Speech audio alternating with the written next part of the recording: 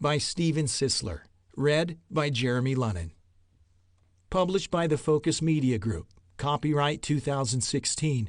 Written by Steven Sisler. No portion of the four people types and what drives them may be reproduced without the written consent of the Focus Media Group, the Behavioral Resource Group, Sisler Solutions LLC, or Steven Sisler. Focusbooks.com. We don't see people as they are. We see them as we are. Steven Sisler. The Four People Types and What Drives Them by Steven Sisler. Introduction. A note from Steve. This in-depth primer is the result of continued requests from clients and associates who have gone through the process at Behavioral Resource Group, an online leader in personality difference and self-discovery. My goal with this book is to create a straightforward yet thorough primer on the subject of personality difference and temperament strategy. Understanding the difference between personality types for better communication, self-awareness, and engagement with others is essential, not optional. Therefore, I decided to tackle the subject in a comprehensive way that will enable the reader to capitalize on the material within this book. Although this primer in no way covers all the aspects of behavior, it does cover enough for the layperson to recognize to a certain extent those they work with, live with, and associate with in the day-to-day. I'll begin in the first few chapters with some important background information in order to establish a roadmap of the human condition so you can see how these ideas and reliable concepts have developed over the centuries. Then I'll break down the styles, the tools, and the ideas that make up the world of personality and temperament strategy. I challenge you to not only develop a better understanding of yourself through this reading, but to commit to a continued life of managing what you find. Only after self-discovery can we move into relationship management, which requires us to understand others and maintain relationships through the comprehension we have developed while celebrating our differences. This book is a personal invitation. It's an invitation to free yourself from everything that wants to find you. And it's an invitation to attend your own funeral, the funeral of your own self-image. Accept who you are and embrace your weakest self. Allow your perceptions to change and your behavior to reflect your values, while escaping the prison of performance many of us have built around us. It's time to live the life you were always meant to live, while both understanding and embracing your real self. All the best, Steve.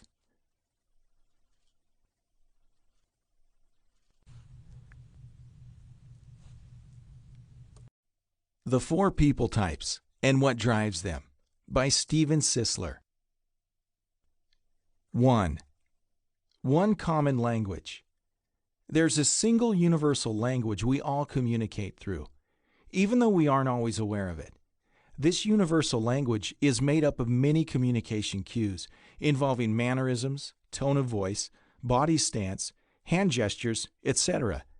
These communication cues are known as observable indicators, and those who have learned that our silent communication can often speak louder than our spoken words tend to watch for these vital signs. Have you ever been speaking to someone only to suddenly realize they were no longer focused on the conversation?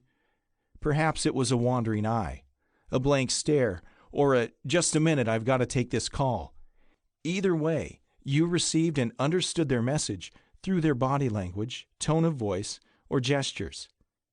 This observable language of how we act, or sometimes referred to as the language of actions, is not only universal, but it is also one of the oldest languages in the world. What makes this language so unique is the fact that everyone can learn it, because it is collectively spoken without biases. This cross-cultural language is miraculously accurate, no matter where you may be living in the world or what tribe you may belong. As an obvious example, think of how easy it might be to communicate no to a person that doesn't speak your native language. The universal sign, although not always verbally spoken, is understood through an observable gesture, the moving of the head from side to side. Footnote 1. The no signal, turning the head from side to side, is universally learned during breastfeeding. When the infant no longer desires to feed, they will turn their head away. Thus, the brain learns how to communicate no before speaking. These observable indicators, whether observed with the eyes or intuitively calculated, are used to show a particular individual's presence or state of mind. They are behavioral clues that are both common and dependable in their inherent ability to communicate exactly what an individual is feeling internally.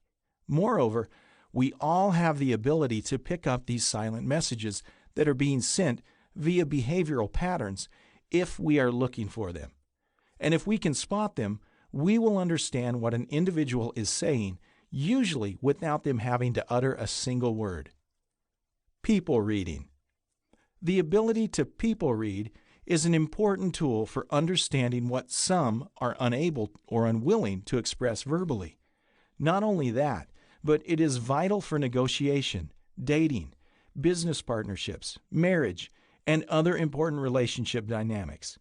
It is for this reason that those who are better at finding relationship success have likely learned how to accomplish this on some level. Although mastering this technique can make you a much better communicator, not paying attention to it can be harmful to your relationship success. The ability to understand unspoken messages that show up within facial expressions such as annoyance, confusion, or disinterest is, at times, more important than your ability to send these communications. It is for this reason that comprehending this rudimentary idea of communication is a fundamental must in our approach to understanding each other in a more mature and successful manner. The people reading process, as powerful as it may be, also has its limitations. Intelligence, education, training, experience, and skill sets are all areas that this process will not always uncover. Understand this: the behavioral indicators that we can see or intuitively feel, which are transferred through the people reading process, will only include the how of a person's behavior, not necessarily the why of that behavior, in most instances. Even though the why factor can be measurable through a well-developed values index analysis, it is not measurable through the observables because the why factor is an internal dimension, a world viewpoint, discussed in Chapter 6. Albeit, person's worldview can be observed and learned over a period of time by watching subtle clues such as how they spend their money, the friends they keep, or where they draw the line when it comes to controversial issues of politics, religion, and science. But these are more ideas than actions, and they stem from an internal need such as needing to be in control of your life or the need to control those around you. A good example of observing differences in behavior would be noticing the subtle differences between a slower-paced person versus a faster-paced person.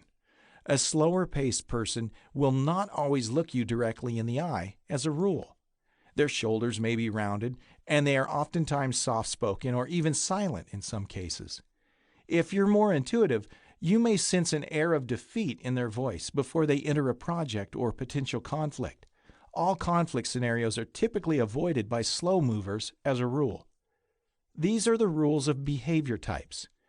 Although exceptions can be found, the rules apply most of the time. And if you can spot and understand them sooner than later, you will find greater communication and relationship success. Footnote 2. A behavioral expert can identify a people type in under 3 minutes with powerful accuracy. A fast-paced person, on the other hand, tends to rush headlong into business, communication, relationships, and conflicts. They don't have time for chit-chat, and they have quick body movements. You may even get the sense that your time with them is more an interruption than an act of cooperation. Picking up on these observables can many times be the difference between communication success and communication failure with different kinds of people. People are their brain, not their body. Therefore, behavior alone can reveal the way a person's brain actually works. It reveals how they think, and many times what they believe. Beliefs determine types of behavior. For example, if I believe it's going to rain, I will bring an umbrella, which is the corresponding action accompanying my belief. Footnote number 3. Our actions accompany our beliefs, although most people are not aware of this. This is why the Baptists of the first century solicited actions from those who believed contrary to their statements. Bring forth fruits in keeping with your repentance. Matthew 3:8. Taking the time to read someone is paramount when interacting on any level deeper than pure acquaintance. For instance, I really don't need to know the deeper workings of the teller at my local bank, but I would definitely benefit from knowing how my partner in business thinks. This is why those who possess this ability are able to look past superficial actions and see the deeper meanings behind the important people in their life. This is a learned skill, which could become extremely profitable if you work to develop it. Looking for clues when communicating with others is a proactive stance that will lessen reactive impulses later. An example of a reactive pulse would be when an individual suffers buyer's remorse. Buyer's remorse tends to set in when a salesperson persuades and manipulates another person into a knee-jerk emotional purchase. The impulsive buy is always brought on by emotional manipulation as opposed to rational explanations. They buy with their visceral brain, not their rational mind. Hence, what was I thinking? Well, that's a good question. You weren't thinking, you were feeling. Footnote 4. The rational mind, the new brain, is responsible for complex problem solving, logic and reason, and theoretical deductive reason. This limbic purchase may seem unwarranted not long after the emotions that spawned it dissipate. This is why spotting signs of manipulation, impatience, or a disinterest in your personal wants and needs by a salesperson early on is a good sign you're about to be sold. If you find yourself a victim to these scenarios often, it may be time to set a few boundaries for yourself, such as a hard and fast rule. Never purchase a high-dollar item without waiting 24 hours and speaking to one rational person in your life. Sharing your new rule with would-be sellers up front is a surefire way to eliminate most unnecessary knee-jerk purchases. Knowing your personal behavioral weak spots, such as knee-jerk purchasing, is an important part of self-understanding. They're nothing to be ashamed of, and facing them could change your life, not to mention your bank account. Unfortunately, when we view our weaknesses with shame and disdain, we ignore their realities in an attempt to protect ourselves. We pretend they don't exist. This will undoubtedly ensure their continued existence. Identifying and embracing the reality of your weaknesses will help you face them and ultimately control them when necessary. Moreover, if, for instance, you are a decisive, ambitious, and determined person with zero tolerance for what you might think are stupid people, you are going to have a problem with slower-moving, extra-sensitive people who are ever repositioning their emotional stance, but never coming to a final conclusion on a matter. Your impatience, which is nothing more than a sign of your hyperflexibility, will be readily seen even if you don't communicate it with words. Footnote 5. The ability to change positions quickly will be seen as impatience when negative reactions occur around people who resist change or who need a roadmap before making important changes. Intolerance of other styles is usually seen in a person's eyes or through their breathing, not through the arms, hands, or feet. Impatience and behavioral disdain may seep out through exaggerated sighs or the rolling of the eyes, facial distortions that universally represent contempt or some other negative emotion. It would be more productive to stop and use your words in a situation like this. You might say, "I'm feeling overwhelmed right now. Could we take a break?" instead of continuing in emotional contempt for a faster-moving person. The emotionally intelligent will usually be aware of their hyperflexibility and may check their impatience at the door before entering a meeting. Sometimes they may announce the fact that they are pressed for time, thus lessening the chances another will belabor their point and disrupt their schedule. It's never a good idea to mask your feelings and emotions from others, especially if they end up on the receiving end of an emotion that could potentially be destructive. Honesty is truly the best policy for many of these situations. Also, the opposite is true. People who live on emotional thin ice, or those who are extremely cautious, neat, and exacting, must be aware of the impatient group. They shouldn't overstate points of interest and overanalyze situations that determined people deem unimportant when communicating with them. Determined people have a heightened awareness of time. If you're a time vampire, you may want to make adjustments before dealing with a determined style, lest you experience the full force of their fury when their time is wasted. All of these ways of acting, and what kinds of reactions others may display towards these actions, can be carefully understood with a little time and patience. This is why appreciating the fact that we all live in a mental world and not a physical one will make you a much better people person, negotiator, and leader.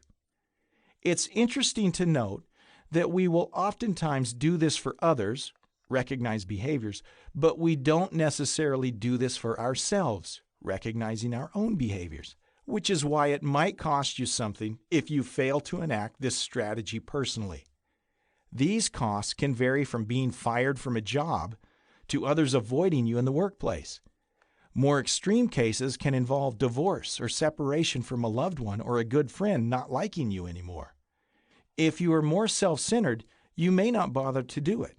But if you have a built-in altruistic, empathetic value impulse, you're more likely to spend the necessary time to learn more about yourself and how to best communicate with others. This is the biggest reason why people with high ego strength tend to be less emotionally intelligent. They either don't believe anything is wrong, or they don't care about their impact on others. People reading in real time. I remember a time about 9 years ago. I was attending a Chamber of Commerce meeting in Plymouth, Massachusetts. During the meet and greet session, I made my way around the room in an attempt to engage with some unfamiliar faces. I was noticing how hard it was for me to do this because I'm not as outgoing as people think I am. Pressing through my own desire to leave and go home, I decided to meet a few people. During one exchange, I shook a gentleman's hand, observed the way he was dressed, and asked him what he did for a living. Based upon the strength and nature of his handshake, the clothes he wore, his basic demeanor, and what he did for a living, I told him that he was driving a BMW. I was right. This can be a great parlor trick if you are intuitive enough and are willing to look like an idiot if you are wrong. I met another couple at the chamber, and after observing me with the gentleman with the BMW, they proceeded to inform me of the difficulties they were having with their daughter. I get this a lot. Just by observing the wife's demeanor and her extremely unobtrusive style, which included not being able to look me directly in the eyes, and allowing her husband to run over her in conversation, I determined what in all likelihood was the real problem. I told the husband that his daughter was probably extremely frightened by his authoritarian approach to the family. He was an Attila the Hun style with a high control need likely stemming from low self-worth. Footnote 6. The inability to look people directly in the face is usually a sign of a shame-based attitude. This is usually brought on by being shamed by an authority figure early on or presently if the figure is highly dominant. Your anger emotion is ruling you, I explained to him. You have everyone in your family on the defensive because your strong driving emotions and need to be in control are suppressing their personal creativity and autonomy. They're walking on eggshells all the time. The wife's eyes began to pool with tears. I knew then for sure that I was right. This guy was a first-class ass. On another occasion, many years ago, I was attending a career day event at my son's charter school. He's now a senior at Texas State University. Parents would come in and share what they did for work in an attempt to show the students the diverse careers available to them upon graduation from high school, still several years down the road. When it came my turn to present, I profiled students by asking them what class they loved the most and what type car they would be driving if given a choice. I used this information to formulate a profile of each individual child who answered my questions. I'll never forget this one little girl who was bouncing in her seat with her hand reaching to the sky. A classic impatient. Impatience always points to dominance or high influence. I decided it was dominance. She wanted a Mustang. Right again. I proceeded to tell her of her verbal aggression, uniqueness, and drive for excellence. Several staff stood by the wall stunned as I spoke of her visceral approach to decision-making, her quick wit, and hot temper. At that point, she said aloud, "That's not true." Another child piped up and said, "Yes, it is." It was then the little girl yelled back, "Shut up!" and stuck her tongue out at the agreeing child. The whole room erupted in laughter. Of course, not all my stories are this fun and exciting. Some I'd like to forget during those early years of discovering my talent for people reading. During one of our breaks, a woman wearing a flight attendant uniform entered the coffee area, a classroom set aside for us to gather our thoughts and eat some snacks between presentations. "I see you're a flight attendant," I said questioningly. Knowing this to be a very strong service position, I determined that she probably enjoyed serving people. All servant styles are characteristically amiable, friendly, and unobtrusive. They are usually conflict avoiders. They also tend to be loyalists in the character base, predictable, and balanced. They are, for the most part, extremely safety conscious. As a rule, they make the best mothers and wives if they are female. They also lean towards a lower divorce rate coming from their side of the marriage equation. When I observed her mannerisms, etiquette, and demeanor, I knew I would be correct in my assessment if she had been at this job for more than 10 years. All passive service styles are inclined to be long-termers as opposed to short-termers as a rule. My second question was, "How long have you been a flight attendant?" 30 years, she responded. I was right. I now knew I could proceed with my behavioral analysis. "Did you know that your behavioral style has the lowest divorce rate?" I asked. "You also make the best mothers and wives society has to offer," I said. She looked down. "I'm divorced," she replied in a sheepish voice. If she felt in control of her own life, she would have looked directly at me. Her looking down was immediately indicative of a shame-based attitude, usually high altruistic in nature. I knew she believed it was her fault, even if it wasn't. It might have been her fault, but I intuitively ignored that idea and took a chance. Footnote 7. Looking down or downcasting is usually a sign of low self-worth. These people see the value in others sooner than they see it in themselves. "But it wasn't your fault," I guessed out loud. Risky, but I did it anyway. It was then that I could feel the moment like a warm blanket falling out of the sky and landing on me. That's the only way I can describe it. This is a feeling I have learned to recognize since my youth. When I get that feeling, it affirms my intuition, and I go with whatever thought I'm engaging with until the feeling dissipates. "You're still making excuses for him, aren't you?" I asked with an affectionate authority. She began to weep into her hands right there in the classroom. I quickly tried to stabilize her emotions by affirming her motherhood and her exceptional servant's attitude before she nearly ran out of the room in disbelief. This is the power of the people reading process. I could cover these pages with similar stories, but this is what is important about this whole process. People reading should be for other people. It is not for you. Looking back 9 years to this incident, I would definitely have handled it differently if it were today. In my attempt to display my unique ability to read her, I inadvertently ripped the bedsheets off the private world she lived in and likely created more shock and awe than gratefulness. I never did that again. If I were more concerned for her well-being than I was my ability to read her, compelled by my own insecurity and need to be liked, I would be prouder of that moment and less embarrassed by it. We are all learning. Most people generally ignore tone of voice, signs of impatience, passive approaches, and other subtle clues to where people are at emotionally, such as their facial expressions, in their hurried attempt to get a conversation focused back on themselves. Don't be one of them, as I was in this situation with the loyal flight attendant. People reading should be less a game you play and more a strategy to win with people. Your failure to read the clues given by others will always result in a collision of some sort if you are not careful. Becoming a master of behavioral clues is one thing. Using your insight to elevate others and improve communication is another thing. Use this power in the right way, and you will not only increase your brain power, you will also increase your horse sense and heart sense. Words, gestures, and spirit. We communicate through three fundamental avenues: words, gestures, and spirit. All of these are observable in one form or another. Our words are observable through the listening process by the person who listens. Words have two possible outcomes when received by another. These words can either give life or emotional health or take it. Anyone who has ever been on the receiving end of a killer word knows this to be true. Stupid, moron, idiot, and the like are all killer words.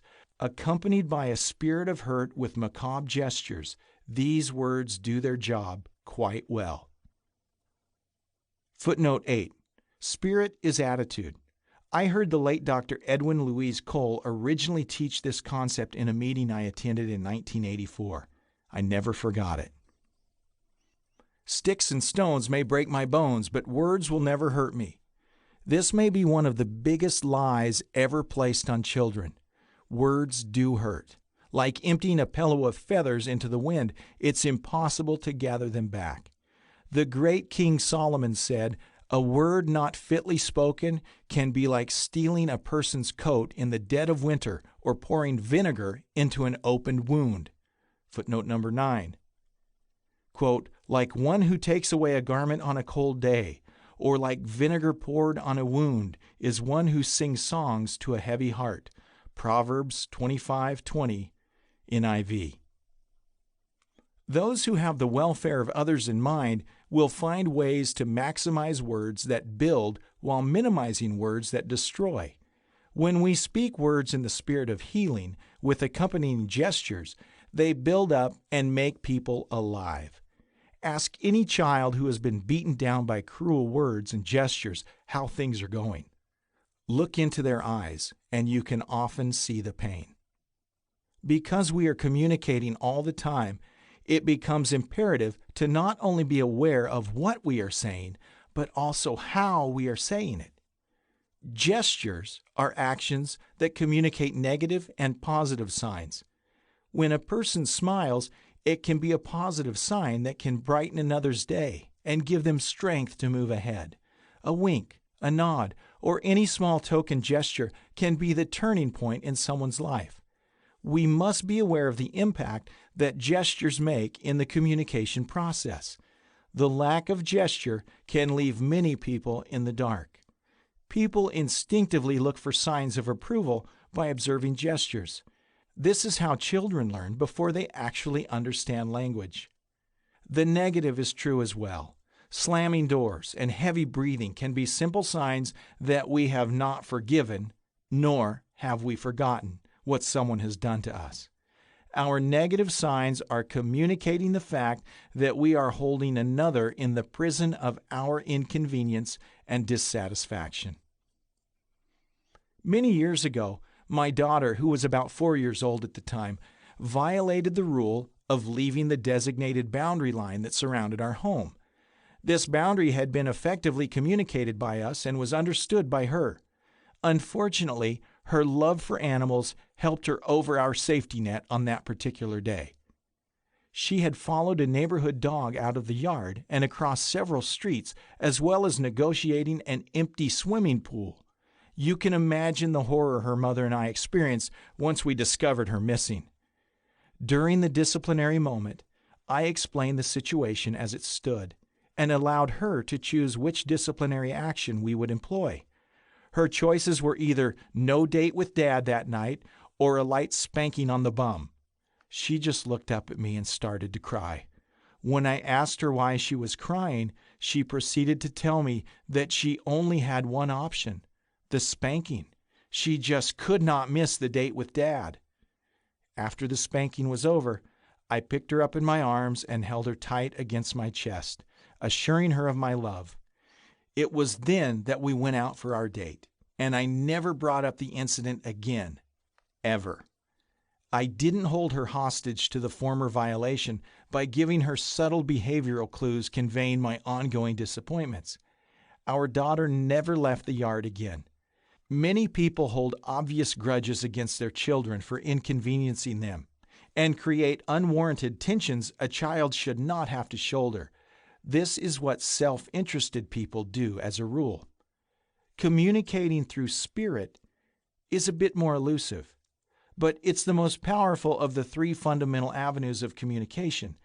I once heard a story of a boy who was diagnosed with a mental disorder and was subsequently sent to a psychologist for evaluation. The doctor interviewed the boy's mother as well as the boy himself. After a week of institutionalization and evaluation, the boy's mother was asked to come take him home. When she walked into the room to receive her son, he cowered into the arms of the doctor. The doctor was surprised because the boy's mother was smiling and seemed excited to receive her child back. When the doctor asked the boy why he was afraid, he replied, "She's happy with her face, but she's mad in her eyes." The boy knew he was headed back to a dysfunctional environment, and his mother's spirit, attitude, revealed it. Misunderstanding. The communication process is an important part of human development and understanding. It's necessary for life and love. The necessity of mastering its process is as essential as being able to read it. People of behavioral increase are almost always onto it. Behavioral increase takes place when a person utilizes their emotional intelligence along with taking note of the behavioral cues displayed in others around them, thus creating an increase in communication and social understanding. Someone once said, "Misunderstanding is the mother of conflict." Indeed, most of our relationship problems stem from misunderstanding the motives, actions, and behaviors of others. We also tend to be negative by nature. People are naturally against what they don't understand. Recognizing this and then making a concerted effort to be positive will help create an environment of successful relationship opportunity. Gaining an understanding of the differences between yourself and others is the first of many steps toward conflict resolution. It is also the purpose of this book. When we take the time to really get to know someone, we are showing him or her that we care. If we take the time to people read, we will learn more about them in 12 minutes than we otherwise could in 12 months. This is how we diffuse problems before they begin. If you're going to increase the power of your relationships, learn about those you know, work with, love, and those you're trying to love. Communicating through touch. The power of touch is something we are becoming less and less familiar with in this culture. Those who've taken the time to learn about and appreciate others are more often than not masters of touch. I entered a men's room a few days ago in Washington, D.C., where I didn't have to touch anything. I didn't touch the toilet, the towels, or the faucet. All I touched was the water and the soap that was automatically dispensed by my movement. Part of our cultural problem today, like the public bathroom, is the lack of touch. We're becoming a touchless society. No hugs allowed. Employers are disallowing personal touch in the workplace, even though it's oftentimes appropriate. People are more focused on being professional and less focused on being personal today. We are spending more and more time messaging electronically and less time engaging face-to-face as we are wired to do. We are hardwired for deep connection. Many will email even though their receiver is in the cubicle next to them.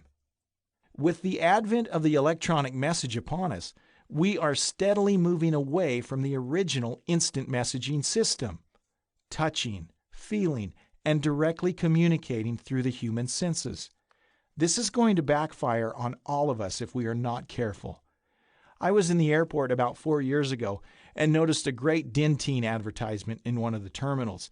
It was a little sign on the wall showing a woman stepping towards a taxi while whispering sweet nothings into a gentleman's ear. The caption read, "The original instant message." Healing through touch. Touch, a significant component of traditional healing, is being increasingly studied in mainstream medicine.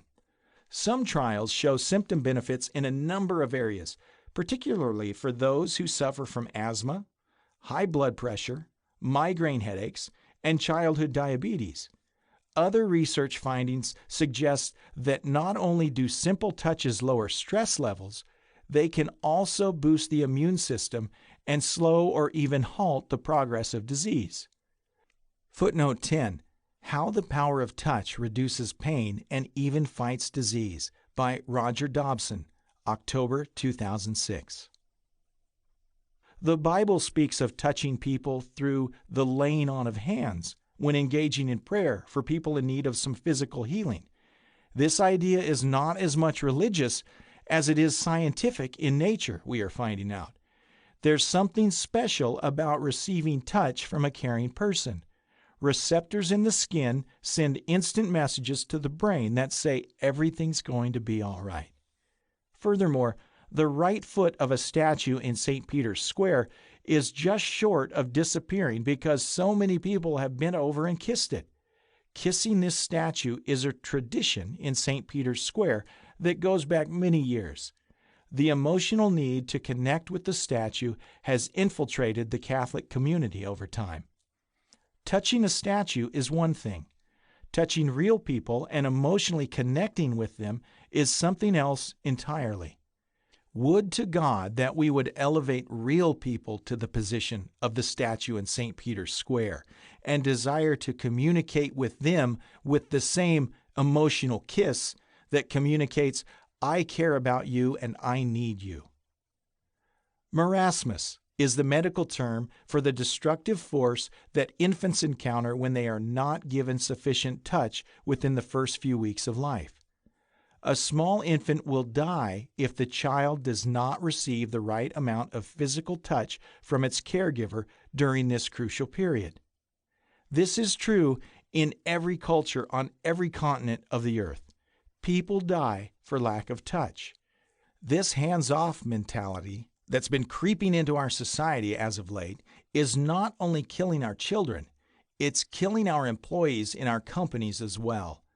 Too many people have bought into the idea that touching is somehow a new cultural taboo.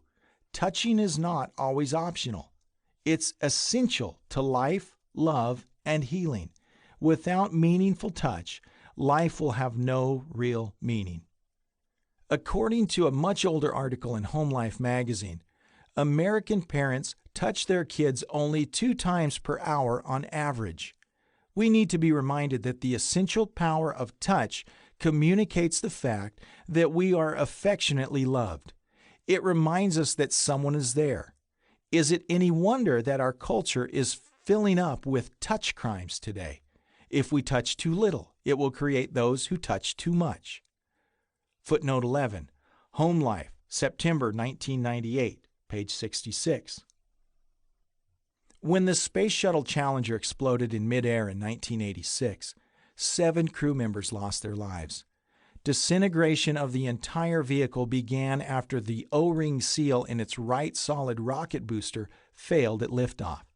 The crew compartment and many other shuttle fragments were eventually recovered from the ocean floor after a lengthy search and recovery operation.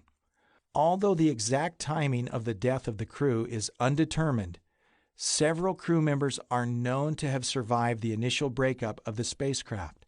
However, the shuttle had no escape system, and the astronauts did not survive the impact of the crew compartment with the ocean surface. This was a scientific analysis followed by a startling discovery. According to the official transcripts, a voice believed to be that of Michael J. Smith can be heard exclaiming, "Uh-oh." This was a telltale sign that the crew was clued in on their limited future. What follows is nothing short of amazing. The last words spoken on the Challenger came from one of the crew. "Give me your hand." Footnote 12, Time Magazine, December 24th, 1990. Out of everything that could have been done or spoken in those last few seconds, it all ended in a glorious moment of touch. Whether it was Ronald McNair, Dick Scobie, Michael Smith, Ellison Ozanuka, or Gregory Jarvis, no one really knows. But one of them spoke the four finest words of the 20th century. I don't care how educated you might be. I don't care how powerful you think you are, or what kind of position you hold within your company or family. If you don't know when to take the hand of a person in need, I would surmise that you would never become the person you were created to be.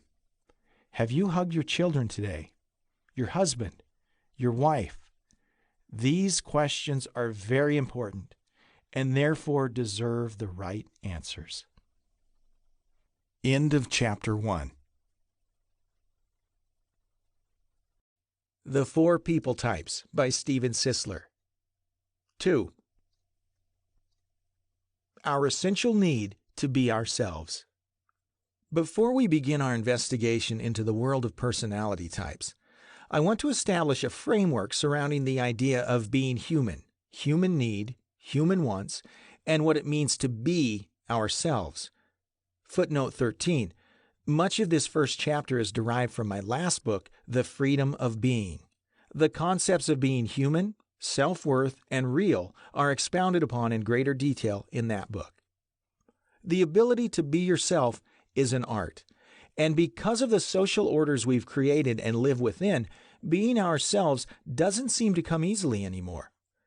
Our goal throughout this treatise is to uncover, discover, and hopefully recover many of the nuances associated with human behavior and to better understand them.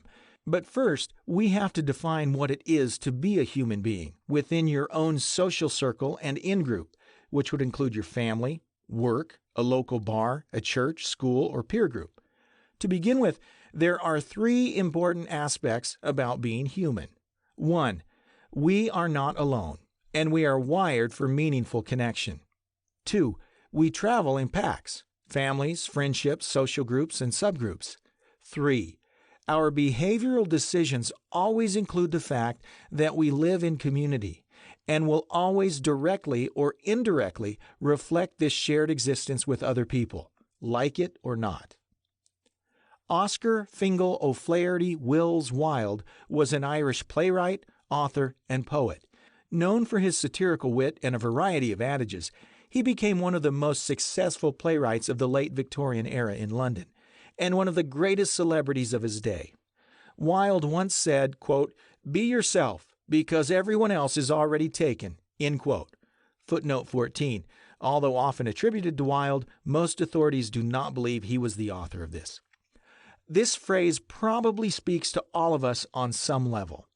If you take a moment to think about it, you'll come away wishing it were that easy. But we all know it isn't. It is our differences that not only define us, they drive us within this community model of shared existence.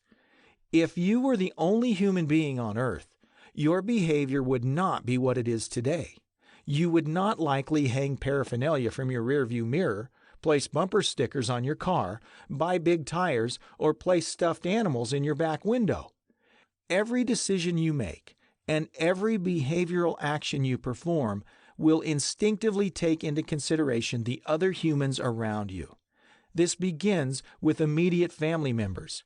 It extends beyond that circle into the community at large, and then ultimately to the greater culture. I want to begin this chapter with a few questions before getting into the meat of the book. The questions are simple yet profound. The first question I want you to process is this: how comfortable are you with yourself? And second, do you see yourself as a human being, content with who you are right now, or are you more like a human doing, attempting to reestablish yourself in your current world, which includes family, work, friends, local acquaintances, peers, and your community at large? You might be pondering the difference between being and doing, or maybe wondering why I am asking the question at all. It's a simple answer, really, though it carries with it some profound implications. I believe the differences between doing and being in relationship to our humanity can be summed up in one word: contentment. The dissimilarity between a human being and a human doing is literally an intense personal satisfaction that reaches a level of personal serenity. I like to say it this way: human beings are content, satisfied with who they are, as they are, where they are.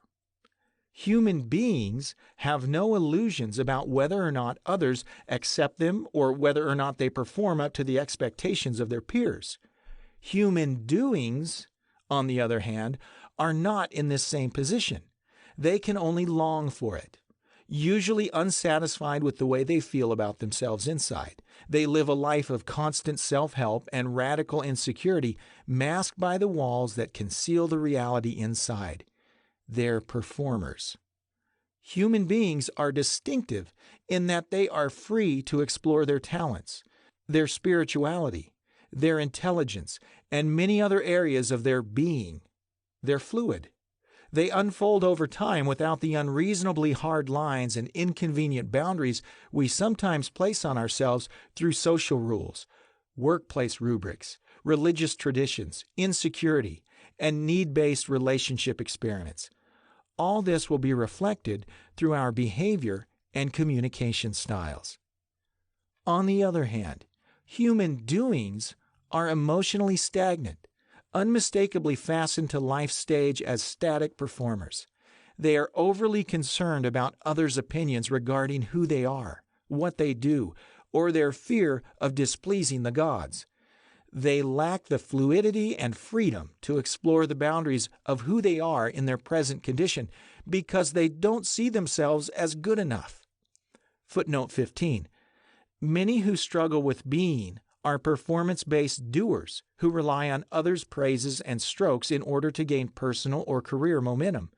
Theirs is a static universe held together by particular rules and expectations.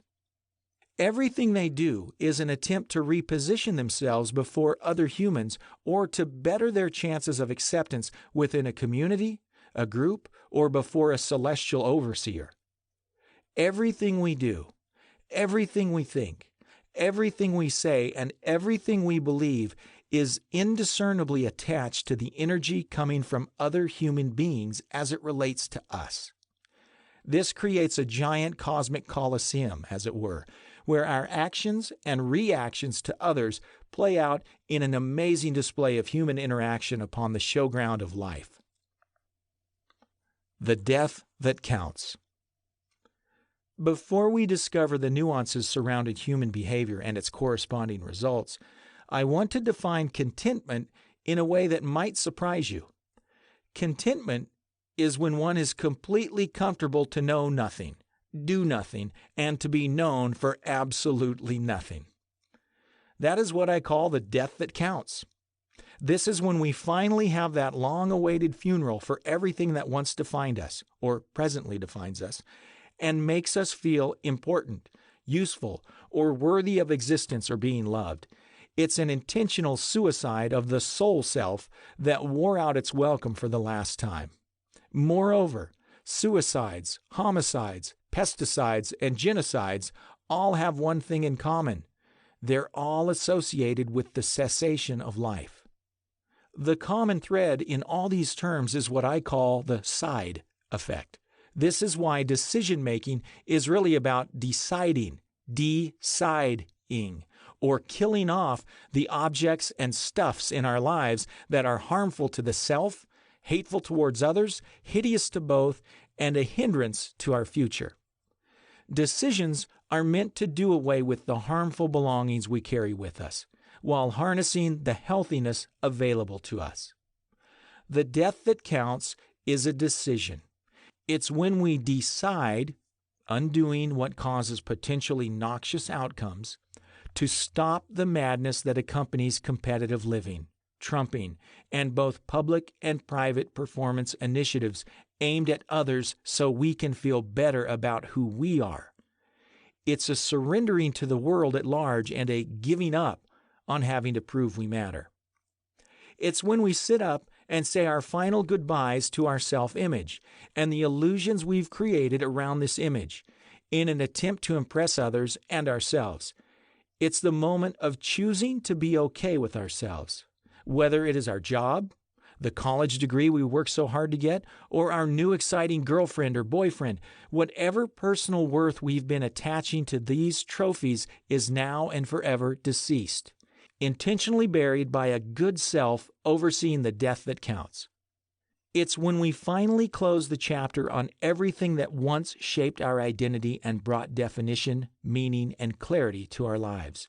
What we do, what we imagine others think about what we do, our titles, our gifts, our talents, all of it. All is buried beneath the need to appear whole and sophisticated, from sophist, among our peers. Footnote 16. According to Robert A. Krupp in his book Golden Tongue and Iron Will, the teachers of rhetoric were considered the pride of every major city in the Roman Empire. Presenting sophisticated arguments in an attempt to influence others was their specialty. Contentment is all about letting go of the need to perform or to be recognized for that performance. I know it's a tall order, but being utterly content with who we are, where we are, as we are, and why we are, with no need to perform for others or to extrapolate other people's opinions about something we might have accomplished, is life-altering. A shared existence. This is what being content is all about. No longer are we running a competitive race against others. Instead, we are watching it and enjoying it as a shared experience. Being content is when we become wise observers rather than needy performers focused on our own accomplishments. It's about not having to win or prove anything to anyone ever again. And this includes not having to prove things to ourselves. For instance, when we share our life with our partners, our coworkers, and our friends, rather than receiving our life from these relationships, we experience a full existence. Successful relationships are born out of a coexistence, a shared existence, not a codependence or need-oriented relationship. Because of this, a sense of absolute satisfaction is created between us and our true authentic selves. This is part of being real. No facades, no masks, no competition. It's the beauty of being, and it has no strings attached to. When our experiences are shared, there are no secrets. This personal place of satisfaction does not in any way mean we are lazy or without a sense of personal responsibility or urgency. It's more like believing we are good enough, worthy enough as we are. It is the opposite of focusing our attention on what we believe we should be based upon the ideas of those around us. Contentment is about being comfortable with ourselves in the sight of the universe at large, in high spirits in relationship to our present self and all our associations. Although many times our present circumstances can be grueling or out of our control, we do not believe these environments are a direct expression or a reflection of who we are as a living soul. They are nothing more than conditional steps within a world out of our control to a greater plateau of being. Living in this most beautiful place means we understand the distinction between who we are as an individual entity and where we are in the space-time continuum. We understand the fluidity of movement between our surroundings and us. We recognize and appreciate that circumstances are always changing. In other words, I know I'm worthy and wonderful even though I'm not working the job I initially wanted. Or I still believe in myself even though you may not believe in me. And because I understand the difference between the two, I can afford to wait until the better job opens up, or until an opportunity arises that I can boldly take hold of. I can do so in simple belief that it will work out for me. Or I can wait until you figure out what you want in regards to a relationship. You not believing in me is your issue, and it stands apart from me as a person. It's this mindset that enables us to make better and lasting decisions about our own work, relationships, destiny, and purpose. It's the reason why we will better understand our purpose as opposed to a life of searching for it in comparative ways.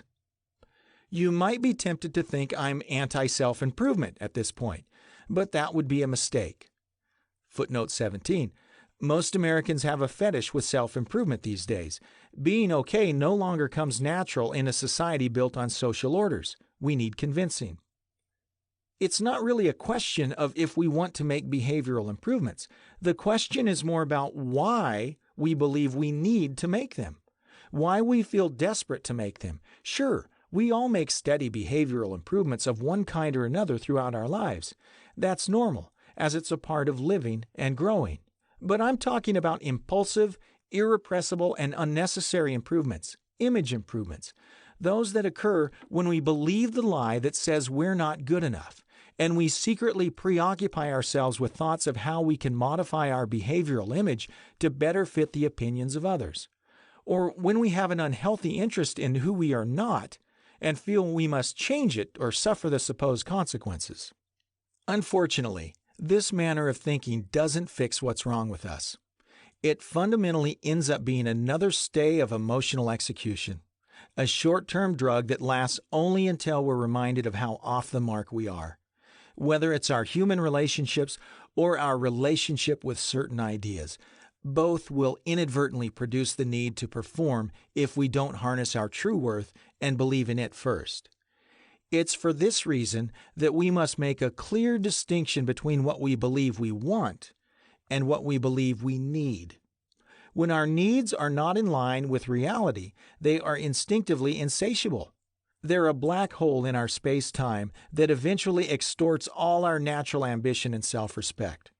Now understand, when I'm using need in this context, I am not referring to our actual needs, those required for our survival, but rather to those needs we convince ourselves are more imperative than they actually are. An insatiable need machine. Beliefs associated with our self-image, such as I need to be recognized, or I need to be promoted, or I need to be seen driving a nicer car, are all products of an Eros belief system. Footnote 18. This is what I call the Eros prison of performance. This plays out mostly through strong belief systems including politics and religion. My book entitled The Freedom of Being covers this topic well. In psychological terms, Eros represents the sum of all instincts for self-preservation. Typically, Eros is used within sexual context, but in this sense, it runs much deeper than that. It burrows deep into our limbic emotional regions where our subconscious mind makes the real rules we all live by. Just as sexuality in its rudimentary sense is about procreation and the prolonged and preserved existence of a given species, so also the Eros nature is really about the preservation of the self and our ability to exist in harmony with ourself and others for prolonged periods of time. Self-preservation is one of the strongest drives within humankind, next to procreation, and it resides deep within our old lizard brain. There's a huge difference between want and need, and the results that accompany their outcomes will testify to the width of self-preservation. For instance, if I want a great wife to share my life with, I may put appropriate energy into making sure I look in the right places, do my homework, or make suitable choices for myself. I may find a great wife in due time because I've been appropriately cautious, optimistic, and authentic in my approach to women. I'm respectful, helpful, careful, and delightful, as I am at peace with who I am in general and how I believe they view and understand me. I'm not suspicious or convoluted. I'm not overly concerned about my appearance, talents, or my place in the universe. I can be altogether open and honest about myself without fear of rejection, retaliation, or ridicule. I embrace my perceived weaknesses and meet them with a kiss. Conversely, if I believe I need a wife, I may settle for regrettable shortcuts or pretend I'm someone or something I'm not, and end up making incompetent decisions that reflect my unworthiness and fear of failure. Eventually, my inability to acquire the partner I likely deserve will play into my belief that I am not worthy of such a relationship, and I will settle for what I can get as opposed for fighting for what I want. It is for this reason that need-based relationships can turn out to be a mirage. And if you're not prudent or self-correcting, a poorly placed decision made out of an excessive need can throw you over the event horizon of the black hole of low expectation and unworthiness you created. Footnote 19. Within the theory of general relativity, an event horizon is a boundary in space-time beyond which events cannot affect an outside observer. In layman's terms, it is defined as the point of no return, i.e., the point at which the gravitational pull becomes so great as to make escape impossible. It will stretch your insides for 1,000,000 miles until you collapse in on yourself. Furthermore, it's important to note that wants and needs are part of being human. We have to make clear distinctions between the two in an effort to match the mechanics of our emotional framework and subsequent behavioral outcomes. For instance, sometimes we need a job, or perhaps we may be in need of a meal or a time of rest. That's different. Natural needs such as food, clothing, and shelter must be met. Understanding where needs and wants fit properly within our lives is generally an essential part of personal well-being and satisfaction. Misunderstanding it can be confusing at best and emotionally terminal at worst. In other words, it's not really an option. Needs and wants are so closely associated with being and doing that it can be difficult to separate them. It's possible to be in need of a job while still presently experiencing the joy of being who you are. On the other hand, if one is busy doing instead of simply being, then looking for work may turn into an excessive preoccupation in itself and ultimately translate into something much darker. It creates more problems and challenges than we are willing to admit because we become over-focused and preoccupied with perceived needs rather than real ones. If you're experiencing excessive turnover within your occupational life, it could be a sign of low self-worth or a dysfunctional behavioral approach to yourself and others. It's true that some don't really know who they are. They haven't landed their plane in regards to career, purpose, or direction. This isn't out of line between the ages of 18 and 30. But if you are experiencing poor outcomes and feel like you are not fulfilling your passion after age 30, it could be a sign that you're not tapped into your authentic self and experiencing a full shared existence with the world around you. If you're not enjoying your humanness in whatever you do, and you're apologizing to people who refuse to love you for who you are, you may be living within a personal need machine. Because these needs are insatiable, consistent employment and solid relationships can be hard to come by when living within this frame of mind. Living outside the need machine is all about joyfully experiencing the world around you and within you through a shared existence, without the burden of misplaced expectations on yourself or the need to meet the unreasonable expectations of other people who don't really know you. When we live in this place of contentment of being, we no longer need constant affirmation from other people. We don't need the full acceptance of others or quick credit for our accomplishments. Our emotional stomach is full of fine foodstuffs. Next time you are engaged in conversation with a group or a single person, watch yourself. Step out of yourself and watch to see whether you feel threatened by their accomplishments or are tempted to one-up their stories or circumstances. Watch and see how you compare what they are wearing to what you are wearing, or the words they use to your own. Watch how you modify your behavior. Do you throw your shoulders back? Do you touch yourself above the shoulder line in an attempt to pacify your emotional misgivings and your feelings of insecurity? Do you straighten your clothes or iron your shirt with your hands? Look to see if you are in a quiet competition with them. Check to see if you're competing for the applause or the blue ribbon, the one that says #1 smart person, that you mentally award yourself after the exchange. These are signs of insecurity, low self-worth, and misappropriation of the ego self. Experiencing the comfortableness of being while interacting with others is therefore a fundamental part of wholeheartedness.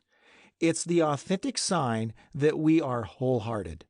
This includes being self-aware and comfortable with our true self through the cultivation of those things that bolster our self-worth. Footnote 20. At the start of the book Daring Greatly, How the Courage to Be Vulnerable Transformed the Way We Live, Love, Parent, and Lead by Dr. Brené Brown, she refers to 10 guideposts to wholehearted living. These 10 guideposts are cultivating authenticity, cultivating self-compassion, cultivating a resilient spirit, cultivating gratitude and joy, cultivating creativity, cultivating play and rest, cultivating calm and still, cultivating meaningful work, and cultivating laughter, song, and dance. Wisdom from an Old Skin Horse. In the classic children's book, The Velveteen Rabbit, Marjorie Williams writes profoundly about what she calls being real. William Nicholson beautifully illustrates this classic story published in 1922 by Doubleday and Company, Inc. I recommend reading it. Williams tackles the identity struggles of a few small toys, including a stuffed toy rabbit, and his search for real self-worth. In a short time, the rabbit encounters an old skin horse, a patriarchal figure who has lived his best years in the little boy's nursery, observing the lives of all the other toys in their own personal identity struggles. While the little rabbit struggles to find purpose, he eventually asks the skin horse if he understands what the term real actually means. The Velveteen Rabbit's question is insightful, seeing that most people find their worth in what they do as opposed to who they are. In this beautiful story, we find the same dynamics taking place within a small group of nursery toys. We discover how the wisdom of the skin horse helps guide the little rabbit into a place of self-acceptance, and then ultimately into becoming a real rabbit. Early in the story, the rabbit encounters 2 toys that attempt to find fault with him in somewhat indirect ways. Williams' insight into this human phenomenon is profoundly accurate. Although their issues stem from their own self-worth, they are experts at projecting it on others. For instance, the more mechanical toys find hope and worth in their superiority and what they believe to be superior internal modernistic ways. Conversely, the toy boat boasts of his exterior rigging apparatus in an attempt to belittle what he believes to be the rabbit's plain exterior. Out of fear, it might be better than his. I ran into this myself when I was a child. In an effort to wow a friend with a Christmas or birthday gift, I would inadvertently thrust myself into a competitive gift race where I would ultimately lose. The weaker toys, toys with low self-esteem, discover new ways to stifle the potential threats to their own personal worth by pointing out hypothetical setbacks in the rabbit. Timothy, the jointed wooden lion, doesn't miss out on the competition and boasts about his being made by the local disabled soldiers. In his pathetic attempt at self-importance, he therefore claims significant connections with the local governments. In light of these superficial traits exhibited by the group of unwelcoming toys, the rabbit then begins a process of inlooking and self-sabotage while searching for his own significance, now grossly misplaced by the insatiable needs of the other toys. This instilling of uncertainties by those with low self-worth concerning the worthiness of the rabbit causes him to question his own being, thus creating an unsafe self. Like Timothy the jointed wooden lion, we also may lay claim to make-believe notions of grandeur in an attempt to mask what we believe to be a more or less plain self. Our significance, therefore, does not rest on who we are, but on what others think we are. More importantly, it may rest on what we believe others expect us to be.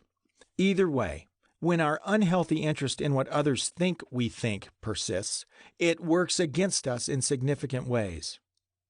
Like the mechanical toys, we too have the potential to delve into performance-driven behaviors, modernistic ideologies, or the hyper-focus on certain accomplishments in an attempt to shed the shell of our perceived boring human condition. This is a most unwise and destructive path. When we focus on our exteriors, we miss the most important place of all, the interior self. Behavior and the interior self. The value of anything is always internal, not external. This is the reason why we paint particle board and varnish oak. When we believe we lack importance on the inside, we prop up our exterior self through faux behaviors in an attempt to mask what we believe to be an unimportant reality internally. This affects the people around us in significant yet unnoticeable ways because they're always the target market for our poor self-worth experiments. They become measuring rods, if you will. Take furniture, for instance. If the internal construct is particle board, manufacturers will coat it with high-gloss black paint in order to mask the crude realities beneath. The heavier the furniture, the lesser its quality in most cases. Some people have paid a significant amount of money for something akin to cardboard. People are the same way. A woman may pile on the makeup and eye-catching clothing in an effort to mask the distortion and havoc she may be experiencing with her inner self. The soul self, the limbic mind and emotions, tricks her into believing she isn't worth anything, or that she doesn't deserve anything of real merit. Therefore, she settles for whatever she can get by accepting the lowest bidder. She chooses abuse over abundance. The beauty ends up only skin deep. Inside are chaos and confusion, hopelessness and despair. She self-sabotages in ways that would shock her, if only she could see herself from another perspective. Poor self-imaging blinds us and alters our behavior. It masks the realities we live in and turns them into literal fantasies. Our brains will actually reconfigure in an attempt to protect the self. A 90-pound woman full of uniqueness and potential can gaze into a mirror and see a 190-pound failure. Many professional people experience this at work as well. You may have come into contact with people using terms like vision, authenticity, or gravitas in order to appear engaged, smart, or leadership-like. Leaders that lead from their authentic self never draw attention to their functional ability or their behavior. They simply lead without thinking about it. As a matter of observation, the best leaders are likely not aware of how well functioning they really are. They don't have to do because they already are. Their behavioral genius thus becomes more a product and less a goal. The freedom to be ourselves will likely be the best way to begin our journey into relationship management and understanding the different people around us. The Four People Types by Steven Sisler. 3. The image of self. Our image of self might be the most important piece when it comes to our behavior and learning to relate to people who are wired differently than we are in a behavioral sense. Not only are gaps created between people when we fail to see others correctly, gaps are also created when we fail to see ourselves in the right way. The intrapersonal gap materializes when there's a wide gap between where we are and where we believe we need to be. The size of this gap becomes the size of the behavioral quandary it creates. In the example of the toy boat in the story of the Velveteen Rabbit, see Chapter 2, His living through 2 seasons in the nursery, along with his semi-worn condition, fashions a gap between his perceived wounded self and what he fears the rabbit's perceptions might be of him. Footnote 1. The wounded self reflects the marred view of self brought about by negative experiences with other people during the formative years and/or school years. It becomes the birthplace of negative feelings about the self and our perceived inabilities. This imagined image of self modifies the boat's behavior when interacting with the rabbit. This perceived gap causes the toy boat to change his external view of self, much like an individual seeing a distorted view of self in a mirror. Therefore, the toy boat must invent new approaches to how it presents itself to others, modified behaviors, in order to fill the growing gap between its authentic self and its perceived self. The new and improved behavioral presentation is fueled by the model boat's inability to see itself as worthy in its current condition. Instead, the toy boat tells itself rational lies, rationalizing, about what its capacity truly is in an effort to feel better about its internal wounded self. These lies become self-evidentiary truths, and therefore the toy boat misses an opportunity to lay claim to its newfound image that has been brought on by the perceived intrapersonal gap between itself and the new toy rabbit. The boat reinvents itself and believes the new invention to be real, but it's not real, it's fake. The model boat has a poor self-image, and its misrepresented behaviors are proof of its low self-worth. Timothy, the jointed wooden lion, also gets in on the act of dissimulation. The lion uses an entirely different behavioral approach to the same problem. He uses the process of association. He looks for an opportunity to associate with what he perceives to be a respectable party, and then attempts to align himself with the character of his newfound associates, in this case, the government.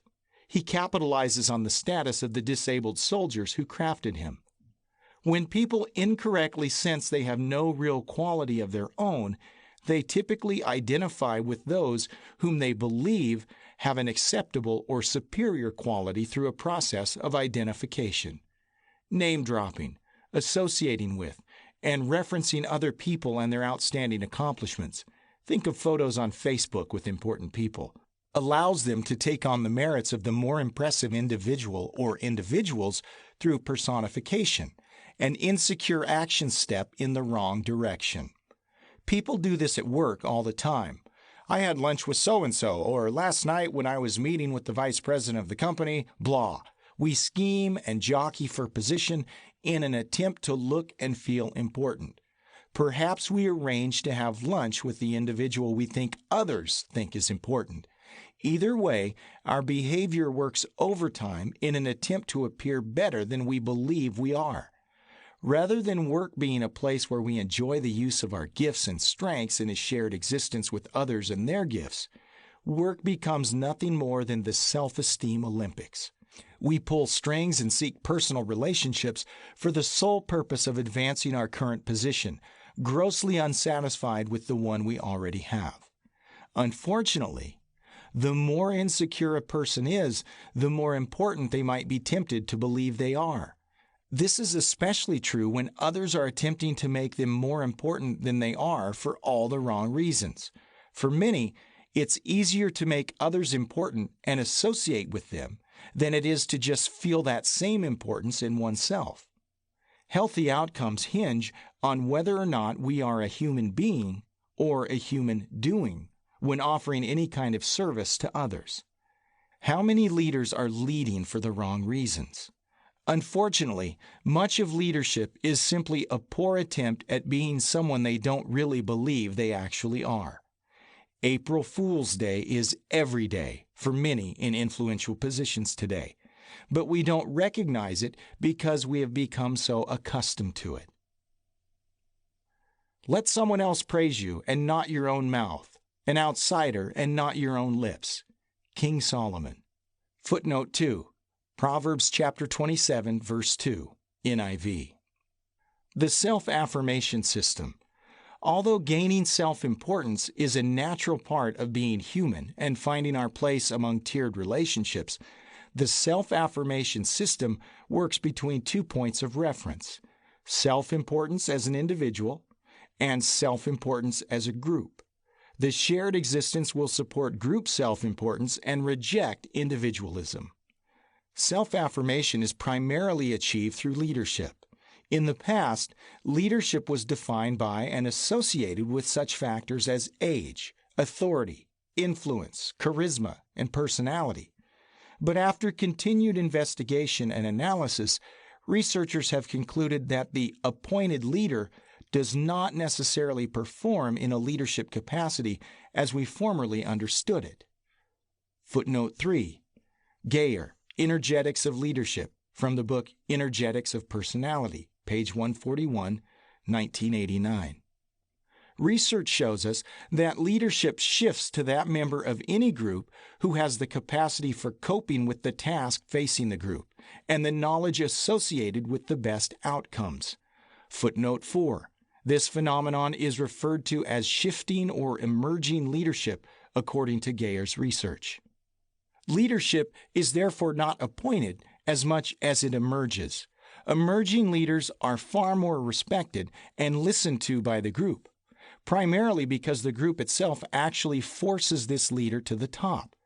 Self-appointed leaders don't experience half the respect emergent leaders do. This is similar to the differences between functional, emerging, and title, appointed authority. True leadership is all about taking responsibility at the expense of self in an effort to benefit the group. Many leaders, at the expense of the group, make irresponsible decisions to benefit the self. Footnote 5. We see this unfold in government and other social spheres where decisions are made through committee and compromise. This is akin to the wisdom of Solomon, who speaks of the human need to be seen as important or useful. Quote, "It's better to wait for an invitation to the head table than to be sent away in public disgrace." End quote. Footnote 6. Proverbs chapter 25, verse 7. This is known as the power seat. The power seat has to do with the power dynamics of where you sit at the proverbial table as a group. Several years ago, I was invited to attend a conference in Waco, Texas, by a friend who was one of the speakers. I decided to go, and when I arrived, I found a seat about halfway between the front and the back. Right before the conference was scheduled to begin, an attendant wearing a black suit and earpiece motioned to me to come with him. I got up and said, "Me?" He said, "Yes," and I followed him to the front where he pointed to a seat on the front row in the middle. There was a sign on the seat that said, "Reserved for Steven Sisler." Although I felt a little awkward, it was a good feeling to be asked. This is an example of shifting. The group had made the decision to elevate my standing in light of their own perception of who I was. I was affirmed by the group and not by myself, which is much better. I therefore emerged from the center of the theater to the forefront by the behaviors and drives of other people, not my own desires. Achieving versus receiving. Relationships and positions should not be achieved through subtle modifications and performance-oriented behaviors. They should be received through a process of automation by simply being yourself and making informal contributions in shared existence with the world around you. Relationships should not be driven by our own unreasonable or need-oriented efforts. They should be a simple result of who you are, an outflow of your authentic self in action. In the case of the Velveteen Rabbit, notice how the skin horse never instigates a knee-jerk reaction that causes the rabbit to labor for the relationship or his special wisdom. When engaging with the skin horse, the rabbit is at ease, unchallenged by any insecurity within the skin horse. However, the other toys create disease in everyone they meet, the authentic sign of low self-worth. They cause those around them to feel the need to perform. The insecure toys make him jump through emotional hoops and then reward him with doubt and guilt for not jumping the right way. By referring to their puffed-up claims, which include exterior rigging, mechanical prowess, or government ties, the toys cause the rabbit to feel small and less fortunate. Their magnification of their own positions, contacts, and government associations creates intimidation aimed at the small toy. They create an inferiority complex within the rabbit. The other toys are now responsible for the rabbit's performance, not the rabbit. If the rabbit is going to fit within their relationship circle, he's going to have to achieve the same level of governmental or technical prowess they claim to have. He's going to have to compete for a position on their team rather than being on his own team. How many times has this happened to you? Whether it's joining a new church, social club, or any other in-group, we are all tempted to modify ourselves in order to fit in their world. Groups will oftentimes have their own dress code, language, and belief system that we are then required to mimic for success. Vulnerable stability. This behavioral dynamic is everywhere today, and it's exhausting for most people to keep up with, but we never seem to get enough of it. People within certain set groups may offer their services or advice on how to be like them. This is how we like to do things around here. A great example of this can be seen in the movie Hoosiers, 1986, when failed college coach Norman Dale, played by Gene Hackman, gets a chance at redemption when he is hired to direct the basketball program at a high school in a tiny Indiana town. After a teacher, played by Barbara Hershey, persuades star player Jimmy Chitwood to quit and focus on his long-neglected studies, Dale struggles to develop a winning team in the face of overwhelming in-grouping and excessive community criticism for his unconventional choice of assistant coach Shooter, played by Dennis Hopper, a notorious alcoholic. Coach George, brilliantly played by Chelsea Ross, displays an odious behavior, passive-aggressive, when threatened by Dale's natural leadership, core dominance, much like the toys in the story of the Velveteen Rabbit. The skin horse, unlike Ross's character in Hoosiers, reflects on the reality of what he is not and his durability as it relates to his authentic self. He's vulnerable, approachable, and safe with being a has-been because he's okay with where he is in the universe.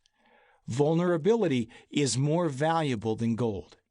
He remembers when he was the new toy on the block and how important it made him feel.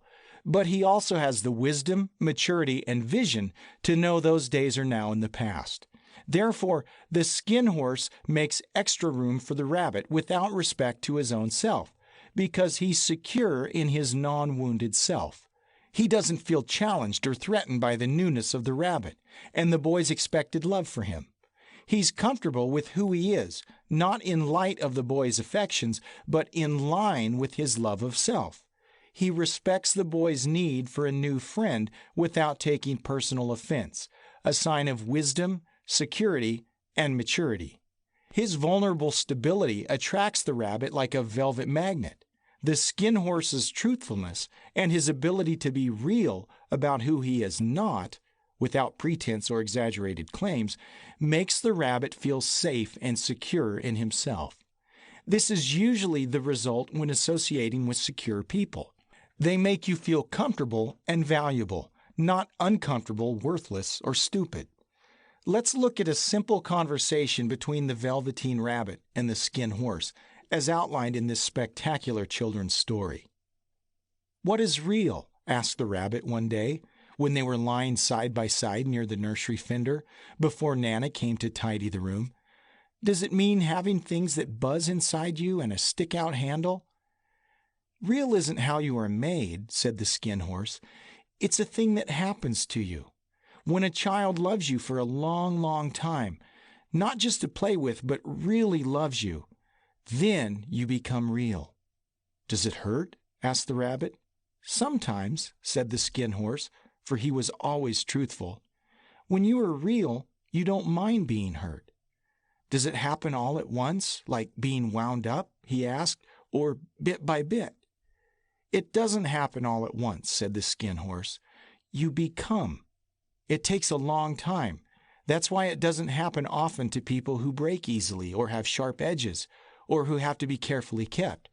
Generally, by the time you are real, most of your hair has been loved off, and your eyes drop out, and you get loose in the joints and very shabby.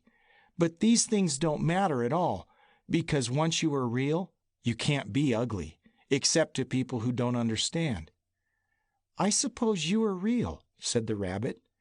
And then he wished he had not said it, for he thought the skin horse might be sensitive. But the skin horse only smiled. The skin horse in his wisdom breaks the relationship down to its simplest form. Like a fraction becoming simplified, he subtracts all the unnecessary elements from the equation and presents the Velveteen Rabbit with his answer. To be real is to be loved for who you are. When we project pretend images to those around us, we end up with pretend relationships, pretend friendships, and pretend marriages. We also end up with pretend religion. Love and faithfulness becomes a fictitious movie or a fairy tale reserved for bedside reading. We spend the rest of our lives trying to hold on to the make-believe relationships we've created through a process of continued scheming and relentless pretending in hopes of establishing a reality we don't really believe is possible. This is the process of the achiever. Achievement is only warranted when the motives are in alignment with a healthy goal. Otherwise, it becomes a need-oriented goal fueled by exaggerated or unreasonable accomplishments. This can cause relationships to become instrumental in meeting our personal needs rather than meeting the needs of those around us. It becomes an unhealthy, most lonely pit of self-interest in the expense of others, fueled by our low self-image. A lower image of self. When the self-image suffers a wounding through social disturbance, or by some other means more or less challenging within your social dynamic, we may bend reality in order to make that wounding more palatable. Think of it like favoring an ankle that was sprained, or any other body part that was hurt through some injurious event. You find a way to make it through. This can involve many kinds of emotional placebos that act as salve to our wounded images of self. I certainly do not want to disparage these keen and cunning tools, but I most certainly would like to define them. We favor our poor circumstances, driven by the emotions those circumstances create, by inventing an alternative worldview. This allows us to cope with the realities that work against our potential worthiness in the social spectrum. This is known as measuring down. Measuring down is when we look for others worse off than we are, and then use them as the standard rule of measurement. This type of ruler keeps us in good standing with the self, but fails to provide any ambition to become better or to overcome any circumstances working against us. This automatic behavioral repositioning allows for a chance of being without challenging the self or identifying the weak link responsible for any perceived flaw within our emotional framework. It's simply a way to cope with a poor or mistaken belief in ourselves. Downward positioning, whether associated with personal relationships, workplace relationships, religious relationships, or any other type of personal connection, leads not only to performance-based living, but may also cause us to quit striving, to easily give up in areas where we would normally try harder. Some of us won't make an effort to take calculated risks or endeavor to explore new options when faced with normal difficulties because we lower our expectations of ourselves. This process of positioning oneself lower within the social spectrum can easily develop into a chronic lifestyle of measuring down. When we live down to mediocrity or the status quo, rather than living up to more exceptional ideas worth taking risks for, we lessen our chances of reaching our full potential. Downgrading our self-image can become a bottomless pit of performance that plays out in the social order. There are no winners in this position. Only losers, and those too weak to escape the shame and torment. Familiarity with these behaviors fueled by these negative emotions no longer unwittingly breeds personal contempt. It demands it. If we engage in the lower mindset of the self, We may quit going to school or believing we are worthy of a raise at work. Instead of fighting for what we want, we end up settling for what we can get. We may end a long-term relationship or quit pursuing a meaningful one. We may live a life where we simply exaggerate our outcomes for better effect in order to solicit a positive reaction from those on the listening end instead of changing behaviors. We might say, the room was full, but leave out the fact that only 19 people were present at our event because we are living through comparison and compromise. This process of giving up and meaningful exaggeration is birthed through the wounded self-image in many of us. Expecting these overextended potentials from ourselves will stem from favoring the wounded self-image, much like the ankle example, while quietly caressing the feelings of inferiority these wounds produce. The wounded self-image will invent a preemptive need to strike ourselves before others strike us, a kill or be killed state of affairs. It's a knee-jerk reaction to low self-worth brought on by believing the lies we create in our low-esteem laboratories. When we don't measure up to the overextended images that we create for ourselves, such as how good we are at accomplishing a particular task, we end up projecting wrong assumptions, born out of this distorted view, on others, such as, he's only doing that to make me look bad. This is a reflection that mirrors our low expectation of self, brought on by the wounded self-image and driven by comparison. The false but common cure for this conundrum seems to be the same for all who experience it. Unfortunately, we believe lowering the bar in relationship to personal aptitude is the answer. We may look for people far worse off than we are and measure ourselves by their even lower standard rather than seeking out the successful and attempting to measure up to their level. We'll say things like, "At least I'm not like so-and-so," or "You should see the way my dad acts. I'm not nearly as bad as he is." This deceitful rationalization robs us of the courage to live up to a better ideal by giving us a free ticket to fail. If we desire, we could work towards something far more productive, but many of us don't because we're afraid of failing or we don't know where to begin. This again is measuring down instead of measuring up. Instead of trying to live up to a better superlative, we think about how we're not nearly as bad as some other people we know. We believe a worse situation can make our own situation look better. So we remove the desire to change or become better in the light of scenarios worse than our own. We feel pretty good about ourselves in light of someone who has no capacity for growth. We thus surrender to mediocrity, as if it's the brightest idea we've had all year. Unfortunately, this ensures little to no productivity and plays into the vicious cycle of poor self-worth. It essentially confirms it. We measure ourselves using the ruler of differing levels of failure instead of a ruler that reflects any sort of success. The Four People Types by Steven Sisler. 4. Early observations of human behavior. Now that we have lightly touched on the universal language of behavior, what it is to be human, human needs, and the emotional temptations we face when involved with social groups, we can look at the 4 most common people types we will come into contact with every day. The idea of dividing behavioral styles into 4 separate yet integrated groups dates back several thousand years, around 400 BC, beginning with Hippocrates. He lived in ancient Greece and was the founder of the Hippocratic School of Medicine. This is where we get the term Hippocratic Oath within the medical field.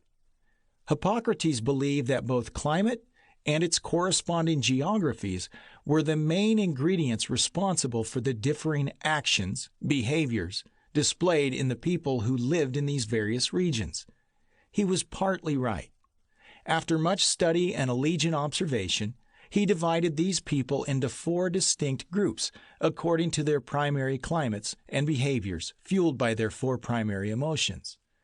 Although climate likely had a minuscule part in behavior, it may be less responsible for it and more agreeable to the behaviors already present within those living there. Footnote 1. Every human being is born with cardinal bents or traits, such as choleric, already at work within their members. Like a rough diamond found in the earth, the environment, formative years, will polish existing traits, thus transforming the diamond into a different appearance, although internally it is the same stone. In other words, it's likely the geography either attracted certain people types to it or assisted in the acclimation of the behaviors of those who were born there and acquainted with the geographical tempest. Furthermore, not only did Hippocrates believe behavior was influenced by topography and climate, he also believed people's appearances were different depending upon where they lived, worked, and played. For example, people in scorched terrain would have leathery skin and tough exteriors, but those from lower-lying areas did not display these same characteristics. Where weather patterns were more volatile and severe, those living there would reflect its severity in their actions, i.e., they were more alert because of the constant peaked awareness necessary to protect them from wild animals or intemperate weather. Conversely, where weather patterns were more conventional and mild, less violent behaviors were recognized. Of course, this makes practical sense when you take a moment to think about it. The tougher the weather, the tougher the people who chose to continue living there. They could weather the terrain with better after effects. Historians concur that Hippocrates was born around the year 460 BC on the Greek island of Kos, where he became a famous ambassador for medicine against the strong opposing infrastructure of Greece. For his opposition against the general tide, an individualistic trait, he underwent a 20-year prison sentence during which he wrote many well-known medical works, such as The Complicated Body, encompassing many of the things we know to be true today. Hippocrates was a revolutionary, low regulatory attitude. Although temperament theory is believed to have its roots in Egypt or Mesopotamia, it was primarily Hippocrates who exploited it further and eventually developed it into a medical theory that continues to this day. He believed certain human moods, emotions, and behaviors were not only caused by climatic differences as aforementioned, but also by an excess or lack of certain body fluids he called humors. Footnote 2. Much of what we are today is more about what we have become than it is about who we have always been. These four humors were blood, yellow bile, black bile, and phlegm, and they were representative of the four primary emotions: anger, optimism, patience, and fear. Footnote 3. There are more emotions such as disgust and pensiveness, but the primary four are the emotions that will regulate the way you do things in observable ways. It's untrue that body fluid has anything at all to do with emotions and how people act. But Hippocrates' attention was piqued when he saw the profound differences between people groups such as warrior types and passive types. Footnote 4. Today we have workaholics and couch potatoes. In an attempt to find out why this was the case, he sought out scenarios to support his visceral claims. Footnote 5. Visceral claims come from what is known as affective primacy. When we make an emotional, intuitive determination before all the data is in to rationally, logically support it. Hippocrates' intuitive suspicions surrounding these four people types, humors, may be the oldest example of a personality profiling system we are aware of. Although thousands of years have come and gone since Hippocrates graced the streets of Greece, the behavioral attributes supported by the observable actions surrounding these four developmental responses, anger, optimism, patience, and fear, to differing topographic environments have remained the same. Later discoveries in biochemistry have led modern medical sciences to out-and-out reject this theory that the four temperaments are reliant upon certain bodily fluids. Although many personality type systems of varying scientific acceptance continue to use the same four categories with startling results, they are altogether unassociated with body fluids today. Granting there's no science to back the body fluids theory of Hippocrates, the fact remains that these 4 distinct behavioral or temperament patterns have everything to do with how our emotions are set. They determine how our actions will follow and will have a significant impact on those around us during normal human interaction. The 4 temperaments at a glance. The 4 temperament types are the choleric type, the sanguine type, the phlegmatic type, and the melancholic type. These types are directly related to the 4 primary emotions I mentioned earlier: anger, optimism, patience, and fear, and can also be referred to as mad, glad, sad, and scared. My goal is to break each of the 4 primary temperament types down into separate and unique styles for better understanding. But when doing so, you cannot allow yourself to be fooled by the single overriding traits in people. Everyone is a unique combination of all 4 temperaments in differing intensities, although 1 or 2 may stand out among the rest. Footnote 6. This is based upon Gordon Allport's trait theory. Keep this in mind as we move forward in unmasking the differences between them. It's the emotional integration of all 4 that really matters. These 4 traits encompass both emotions, anger, optimism, patience, and fear, and the behavioral styles or predictable actions, the doer, the feeler, the helper, and the thinker, resulting from the intensities of the 4 primary emotions that regulate how we act. I will begin with a very brief overview of each type. As we move into the meat of the book, we will build on each one further and then work them out in a harmonious fashion as we understand the interactive parts they all play. We will also see how these types work together with some other frameworks such as our axiological and value impulse pieces to form a personality type. These 4 temperaments are fundamentally a proto-psychological theory that suggests that there are 4 primary personality types based on the 4 primary emotions responsible for behavioral output. Furthermore, we will discuss Aristo's psychology, which defines the variances between character, behavior, and temperament, and helps us complete the connection between our separate and shared existences. Footnote 7. Aristo's psychology is a psychology of responsibility that defines the differences between temperament, behavior, and character proposed by John G. Geyer. Nonetheless, personality is much more comprehensive and encompassing than merely 4 primary emotions, as we shall see.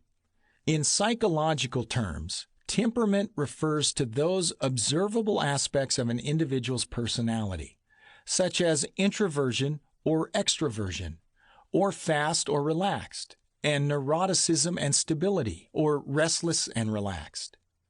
Footnote 8. Temperament identification differs between researchers such as C. Jung, E. Fromm, and ancient Hippocrates. All in all, it refers to behavioral and character combinations. These are often regarded as innate, something you are born with, rather than learned behaviors.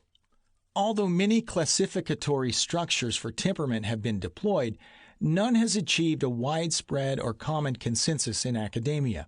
Additionally, the 4 personality types as we understand them are still astonishingly predictable when aligned with what certain temperaments will likely do in given environment. Character is developed in accordance with the majority of desires within a society. While instinct in all animals is innate, character is not. It is learned. According to Dr. John Geyer, quote, its presence ensures survival and maximum adaptation within a society, end quote. It's our character that ensures survival within the dimensions we live. If a person's world is chaotic, immoral, and without hard lines, then stealing and lying will ensure maximum survival within that world. The Limbictive Approach. Let us first examine the sanguine temperament, I in the disc model, also known as the feeler. This is a pleasure-seeking and sociable individual that requires, seeks, or needs limbic interaction between colleagues. I call this the Limbictive Approach.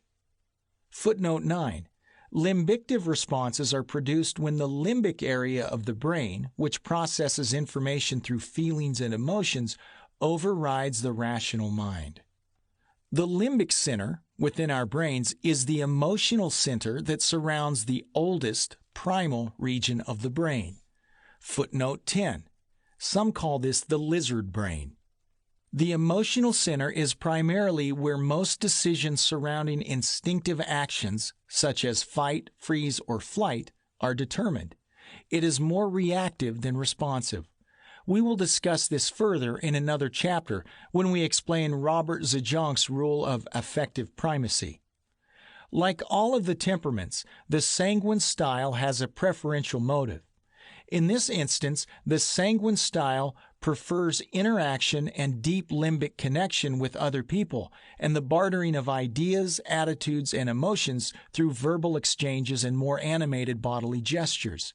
This style is far more spontaneous than predictable in its approach to problems, challenges, and opportunities than the other three. Think former President Bill Clinton, Vice President Joe Biden, and former President George W. Bush. The decisive approach. The second style is known as the choleric temperament, D in the DISC model, also called the doer. This personality type is far more ambitious and decisive than the sanguine temperament. They do first, they think second.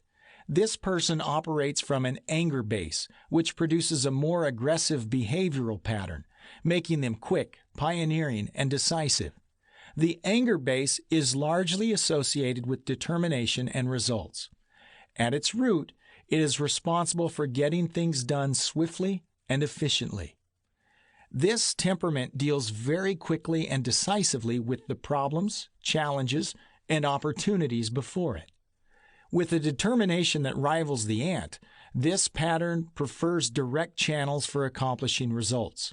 I call this the decisive approach. Think Donald Trump, Hillary Clinton, and the singer Cher.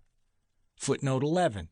Decisive approaches are quick, energetic responses based upon an internal need to finish things. The logictive approach. Then there's the melancholic temperament, C in the DISC model. This personality type displays a more analytical and quiet demeanor. Known as the thinker, thinking before doing, this temperament is more passive in its approach to problems, challenges, and opportunities than the aggressive approach we witness in the choleric pattern or the haphazard approach stylized by the sanguine, which feels first. This person prefers to think things through to a logical conclusion long before any action is taken. This temperament depends heavily upon the neocortex, or better known as the rational mind, for decision-making, opportunities, and problem-solving. Although we all instinctively size up any potential threat before us as a rule, the rational thinker will switch gears from limbic to logic more quickly and take thoughtful consideration before conclusions are drawn. Footnote 12. All animals, including human, instinctively limbic, assess whether or not to approach or avoid within seconds of an unfamiliar circumstance when it reaches one of the five senses. I call this the logictive approach. Think Al Gore, Alan Greenspan, and the character Sherlock Holmes. Footnote 13. The logictive approach is centered in the neocortex of the frontal lobe and makes determinations based upon the facts of a matter. The predictive approach. Finally, we have the phlegmatic style, S in the DISC model, which is known as the helper and is characterized by a more relaxed and peaceful disposition. This temperament is more responsive, methodical, and predictable in its approach to problems, challenges, and opportunities, and will likely be tempted to avoid difficulty altogether if possible. This style resists change and unfamiliarity, surprises, as a rule, and will seek the status quo sooner than they will venture into unknown territory. I call this the predictive approach. Think of the character Luke Skywalker. actor Michael J. Fox, and the character Skyler from the HBO series Breaking Bad. Footnote 14. The predictive approach is based upon an internal need to know what is coming, thus eliminating any or all surprises. Gordon Allport's trait theory. Every individual embodies formulations that include mixtures of the 4 temperament types in differing intensity, though 1 or 2, and sometimes 3, may be extra severe than the rest. These are sometimes called cardinal, central, and secondary traits, depending on how isolated they are within the context of the individual. In psychology, trait theory, also called dispositional theory, is an approach to the study of human personality, a method of observing it. Moreover, trait theorists are primarily interested in the measurement of traits, which can be defined as characteristic prototypes of behavior, blueprints, if you will, including both thought and emotion with differing intensities. Footnote 15. There are roughly 638 different personality traits. ideonomy.mit.edu. Of these, 234 are positive, 112 are neutral, and 292, almost half, are negative traits. A high intensity in the anger emotion will differentiate a person from one who has a lower intensity of this same emotion. One person will be quick and decisive, while the other slow and indecisive. We might say of a person of this less intense type, "Oh, don't call him, he's as slow as molasses." In 1936, the psychologist Gordon Allport found that one English language dictionary alone contained more than 4,000 words describing different personality traits.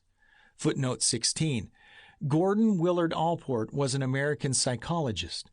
Allport was one of the first psychologists to focus on the study of the personality, and is often referred to as one of the founding figures of personality psychology. He categorized these traits into 3 distinct concentrations. Cardinal traits.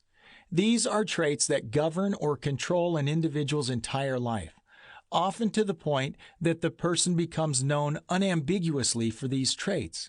These people can become so well known for these individualities that their names are synonymous with them. Consider the origin and meaning of the following descriptive terms: Freudian, narcissistic, Don Juan, Napoleon, Christ-like, etc. Allport suggested that cardinal traits are far more infrequent and tend to develop later in life. Central traits are more foundational and will determine how one will act as a rule. These are the general physiognomies that form the basic foundations of personality and behavior. These traits, while not as controlling or dominating as cardinal traits, are the foremost characteristics you might use to describe another person. Terms such as humble, extroverted, anxious, or shy could be considered central traits. He's hot-headed, or Susan, she's the quiet one, could be identifying statements that reflect the central traits among some of us because we become notorious for them. According to the DISC model many are familiar with, whether you're decisive, D, limbictive, I, predictive, S, or logictive, C, in your decision-making, you will approach all your problems, challenges, and opportunities in the way that reflects your own personal style, which will encompass all 3 trait types as well as all 4 emotions: anger, optimism, patience, and fear. A deeper discussion on DISC will begin in Chapter 6. Secondary traits. These are the traits that are sometimes related to attitudes or simple preferences and may appear only in certain situations or under specific circumstances. Some examples would be getting apprehensive when speaking to a group, or becoming exceedingly impatient while waiting in a line. Empedocles, Claudius Galenus of Pergamum, and other contributors. Empedocles, 444 BC, founder of the School of Medicine in Sicily, according to Galen, was another physician who believed everything to be made up of 4 basic elements. He believed that the planetary elements, dirt, air, fire, and water, much like Hippocrates' body fluids model, could be combined in an infinite number of ways. His ideas swiftly translated again into behavioral elements found in humans and how they determine the way people behaved. It is apparent that the fascination with human people types has been around for a long, long time. The Hebrew prophet Ezekiel mentions the 4 types of temperaments in the book Ezekiel, allegedly written by him. Footnote 17, 622 BC to 520 BC. Ezekiel, meaning may God strengthen him, or God will strengthen, is the central protagonist of the book of Ezekiel in the Hebrew Bible. And although these are also depictive of the cardinal points of the cross within the zodiac, they represent the differences between the 4 people types. For example, the eagle represents the keen, systematic thinker, accuracy, and the lion represents the bold, aggressive, dominant, decisive. These ancient texts suggest that personality types have their roots in very ancient material. Each of the cherubim had 4 faces. One face was that of a cherub, the second the face of a human being, the third the face of a lion, and the fourth the face of an eagle. Ezekiel chapter 10, verse 14. These ideas were rampant in the ancient world, and although they were characterized in many different forms, they were all pointing to the same thing, a behavioral quadrant. Later, another Greek physician named Claudius Galenus of Pergamum, AD 131 to 201, more widely known as Galen, reinterpreted Hippocrates' earlier ideas to include similar behavioral traits, but with his own twist. Galen developed the first typology of temperament in his dissertation called De Temperamentis, and searched endlessly for physiological reasons for dissimilar behaviors in humans. In his Canon of Medicine, a standard medical text at many medieval universities, Persian Polymath Avicenna, 980 to 1037 AD, extended the theory of temperaments. He expanded previous ideas to also encompass what he called emotional aspects. These emotional aspects included several more characteristics such as mental capacity, moral attitudes, self-awareness, movements, and dreams. 1. Melancholic equals earth equals avoiding. 2. Phlegmatic equals water equals getting. 3. Sanguine equals air equals socially useful. 4. Choleric equals fire equals ruling. Although a bit more complex, these were also representative of the traits so easily identified within differing people. Behavior was by far one of the most researched subjects among the ancients who were fascinated by it, and its differences within people and social groups. Much later, Nicholas Culpeper, 1616 to 1654, a pharmacist and herbalist, described the humors as acting as governing principles in body health with astrological correspondences and explained their influence upon physiognomy and personality. Culpeper proposed that while some people had a specific temperament, others had an admixture of 2. Culpeper called these primary and secondary temperaments. Culpeper spent the greater part of his life in the English outdoors, cataloging hundreds of medicinal herbs. He disparaged what he considered the unnatural methods of his contemporaries, writing, quote, "This is not being pleasing and less profitable to me. I consulted with my 2 brothers, Dr. Reason and Dr. Experience, and took a voyage to visit my mother Nature, by whose advice, together with the help of Dr. Diligence, I at last obtained my desire, and, being warned by Mr. Honesty, a stranger in our days, to publish it to the world, I have done it." Then Immanuel Kant came along and proposed his own ideas. Kant lived between 1724 and 1804. He argued that the necessary characteristics of our minds are what structure our experiences. In his opinion, the mind shapes and structures experience so that, on an abstract level, all human experiences share certain vital structural features.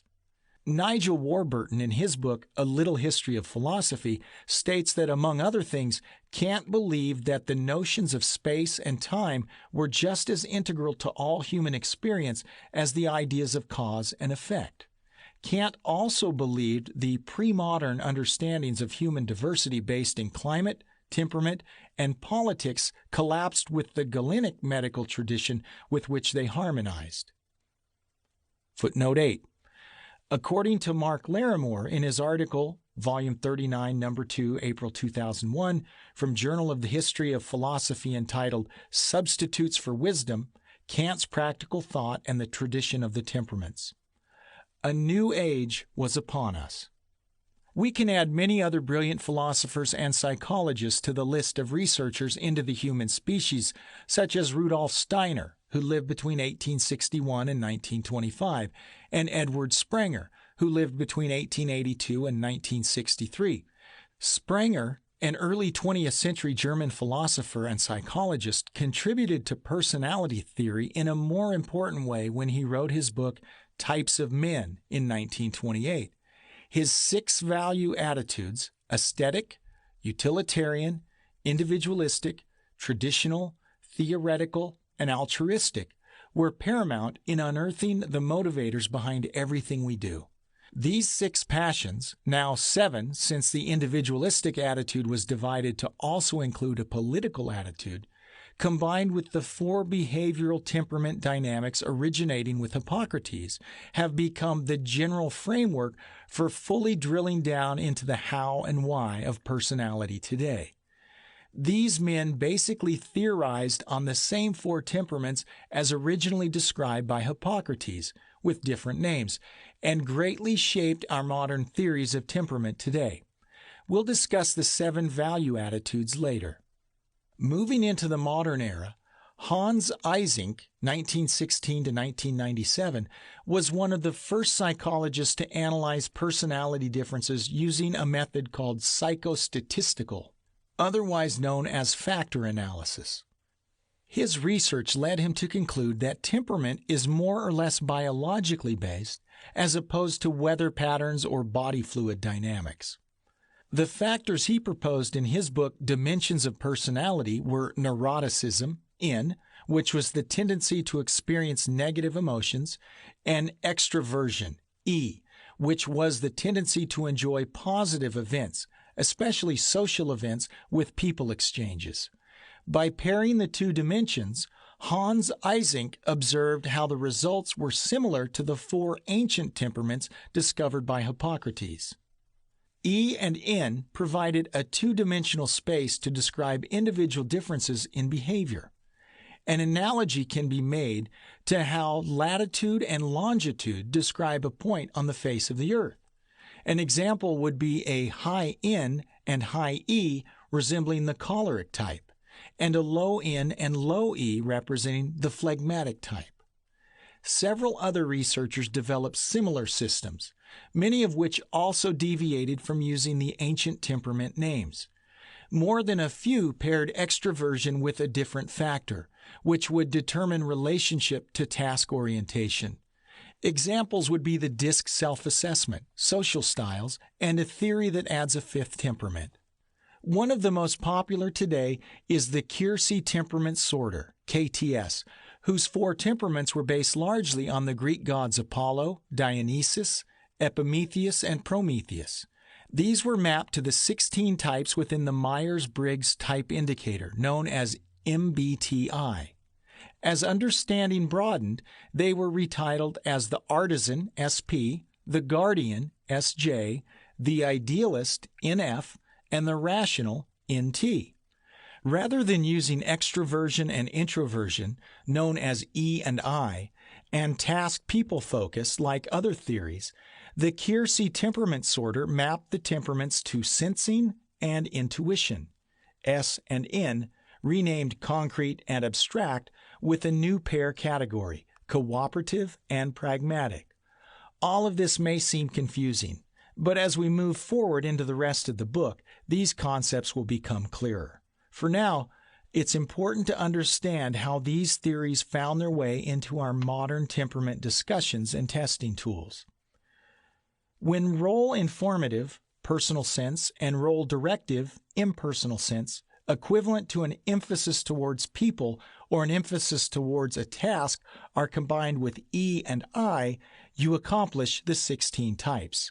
And then finally, the interaction styles of Linda V. Behrens combine directing and informing with E and I to form another group of styles that greatly resemble the ancient temperaments, and these are also mapped together with the Keirsey temperaments onto the 16 types.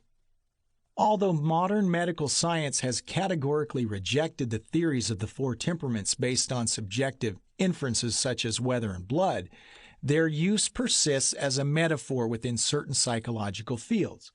Moreover, the idea behind a 4-personality type model remains extremely accurate for those who undergo the process of self-assessment. Several scholars responsible for further improvement on personality include American psychologist William Moulton Marston, 1893 to 1947, who coined the term DISC for the first time, and Swiss psychologist Carl Gustav Jung, 1875 to 1961, who more or less founded analytical psychology and expounded on archetypes, early models of personality description. Jung's research formed the basis for the Myers-Briggs type indicators, MBTI, mentioned above, are responsible for the larger part of the 4-quadrant models of behavior in circulation today. 2 great innovators, John G. Geyer and Dorothy E. Downey, have also made some astounding discoveries with their work in Aristo's psychology and have brought new insights into what they call the psychology of responsibility. These great thinkers have been paramount in helping us decipher the deeper aspects of personality difference and have paved the way for the greater understanding we have yet to discover. As we move ahead in this book, we will be using different terms for the 4 personality types. Although these terms are all interchangeable, I don't want you to get confused by them. On the other hand, it's important that I use them because they are very brilliant ways of defining the temperaments. If you have ever heard any of my lectures on these subjects, I use these words often, so I want you to become familiar with them. I put together a chart that will help you define the differences and give you a mental image of the 4 temperaments at a glance. Use the chart below and refer to it as often as you need. This way you can become familiar with the terms. Please see the 4 types descriptor set chart. Let's now look at another aspect of behavior known as the Axiological Framework. This is a brief look into the work of Dr. Robert S. Hartman and his lifelong work, which culminated into his Nobel Prize-nominated research on human decision-making theory. This encompasses viewpoints and biases. How we see the world will always determine how we act within it. How we see ourselves will also have a critical impact on how we treat ourselves and allow ourselves to be treated by others. Take your time in this section and allow the ideas to sink in. This will help you understand in greater depth the 4 personality types and how we are all wired in different ways. See the 4 emotional scales chart. The 4 people types by Steven Sisler. 5. A glimpse into Hartman's HVP. Behavior is about how we act, but there's more to personality than just behavior. Axiology is the science of value, but few know anything about axiology and the tool for measuring the values, viewpoints, and emotional impulses associated with it, which is best known as the HVP. Footnote 1. This stands for the Hartman Value Profile. The word axiology is derived from 2 Greek roots, which are axios, worth or value, and logos, logic or theory. The word itself represents the theory of value. The development of the science behind Hartman's value theory makes possible an unprejudiced measurement of what people value. But what is value, and how is it measured? The search for a science of value originated with early Greek philosophers and ultimately concluded with the work of Dr. Robert S. Hartman. Footnote 2. Robert Shirakawa Hartman was a logician and philosopher. His primary field of study was scientific axiology, and he is known as its original theorist and the originator of human decision-making theory. Facing the inhumanity and uncivilized outcomes accompanying Hitler's rise to power in pre-war Germany, Hartman's vision included a science which could hopefully organize good as efficaciously as the Nazis organized evil. Dr. Hartman thus dedicated his life to the realization of this vision. After many years of research, he created a new mathematical system that successfully arranges the values of our everyday experiences into measurable views. My business partner within my assessment division, Zeke Lopez, has taught me many astounding insights associated with the vision of axiology. Footnote 3. Zeke Lopez is the principal behavioral edge designer and owner of Granule, a company that discovers truth in people intelligence through mathematical and analytical processes. He's an expert in the viewpoints associated with Hartman's work and is associated with the statistical analysis and mathematics in the building of my next 3 assessment tools. He had the privilege of spending time with Wayne Carpenter, a disciple of Dr. Hartman. Wayne devoted his whole life to Dr. Hartman's work and as a result developed a coherent, computerized system of measurement of Dr. Hartman's value metric. Axiology, also a study of human vantage points, has countless advantages in that it generates new knowledge about the everyday world and creates a frame of reference, which provides a new way of looking at our environment and our authentic selves. Moreover, the knowledge axiology provides us about anyone is objective and autonomous of any one onlooker. Realizing that the principal difference between natural order and moral disorder lay in the mathematics, which orders the natural world, Dr. Hartman set out to discover a value mathematics that would decipher human vantage points among people. Quote, in a stroke of genius comparable to the discoveries of Galileo, Newton, and possibly Einstein, he discovered the principles which order and structure not only our moral decisions, but also all value judgments. From these principles, Dr. Hartman constructed value mathematics, which can and does bring order to our value world. End quote. Footnote 4.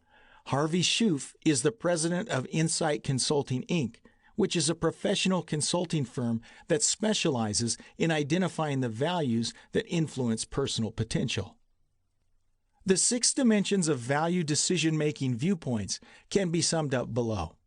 This specific combination of our outer world and inner world valuation framework provides 2 unique perspectives.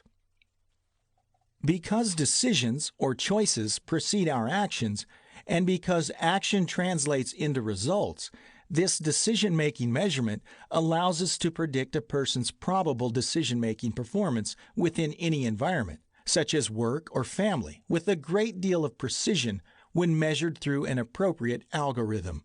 Footnote 5, IBID. The 6 Axiological Viewpoints. Axiology may be the study of viewpoints as much as it is the study of value, an internal viewing platform, if you will. It is a perspective we view our outer, things, people, and situations around us, and inner, ourself, worlds from. These are the 6 viewpoints of both worlds. The outer world intrinsic viewpoint. This viewpoint is better known as empathy directed towards others. It understands and sees other people as unique individuals with value. The spiritual, irreplaceable worth of others or the value of anything as it exists in itself are all part of this intrinsic outer world position. The ability to see and appreciate the inner worth of others and not the self, and to see and accept others as they are without placing any stipulations or expectations on them, defines this view. This innate ability to place oneself in another person's shoes without passing judgment on them is what makes this empathetic viewpoint possible. Noticing the quiet puppy at the pound among many other puppies would be an example of the ability to identify unique differences within an established system of general attributes. While all the other puppies are clamoring for attention, the smaller runt sitting quietly next to the wall is immediately noticed and therefore seen as unique. The inner world intrinsic viewpoint. This viewpoint is better known as self-esteem, directed towards a person's inner value. This is the same as the outer world intrinsic forecast above, only it's centered on the inner self as opposed to outer others. This view understands the inner self as infinitely valuable. It rests on the unique individuality of each person, the self-understanding of who one is, and the accepting of actual strengths and limitations are what make this view viable. The inner world intrinsic viewpoint encompasses the ability to see and appreciate one's own inner worth and unique individuality apart from others. To be authentic, honest, sincere, and to see the self clearly and pragmatically, while at the same time appreciating one's own strengths and limitations as they are, not as they should be, is what makes this view what it is. An example of this would be when an individual puts themselves forward for an open position at work because they see themselves as uniquely qualified to exceptionally fulfill the role. The outer world extrinsic viewpoint. This viewpoint is also known as practical judgment, as it relates to rational thinking, perceived understanding, and seeing comparative choices in relationship to material value. Understanding things, classes, or groups of things apart from the self is what this viewpoint is about. It also understands other mechanisms as they serve useful roles or have functional value, such as a stop sign. This is about the comparing of things, people, or situations. It involves concrete thinking and functional value in general, as well as practicality and organizational reasoning. The ability to see and appreciate practical, common sense thinking, or what we call horse sense, combined with material values are aspects of this view. Comparative thinking and the ability to see the worth of social organization, along with expectations and norms, are also aspects of this view. An example would be having an innate sense of how to rig the lawnmower in order to complete the job under time constraints until later when you have more time to get it fixed properly. The inner world extrinsic viewpoint, better known as an inner understanding of personal role awareness. This view helps us understand what one is. It is all about the role function one plays and the sense of using time in a useful, functional way. It's about career thinking and the satisfaction or dissatisfaction with what one is doing in the world. An example of this would be the feelings that accompany one's sense of purpose in a job. Let's take being a mechanic, for instance. Feeling good about your ability to perform that particular role well could result in turning down an offer to step up in the organization, even if it might mean a raise. You know you would be likely stepping out of your element, and you prefer to continue in your current role with satisfaction at the expense of more money. One's role becomes the more important, seeing it is greatly understood. The outer world systemic viewpoint. Better known within axiological circles as systems judgment, this viewpoint helps us understand the analytical or structured thinking necessary for configuration, order, and consistency in thought. It represents theoretical or conceptual organization and planning. It's about valuing what ought to be in the future world. This is the ability to see and appreciate systems, order, structure, conformity, and authority. Conceptual, analytical, or structured thinking, organizing and planning, rules, regulations, organizational principles, and guidelines. It's a more rigid and regulatory-driven view that encompasses where one is going or what one is doing, as well as what it should look like. An example of this would be calling for a partner before entering the walk-in vault at the bank. You do so because the rule is that you must be accompanied by another person at all times when in the vault. You see this as a functional part of what is supposed to be, regardless of what you might feel or believe personally about its inconveniences. Another example would be sitting at a red light late at night for an extended period of time without going through it. The inner world systemic viewpoint. Otherwise known as self-direction, this view is all about understanding where one is going or ought to be going. This is about self-direction, self-persistence, and personal drives motivated from commitment to inner principles, goals, and self-concepts, much like the vault rules. This encompasses our ideal self-image. These dimensions translate into value capacities, which can be measured. They include the ability to see and appreciate our inner ideas and our inner thoughts, and to feel a sense of duty, loyalty, and commitment to what one believes is right. This view rests in an ethical self-dimension.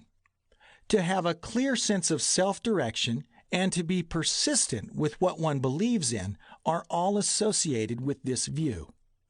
An example of this view would be securing a job interview with a company that holds the same values and ideals you have.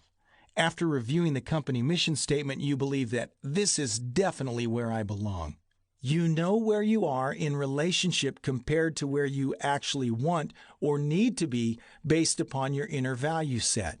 Determinations driven by what is right for you, and feelings of being content in your future dimension. The ability to emotionally maneuver these 6 levels of the human decision-making pattern is critical for making good choices around important decisions that will affect your life and work in meaningful ways. Here's a quick and simplified recap. The outer world intrinsic viewpoint. The clarity of understanding assigned to how an individual's choices will be received by other people, seeing others as they are, not as we think they should be. The outer world extrinsic viewpoint. The clarity of understanding assigned to how an individual's choices will impact the targeted results you desire, knowing what to do and when to do it. The outer world systemic viewpoint. The clarity of understanding assigned to how an individual's choices will work with established systems, rules, structures, and standards. What we are supposed to do. The inner world intrinsic viewpoint. The clarity of understanding how an individual's choices will impact how they value themselves. Accepting ourselves as we are, not as we should be. The inner world extrinsic viewpoint. The clarity of understanding applied to how an individual's choices will impact their valuation of their current role, embracing what we do and the way we do it. The inner world systemic viewpoint. The clarity of understanding applied to how an individual's choices will contribute to how their future ought to be, what we believe we need to do to get where we believe we need to be. Making the wrong decision can set one back, stall, or confuse legitimate outcomes. Not only are we able to measure the level of clarity one has within these 6 dimensions, we can also measure the level of importance one places on it. This is known as bias attention. Think of sending 6 people to the store to find a good wine. Everyone's definition of good will differ based upon their own critical thinking patterns, how well they understand wine, and the level of importance placed upon what they understand about wine. If one places little importance on wine, they may purchase a bottle solely based upon the color of the label. Let's look at how bias and attention work. Bias and attention. Every brain is biased, but not every brain knows it. The human mind evaluates everything via the 6 separate but cohesive axiological viewpoints and can be built on any one or many of the ethical foundations listed in the next section. Footnote 6. An individual's character is always a fundamental piece of the total framework within decision-making and behavioral modification. If you have a strong sense of harm and care in relationship to others, one of the 5 ethical foundations we will discuss in the next section, your empathy score, outer world intrinsic viewpoint, will likely be higher because you have a built-in bias towards an altruistic mindset built within your worldview. The 3 workplace or outer focus viewpoints, empathy, practical thinking, and systems judgment, and the 3 internally focused viewpoints, self-esteem, role awareness, and self-direction, we discussed earlier, integrate into one cohesive unit of understanding and will be generally fueled by personal beliefs, emotions, and environmental influence beginning with the formative years and ending with present circumstance. This can be seen with people who have had a strong religious influence during the formative years. They may have a higher systemic value if their upbringing was strict and traditional. Although each viewpoint has an element of clarity, how well one understands it, or understanding associated with it, it also must have an element of bias or importance assigned to it. These combine to form the strength, otherwise known as the clarity or bias attention, that shapes a person's critical thinking ability and their evaluative judgment capacity when evaluating the people and things around them. An individual can experience 5 levels of world clarity. 1. Crystal clear. An excellent understanding of the viewpoint under discussion. 2. Clear. A good understanding of the viewpoint under discussion. 3. Unconventionally clear. Indicates an ability to see outside of the box, what others do not typically see, in relationship to any viewpoint. 4. Visibly clear. Indicates an absence of some of the aspects associated with any decision, subjecting the person to errors in judgment. 5. Transitionally clear, meaning they will generally have a poor understanding with many questions and confusions as it relates to any of the particular viewpoints. In regards to the 4 levels of importance we place on any of the 5 levels of understanding above, we will see and act differently, as it may not be important to us, to the decisions we all must make with respect to any problems, challenges, or opportunities, such as finding a good dog at the pound, for example. I will list the levels of importance we assign to our understanding here. Inattentive importance, double negative, little importance when decision making. Cautious importance, single negative, little reliance upon their clarity level as strength when making decisions.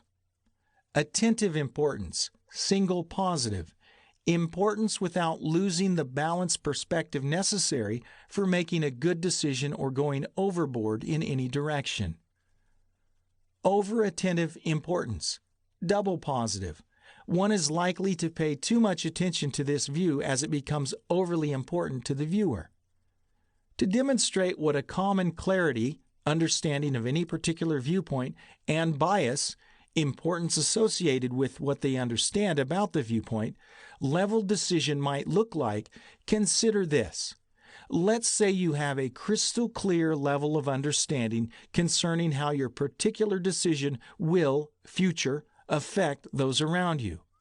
This would be the outer empathy category, which deals with the intrinsic value and uniqueness one places on others, their distinctiveness as you see it, if you will.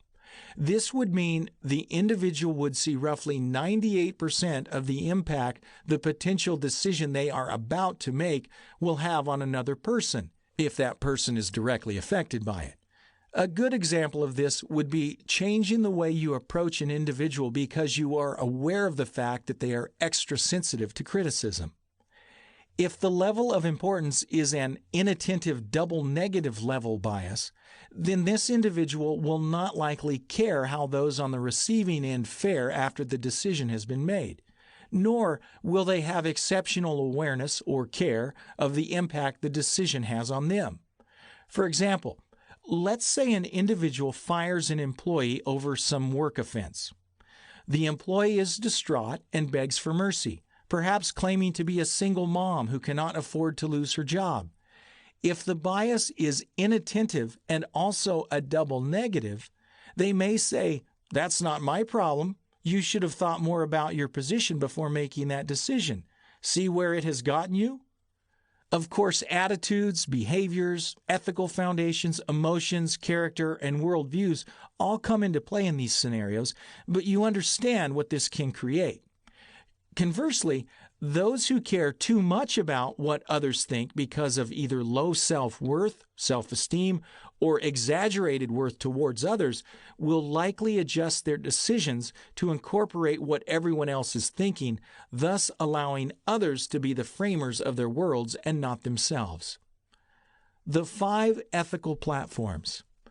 According to the research of Jonathan Haidt, there are 5 moral foundations upon which every society rests. Footnote 7. Jonathan Haidt is a social psychologist and professor of ethical leadership at New York University's Stern School of Business. His academic specialization is the psychology of morality and the moral emotions.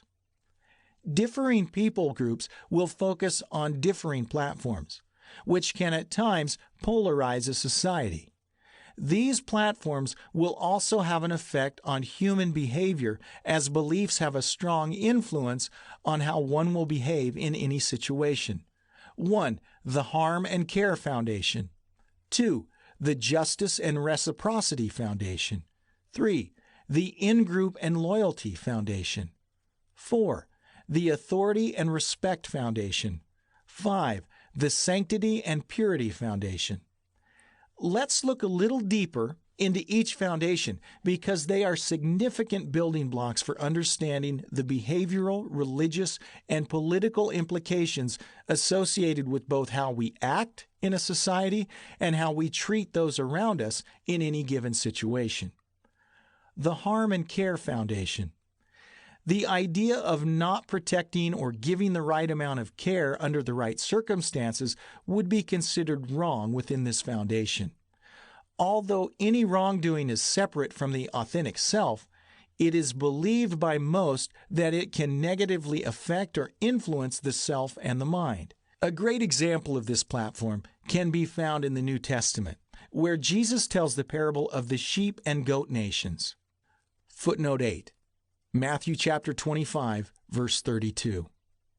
This represents caring through benevolent acts of service, such as visiting someone in prison, clothing the naked, or feeding the hungry.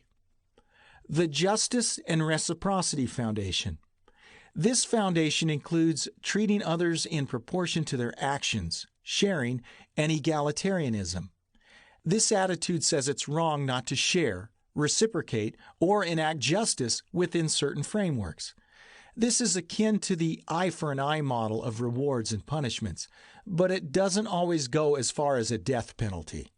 It is a foundation emotionally moved by injustice, inequality, and deservedness. The In-Group and Loyalty Foundation. This third foundation involves loyalty to your in-group, family, nation, and religion. It's largely associated with beliefs, patriotism, nationalism, and being loyal to certain causes and missions.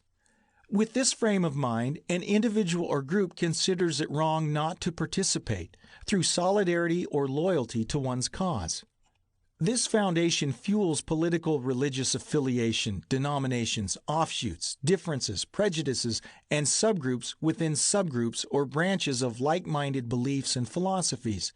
A great subgroup example would be the Tea Party within the conservative movement. The Authority and Respect Foundation. This fourth foundation deals with respect for traditions and perceived legitimate authorities and includes things like respect, duty, and obedience. It typically involves parental or patriarchal models within communities, social in-groups, families, companies, the military, and religious institutions. Not removing one's hat when entering a church building or allowing the flag to touch the ground would be considered disrespectful and wrong within this framework. The Purity and Sanctity Foundation. This foundation is related to avoiding disgusting things, awful foodstuffs, and actions and activities that profane the sacred. Sex before marriage, fondling, French kissing before marriage, not covering one's head, and eating certain foods associated with dirty animals such as pork can be considered wrong within this thought pattern. This foundation is almost always associated with religious fundamentalism, relativistic beliefs, and outlying cults.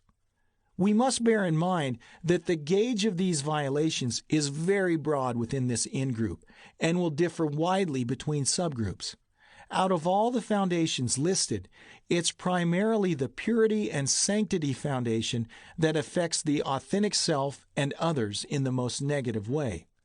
This thinking pattern is the most powerful when projecting our beliefs on others and carries the most negative backlash. Telling someone they're going to go to hell for smoking cigarettes would fall into this category. These foundations will affect a person's behavior when passed through the axiological frame set, along with our corresponding emotions, attitudes, values, character, and their individual intensities. This is what makes personality so complex. The Four People Types by Steven Sisler. 6. The 7 Value Dimensions. The Values Index is a combination of the research of Dr. Edward Sprenger and Gordon Allport into what drives and motivates an individual. Footnote 9. Edward Sprenger was a German philosopher and psychologist. A student of Wilhelm Dilthey, Sprenger was born in Berlin and died in Tübingen. Sprenger's contribution to personality theory in his book Types of Men were his value attitudes. The 7 dimensions of value discovered between these two researchers helped us understand the reasons behind what drives, as an impulse, an individual to utilize their talents in the unique way they do.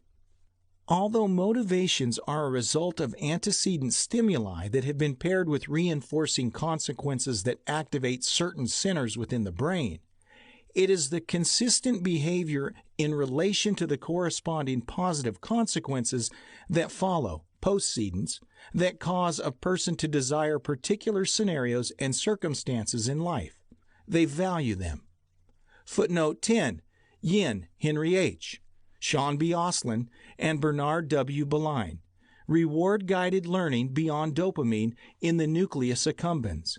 The integrative functions of cortico-basal ganglia networks. European Journal of Neuroscience, 28.8, 2008, pages 1437 through 1448. The Values Index you are about to see will help you understand your motivators and drivers, or dimensions, and how to maximize your performance by achieving better alignment between what you inwardly desire, motivators, and what you actually will end up doing, behaviors, by both understanding and capitalizing on the passions behind what you do and why you do it. Footnote 11. The impulse within a person created by their worldview, ethical platforms, and emotional bents that will attract them to, create a desire within, specific wants such as control or a need to know a thing. The Values Index measures the aspects of human motivation and impulse, what you are naturally attracted to, behind the why of our ultimate behaviors. They are the aesthetic dimension. The main motivation in this dimension is the strong desire and need to achieve equilibrium between the world around us and the world within ourselves while creating a sustainable work-life balance between both of these worlds. Creative, imaginative, arty, mystical, and expressive, this style may redefine and resist real-world approaches to current problems, challenges, and opportunities. The economic dimension. This dimension examines the motivation for security from self-interest, economic gain, and real-world approaches to the same. The preferred approach of this dimension is both a personal and a professional one, with a focus on ultimate outcomes. This dimension values building sustainable wealth and practical applications to difficult tasks. This person values time and will focus on the most efficient methods of capturing it. This value stream believes time is of the essence. The individualistic dimension. The individualistic dimension deals with one's need to be seen as autonomous, unique, independent, and to stand apart from the crowd. This is the drive to be socially independent and have opportunity for freedom of personal expression and individualism. This style desires to share or publicly present their unique point of view. Confidence is projected, not real. The political dimension. This dimension is about being seen as a leader, having total influence and control over one's environment, destiny, or success. Competitiveness and control is often associated with those with a high intensity in this motivation. This value stream seeks the spotlight and a venue for expressing their individual ideas. Being seen as in charge is important. The altruistic dimension. This dimension is an expression of the need or energy to benefit others at the expense of the self. At times, there's genuine sincerity in this dimension to help others, but not always. Oftentimes, this is a sign of low self-worth expressed through excessive benevolence. This is similar to the outer world intrinsic dimension as described within the Axiological Framework. The regulatory dimension. The regulatory dimension indicates a need to establish order, routine, and structure. This motivation is to promote a black and white mindset and a traditional approach to problems and challenges through standards, rules, and protocols. This is of a systemic nature, such as the systems judgment paradigm within the Axiological Framework. The theoretical dimension. This dimension encompasses the desire to uncover, discover, and recover the truth. This need to gain knowledge for knowledge's sake is the result of an itchy brain. Rational thinking, frontal lobe, reasoning, and problem solving are important to this dimension. This is all about the need to know why through engrossed discovery. High aesthetic impulses. I want to reiterate something about all these styles. None of them stand alone. None. They are all part of a highly complex fabric of being, a tapestry of the 4 emotions, the 7 attitudes, and the 5 ethical foundations. Each are varied in their individual intensity or weakened intention, and all are resting upon different character dimensions. These styles vary between individuals and will either create dissonance or cultivate resonance when acting in concert in families, relationships, partnerships, and the work world. This in no way is a full explanation of all that these individual and collective styles encompass, but rather it is a brief overview of each. These are just a few examples of what a value dimension graph can look like. As we said above, the main motivation when the impulse is in full swing in this aesthetic dimension is the strong desire and need to achieve equilibrium between the world around us and the world within ourselves while creating a sustainable work-life balance between the two. Creative, imaginative, arty, mystical, and expressive, those with higher aesthetic impulses may redefine and resist practical approaches to current problems, challenges, and opportunities. People with high intensity in this dimension will think in unconventional ways, likely leading to inefficient processes to real-world problems. If this is you, then the tendency to think outside the box and preferring to be your own person will be commonplace. You may have a high interest in protecting wildlife, the environment, and the distinctive. Minority groups of animals and people matter. You may feel as though you were born out of time, or you may feel misunderstood by others. These styles will likely display strong appreciation for uncommon and original approaches to life and work. They will have a hyper-awareness of their surroundings, and they will need to feel right before engaging with circumstances or others. High aesthetically driven styles will show a very strong desire for expressing their talents and fulfilling their dreams. These styles will likely struggle with deciding what to do with their life. College may seem daunting to these people. High aesthetics often care less about money and things and more about gravitating towards just being happy and fulfilled in life. When this person sports low dominant behavior, they become a floater. This means they will allow circumstances to frame their world, but they will lack the fortitude and personal incentive to create the world they want. They will end up settling for whatever world they can get. Rather than paddling against the current in an effort to reach a desired destination, they float down the river and set up camp, wherever the raft ends up. Some of the key strengths to this style involve not being moved by monetary rewards or being bullied into the status quo. Instead, they are looking for personal fulfillment and peace of mind. They will see things differently than most because their insights are highly intuitive, not rational and mechanical. They are very big on helping others to find creative alternatives to everyday problems. They believe people should do work that is an expression of who they are as opposed to a job that simply must get done. Because they are a contributor and not a consumer, they believe more in giving and less in taking. When accompanied by higher theoretical mindsets, this style may experiment with alternative or unorthodox sexual practices outside the national norm. They're sensitive to the plights of others and will resonate with their inner longings. They may demonstrate a very high personal and professional regard for the feelings and emotions of those outside the machine. They will uncover, discover, and recover creative ideas and solutions.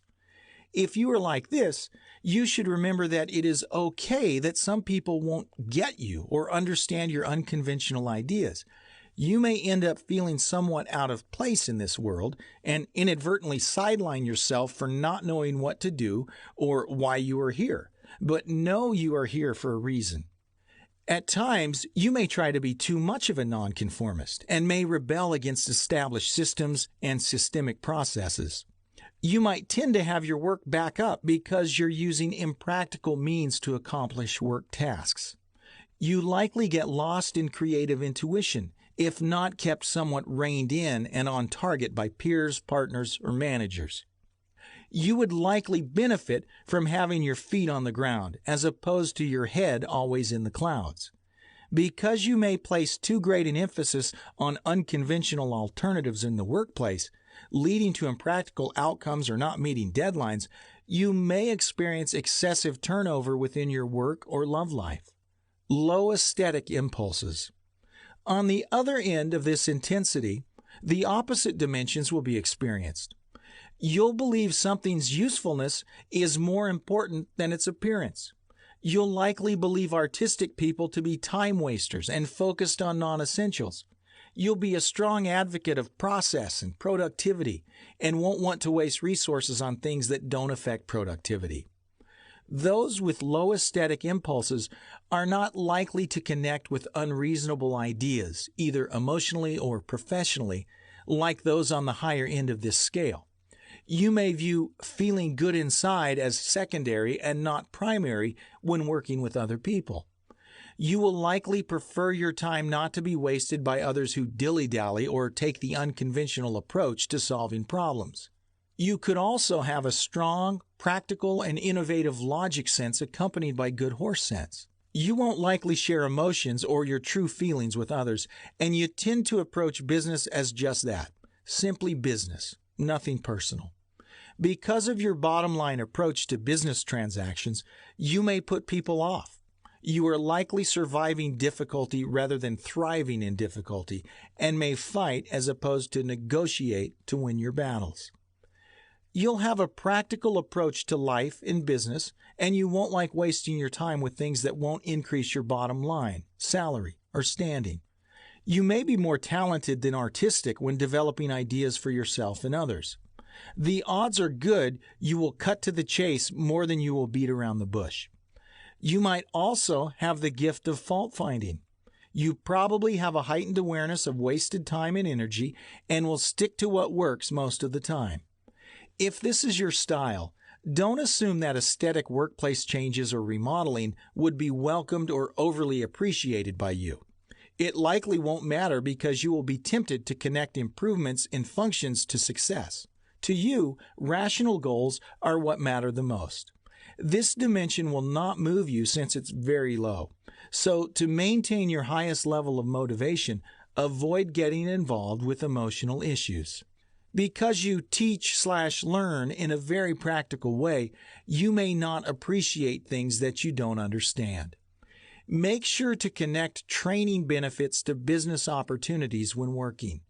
Because you are not emotionally driven, you will likely stick to practical motivations only.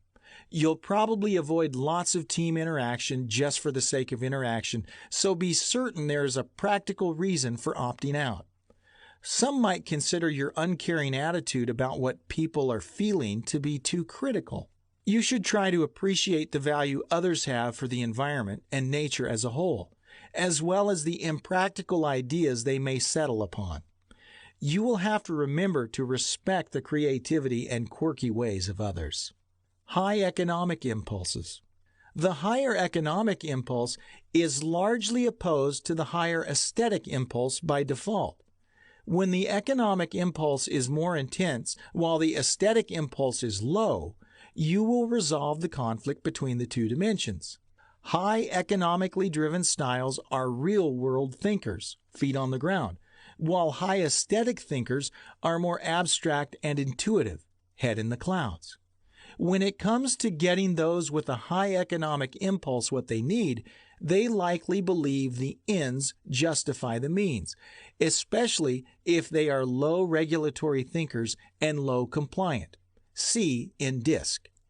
Winning and overcoming difficult assignments motivates them greatly. Sales, technical, or management training programs must demonstrate a bottom-line gain as a result of their participation. They may want to surpass others in material and monetary rewards. People who are motivated this way tend to like rewards based on the results they achieve rather than on the method used to obtain the results. They not only compete with others, they compete with themselves. They are typically interested in what makes logical sense and what gives a greater return for their efforts. Because they don't do nonsense, they will struggle with work-life balance and could become workaholics because of their high degree of self-interest. They always think in terms of me first, you second. Other people may see this style as selfish. If this is you, you'll likely have strong horse sense and you'll probably work hard to become debt-free in relationship to people and money. You never lose in the end. You'll work long and hard to meet personal needs, and you'll likely save your money when you can. Your decisions are made with yourself and bottom-line thinking in mind, and you are highly driven by competition, challenges, and economic incentives. This attitude makes one able to multitask in a variety of areas and keep important projects that will bring both reward and challenge while rejecting those that don't. People with this strong attitude are highly industrious. They want returns that are equal to or greater than whatever they put into something. They have high motivation to achieve and win in a variety of areas. If this is you, you'll ask yourself, what am I getting out of this? Before engaging in opportunities and challenges involving shared interests. Also, those with a higher attitude within this framework likely don't have time for stupid, and others may see it. You may be more focused on your future than your present. If your political dimension is above average, you'll have an entrepreneurial spirit, and you might seek status symbols. You won't like or put up with excessive credit card debt, and if a door closes, you are likely able to find a window. Because this individual provides substantial room for financial rewards for excellent performance, they have no problem rewarding high performance in tangible and monetary ways. They realize that it's not just money that motivates, but also autonomy and personal fulfillment in the job. They understand that people should provide recognition and rewards, e.g. bonuses, as soon as possible, not just at the end of the quarter or year. Remember that people like this have a heightened awareness of wasted time and material. They will not like their time being wasted by nonsense, and therefore will not likely waste someone else's. They will appear selfish to others of lower level economic standing. They may even find it difficult to balance work and life, or doing and being. They will not like moochers or people who take credit for the accomplishments of others. If this is you, if possible, you should not think of everything as a competition. You should link learning outcomes to the ability to become more effective in increasing earnings for both yourself and the organization. If you run a business, you should think about providing some rewards or incentives for participation in additional training and professional development. You may need to focus more attention on others and less on yourself. You may need to slow down and enjoy being with others, not just competing and comparing yourself with them. People may see you as intense and more focused on your own personal needs and not the needs of others. You may judge the efforts of others by the amount of work they put in only. You may need to work on balancing other dimensions of the value scale and appreciating the creative people who are less practical in their approach to things. You may also need to know that not having money is not a sign of laziness or weakness. Low economic impulses. The lower economic impulse can sometimes indicate that you have already begun to reach your own level of financial security, to the extent that things other than money may now become motivating drives. While not driven by a need to get yours, you may be sensitive to perceived injustices and discriminations among your peers and may be compelled to fight for them. A lower economic attraction can indicate that you are not solely motivated by competitive financial incentives, but are easily satisfied with what you have. Those who constantly talk about their great accomplishments and financial gains may turn you off. For those people, life isn't about what you get out of it, but rather what you contribute to it. Using monetary or material gains as a yardstick to measure one's worth or impress others is considered distasteful. This lower intensity will work well with a high altruistic value sense because it is absent self-interest at its root. Lower intensities are far more focused on others and less focused on the self. They rarely, if ever, look at a project with a "what's in it for me" perspective. They are likely more sensitive and responsive to the lives of others than they are their own. You see a much wider spectrum of the picture, not just your own view, when you think this way. You consider the world in terms of we and less in terms of me. You are less concerned with personal gain and more with personal contribution. Also, when people are lower in intensity in this realm, they may need more creative options for taking on tough challenges. They should avoid measuring their performance by feeling good about it only. Because these people prefer when job enrichment strategies are structured into the reward system, they may end up with the short end of the stick, monetarily speaking. Preferring praise for continued contributions to the job, as opposed to monetary rewards, they won't be incentivized by rewards like most people. Lower economic styles should remember that helping hands behind the scenes might not get them where they need to be. Because they consider the strengths of the total person to be important, they may miss some significant singularities. They should be aware that some people can see them coming a mile away and may take advantage of their willingness to help. These lower economically driven styles enjoy being more than they enjoy doing. They are cooperative and less competitive. They may prefer group-oriented activities to work, having fun and sharing ideas with others. They will typically come to a training or development activity without a "what's in it for me" attitude. If your attitude is low here, you may need to learn that saying no does not make you a bad person. In fact, by embracing no occasionally, you may avoid conflicts and inadvertently end up with a greater conflict in the end. You are likely not time sensitive and therefore may end up taking longer than people expect. You will mistake saying "I can't" for saying "I won't." You may tend to overcommit for fear of letting people down. You likely pay more attention to the needs of others and, as a result, miss meeting important personal needs, and you are likely 10 times the person you think you are. If this describes you, then you should find personal time during each week to simply waste on yourself. If you need to say no, you should tell people you'll get back to them with your answer at a later time. Saying no is much easier when you are in another space away from the person. This can also be done through a text or email, which is also less confrontational. I call this the one-way glass method. Texting or email is akin to pointing out a perpetrator in a lineup behind one-way glass. It's much easier than doing it in front of a window. High individualistic impulses.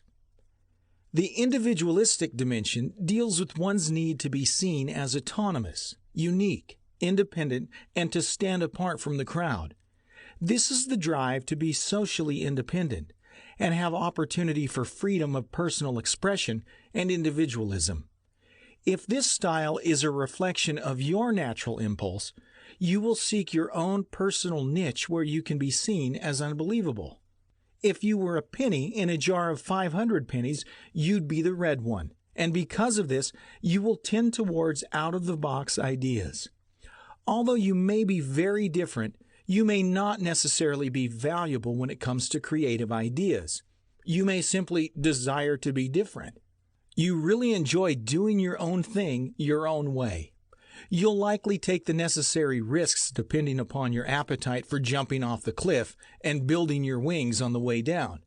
Your ideas are likely to be forced to the forefront because of your need to be seen as unique. And your fearless attitude will make you more comfortable with calculated risks. Your energy and expressive intuition enables you to think like MacGyver, and you will have a variety of outstanding ideas to choose from. You will project self-confidence even if you really don't have any, and you must realize you don't do things in the standard traditional way. You may have expanded on current ideas and need to be aware that unless you push for them, they'll go unnoticed. Many times your style thinks outside of traditional norms, but you may keep it to yourself. You will need the freedom and autonomy to bring your ideas to a conclusion, and your need for hyperflexibility and freedom to create when learning new things will overpower you at times. These styles need a large amount of creative space when working with teams. They must link the benefits of learning new things to their personal ability to recreate new ways of doing things. They'll also create an environment that encourages organic thinking, while needing a wide variety of options available to them. Occasionally, their extremely exclusive process isn't the most effective or efficient means to an end, and their potential value can clash with realistic people who think in real-world terms. Sometimes, innovation isn't the answer when existing processes will do. They can get caught up in selling themselves instead of their ideas. They need to be aware of the fact that being different may be all too important to them, and that they may turn certain people types off. The upside to this style is that they bring independent ideas to the table. They won't mind the spotlight and may excel when in front of others. They'll enjoy unique work assignments that promote their out-of-the-box style. They'll enjoy their own special niche as opposed to being a part of a whole. They'll also appreciate freedom, autonomy, and not being nailed down to the expectant. Because they understand that we're all very different, they'll want to explore those differences in unique ways. They have a projected self-confidence that might enable them to speak up when disagreeing with how something should be done, and they'll prefer celebrating differences as opposed to settling for sameness. If this style is representative of your natural bents, you will prefer being independent. People with high individualistic impulses will tend to enjoy making unique presentations to groups of people eager to learn. They'll likely have a unique way of saying unpretentious things, and they'd rather work independently, making their own map. They can work with others, but only if they maintain their quality of uniqueness. Individuals with this style and impulse can capitalize on it if they realize they like taking a different approach to standard procedures. If this is you, you need to understand that when learning new things, you'll prefer fun and challenging concepts. You'll appreciate the opportunity to test and experiment with new concepts. You will also prefer exciting approaches to boring and predictable lessons. Because high individualistic styles tend to be insecure, your uniqueness doesn't always contribute to every problem. It might create one. Insecure people need to remember that their ideas aren't the only ideas and make room for others. They don't always have to be the star of the idea club. This style will either directly or indirectly draw attention to themselves for extended periods of time. Low individualistic impulses. Lower intensity-driven styles will not likely seek limelight roles, but would rather stay back and support someone else. Because they don't seek attention for their efforts, they may be left feeling like a ghost. If you have a lower intensity, you may never make the necessary noise surrounding important issues, and therefore will set yourself up for being overlooked. Seen as the squeaky wheel gets the grease, you'll likely never get any. You will support others while never gaining the personal support you want or need, and you may be tempted to stay out of leadership roles for the sake of it. You may not have the energy to fight for what you want, and you will not likely care about getting credit. You will also feel no need to control the outcomes of others. You may think certain people are over-controlling, and you won't appreciate it when they force others or you to do things. If this is you, you'll likely be seen as supportive and serene when the pressure is on. You will not be seen as a ball hog when the light is in your direction. Not one to draw attention to your own efforts, you will likely be pointing out the efforts of others. You will be able to offer ideas with respect to others and their ideas. You'll likely be the unsung hero of any project or team endeavor. You're likely a servant leader because you have the ability to lead from the rear, and you don't likely need fanfare.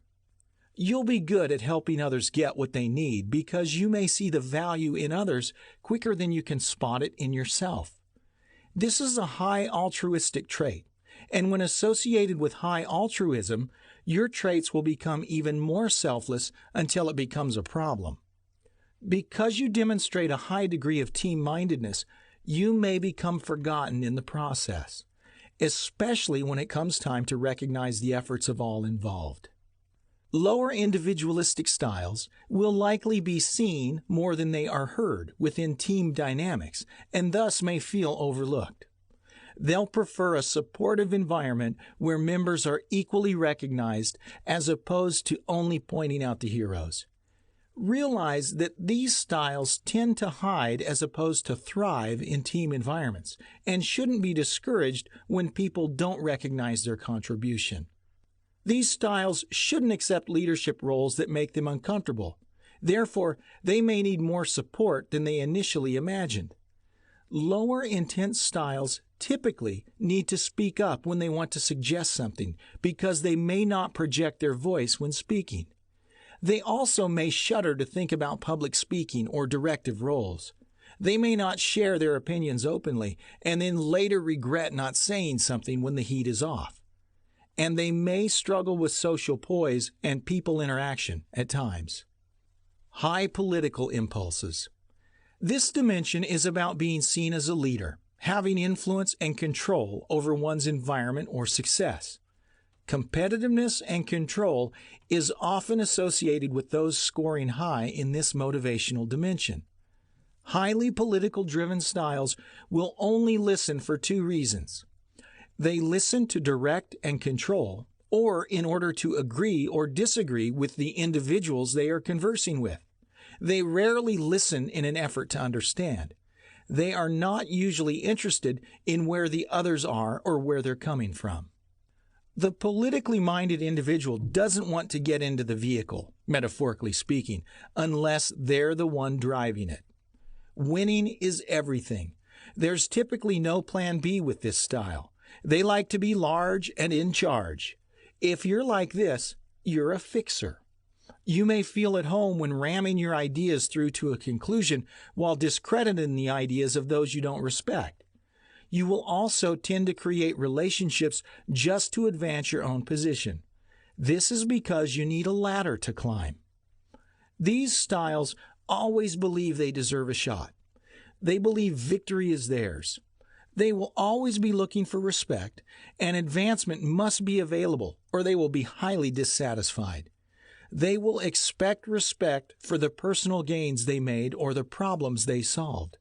They will be looking for rewards and recognition for a job well done, and they will need signs of personal authority, such as their name on their parking space, business card, or desk. They believe others must know they're in charge and will find ways to let them know. They also need authority equal to or greater than their responsibility at work or at home. This will cause them to seek position, power, and influence everywhere they go. They must call the shots within their area of knowledge or expertise. They will also need to direct and control subordinates as opposed to letting them control themselves, because they believe the buck stops with them. Controllers don't like moochers. They are likely a survivor style, if especially intense, and will need difficult problems to overcome in order to feel important or satisfied. They will own their roles within the workplace and handle everything associated with it. When working for others, they will act like they own their business and borrow the building. If you are like this, you are likely going to accept responsibility for both successes and failures. You will never quit trying, especially if you have a high dominant behavioral style, plus D in DISC. The high anger emotion is supportive, married, of the high political attitude when they are both high. When this happens, they fight for what they want. If an individual has a high political mindset and a low anger emotion, they may pout and settle for what they can get. The anger is absent from the equation, in this case leaving them with no sense of urgency. This can be very frustrating for some who experience this. It's a me-me conflict. Intense styles believe they will be victorious before they even start the race, or else why start at all? They are also direct, like the dominant behavior, and because of the high intensity within this value, will likely be overpowering to those who are timid and passive. If you are like this, you should show others the same freedom to make decisions that you want. You should recognize that some people want to own their own environments as well. You should be willing to share victories and not hog them all for yourself. You should understand you come across stronger than you think. It's important to empower others with the same power you want to have. In the work world, you'll need hyperflexibility and freedom to create when learning new things. You'll need your own space when working with teams, and you must link the benefits of learning new things to your personal ability to make them happen. You'll likely create an environment that encourages others to follow you. You also need a wide variety of nuclear options available to you, and you'll need the freedom to come up with your own agenda and options. Sometimes your extreme need to be in control will stifle others' abilities. Your potential value can clash with artistic people who think in irrational terms. This style needs to allow others to fail, and then assist them in becoming better when they do, as opposed to gloating when others can't keep up. They can also get caught up in selling themselves instead of their idea. Those with high political impulses need to be aware of the fact that being in charge may be all too important to them and may turn certain people types off. They typically will have no time for slower moving people when their sense of urgency is high and may be annoyed by them. They lack humility and diplomacy as a rule. They might think in terms of crush kill, and destroy when thinking about adversaries. Again, the power of this style is supremely evident when accompanied by high dominance, but can lay undetected for long periods of time when they are less dominant. If their economic attitude is lower, they may be overly decisive and less contemplative. People tend to get in the way of this style and will feel more like a hindrance than a help to the dominant political mind. Understanding that a larger-than-life attitude can be overpowering for some, an individual like this needs to be cognizant of their behavior. Curbing this behavior can be done by simply using more commas and question marks, and less periods and exclamation points when conversing. This invites people in as opposed to forcing them out. When people feel like they are involved with the conversation as opposed to being the brunt of it, they will open up, and you will experience more emotional looping, communication, and honesty. Low political impulses. The lesser intense political impulse will not like high-pressure environments with excessively driven people types. They will excel when in situations that require a maintenance mindset over high drive. They prefer slow and steady to fast and faster. They'll likely want to watch others lead more than they'll want to lead the change. They are behind-the-scenes people. They won't want to shoulder all the responsibility that accompanies being in charge. Another reason is because they will not have the energy for conflicting matters or leadership disputes, especially with lower drive in the anger emotion. They may not volunteer for positions of great responsibility, but will hang back in the shadows helping someone else. They typically feel out of place on teams where people jockey for position. When problems and challenges arise, they will nearly always play dead as opposed to waiting to pounce. Their approach to difficulty is to sneak in through a back window with a jackknife, as opposed to kicking in the front door with the shotgun. They are less deliberate and more responsive when facing challenging opportunities, thus ensuring nearly nothing. In work settings, lower intensities in political impulses may be maintainers rather than obtainers. They will maintain the status quo as opposed to pushing for the impossible. If this sounds like you will not likely seek limelight roles, preferring to stay back and support someone else.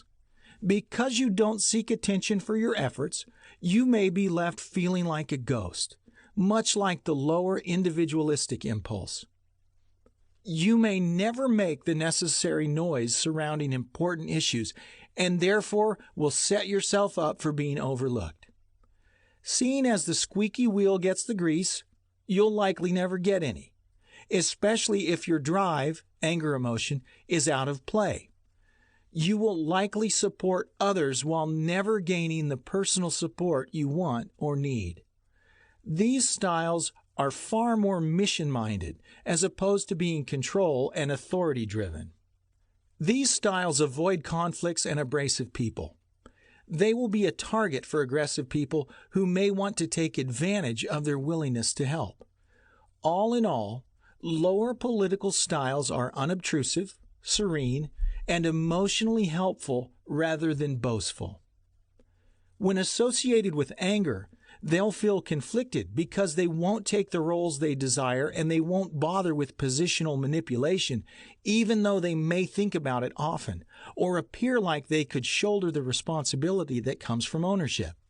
Many times, lower political mindsets are accompanied by lower economic mindsets. The political line and the economic line always act as a team and are usually the driving force behind most, the majority, entrepreneurs.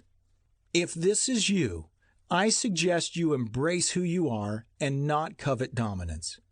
Many believe the more dominant the better, but this isn't true. Capitalize on your creativity and your strong, unconventional, and original style. Look for supportive roles with less responsibility or places to volunteer your talents. This style is necessary even though it doesn't explode onto the scene with wild fanfare. Think of all your body parts. Which ones do you think are most significant? Now, imagine working without your fingernails, or mowing the grass on a hot day without your eyebrows. Although these parts seem more meager than others, they are extremely necessary. High altruistic impulses. This impulse is associated with giving and caring, but there's a caveat.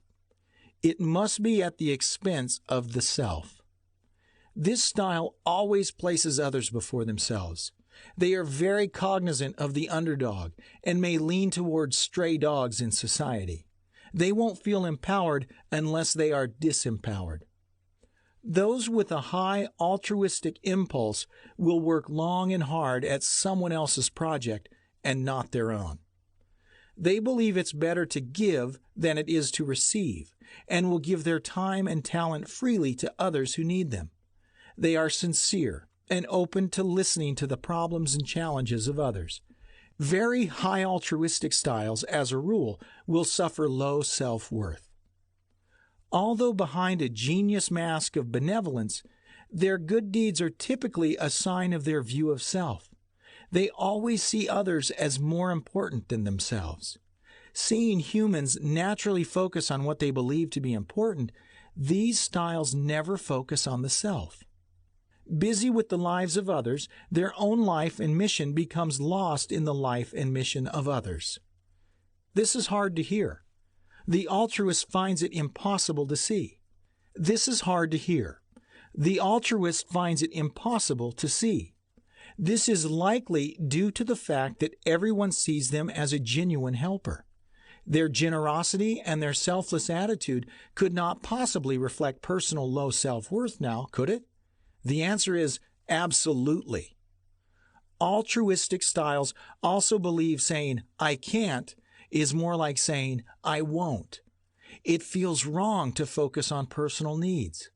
This will have an impact on them later on, but when they are young and full of energy, it's hard to fathom. These are the compulsive caregivers. They always lose while those they associate with always win. This is called the lose winner. Consider this example. You are driving to work and you are likely to be late. You also realize it is about to rain. Just then, you notice 79-year-old Mrs. Jones walking home from the store with a cart full of grocery bags. You turn your vehicle around, pull up next to her, and ask if she needs a ride. You get out of the car, load up her stuff, and help her into the front seat. She thanks you and you brush it off, feeling unworthy for the gratitude coming your way. Once you get her home and situated, you get back in your car and begin the drive to work. Mrs. Jones offered you $10 for your time and you refused it, feeling dirty for even thinking of taking it. She asked if she could bake you something, and you refused that as well, feeling as though you would take advantage if you said yes. You wrenched your back trying to put away her cart in her garage. What happened to you and Mrs. Jones? Well, let's look at it this way. 1. Mrs. Jones got a ride home and avoided the rain. 2. Mrs. Jones had her food put away for her in her cabinets. 3. Mrs. Jones avoided a potential injury, being that she's 79. 4. Mrs. Jones doesn't have to give up $10. 5. Mrs. Jones doesn't have to bake a pie for you. What did you gain? 1. You were late for work and received a reprimand. 2. You were out an extra $10 you could have used because things are tight right now. 3. You wrenched your back and will have to visit a doctor because you inflamed an old injury, and this will cost money. 4. You got soaked in the rain because it started pouring when you were transferring the groceries. 5. You are not going to get to enjoy that fresh pie tonight. Yet, when you think about your time with Mrs. Jones, you only have good memories. You remember her smile and thankful gestures, though you refuse them. You think about how you helped her avoid getting wet in the rain and how you saved her back.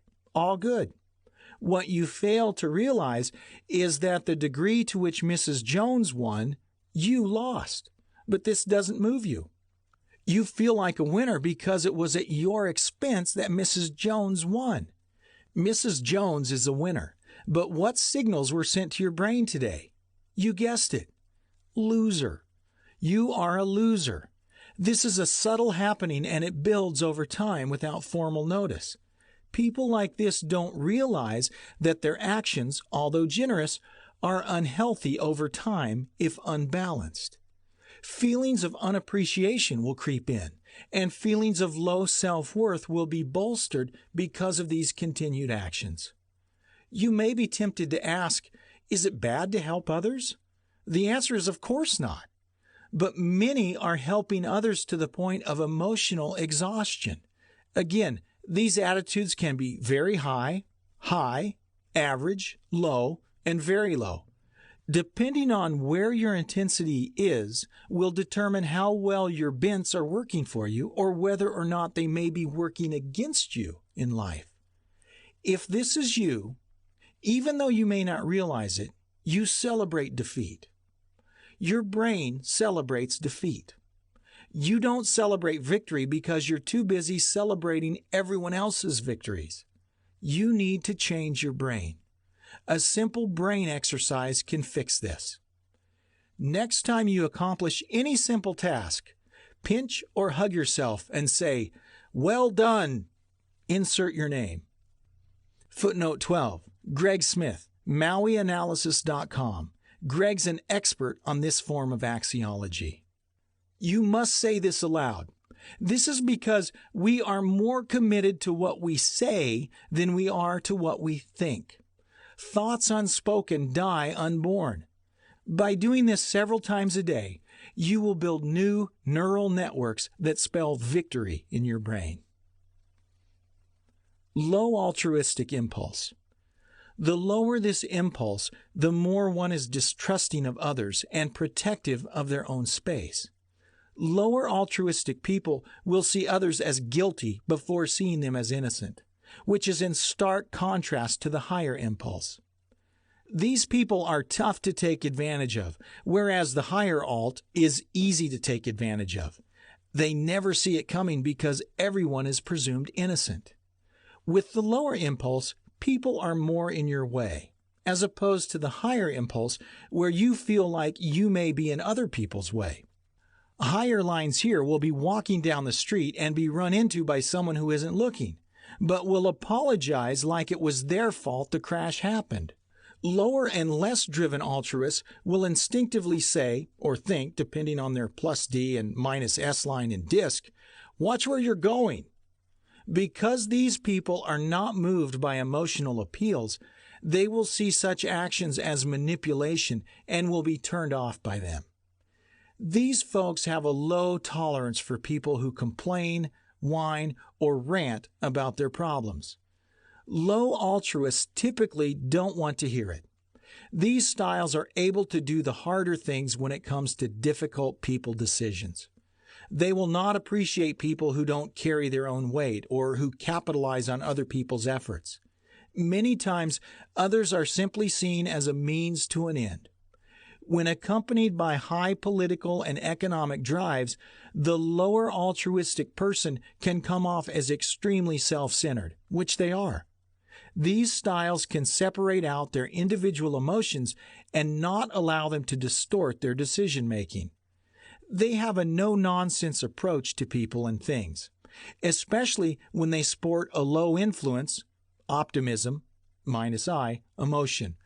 All outcomes are connected to practical needs rather than people needs. Lower altruistic styles have no problem saying no to those whom they disagree with, especially if they are high task-oriented. We must understand that this is not personal. People's behavior is always a reflection on how they see the world around them, and that reflection is based upon their experiences throughout their lifetime. If their experiences were difficult, they will have made the proper adjustment in order to get through the circumstances. If their circumstances were not difficult, then they would not have had to build up resistance against incoming arrows. People's skin is either thick or thin based upon the atmospheric temperature during the formative years. Low altruistic impulses are not bad, but rather necessary for some people. Because of this, they will have different approaches to working with others in the business world. These styles will likely enjoy group activities that have less personal agendas. They may not enjoy cooperative learning activities as opposed to activities that require directing and controlling. They also may not feel at home when working emotionally with teams and likely will be quiet and in the background when involved in training activities. If you are one of these styles, you may need to step back and realize your strength when working with passive types. Being forceful isn't bad, but sometimes it scares people if it's too strong. So be aware of your no-nonsense approach to other people. Because of your style, emotional feeler types will likely avoid you. Some may think you are selfish and self-absorbed, so you must remind yourself that helping others also helps yourself. Many will see you as reserved and closed to their emotional appeals if you are much lower than the national mean within this impulse. Many people will understand your motive. Even though you may care about people, some will think you have a funny way of showing it. You may be cutthroat when competing with others if you're dominant and logic-based, but not if you're a people person. If you have a high theoretical mindset and you are dominant, you will have little patience for stupidity. If you are like this, make sure the person is at least trying before passing judgment. Remember that some people simply take longer to learn. I don't want you to get the idea that all lower altruistic styles are hard to get along with or that they are difficult people, because that would be a tragic conclusion. Working with others can feel like they are working in spite of you, as opposed to working with you in a friendly, open, meaningful way. What I'm saying is that most of the time, when people measure far below the national norm within this attitude, they are distrusting and protective of their space as a rule. There are always exceptions. High regulatory impulses. If you are a high regulatory thinker, then you likely think, it's tight, but it's right. This style is what I call the OTP, or the Old Testament parent. I brought you into this world, I can take you out. You believe, if it isn't broke, don't fix it. This style wouldn't do certain things for $1 million. They're very strict on themselves and are very traditionally minded. The odds are usually against the breaking of rules because these people are enforcers. But it does happen. And when it does, they will justify to themselves the breaking of these moral codes. If they break one, they always have a reason they believe makes them right in doing so. Others often see those with this intensity as narrow-minded because they believe there's only one way to skin a cat, their way. They will stick with traditional means that work. This is a black and white thinker. If you fall into this category, you are likely very hard on yourself and others. You'll hold others to your standards. In your family, you're likely the bad cop. You are looking for a cause and a purpose and will want others to have the same purpose you have. If it's wrong for me to breastfeed in public, it's wrong for you to breastfeed in public as well. This style understands and appreciates authority. They will also strive to convert others to their own way of thinking, and it's very hard to change their mind. Taking commands from someone else is like swimming in handcuffs for this style. They'll struggle with those who are too open-minded and will see them as careless and untidy.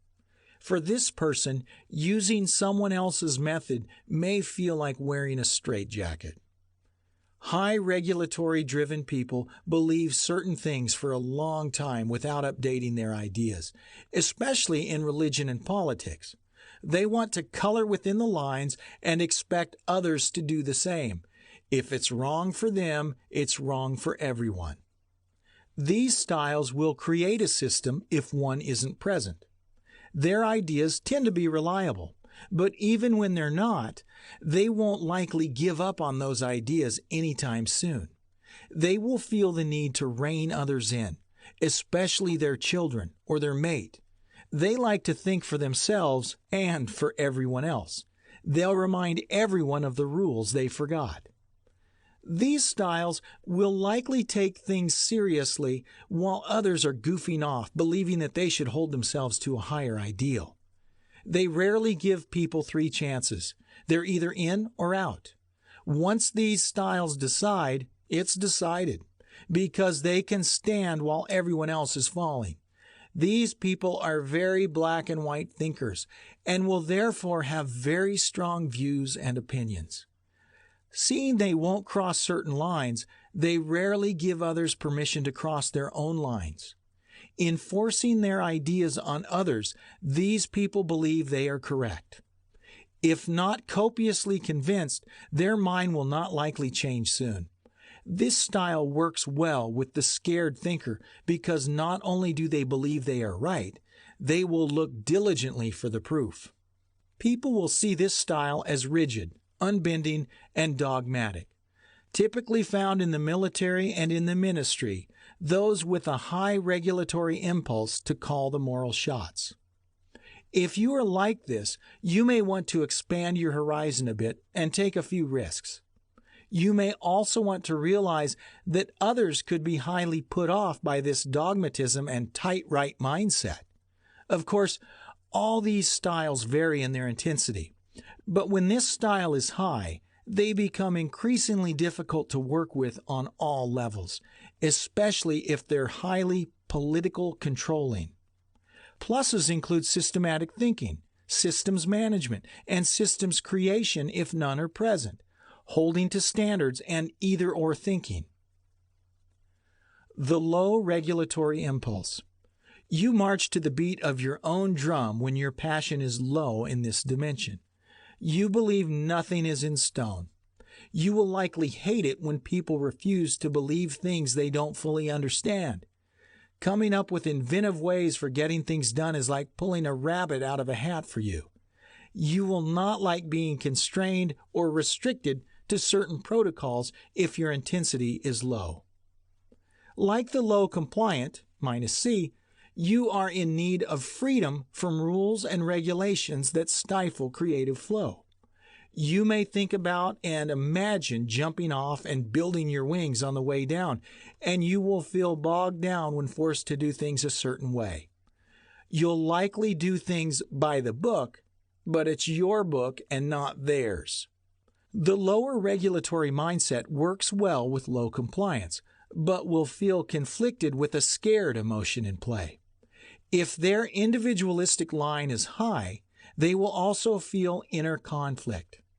It will be like wanting to buy a Hummer, but returning home with a minivan. You will only imagine taking bold chances. Having your dreams regulated only to your imagination can be grueling for some. Lower regulatory drives will be looking for freedom, independence, and autonomous actions. Not wanting to be controlled by others or by the rules, this style, like to low fear emotion, wants to be independent of as opposed to being dependent on anything. Combined with individualism, this creates a strong, independent person who is looking to do things their own way. This will also work with lesser systemic outlooks within the HVP model of axiology, how their choices work with established systems, rules, and protocols. Even though these lines are within the value framework, behavior will always find a way to trump the outcome. In other words, a high +C fear line in behavior will not likely succumb to a low regulatory value need. Neither will a low -D succumb to a high political value need. This is very important to know. In other words, although they may fantasize about driving a Hummer, +IND, -REG, they may very well end up purchasing a minivan, +C. The high fear emotion will contradict the impulse, thus creating risk avoidance. This is called the me-me conflict response. High theoretical impulses. The theoretical mindset is all about uncovering, discovering, and recovering information, the facts. This is the itchy brain. If you are high in this area, you will need to get to the bottom of things you need to know and won't likely give up easily until you find out the truth about a matter. Others see these people as experts in their field of interest. They are learning everything there is to know about the subjects associated with whatever they believe they have to do in regards to both work and life. When accompanied by a high C, plus C in DISC, this can create analysis paralysis in a person. A friend to analytical problem solving, the higher theoretical driver will need more information than necessary to solve any problems at hand. These styles are lifelong learners. They may have forgotten more than many people will ever know. Having a high capacity for learning, they are machines at finding out what needs to be known. They will always educate themselves and will likely be well read. Vigorous at problem solving, these people enjoy making their brains work. Those with a high theoretical impulse are the same people most likely watching the History Channel. This is because they are driven by a need to learn things they never knew. When logic-driven, these people can become socially inept or may find it difficult to converse with the lower animals of society. High thinkers always feel challenged with low thinkers, or what are known as situational thinkers. Situational thinkers only study to pass the test. They don't study for life. This is known as cramming for the exam, and moderate to lower theoretically driven styles will do this by default. Understanding logic and reason more than feelings and emotions, these people operate primarily out of their neocortex for decision-making. High-influence styles with high theoretical drives can surprisingly do both. These people will continue with educating themselves in or out of school. They never stop. With an insatiable need for gaining more and more information, they can get hung up in details and rabbit trails within the brain. Typically driven by a fear of looking stupid, these people will follow every lead to see what else they can learn about something they may already know enough about. When accompanied by higher regulatory impulses and higher political drives, these folks come off like know-it-alls. Remember, it's the combinations that drive the style. Very patient and theoretically opportunistic, these people never miss a chance to learn. They can also remain in their own heads at times and feel weird expressing emotion publicly. It can feel like washing their head with a hat on. When combined with low economic and high individualistic impulses, this style becomes a teacher. On and on it goes. Lower theoretical impulses. This style won't want to learn what they don't have to learn. Only when they love the subject matter does the subject matter. Because of their lack of investigation, these people will learn the other way, trial and error. They have a pragmatic approach to discovery and will pay more attention to one of the other values. These people always think in terms of something, as opposed to thinking in terms of everything. With a brain that is easily satisfied, they may resort to visual or auditory learning and skip reading, thinking too much, or researching. This person is what we call a situational learning style. This is the cram for the exam style we already mentioned above. Learning on the fly or not at all works well for this style. Most people with this frame set will figure out a way to make up for it. These are more hands-on people with less light-on in the brain. This doesn't at all mean they are dumb or stupid, but rather that they have a different kind of intelligence. There are many people who hate school and sitting for hours listening to people speak. Blah. They are usually active, outgoing, intentional, and emotionally combative. They can be dreamers, schemers, and horse thieves. This is the all too familiar street smart style. Having high street sense allows this style to skip boring and head on into doing. You will find these people in the construction trades, mechanical trades, and in the art world. Relying on intuition and life experience, the lower theoretical style can do a lot with a little. Each day is a learning experience, and they all know what not to do because they have done it and experienced the results. This style doesn't like waiting for information before starting a project. which may include reading the directions, but they always find a way. This could mean innovation and intuitive responses to problems and challenges. Always looking for the broader perspective, they are big picture driven and don't like details. The ends will nearly always justify the means with lower theoretical styles. They may struggle to connect certain dots, but will likely find a way to make up for it. They may prefer less paperwork, reading, and hypothesizing their way through to conclusions. Just do it may be the battle cry. These people will prefer experiences over explanations and images over words all day long. Passive Luke. All in all, these styles differ in many ways, and when in combination with behavioral bents, your decision-making pattern, and emotional differences, different personality types will emerge with flair, or maybe no flair at all. Everyone is different. Consider the character Luke Skywalker in the movie Star Wars. What do you think about his behavioral and motivational style? Luke lives with his obtuse uncle, plus D, and passive aunt, plus S. He hates his life position, but fails to do anything about it, minus D, plus S. Remember his conversation with his uncle at the dinner table?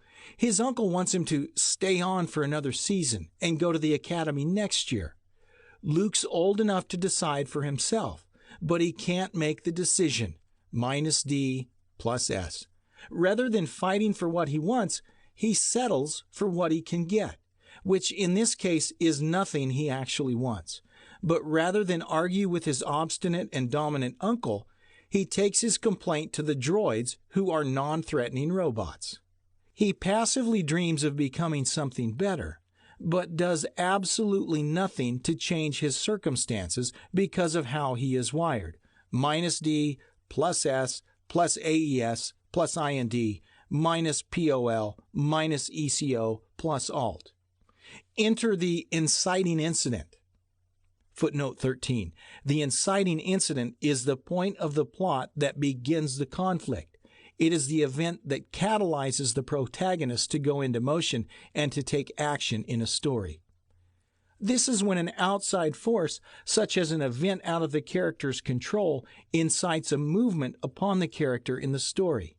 In the case of Luke, it's the unexpected death of his aunt and uncle. It is this incident that moves Luke closer to his dream. Otherwise, he doesn't move. Luke is a high, steady style, plus S. He's also low dominant, minus D, and high influence, plus I. He's optimistic, but his hopes are always dashed because he lacks initiative, minus D, which is rooted in anger. Luke is an altruist with low economic impulse. He stays with his uncle knowing he can help even though he begrudges it in light of a dreamlike future. Luke is low politically driven because he cannot control his destiny. It seems to control him, minus POL. Think about people in your own life. Think about yourself. Can you identify where you might fall on these scales? You can find out by visiting stevesisler.org and taking our full behavioral analysis. In the next few chapters, we will discuss the 4 people types: the dominant, Luke's uncle; the influencer, Han Solo; the steady, Luke; and the compliant, Luke's aunt. These types are represented by the disc model. I may also use the defining terms mad, glad, sad, and scared for easy recall. See the chart on page 62. Either way, these people types are all around us. As you read through these descriptors, think about people you know. Think about your own style. Do you know what it is? The 4 People Types by Steven Sisler. 7. Simple Disc Theory.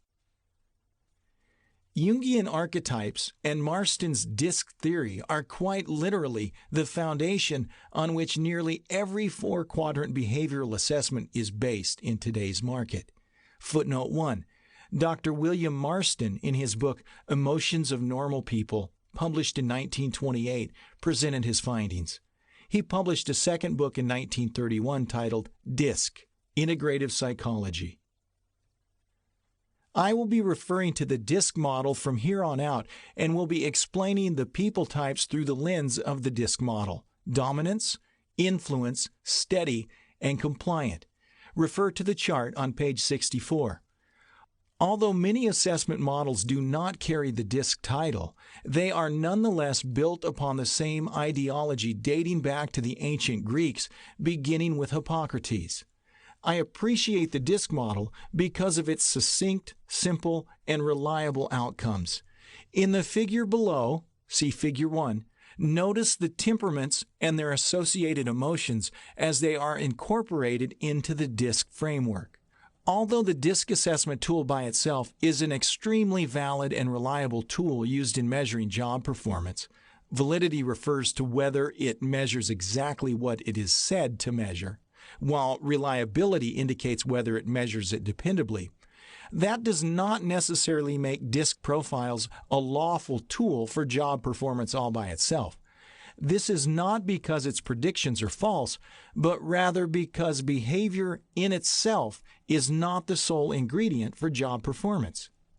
Job performance is probably best understood through what is known as the 3 performance multipliers.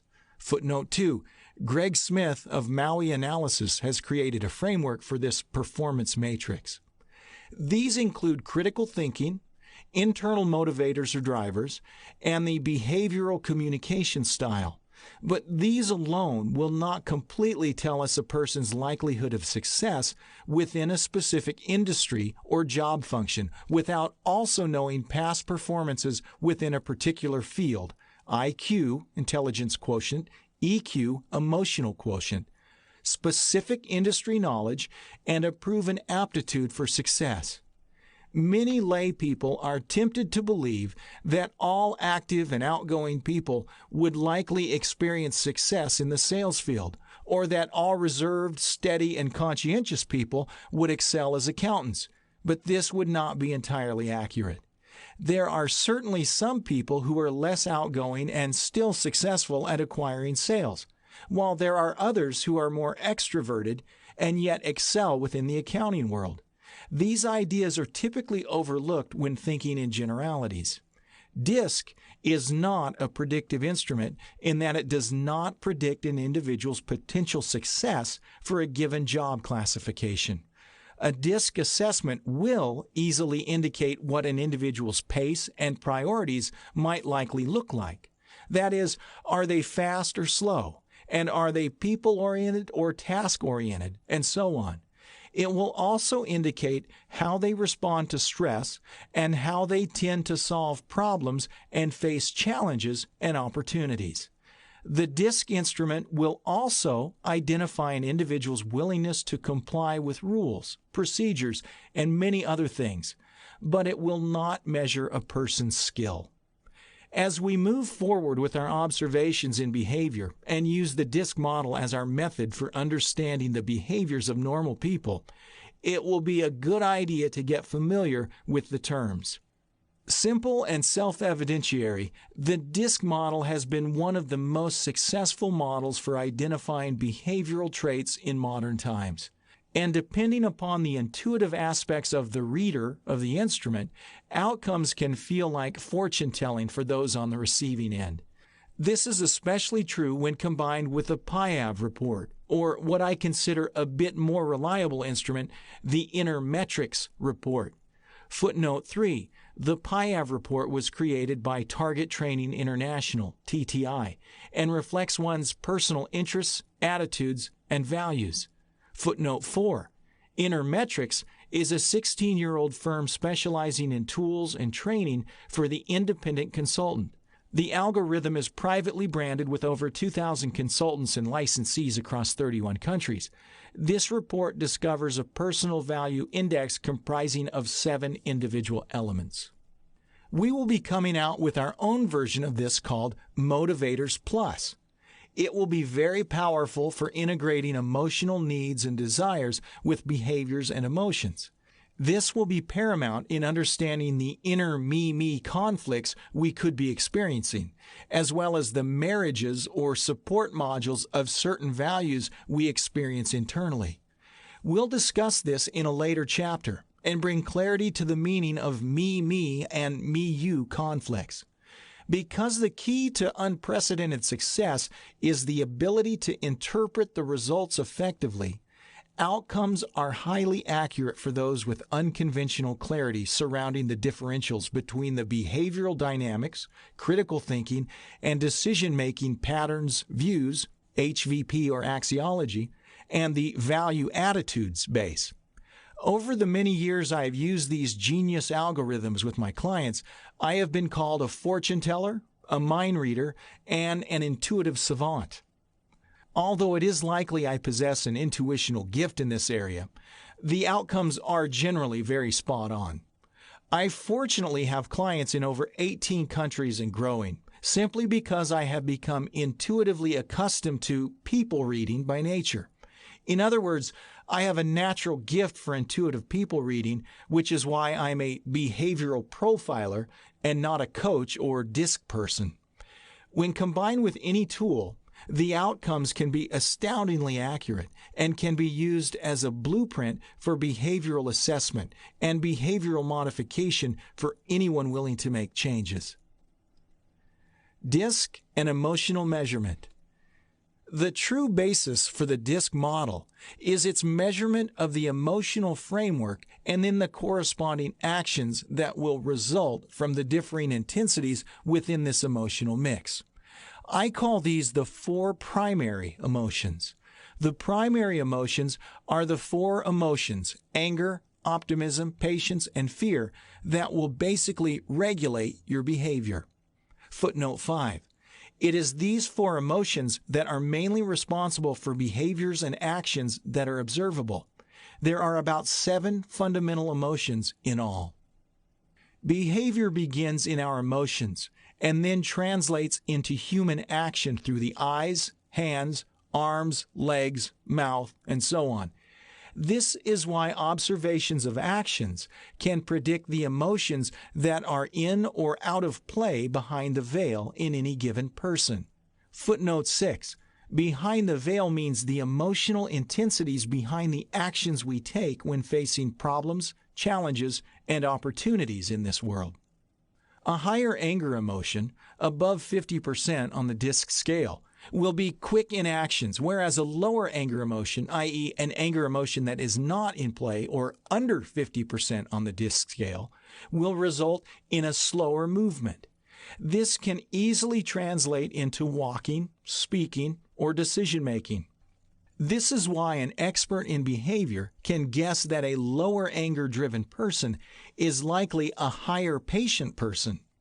It's unlikely that an individual will sustain both anger and patience in play at the same time, as this will be interconflictive as a rule. This does occasionally happen, but it is not the norm. DISC and MBTI usefulness. Both the DISC instrument and the MBTI are widely used and accepted in thousands of organizations around the world.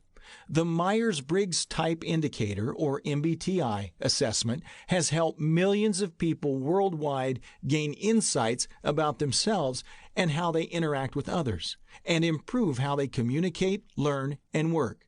I don't use it because it's more complex, but many do.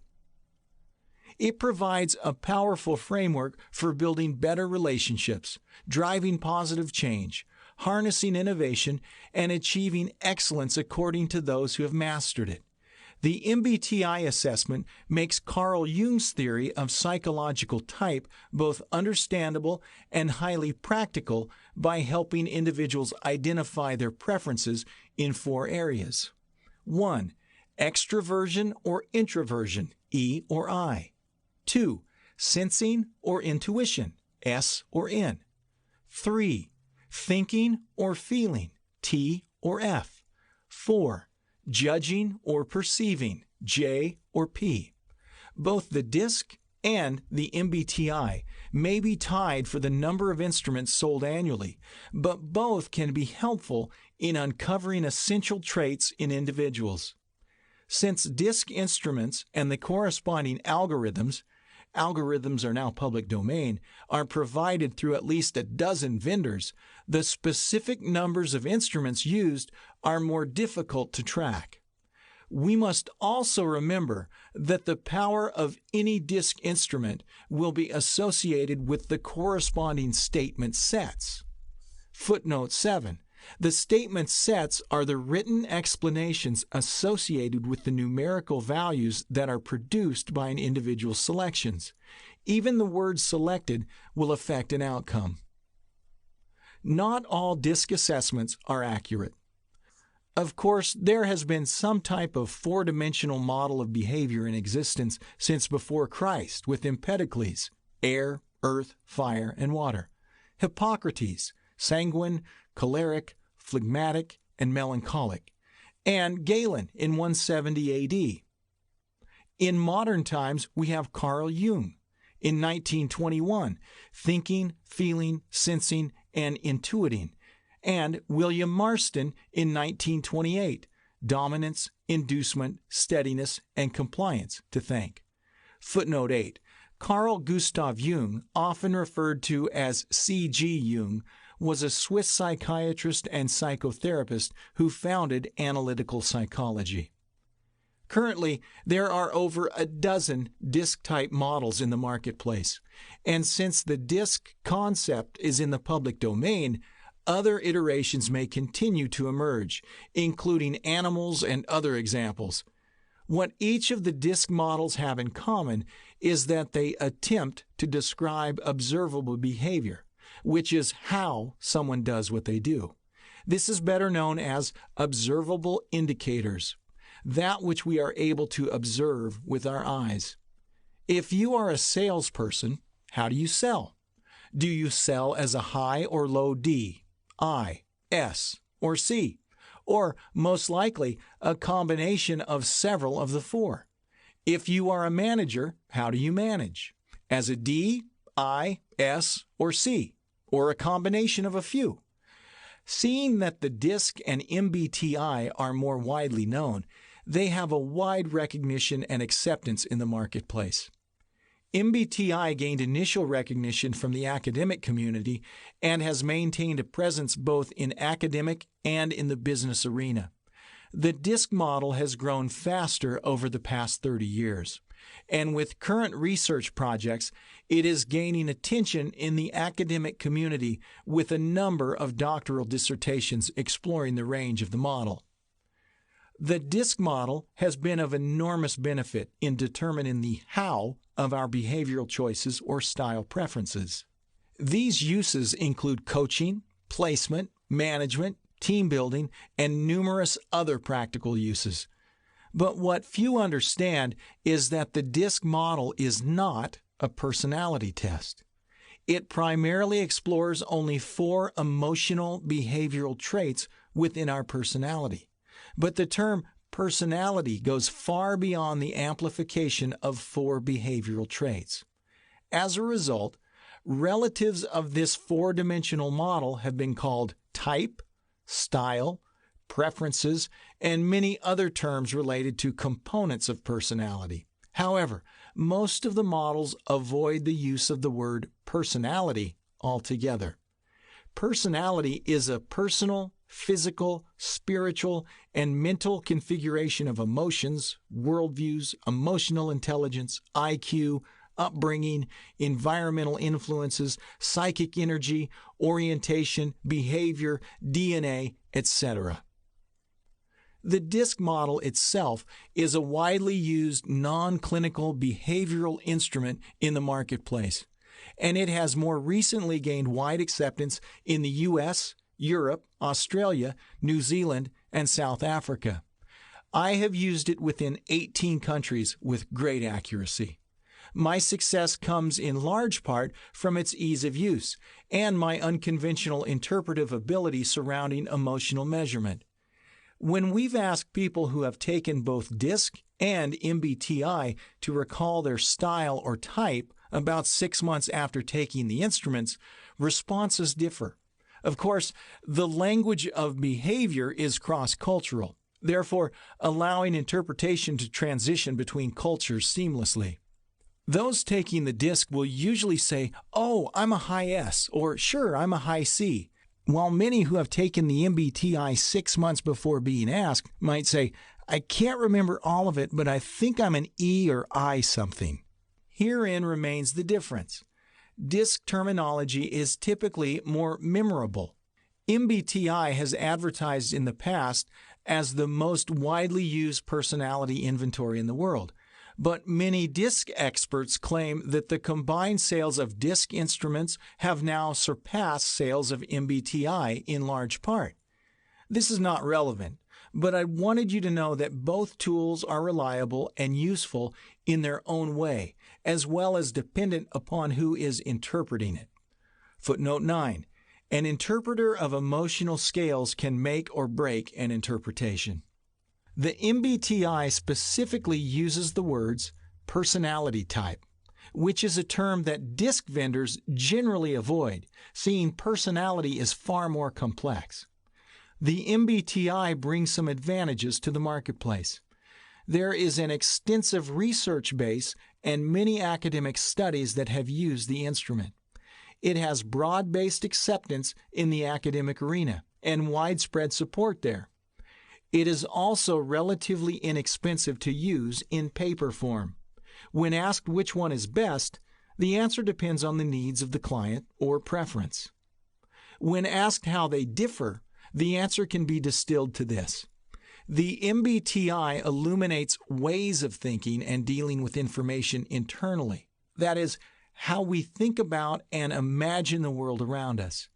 DISC illuminates one's behavioral style, how we do what we do or how we will act, interact, and perform duties.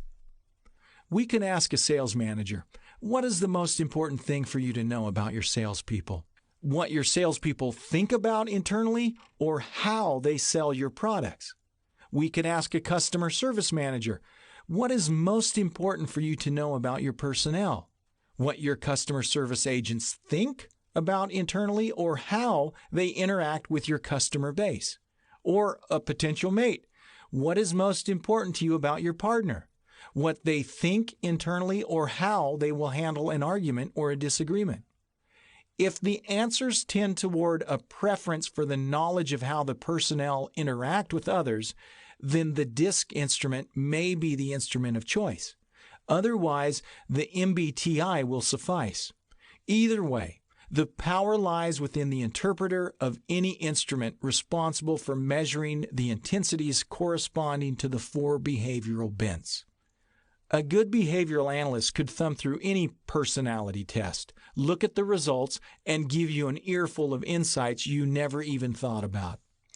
DISC is sometimes visualized and explained in a circular diagram, although I much prefer the vertical graphs. I'm a big believer in teaching the underlying characteristics for behavior and emotions.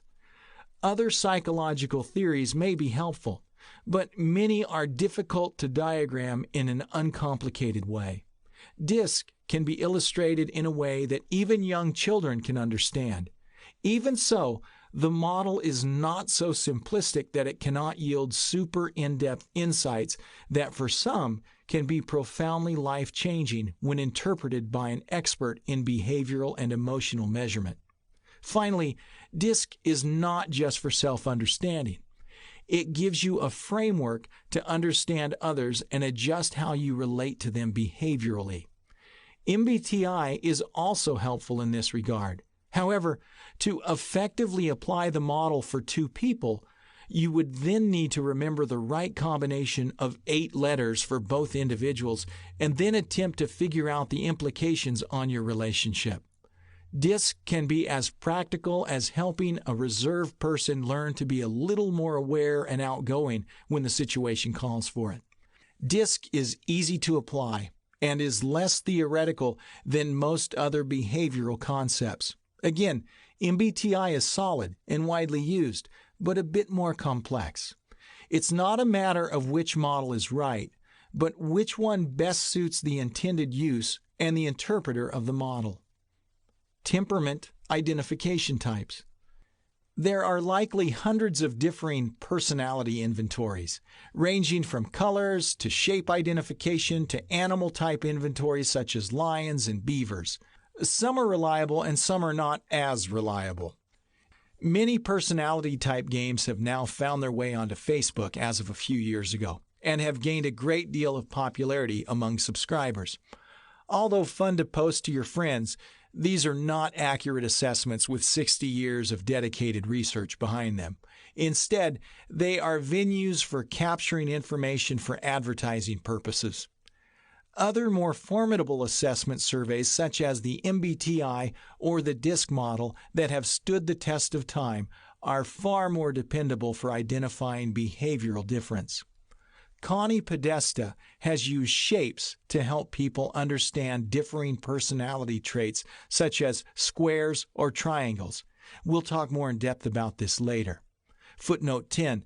Connie Podesta is an award-winning author and Hall of Fame keynote speaker who has affected more than 2 million people for over 25 years, reaching 1,000+ organizations.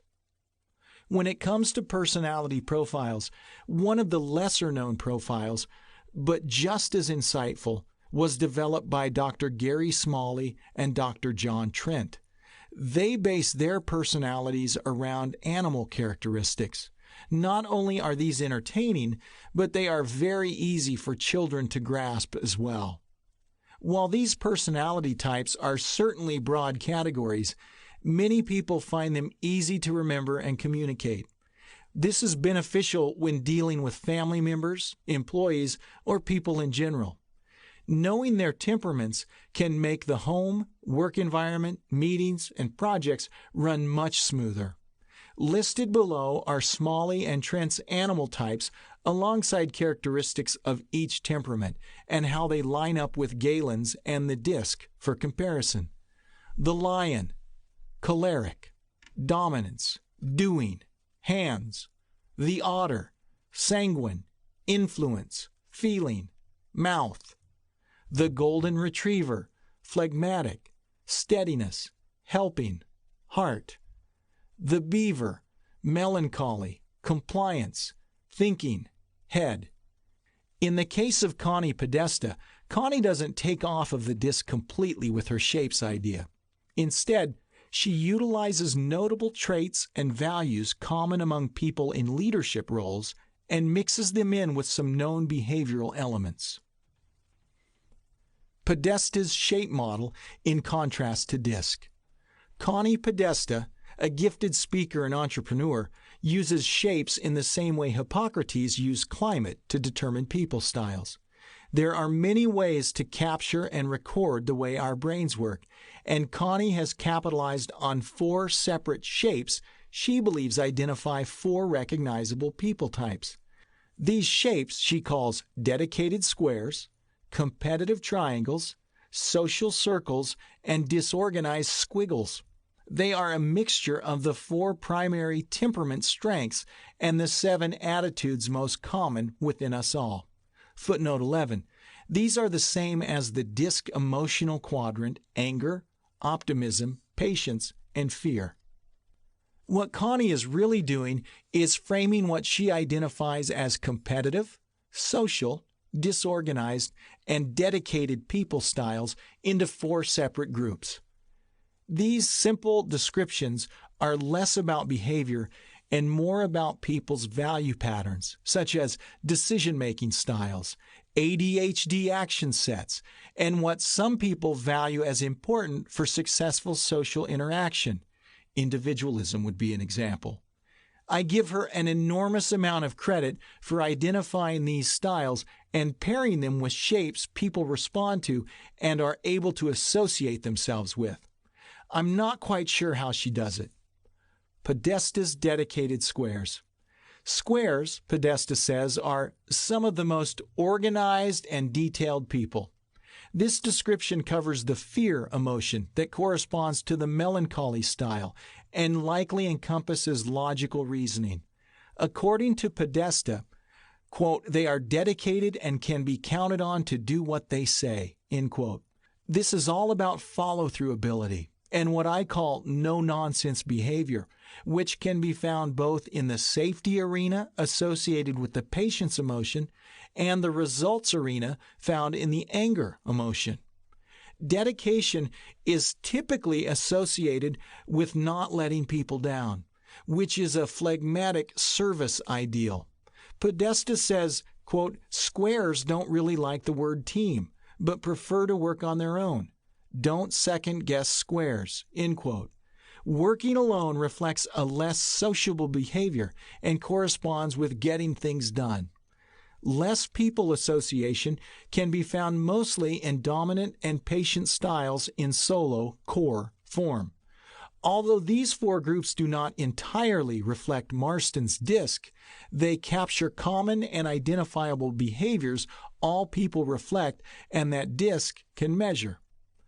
Putting this statement through a behavioral filter would indicate that people who prefer to work on their own will almost always have a lower intensity within their influence emotion.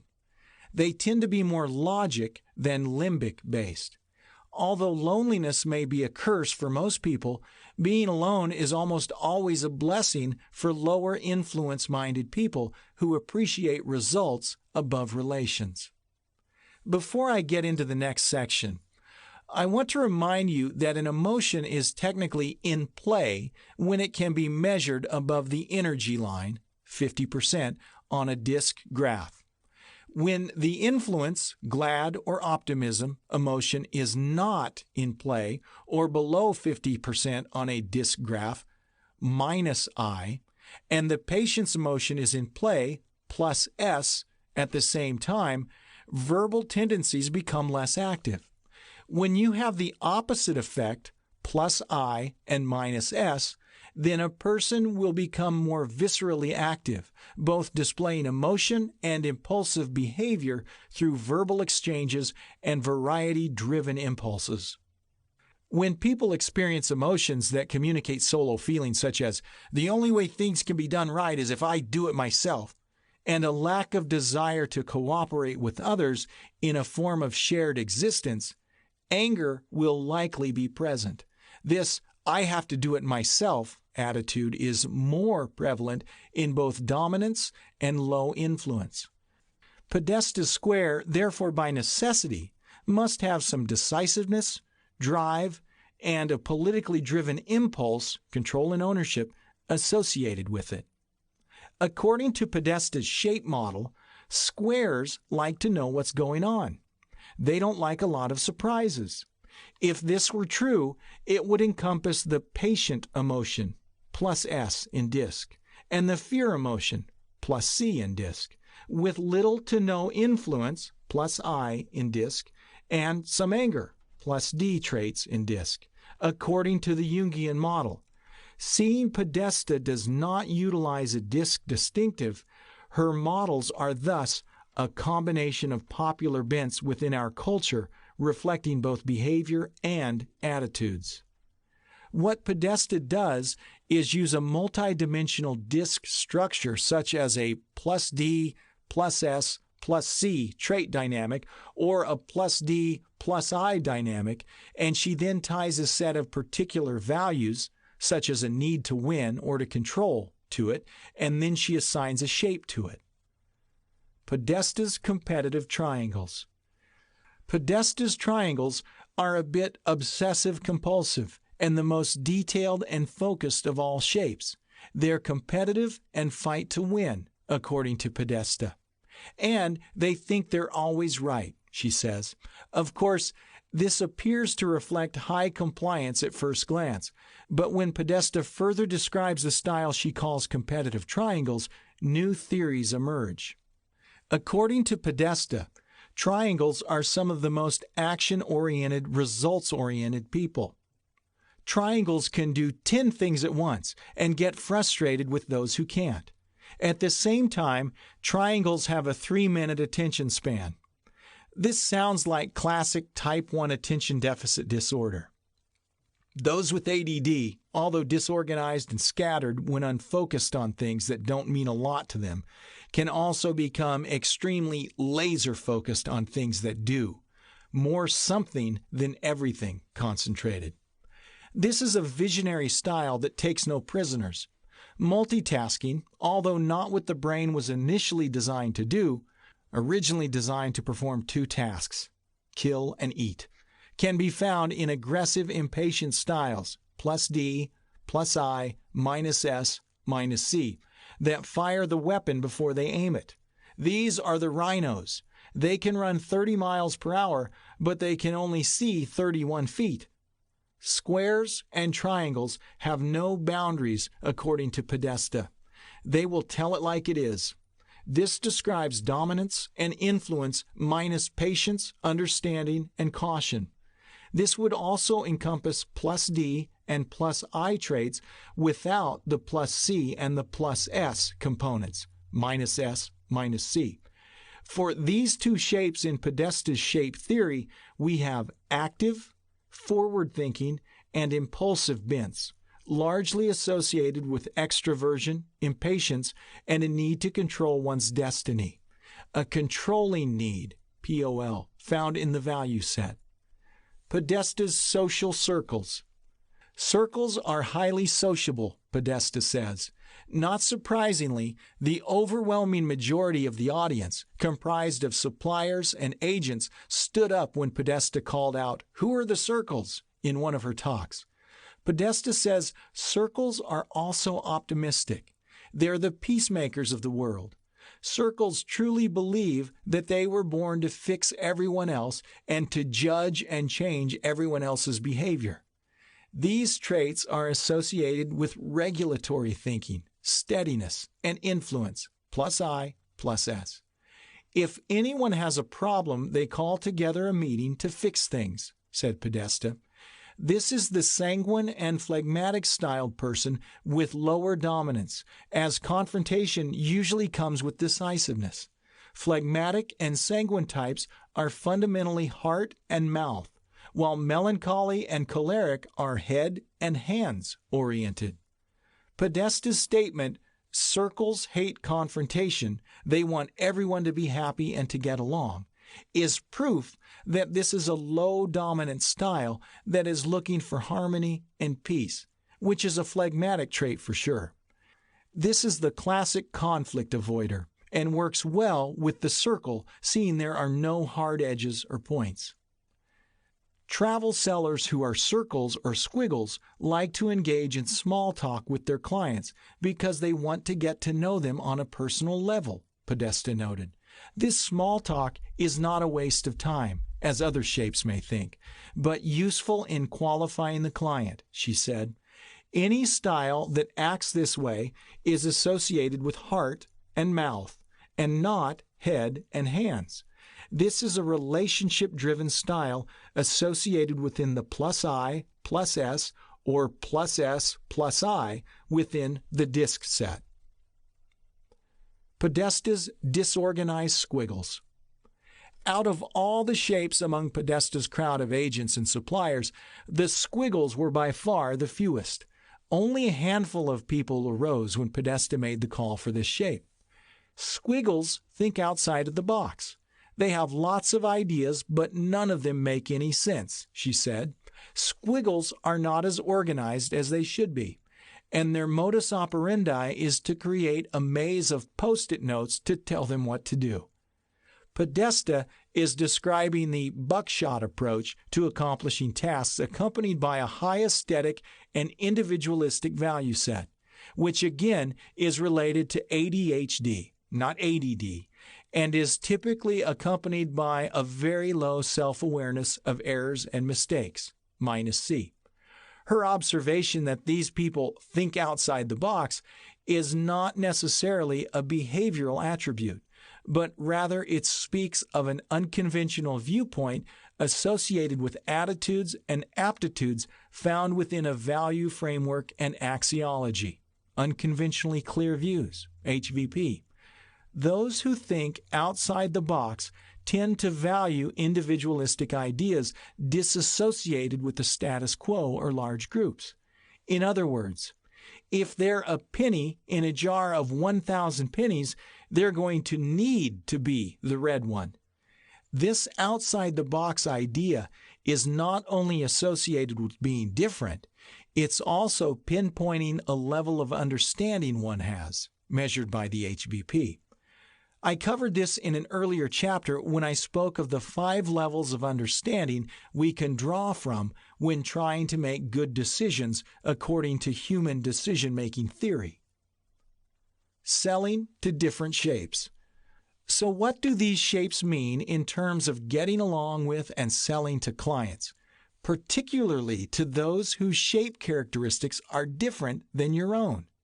To be successful, you must know how to sell in the way each customer responds to best, Podesta says. Being able to determine what shapes or style your clients are will ensure you know how to interact with them more effectively.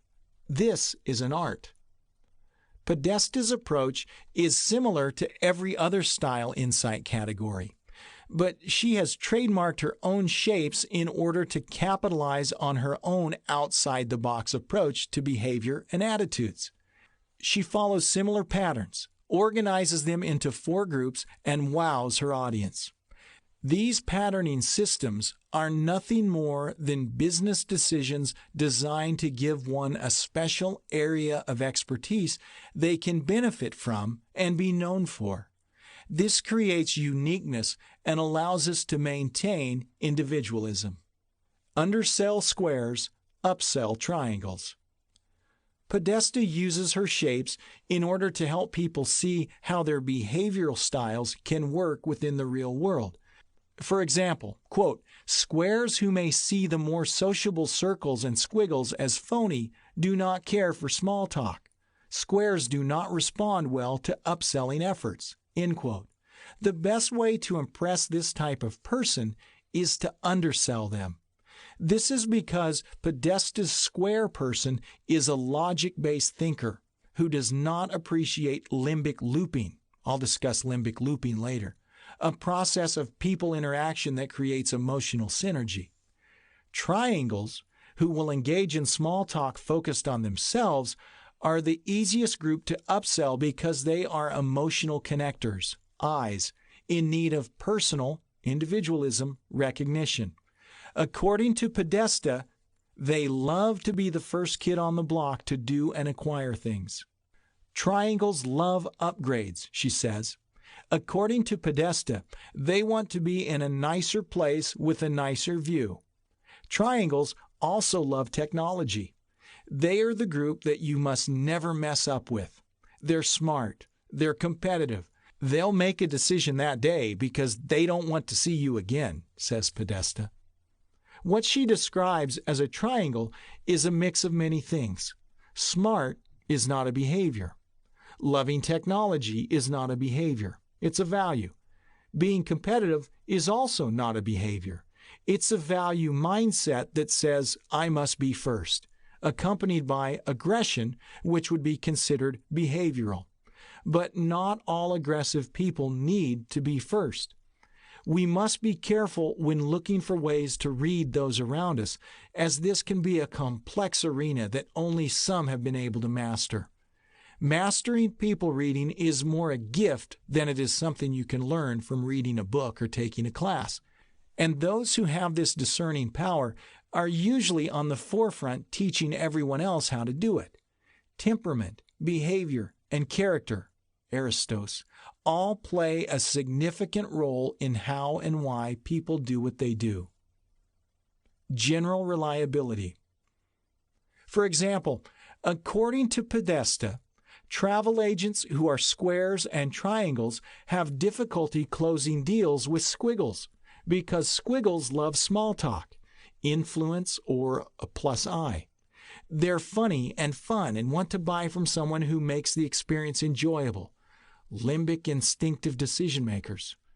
Quote, in contrast to upgrade-minded triangles, squiggles are primarily concerned with getting to the ship on time, end quote. This will likely translate into impatience within the seller. Another difference among shapes has to do with time, Podesta says. Squares are always 5 to 10 minutes early and do not tolerate those who are late. Triangles always show up on time. Not surprisingly, circles, who tend to be late, often have difficulty in closing deals with squares. Low tolerance is an attitude, not a behavior. This leads us to believe there's a low altruistic value within squares according to Podesta's model. Although these concepts are not set in stone, the implications assigned to certain emotional, valuable, and behavioral traits are reliable. But people who are notoriously late could likely be an influencing sanguine or a patient phlegmatic. I will tell you why when we cover each of the 4 styles in the coming chapters. I wanted to introduce Podesta's model first because she's popular with it and has more success than not when using her theory on audiences. Although I have attended her workshops before and noticed she is not 100% foolproof with this model, it works most of the time. Of course, the social proof principle will be in effect at all meetings such as these, which means people will believe it is true or will fight to find agreement so as to not be the odd person out in the social experiment. Of course, Podesta's results speak for themselves. She's in high demand.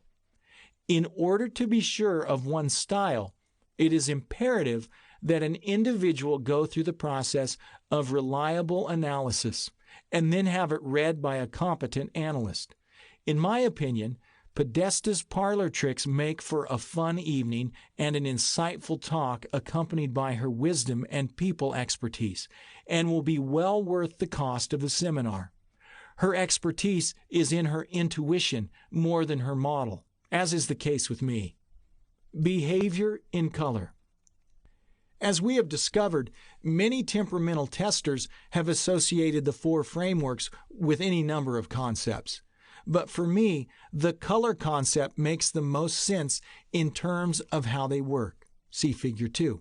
Much like the primary colors within our own color wheel, each type stands its own ground within its own descriptive state. In other words, you cannot mix colors within the color spectrum and create yellow, red, or blue, because these 3 colors are the primary colors. They are self-evident and foundational. When we mix these 3 colors in differing intensities, much like Empedocles' element combinations, the results are responsible for the millions upon millions of shades of color available to the naked eye. Just like our color wheel, the 4 temperaments can create many shades of behavior when mixed in differing intensities. For example, a higher intensity within the anger emotion mixed with a higher intensity within the fear emotion will create a project management style. Or a higher intensity within the fear emotion in combination with a higher intensity within the security emotion, patience, will create a perfectionist or a specialist. And a higher intensity within the optimist emotion in combination with a higher intensity within the anger emotion creates a visionary. I have created the 4 color descriptions in short order, and they include red, yellow, green, and blue, respectively. These 4 colors represent the 4 people types, and they will help you understand how each color represents typical behavioral patterns, ways of acting. As we move along throughout this primer, the descriptions associated with each behavioral style will follow the rules for how this type typically acts.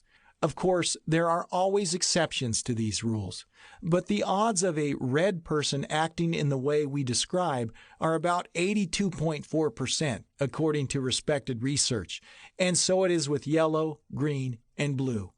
These will seem repetitive, but it's important that you keep hearing it in order to understand the implications of each. Also, understand that as we move through the 4 styles, the descriptors represent the single style and not a mix of the other styles in differing intensities. If an individual is a 90 on a scale of 1 to 100 within any of the 4 behavioral models, while below 60 in relationship to the other 3, then that would indicate a likelihood of that particular behavior being the dominant behavior displaying those characteristics more than the others. The visionary on the previous page depicts a disc graph, as it represents emotional intensities in the dominant and influence traits, anger and optimism. Red people types, in short. The dominant style, sometimes known as the driver or the choleric, is associated with the color red, as we discussed, and is allied with the mad style, which is representative of the anger emotion. Tied to the element of fire, an idea from the ancient Greeks, this color embodies the hot-tempered, quick-fused person. This person always takes the direct route and is entirely focused on the goal. The anger-based person is quick, extroverted, determined, eager, and many times impersonal, but not on purpose. They are by nature external processors, usually concerned with completion through direct channels in very efficient ways, as opposed to slower, methodical approaches that cover many paths, thus becoming a time vampire to those on the receiving end. We'll expound more on this style in a coming chapter. Yellow people types, in short. Yellow is associated with the influence, glad style, usually called the people person or the promoter. These behaviors are ordinarily representative of a sunny day, yellow.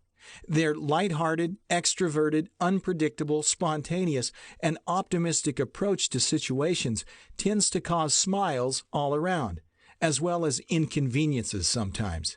The glad style is always associated with openness and verbal aggression, sometimes known as a motor mouth.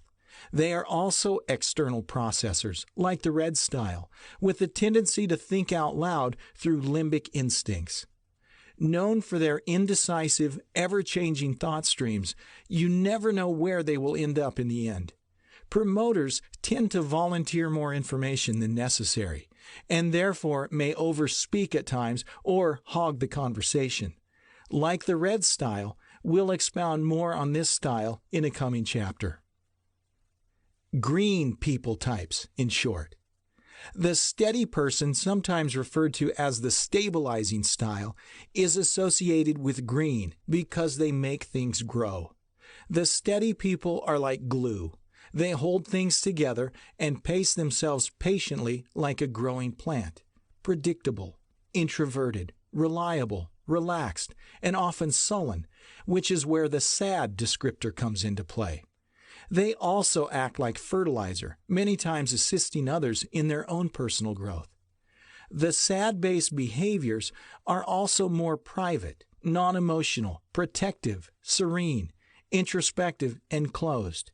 They don't think out loud like the glad people do because it isn't safe. They rarely tell others where they actually stand on the issues and sometimes won't tell themselves. We'll expound more on this style in a coming chapter. Blue people types, in short. The compliant is represented by the color blue and is associated with dry and cold weather. The blue person can be susceptible to depression and rigidity, and usually enjoys being alone. The compliant may also appear wooden, introverted, mechanical, and void of viewable emotion. The color blue fits this well. Compliant people typically feel like they never have enough information to make the right choices necessary for perfect outcomes. They are blue because information eludes them, and when they are hard at work, they may appear cold and aloof. Each behavioral style, when standing alone, is characterized by the observable indicators mentioned above. But when mixed with the other three, a blending occurs, thus creating an all-around style of behaving that will be unique to that individual. Nobody can be characterized by just one of the four, but instead is a mixture of all four styles in differing strengths. Although all four behavioral types are at work within each of us, typically there are one or two that stand out among the rest, as we discussed formerly. Overriding traits. Overriding traits are the 1, 2, or 3 cardinal traits that stand out among the four. These traits are driven by a much higher intensity, higher on the scale, and will overshadow and disempower, creating the opposite effect, the other behaviors if the intensity is high enough. For instance, if your overriding behavioral trait or emotion is influence, optimism, the observable indicators, actions that can be seen and felt by others, represented by this trait will be the overriding behaviors you will exercise in any given situation. When one of the four primary emotions is of a lower intensity, that particular trait will become inactive or dormant, and you will display the opposite behavioral framework. Considering the compliant, blue or scared plus C thinker, fear emotion, if your fear emotion is of lesser intensity and therefore not active or energized, then instead of being careful, full of care, you will display carelessness, less care. Each trait related to behavior is driven by a specific emotion. For instance, the dominant person has a higher anger emotion behind everything they do, whereas the influencer utilizes the optimistic emotion for accomplishing tasks. Remember, each behavioral temperament corresponds with an emotion. This overriding trait composition can create behavioral bents that can be predicted. A few examples of this would be a compulsive caregiver and what I call a ball hog. A compulsive caregiver will have overriding empathy traits, plus alt, and underintense utilitarian traits, minus eco, within the value set. Value dimensions are discussed in Chapter 7, along with high patience, plus S, and low anger, minus D, emotions within the emotion set. This individual will not value time or self, and thus will spend inordinate amounts of time accommodating others. The lower anger emotion leaves them without a sense of urgency, and because the value set measures a low economic mindset, the low urgency will become personal low urgency, PLU, resulting in one always getting the short end of the stick. They will therefore spot the value in others quicker than spotting it within themselves. Depending on the intensity level of the low economic dimension, how low it is in association with the national norm, they may never see personal worth no matter how hard they look for it or how many times someone points it out to them. A ball hog will hog the conversation and the spotlight when in verbal exchanges with other people or groups. They will have a blind spot when it comes to socially obnoxious behaviors, including verbal aggression. They will constantly bring the attention back on themselves and show little interest in others for fear of not being liked. This would be an exaggerated or core glad line, plus I, accompanied by a very under-intense fear emotion, minus C, and a high individualistic value, plus IND. Star Trek traits. Star Trek, a television program created by Gene Roddenberry that followed the interstellar adventures of James T. Kirk and the crew of the Starship Enterprise, was more than just a television series. I will use this example a few more times. It was a series of events surrounding Kirk and his three friends whom we've come to know as Dr. McCoy, Mr. Scott, and First Officer Spock. These four individuals encompass the four behavioral styles in a most interpersonal and animated way. Kirk, Red plus D, was the hot-tempered, reckless dominant that fearlessly and boldly led his team where nobody had ever gone before. Bones, or Dr. McCoy, Yellow plus I, the emotionally driven doctor, represented the influencer who delighted in airing his own opinions. Mr. Scott, Green plus S, usually confined to the engine room, was the picture of steady and predictable, never letting on to where he actually stood on the issues. And lastly, First Officer Spock, Blue plus C, was the calm, logic-based compliant who was the constant irritant to the doctor because feelers and thinkers are opposites. Mr. Spock and Dr. McCoy painted the picture of what happens when logic meets emotion.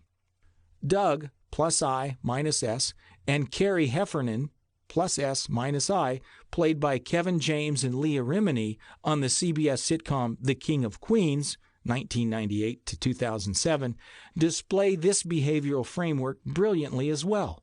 Not to mention other famous television shows like Everybody Loves Raymond, plus I plus S, 1996 to 2005, All in the Family, plus D minus I, and plus S minus D, 1971 to 1979, and The Odd Couple, plus I minus C, and minus I plus C, 1970 to 1975. Star Trek's interpersonal enigma made its way into countless homes beginning in 1966, offering a myriad of scenarios we could all identify with. An all-inclusive language. The collective language of behavior is the same, no matter the culture or people group, as mentioned in our opening statements.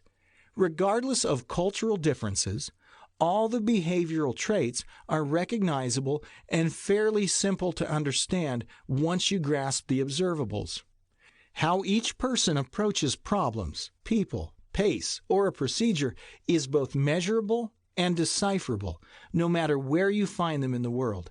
And the emotions, mad, glad, sad, and scared, are all reflected on the face the same way throughout every people group and culture. There is no I'm right and you're wrong based upon any of the four behavioral elements, because the language is neutral everywhere. Besides, an individual's behavioral style is not what determines right from wrong. Right and wrong are largely determined by a social standard, one's values and belief system, and how that standard measures against the societal norm. The system itself can differ between people groups and cultures around the world. Right and wrong may be better defined as choices and the accompanying consequences of those choices as interpreted by a culture or social order. Also, the relationship between the consequences and the people group affected by them may differ between cultures. My goal is not to simply school you in the differences. I want to help you navigate those styles that may rub you the wrong way because you live, work, and eat with them every day. We all get along well with some styles and find other styles far more difficult to negotiate. Many of us may even find ourselves tolerating certain behavioral types and steering clear of others. Either way, many behavioral embodiments abound, and you were one of them.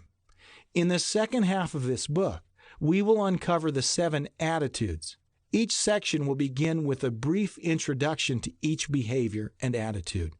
The goal of this book is learning how to get along with one another without rushing to judgment concerning observable differences in behavior.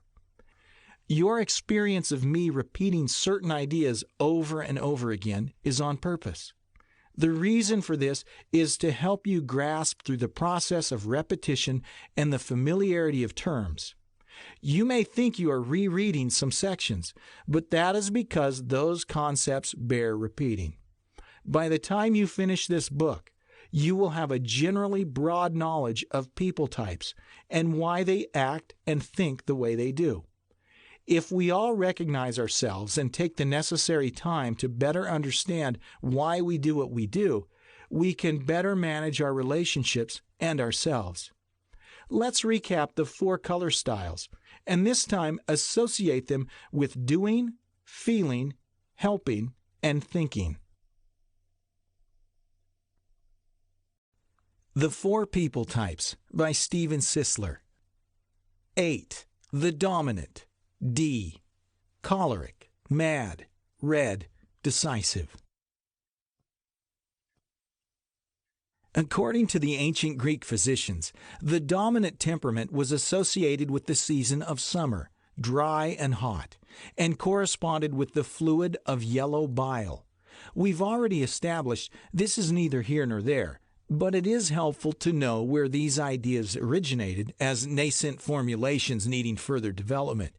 This temperament was also associated with the element of fire, hot and indiscriminate. As you know, this style is associated with the color red. While not scientifically accurate, these early theories are nonetheless meaningful because they accurately describe the temperament in imaginative terms. Although these ideas seem quite fanciful, what they mean is clear when it comes down to the subtle realities associated with emotions like anger or fear. Words like heated or hot-tempered have meaning to us, i.e., Bill and Rhonda had a heated exchange. This would signify anger emotions in play. The dominant temperament is known to be a doing style associated with action, or what many in entrepreneurial circles today would call the mover and the shaker. Dominant people are often the leaders, but not always. We could say all doers have a capacity for leadership. Whether or not they choose to implement it or not is their prerogative. They are seemingly born, cardinal trait, with determination in their blood. In other words, they are born with results in mind.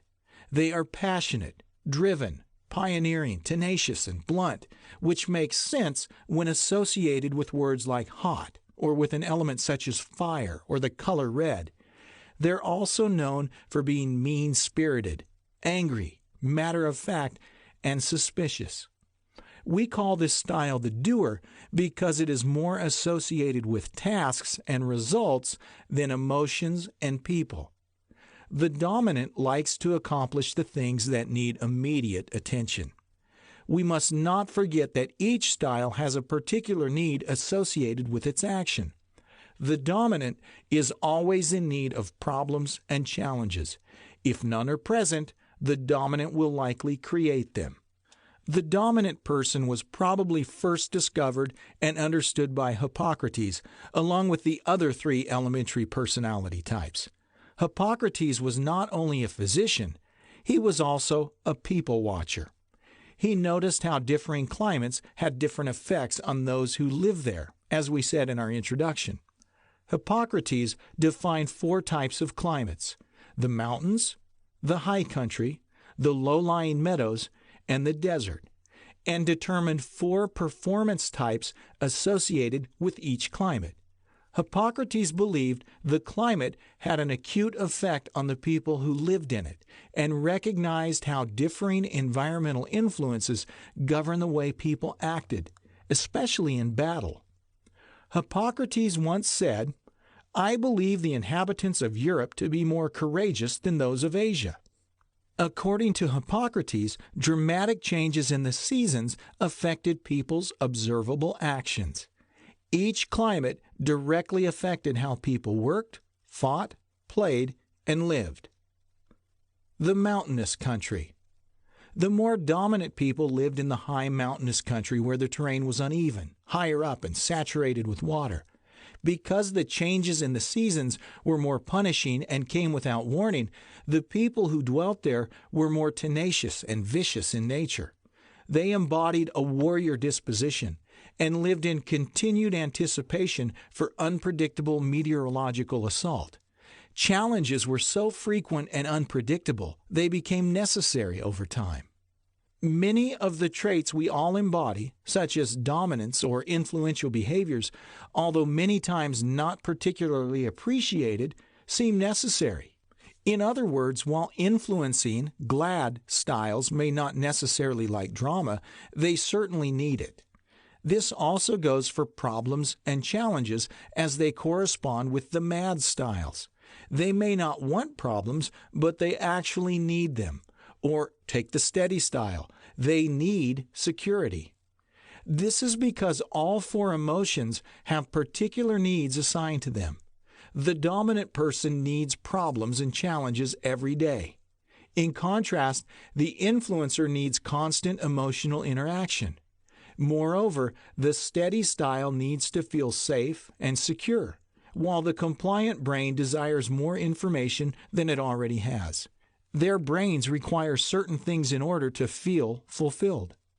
Hippocrates noted that climates with great and sudden changes in weather cause the mind to work quicker and harder, thus creating a more determined people. Correspondingly, the low-lying areas did not produce aggressive people simply because the environment didn't call for it. Although many of us don't live in high rugged terrain today in a geographic sense, those who tend towards the dominant temperament are more often than not born of a different kind of landscape than the passive types. Our landscapes today are more associated with emotional environments and have less to do with physical terrain. Modern-day aggressive styles are more a product of an antagonistic and unpredictable home life as opposed to a rugged mountainous terrain. The brain will process and navigate these emotional terrains in the same way it used to navigate geographical difficulties. Surviving an upbringing is the same as surviving the wilderness within the brain.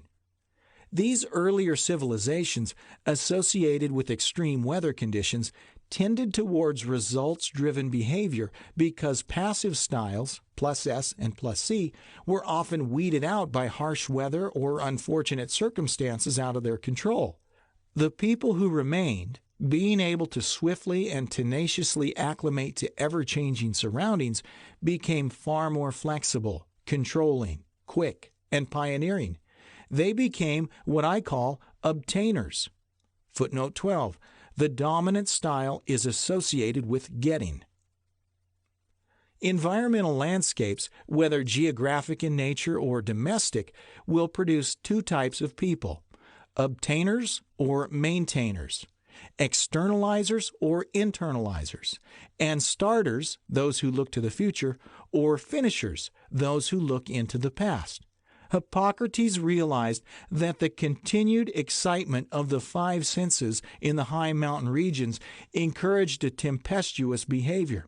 They became riotous and unruly, feral. This environment appeared to limit the more docile temperaments for obvious reasons. They lacked the energy found in the anger emotion to contend with it. As a result, the mountainous people ended up fending for themselves with little to no allegiances to anybody else. This may explain why dominant people believe if you want it done right, you have to do it yourself. They're survivors.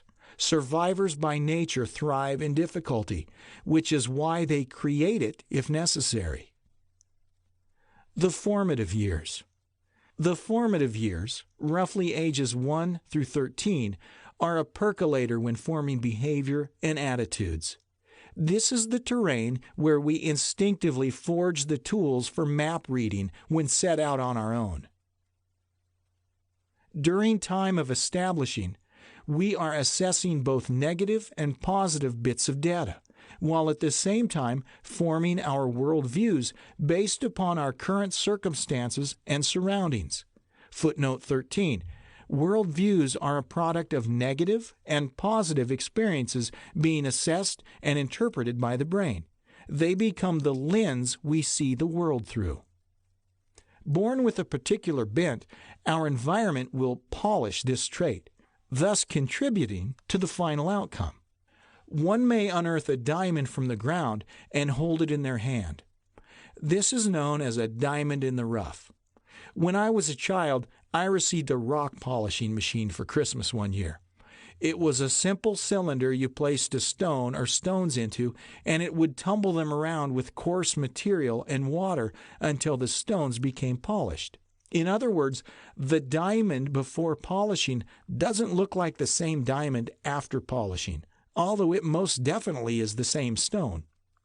It is within this time frame tumbler that most of our responses to future life environments, such as the workplace and marriage, are formulated. Emotional knee-jerk reactions to negative stimuli during these developmental stages are accumulated and stamped into our brains for future use. This gives an explanation as to why dominants, when ready to leave the nest, only require a hammer in their emotional tool bag. This is called imprinting. Some leave with a tape measure, and others with their favorite toy. Some leave dressed up as someone else or in a suit of armor to ensure safe traveling. Either way, we all leave the tumbler with something other than which we entered most of the time. It is these early environments that shoulder much of the responsibility for how we are finally wired for life. These definitive descriptors are never in stone, but can be difficult to modify depending upon how long they have been allowed to set up unchecked. Footnote 14.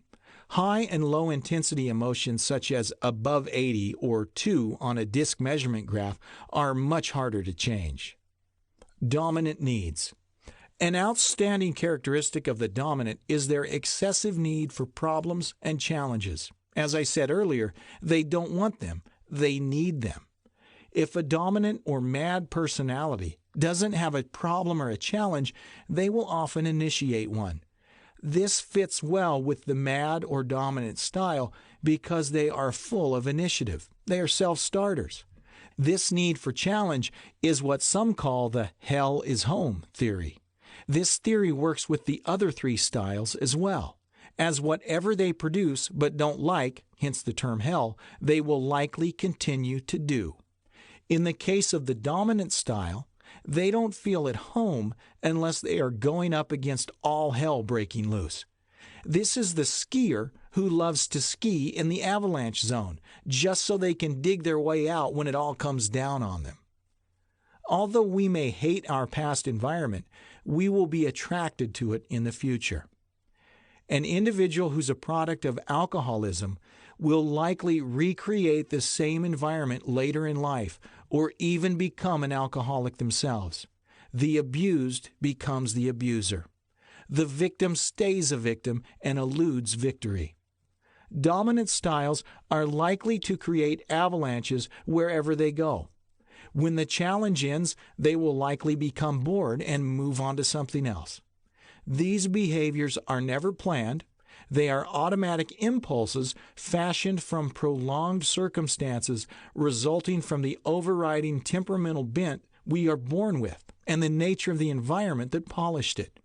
Many times, it's not the environment itself, as much as it is our continued response to an environment that develops the strong behavioral components we all come away with.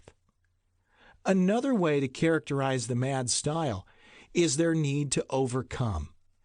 Overcoming insurmountable tasks is paramount to being dominant. This ability originates in the need to win.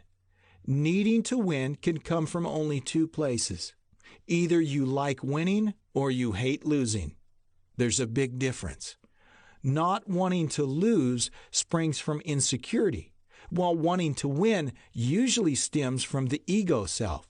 We'll discuss this further when we talk about the glad style. More often than not, a dominant personality will be very flexible, plus D, minus S.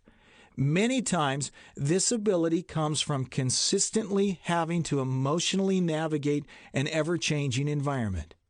Impatience is a sign that one can turn on a dime, but when things, people, or circumstances don't turn with them, impatience is always the resulting behavior.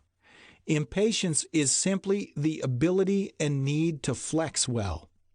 One becomes impatient towards others when they're the only one flexing. Another important need dominant people wrestle with is the need to direct and control others. When communicating, we will listen for one of three reasons: to direct and control the situation, to agree or disagree with the information, or to understand the speaker.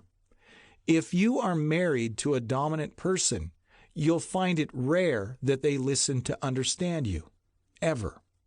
Usually, they are trying to gain just enough information in order to interrupt and tell you what you need to do next or what you should have done. This is not because they don't care about you or your situation. It is because they are naturally decisive. They like to fix things and fix them straight away because they're doers. Dominant requirements. These insights are not designed to excuse certain behaviors, but rather to help you understand them. It isn't until we understand behavior that we can begin to formulate strategies for success in overcoming the unwanted outcomes they can potentially create. Creating problems and challenges can be difficult for all parties involved. During courtship, this can be fun and exciting, even entertaining, but long-term, it can become tiresome and taxing. For example, I may like watching fireworks, but not every day. I'm often accused of making excuses for people's behaviors, not by those who are struggling with their own behavior, but by the people who are frustrated by the other person's behaviors in question.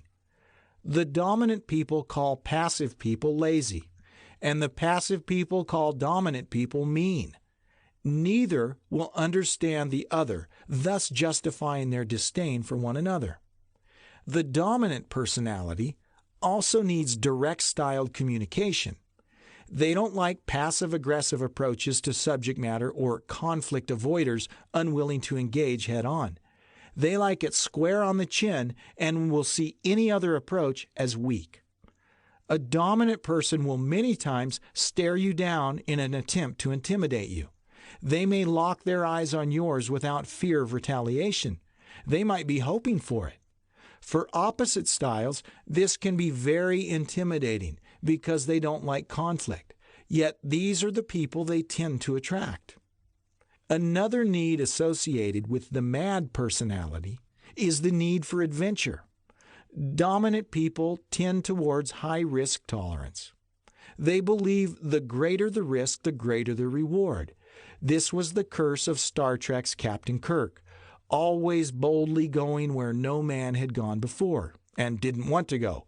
Dominant styles are extroverted, external processors, task-driven, impatient, and extremely results-oriented. Because of this combination, they will seek adventure over boredom.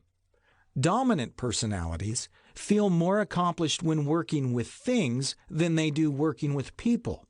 This can create a situation, which means mad styles usually accomplish tasks in spite of others rather than through others. To the dominant, this is neither personal nor professional. It just is. The mad emotion.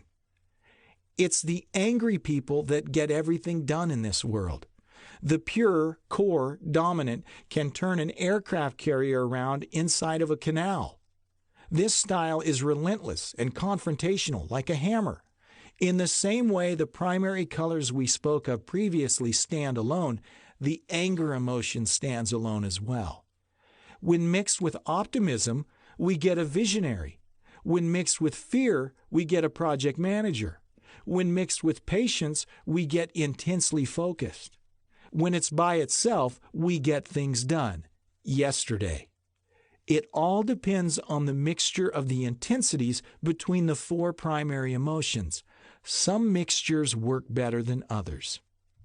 The anger emotion is neither good nor bad. It is quick, decisive, and forward. Anger can be used when taking a life as well as when saving a life.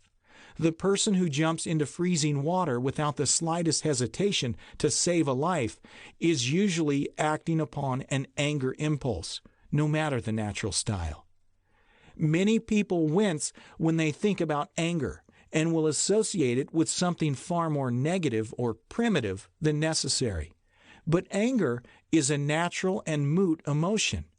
Bad is not connected to a long or short fuse. Everyone has a fuse of one length or another. As a matter of fact, the longer the fuse, the bigger the explosion that will result emotionally. I would be more concerned with an explosive passive emotion than I would an explosive anger emotion if it were directed toward me.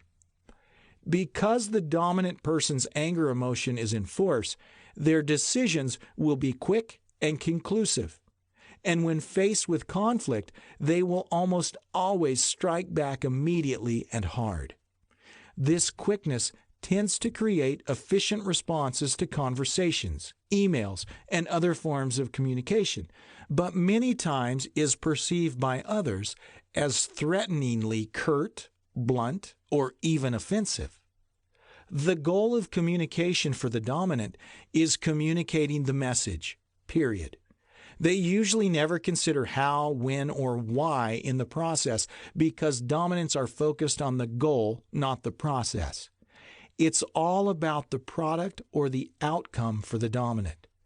If something needs to be communicated, they just simply say it without regard for how it might be perceived. That's the receiver's problem. Many will interpret this as being mean and obtuse, but the dominant won't know what you're talking about. They might say, "You asked me, so I told you," because the dominant personality is always emotionally focused on the result. They almost always lack tact and diplomacy because they're more task-driven, frontal lobe, than emotionally connected, limbic system, to others when in its core state of communication. They don't feel, they do. Many will mistake the lack of tact and diplomacy for a lack of consideration, but this would be a misdiagnosis because the dominant is bottom-line driven.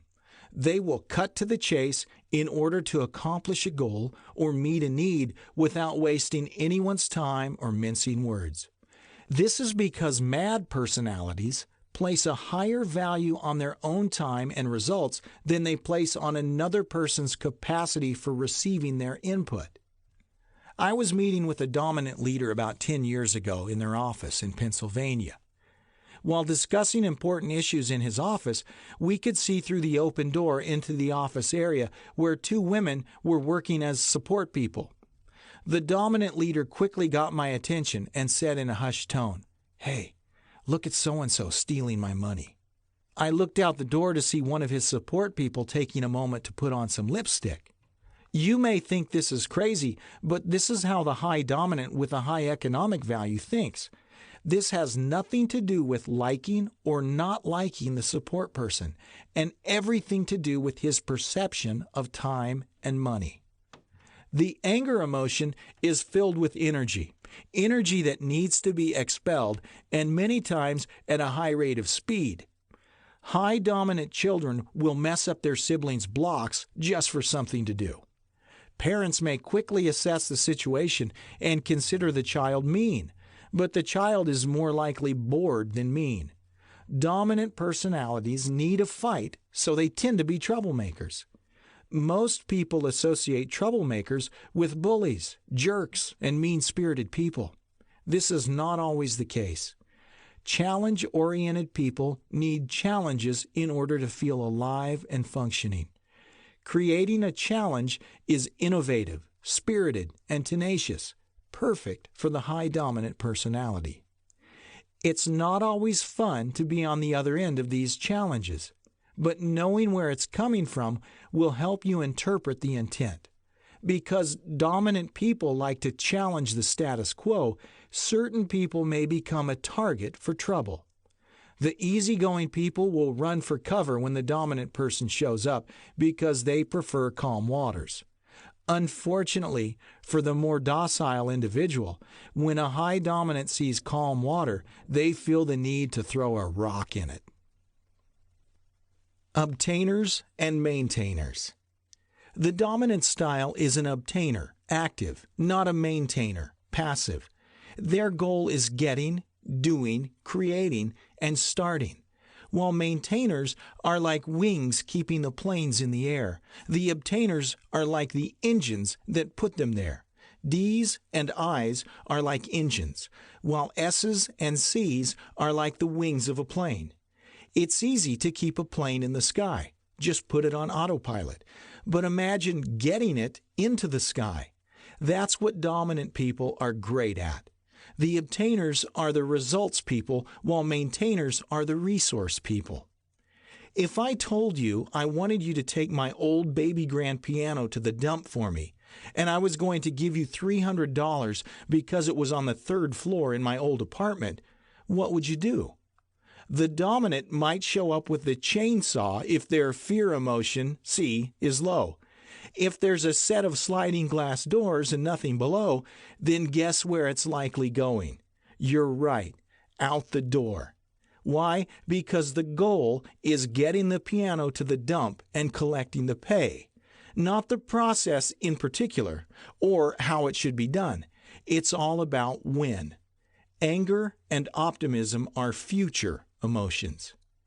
Because dominant people like to challenge the status quo and obtain the prize, they will swiftly work against the way it's usually done and call it innovative.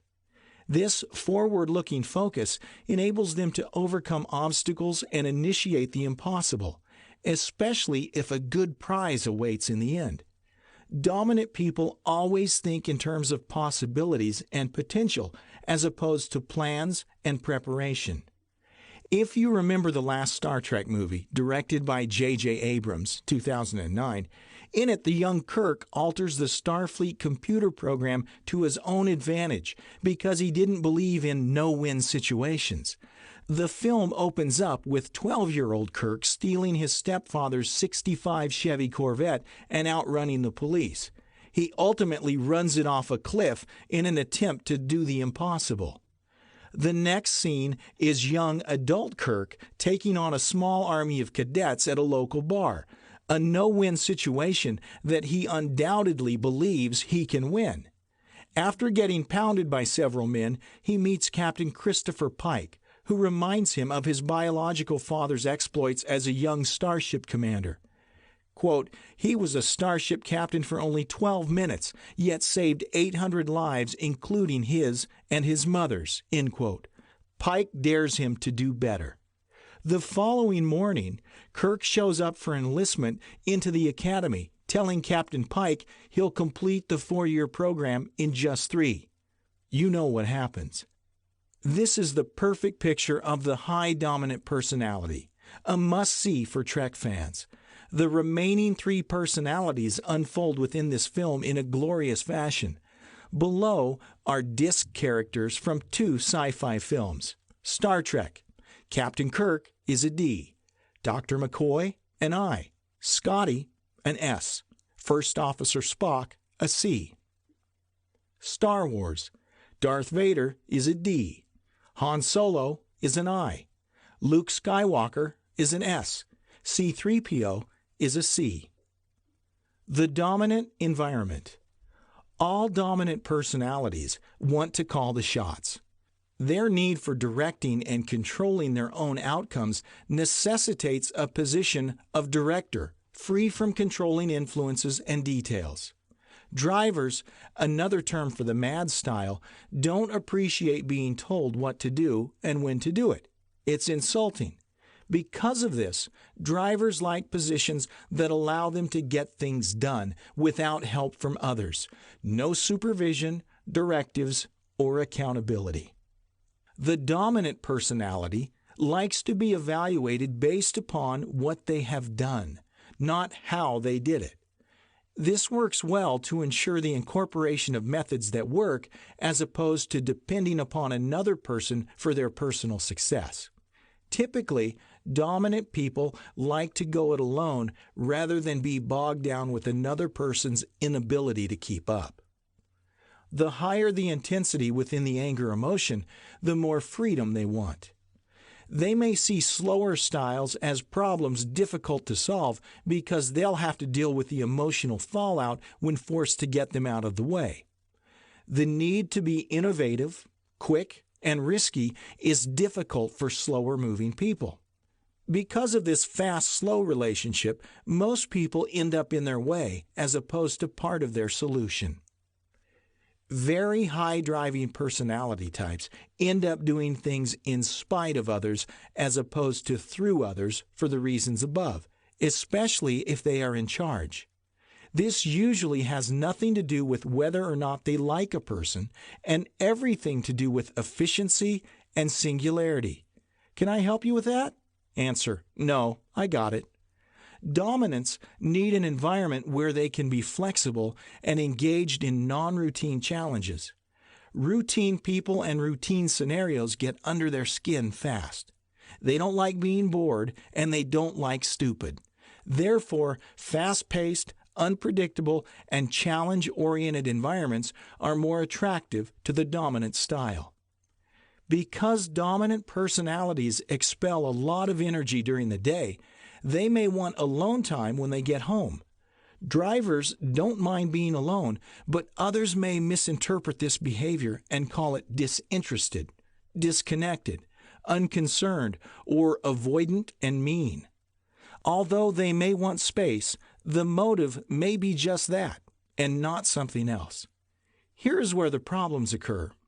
We see others as we are, not as they are. A socially limbic-driven personality that loves to chit-chat will feel slighted if a logically, rationally driven personality doesn't engage with them enough. This is mainly because the socially driven person would not do that to someone unless they had a problem with them or were intentionally avoiding them. The dominant personality doesn't think in emotional terms or have the same emotional awareness. They are not usually aware of what others are thinking about their actions or words, nor do they care. They are thinking in terms of on and off, yes and no, in and out, or right and wrong. They don't have the wiring to negotiate he said, she said, or I feel like, or I have a funny feeling that, or I'm not sure if you're thinking this, but I was feeling like you might want to, etc. The high driver will think in terms of, if you don't like it, then leave. Here's a typical conversation between a mad and a glad on a sidewalk, while the mad style is walking to the office to complete a task. The influencer says, "Hi, Joe, how's it going?" The dominant says, "Good," still walking. "Are you still at the bank?" "Yep, still walking, a bit annoyed now."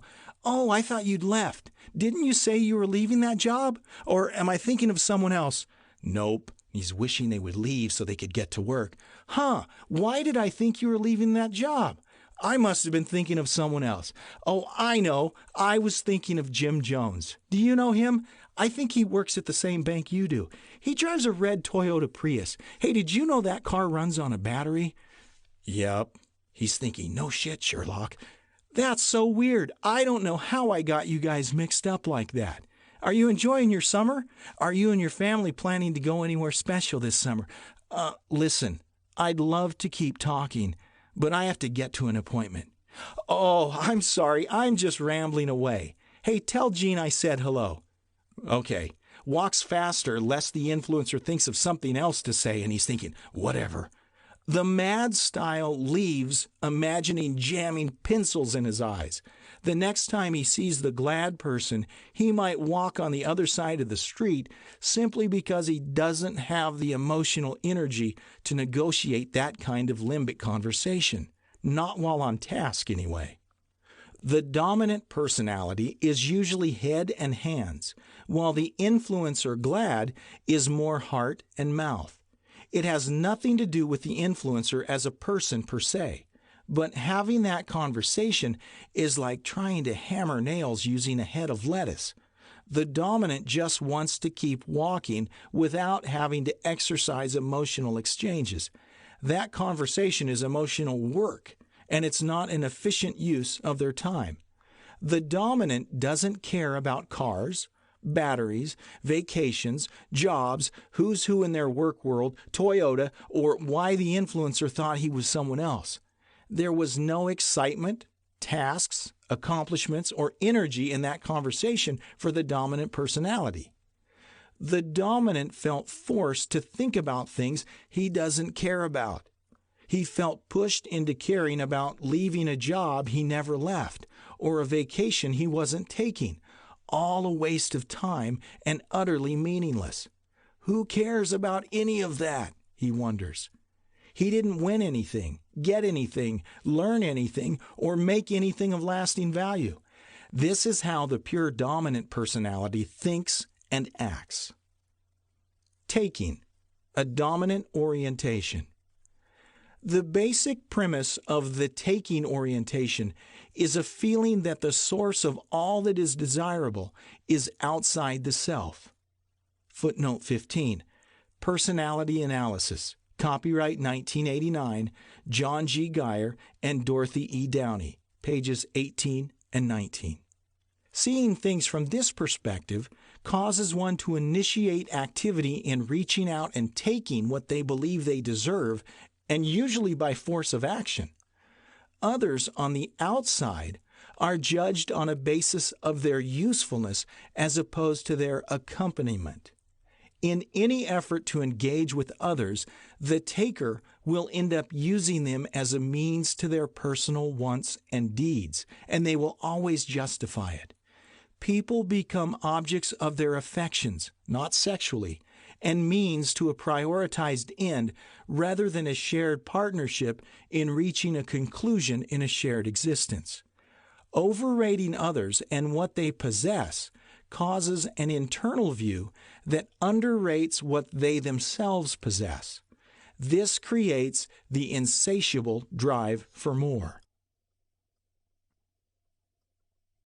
The Four People Types by Steven Sisler. 9. The Influencer. I.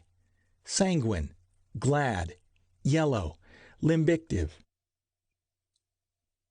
According to the ancients, the influencer temperament was associated with the season of spring, wet and hot, and corresponded with the blood. Jewish tradition teaches that the life of all flesh is within the blood. Leviticus 17:11, contained in the books of Moses, which may be why this style tends to be the life of the party. This may sound like a stretch, but the blood is always associated with the living, and the influencing style is the most emotionally active or alive of all the styles.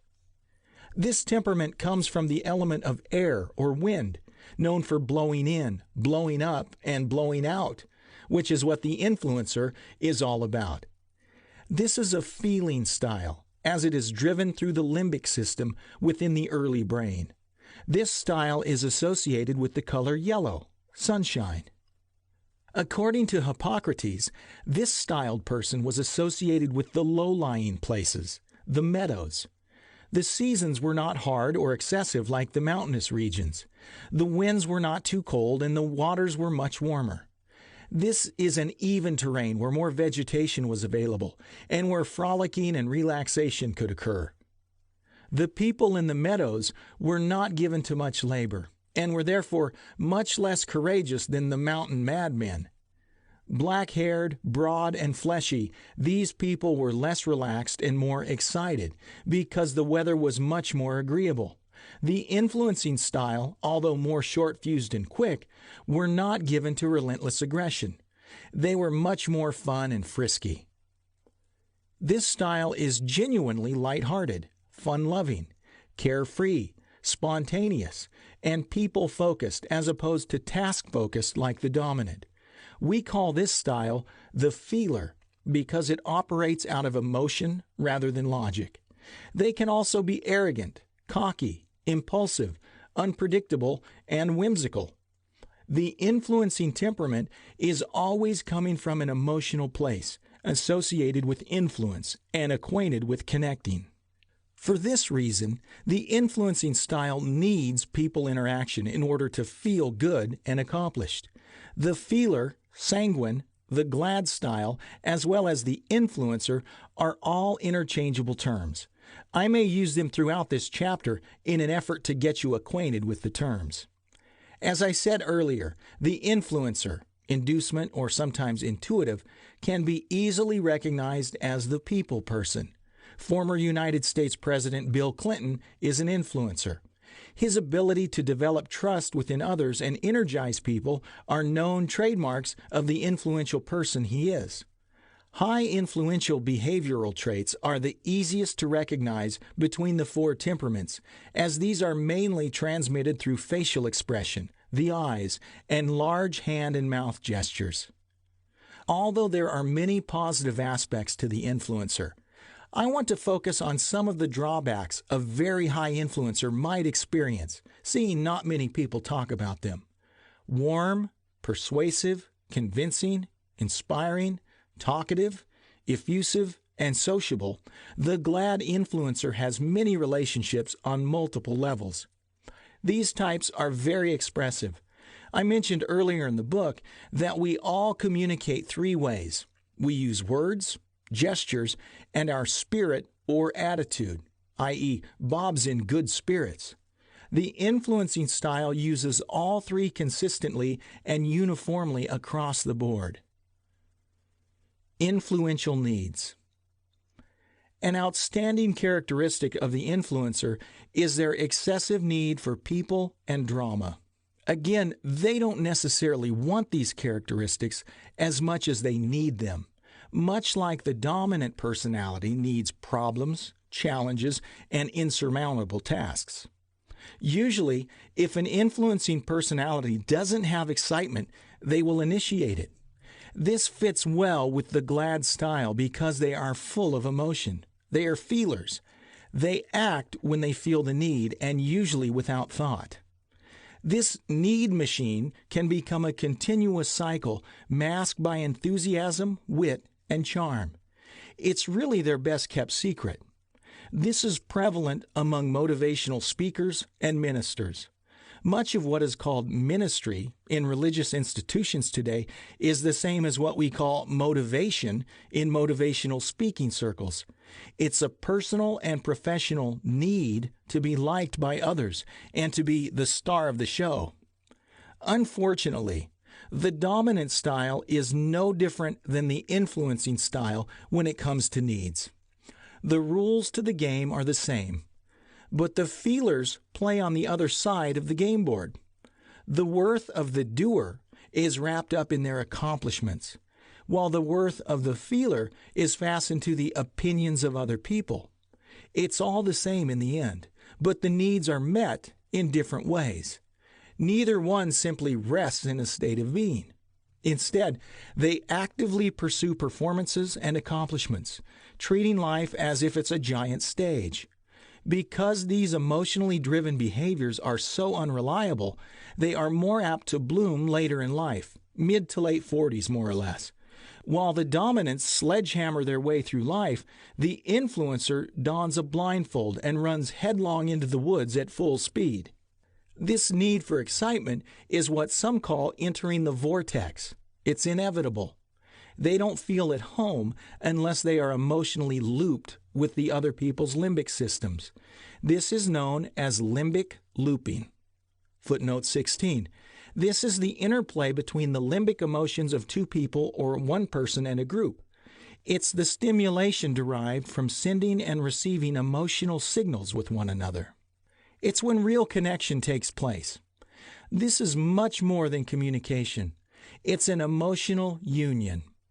The unification takes place between each individual's visceral brain, like plugging an electric cord into the wall and feeling the electricity flowing, like licking the end of a 9-volt battery.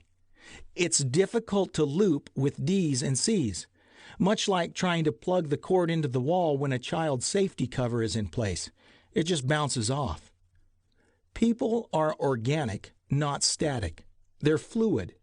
We're all deep emotional beings, and we're wired to connect on a very deep level. That being said, some people can mask their emotions or compartmentalize them better than others. The influencing style cannot do this easily because their emotions are exposed to the elements, much like living with your inside out. Unmasked. To compare for just a minute the major difference between an outgoing influencer, plus I minus S, unmasked, and a closed steady, plus S minus I, masked, you might be surprised as to how you can be so different, seeing they are both considered people styles. For one, the steady style can conceal their emotions without any effort at all. The steady, patient person, plus S, can keep emotions completely at bay. But the influencing style, plus I, reveals emotions almost instantaneously. Core influencers have a very difficult time masking their emotions, which is the opposite of the phlegmatic. Hiding is a default position with the phlegmatic style. While steady styles have a high capacity for masking their emotions, much like a sociopath can, they are not categorized as a sociopath behaviorally. The biggest difference between the plus I and the plus S style, using disc language, is that the core S lives covered within a suit of armor, while core influencer lives a naked, open, fishbowl life. Influencers never mask their emotions because they don't know how. If they're mad, everyone will know it. If they're sad, everyone will know it. This goes for nearly every emotion they possess, including disgust, joy, and confusion. But it's not enough to be open for the influencer.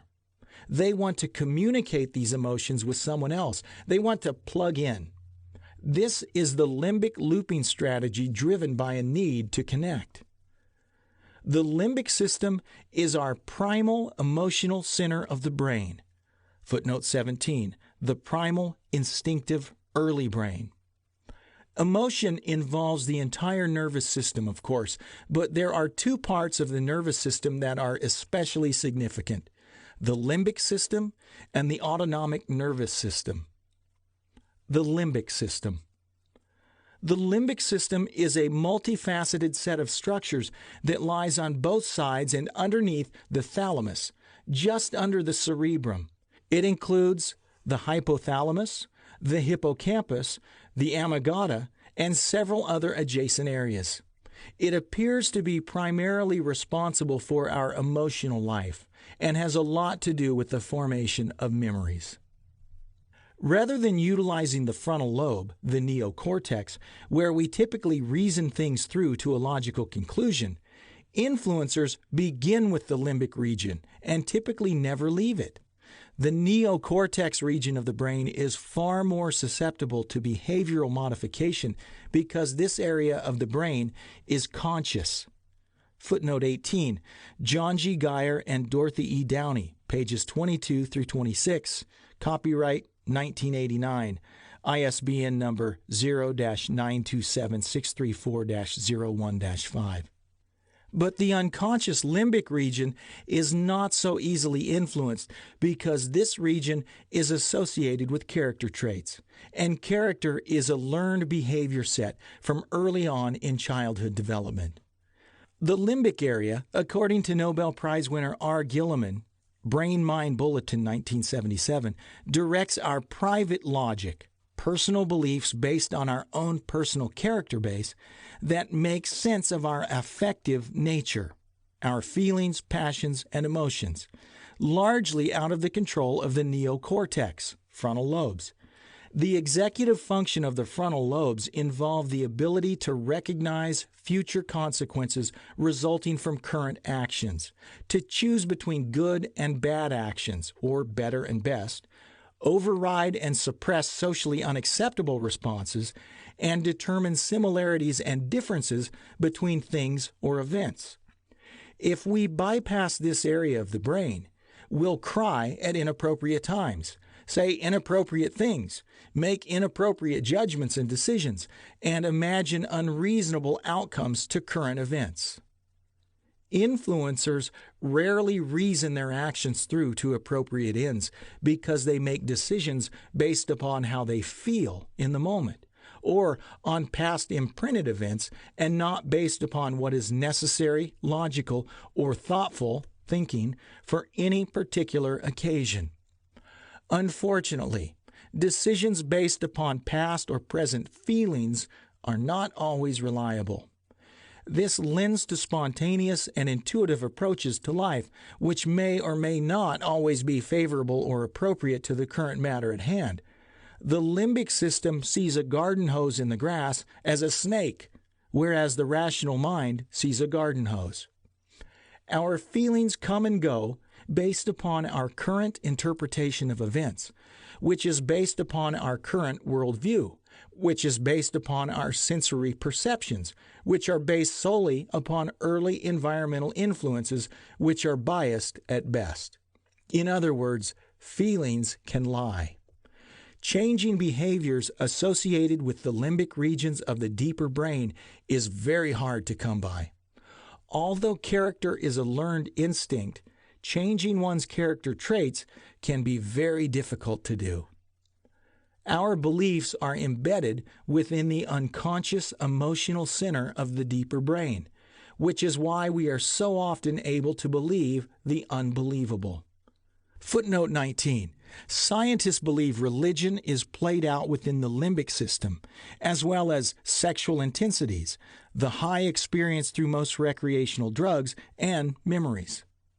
The only way to change our beliefs, irrational fears, and embroidered imaginations is to bring them to the conscious level of the neocortex, where they can be cogently assessed and reasoned through to sound conclusions in a rational way. Feelers are not up for the journey until circumstances demand it. The old brain. The old brain is the innermost part of the brain, associated with the primal brain and the brain stem. This part of the brain is responsible for automatic functions, such as our heartbeat, breathing, and nerve function. We don't have to consciously take steps to breathe or keep our heart running and blood flowing. Instinctive behavioral patterns are formed here and will be associated with body protection, the fight, flight, and freeze modes. This is the lizard brain. The lizard brain is that of an animal brain. If you place a cucumber behind a cat while it's eating, when the cat turns around and sees it, the cat will jump into the air in a reactive visceral impulse. This will happen nearly every time because the cat is using the instinctive primal brain. The cat will not likely say to itself, "Ah, the old cucumber trick again. I'm not going to react this time just to get my owner's goat." But we will figure out pretty quickly because we move from emotional, limbic, to reasonable, rational, fairly fast. Moreover, feelings can explode onto the scene without warning, almost as if they have snuck up on us. For example, if your girlfriend or boyfriend cheated on you and you found out about it on a Friday, then every Friday after that may trigger feelings of anxiety for the next 5 to 8 years. This can also be associated with holidays, seasons, smells, and people who remind us of someone.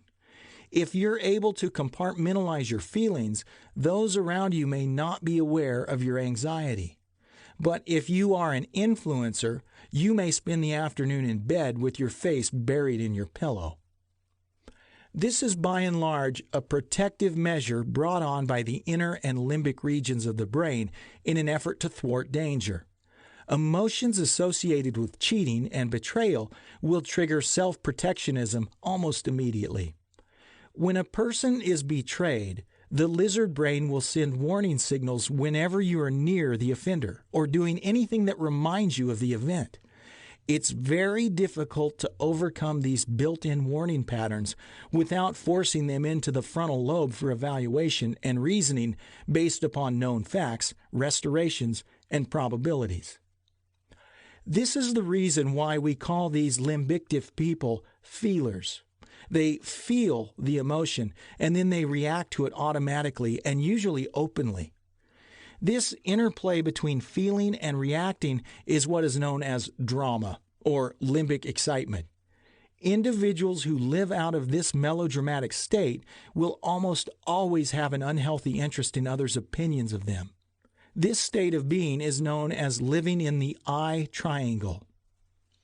The I triangle. The I triangle is a term I coined that represents an unusually high influencer, typically core, one who has more optimistic emotional surges than the average person. The optimistic surges experienced by the high influence mind do not come and go. They come and stay. These limbic surges will create a triangular interplay between 3 immutable unconscious fears. These are the 3 fears that the high influencer experiences at all times, even though they may not even be aware of it. They linger silently as an undercurrent beneath all their decision-making processes and make up the 3 corners of their visceral brain and actions. Unfortunately, these 3 fears can become the foremost enemies to this intuitive lifestyle if you allow them. The fear of failure, losing, the fear of not being liked, loss of social recognition, and the fear of being misunderstood or misrepresented by another party. These are the 3 potential enemies to reasonability. They are the unmerciful wardens within the Eros prison of self-doubt and self-consciousness. Footnote 20. The Eros prison is the prison of personal performance. Captive to the opinions of others, those who live here have a heightened awareness of what other people think about them and their actions. These 3 amigos will stifle reasonable intuition and creative thought, thus leaving us to depend only on that which we can feel. Regrettably, These three concepts are what make up the mechanism behind many people's behavior, especially those attracted to the limelight. Although masked by optimism and enthusiasm, the gregarious outgoing behavior exhibited by many limelight leaders is nothing more than the outgrowth of a deep longing to be noticed, accepted, and loved. A way of disarming the three immutable fears driven by the limbic region. It's hard to imagine this as fact, but some of the most influential people are some of the most insecure. These truths can be deceptive if you're unaware of their existence. In the Eros prison of performance. The prison existence, if one truly resides there, easily deceives the self and others equally. What's worse, it does this without prejudice. Preferring not to be alone in this place, our excessive need for social affiliation, interaction, recognition, and the acceptance of others are all fueled by our fear of failure. The fear we don't or won't measure up to exterior expectations or the lies of the insecure self. Many influential people are tricked into believing that their goal is winning, when the real goal, unknown to the rational mind, is more importantly, not losing. This is very subtle. Many are deceived into believing their successes have something to do with their extraordinary aptitude for success.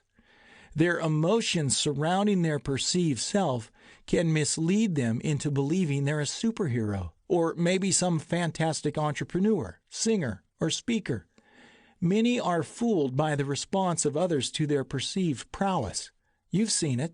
Celebrities who you believe have it all, abruptly ending their life in a pool of despair nobody knew existed. Footnote 21. This usually occurs when they find out who they are not, a collision of reality within the feeling center of the brain. Masked by all the right moves, the unconscious fear of failure masquerades as a pursuit of success, high-powered relationships, and popularity. Unfortunately, this is hardly ever true. Sometimes it is, but usually it's not. This fear of the loss of social recognition, or the favor of the gods in regards to religious beliefs, is an enemy to the authentic self because it creates reactive behaviors built upon limbic-driven ideas that are completely untrue at worst and speculative at best. Footnote 22. Assumption is life's lowest level of knowledge. Be careful, because the fear of failure, the loss of social acknowledgement, and the loss of the favor of the gods can be a vehicle that drives one to behave in inappropriate and illogical ways. Fear of failure is never your friend when it determines your every move. Fear of not being liked by others is an enemy to your soul, to your gifts and abilities. It cheapens them because in the shadow of these fears, your gifts become substandard. Although a person may not consciously acknowledge the I triangle they live in, this emotional interplay has the potential to dictate their every move. In other words, every decision must pass through the triangle before conclusions are drawn. In all the years I have worked with people, I have noticed that it is those who live within the I triangle that seem to have the most trouble with simply being who they are, without overextended ideas about what other people are thinking about what they are doing or thinking. This unhealthy interest in the thoughts of others can be a trap to many people.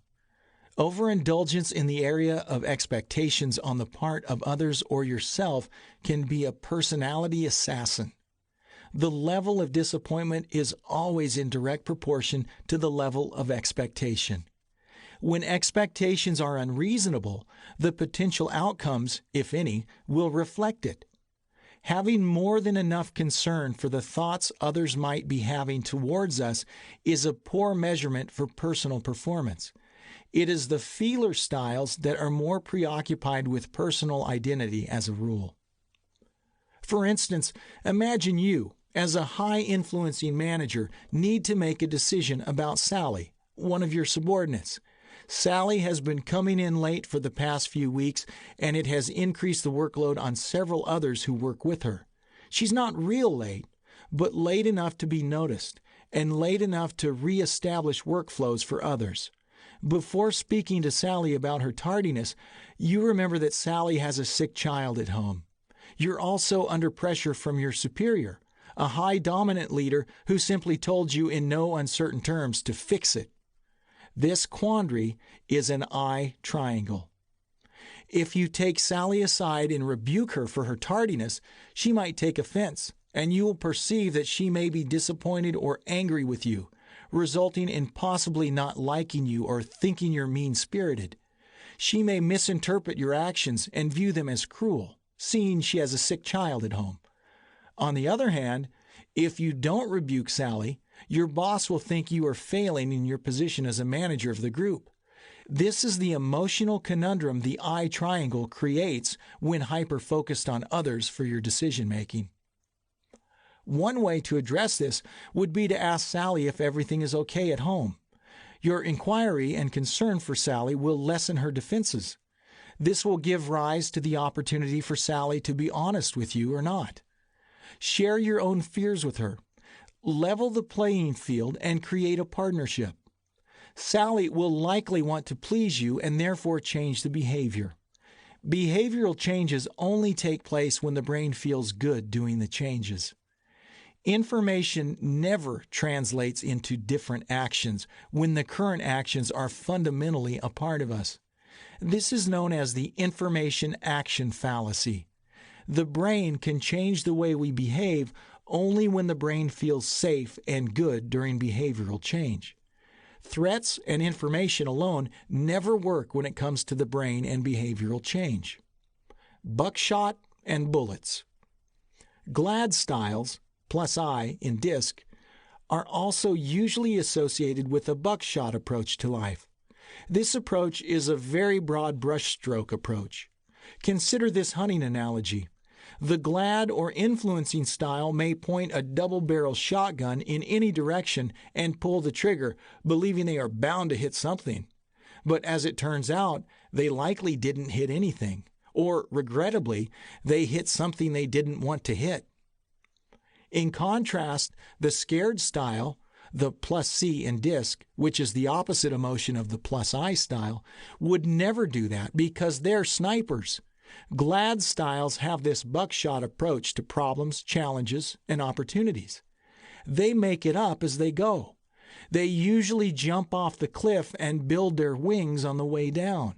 Whereas the scared people hire professional wing builders, the GLAD styles don't have time for such nonsense. For this reason, the GLAD style, this is the sanguine, will usually live a life of hit and miss, including many starts and stops. This is a more limbic approach to living highly charged lives. Emotionally speaking, they wear their heart on their sleeves. This can be a real game changer for some, as it creates random or unplanned outcomes. Swinging between high emotions and low emotions can be like a roller coaster ride for those tagging along. Good and bad are only associated with how they feel in the moment. Creative enthusiasm. Influencing styles are usually highly creative. Because these styles are highly motivational and persuasive, their ingenious abilities can be easily imposed on others through sleight-of-word magic. This is why former President Bill Clinton was able to convince a large sector of the country that there were two definitions to the word is.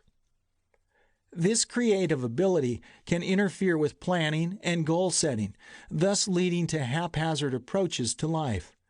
Although influencing people are highly intentional, they may lack the discipline to actually finish what they start.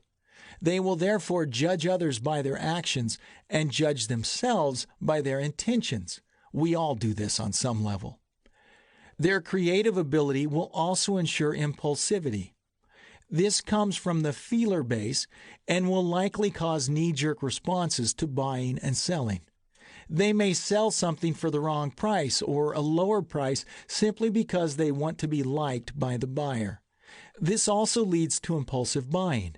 It's usually the high influence styles who buy in order to feel good or better, or to create an emotional high or quick emotional fix. This is because feelers live in the instant rather than the constant. They are sprinters and not marathon runners. Everything is in the present moment and based on impulse, and never in the long term and based on reason. Impulse is a sudden, unreflective urge to do something without regard for research or refinement. Influences are famous for reactive behaviors based on a feeling rather than on hard evidence or real information based on reality. Experience is optional. Influencing styles are also good at faking it until they make it. It's great when they make it and disastrous when they don't. Fortunately, glad people are like cats. They usually land on their feet, regardless of how they were tossed out the window. This is why they don't stop guessing and start planning. They never experience enough pain. Remember, I's are optimists. Planning takes time and energy. There's a lot of emotional downtime and rational thinking that needs to take place. Yuck. This is one of the reasons why glad people don't like it. It's arduous and too long of a journey to the neocortex. They prefer free-spirited approaches to life and work, which can create a zigzag way of doing things. This ensures doing things the hard way, multiple times, or with trial and error challenges. Influencing and attracting traits.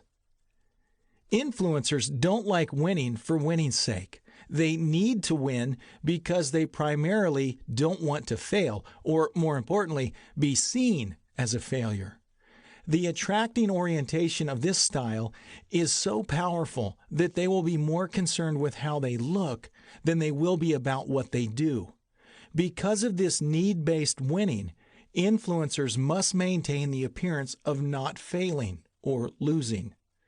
This attracting orientation can create engrossed storytelling, unconscious exaggeration, bigger-than-life ideas, unreasonable personal expectation, dreaming, and overly optimistic attitudes and values.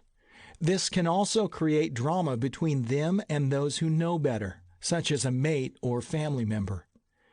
This is why many influencers like to be around new people or those outside of the scope of fully understanding how they operate. Entrepreneurs like this will stay out and away from home simply because that's where reality lives. They like to charm people in order to solicit a positive reaction that reinforces what they want to hear. A mate may feel left behind or unimportant in this case. In many instances, an influencing mate will treat strangers with more respect than they do their own partners. This is because the partner won't be wowed or impressed by their behavior. The partner knows them better than anyone and will not respond to the charming behavior, but may call them back to reality. Pick up your socks.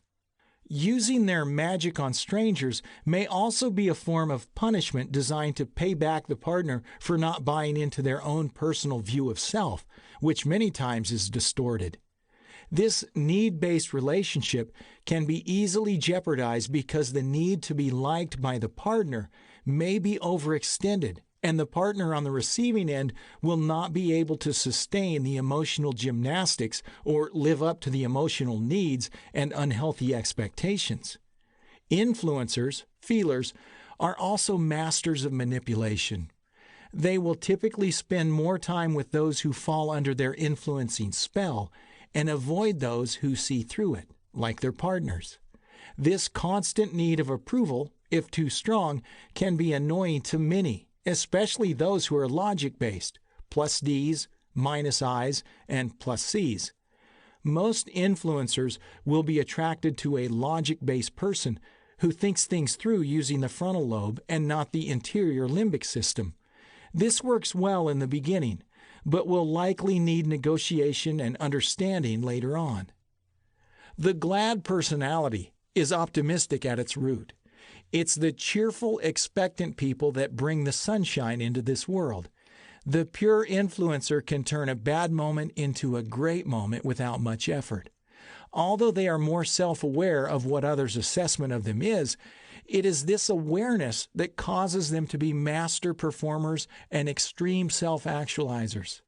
They are animated, talkative, outgoing, effusive, emotional, and of course many times dramatic. This makes them act like a Jordan River. The Jordan River will usually be attracted to the Dead Sea. We'll address this in more depth later. Influencing people are whitewater as opposed to calm water, verbally aggressive rather than patiently quiet. Footnote 23. Shallow, rock-laden, and tempestuous waters create more noise and unruliness and can be dangerous to navigate, although it can be shallow. Because of this, they are usually poor listeners, or what some call situational listeners. It depends on the situation. In other words, they will pay little attention to what does not excite them, even if it's important information or coming from an important person. But this doesn't seem to stop them from doing it.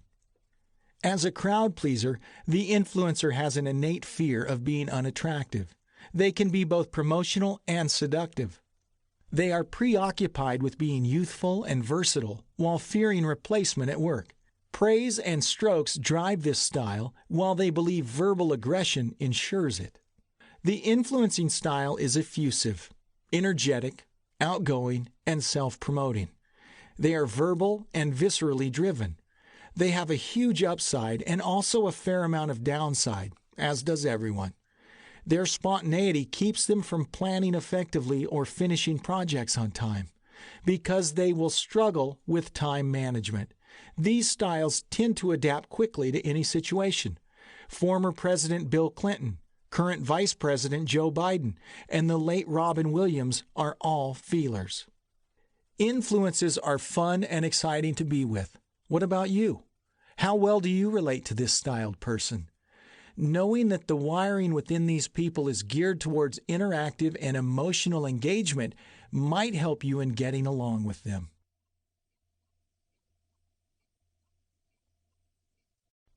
The Four People Types by Steven Sisler. 10. The Steady, S.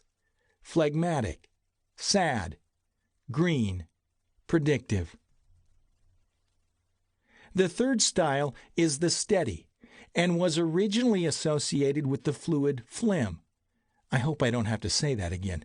This temperament was originally affiliated with the season of winter, wet and cold, and the element of water or rain, maybe because they can rain on the glad styles parade. Steady types are very helpful, loyal, consistent, predictable, relaxed, and non-emotional. This non-emotional state does not mean they don't have emotions. It means they mask them entirely. Although they require dedication from others, they are submissive in their approach to people. They fear being tested or ranked by others, and will become emotionally preoccupied with fulfilling important and unimportant obligations. This will annoy dominant styles who are only concerned with what will get them where they need to be. They are driven by a need for familiarity and will thus seek what is predictable and reliable. They will fear being forgotten, rejected, and abandoned by important people they are in relationship with. According to Hippocrates, these were those who dwelled in the high plains, level, windy land. An interesting thought to note is that these people were very much alike. There was not a lot of distinction between them. I believe this is why phlegmatic hiring managers typically hire people much like themselves.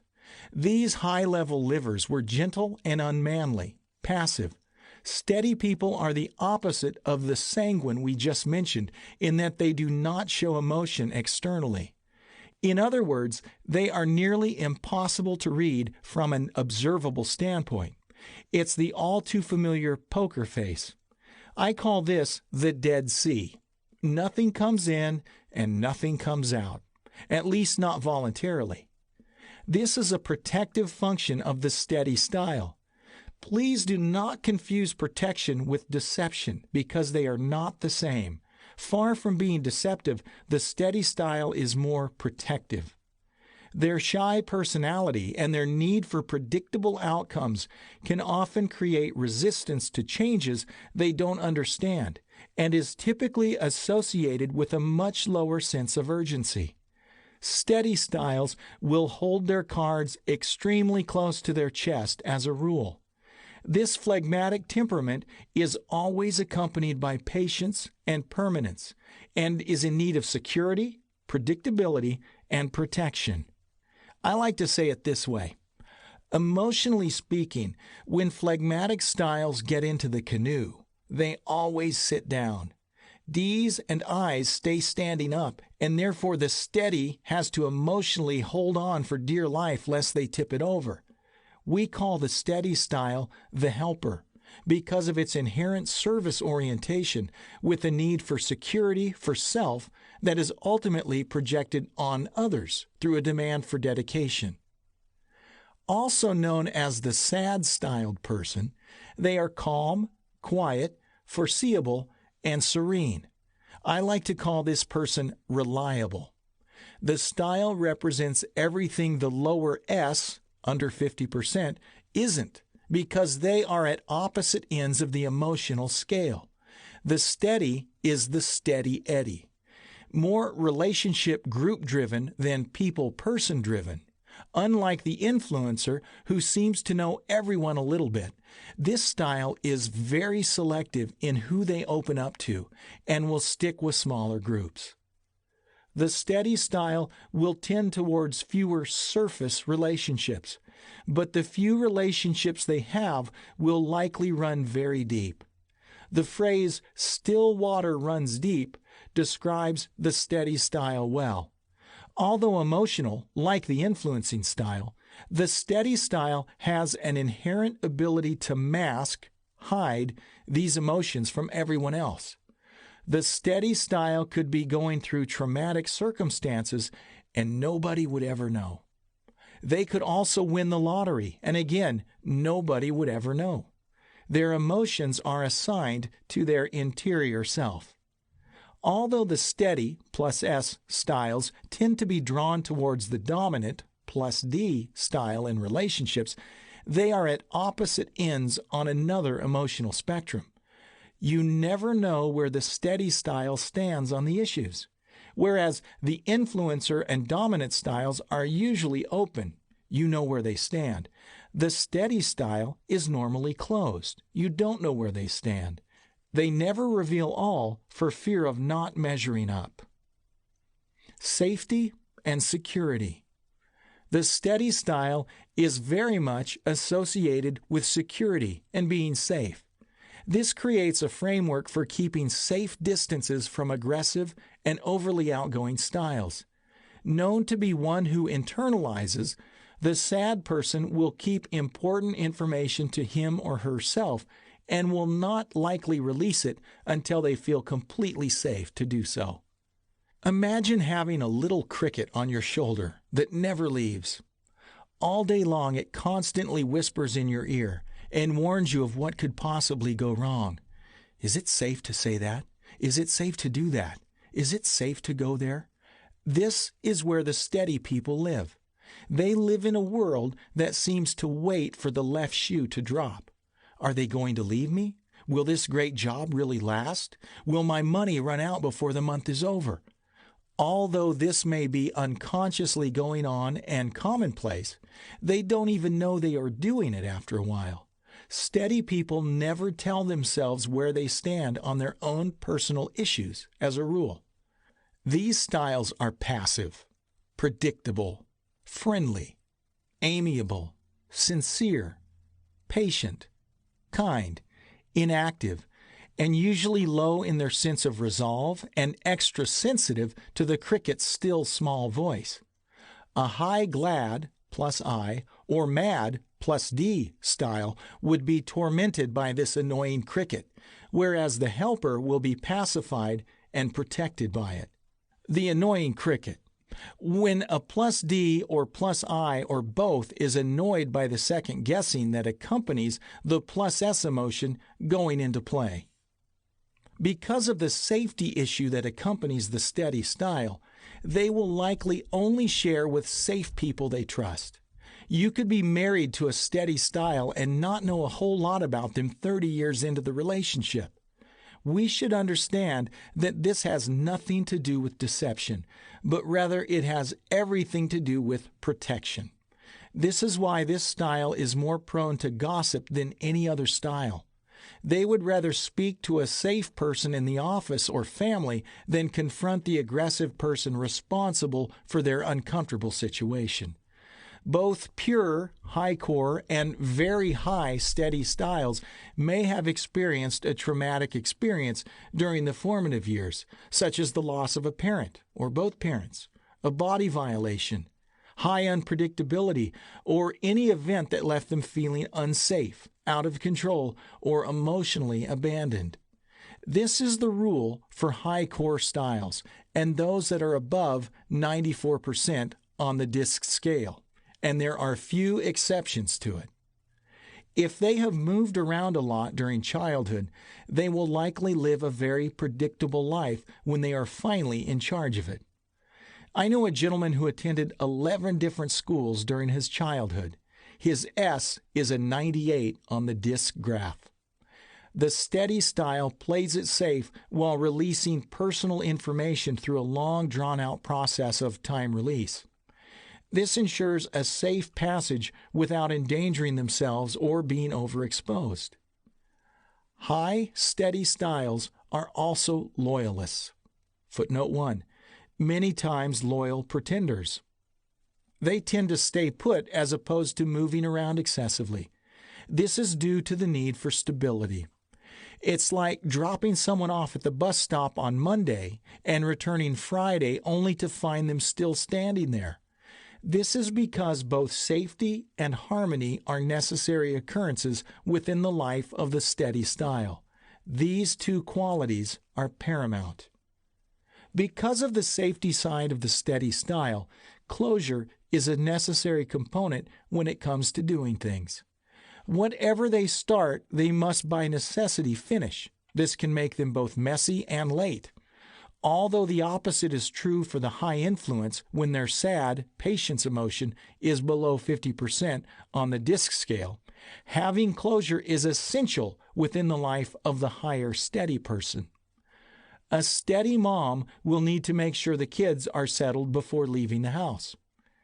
They may want to make sure dinner is all set, the dog is fed, the kids are aware of their bedtime, and they finish their homework before they leave for a night out with their dominant husband. The dominant husband says, "The food's on the stove," on his way out the door. He'll end up impatiently waiting for his wife in the driveway and will likely miss the movie previews. Bummer.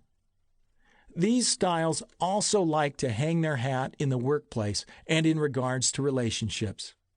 In other words, they are usually in it for the long haul. Part of this is that they don't like change and will resist it out of hand if they do not believe it's warranted. Again, patient, steady styles do not like change. They are homebodies and will likely be stabilizers and very family-focused.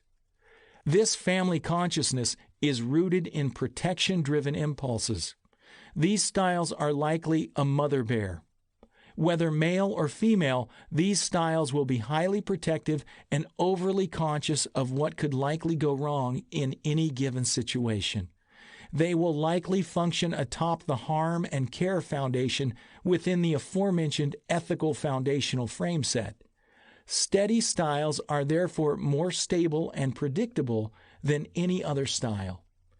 Dominant and influencing styles become the destabilizers. Both D and I are active styles and will create destabilization. Rather than being rooted and grounded like the steady style, dominant and influence styles are not bolted down, and thus become the unpredictable people types, the risk takers. They never sit down in the emotional canoe. The long fuse. Steady styles have the patience of a saint, which means they have a very long fuse that can cause them to put up with a bad deal for a very long time. They may not like their job, but will have trouble leaving it. They may not like the relationship they are in, but will have trouble dissolving it. They may not like the food placed before them, but will have trouble mentioning it to the waitstaff and may eat it anyway. This is because of a combination of low urgency, safety needs, needing to know what's around the corner, and not telling themselves where they stand on the issues. When their dominant anger line is low, -D, they will put up with whatever they don't appreciate. But if their anger emotion is high, +D, they will become increasingly passive-aggressive because steady styles do not like confrontation. This passive-aggressive style, +D, +S, is known as the dog you're not sure you can pet. The influencing types, +I, +I+S, +S+I, on the other hand, are more like a beagle, while the dominant types, +D, +D+C, and +D+S, are like a pit bull. The steady without dominance associated with it are like a Labrador, -D+S. The compliant, +C, is like a Doberman. But if you cross a pit bull with a Labrador, +D+S, you get something else. Imagine looking this mutt mix into the eyes. They sit and stare at you as if they're doing the math. Nobody wants to get down and close to that dog because they have no idea what it will do. A beagle is much different. Everybody knows it's okay to get down in front of a beagle because of its behavioral indicators. Crossing long, -D+S, and short, dominant, +D-S fuses can be tricky behaviorally, just like crossing spontaneous, +I, and calculated, +C. Dominant styles and steady styles are opposites, like influence and compliant, +I and +C. When both opposites are in play, +D, +S, in an extended way, it usually denotes transition, inner conflict, a lack of personal understanding of who you are, or a disruptive situation in your life. It could also mean one is trying to overachieve the disc instrument, or they are under pressure to perform. This can create either a taskmaster or a troublemaker pattern. The taskmaster will force compliments from others, demand extraordinary efforts from mates, subordinates, and peers, overwhelm others with disciplinary actions, and reject creative or imaginative innovation in others. Troublemakers will say no to others without feeling the need to provide an explanation.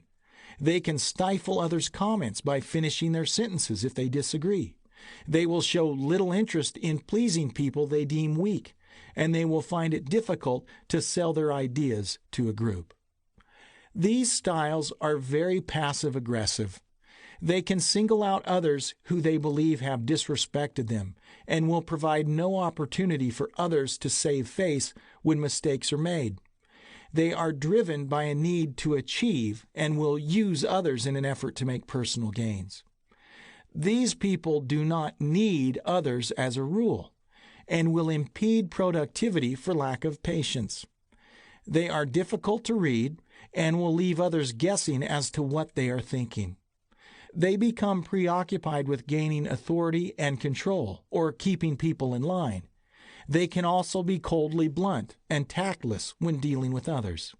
Sometimes these opposing behaviors within oneself get along, but most of the time they do not get along very well simply because they come from opposing places emotionally, limbic and neocortex regions. Although the +I+C combination fares much better than the +D+S combination, both can be somewhat complex in high-pressure situations or where people performance is under scrutiny, creating emotional decisiveness. See Inner Emotional Capacity Measurements. Long-fuse styles will also stay in abusive situations longer than they should, especially if their anger emotion is below 20%. This is in large part due to the need to predict outcomes before they go awry. For instance, a woman who is abused by her husband may stay with the abuser as long as the abuse remains somewhat predictable. What they cannot predict is where they're going to live with two small children if they leave the abusive environment.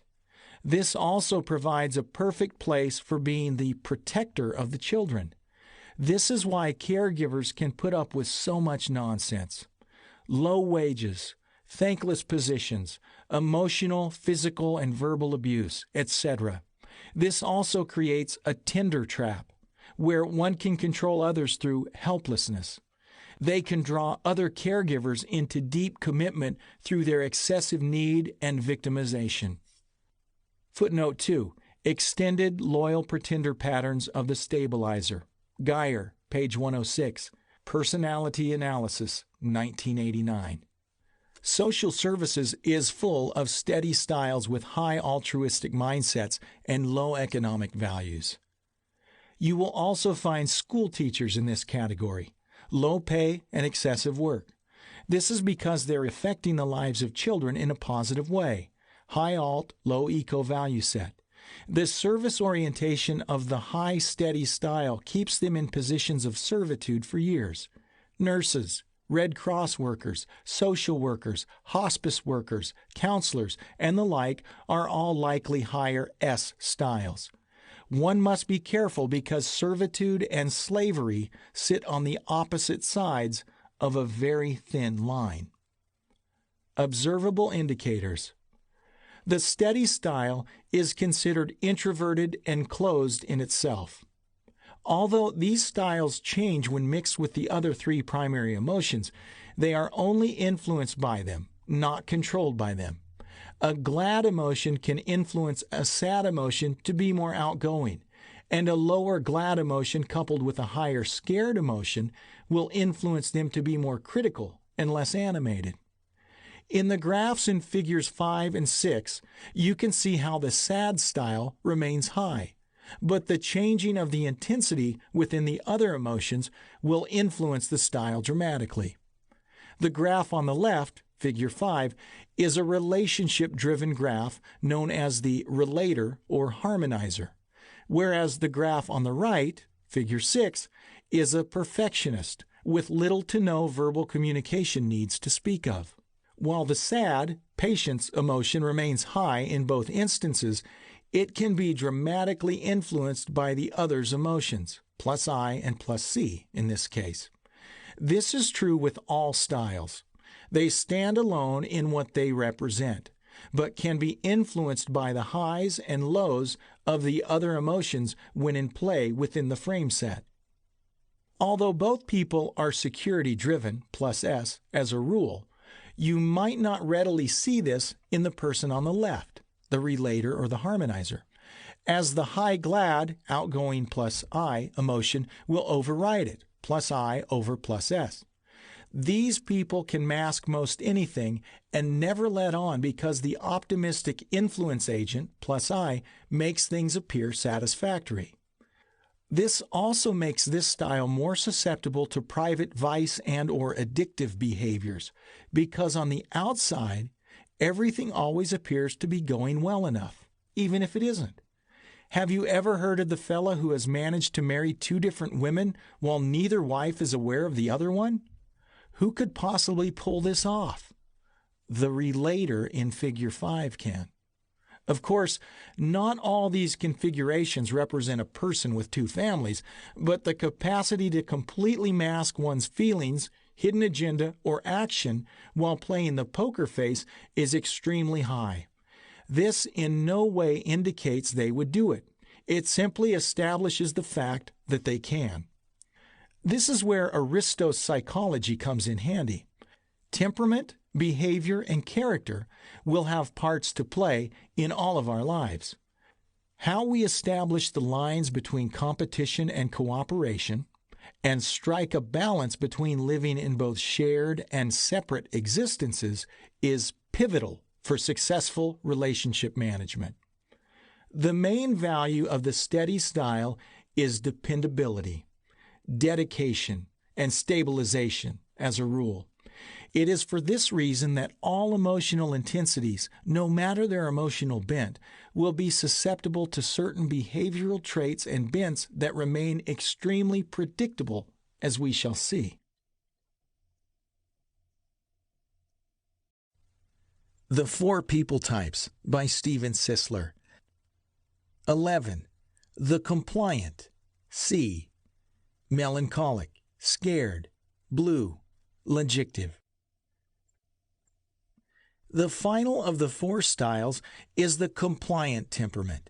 This temperament was characterized by black bile and correlated with the season of fall, dry and cold.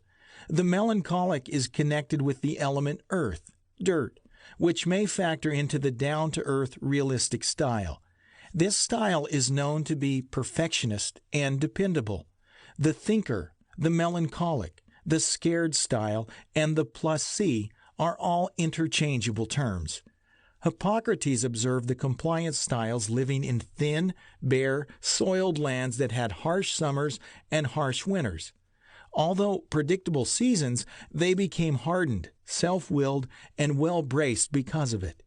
Known for being haughty, these people were cold and calculated, perfectionist in nature. This person is often precise, cautious, neat, and exacting. It is for this reason that this individual is known as the perfectionist. The predominant emotion behind this style is fear. They tend to be cold and aloof, and are more often than not preoccupied with the world's tragic and cruel condition, in the same way Al Gore, a high compliant, is preoccupied with climate change. They are at times susceptible to depression and loneliness. The compliant temperament is always associated with being conscientious and in need of information. Scared is therefore more in line with an information plus C need than a safety plus S need. When we say scared, we're not talking about being afraid of the dark or afraid of a bear, but rather this scared idea encompasses a heightened awareness of errors and mistakes, much like the emotions one would experience navigating a minefield.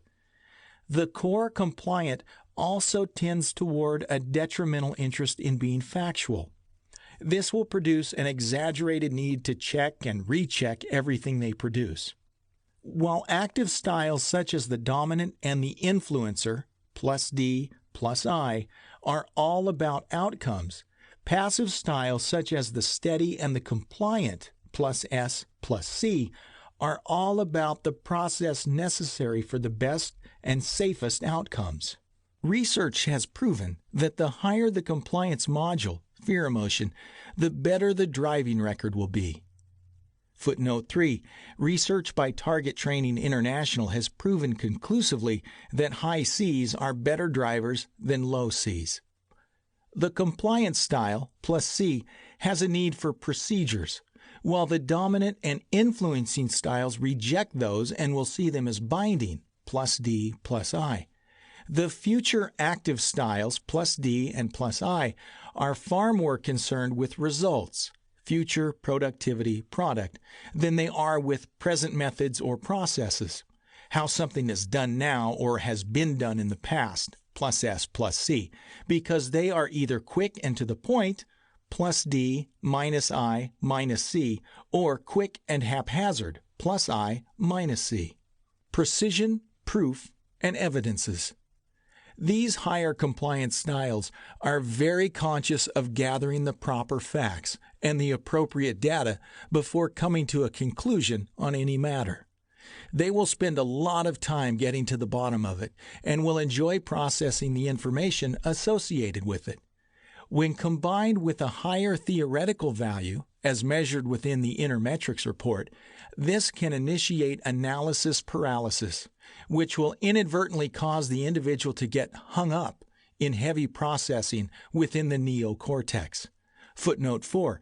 This occurs when the brain desires discovery while also fearing inaccuracy. This combination jams the gears and slows the processing, much like performing surgery through a microscope.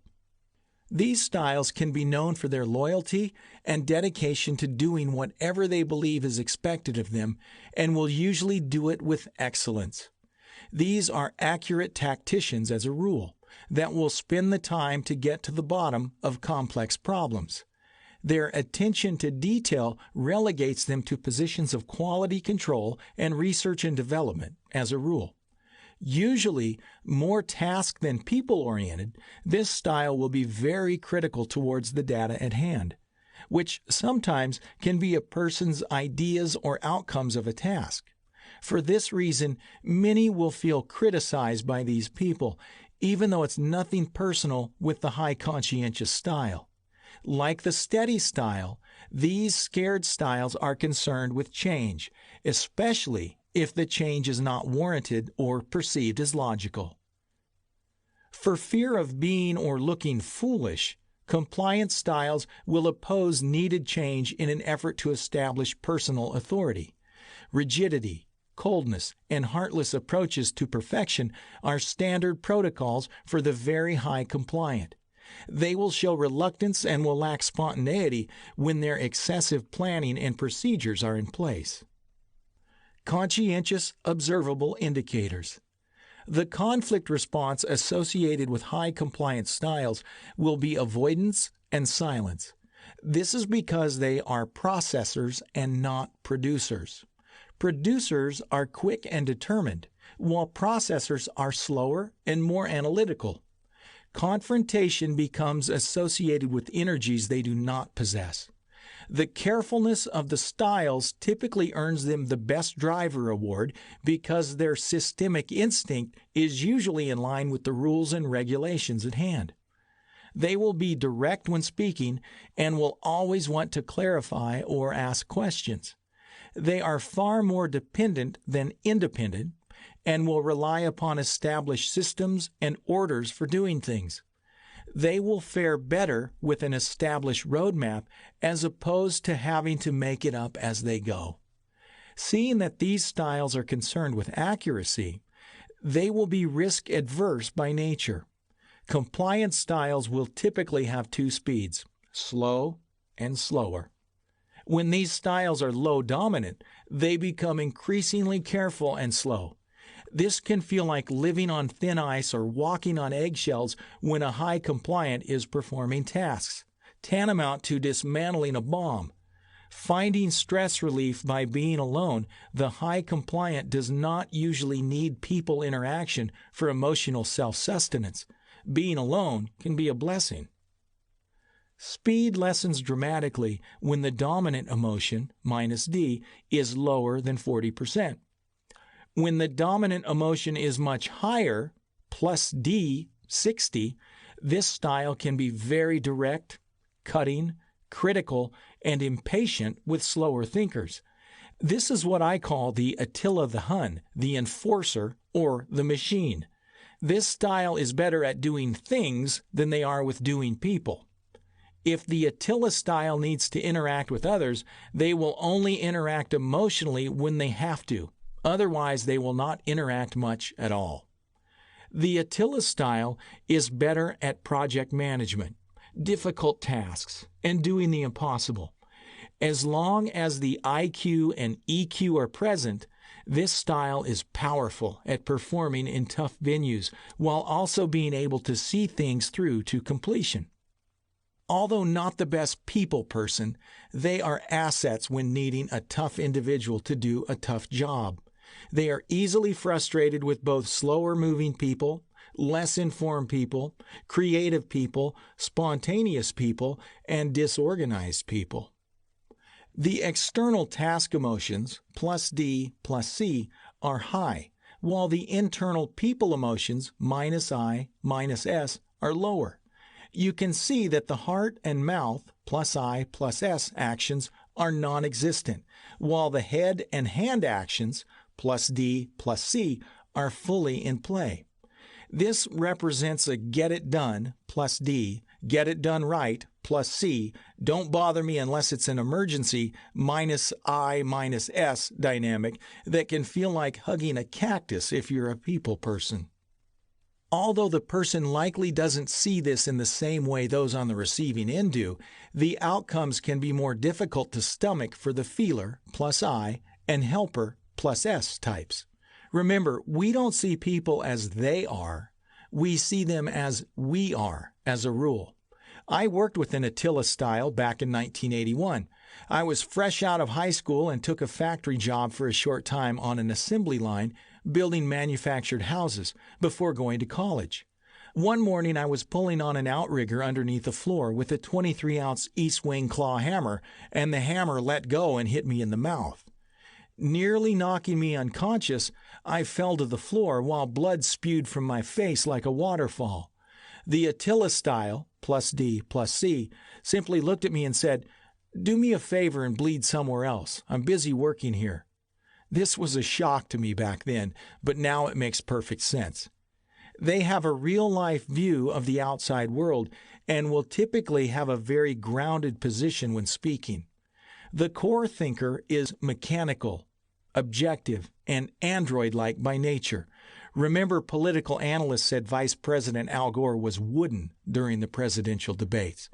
Thinkers usually ask all the right questions, are diplomatic, pay attention to the small details, and rely upon the data for decision-making. They are curt, quiet, thoughtful, not to be confused with benevolent, compliant, neat, rigorous, and reliable as a source.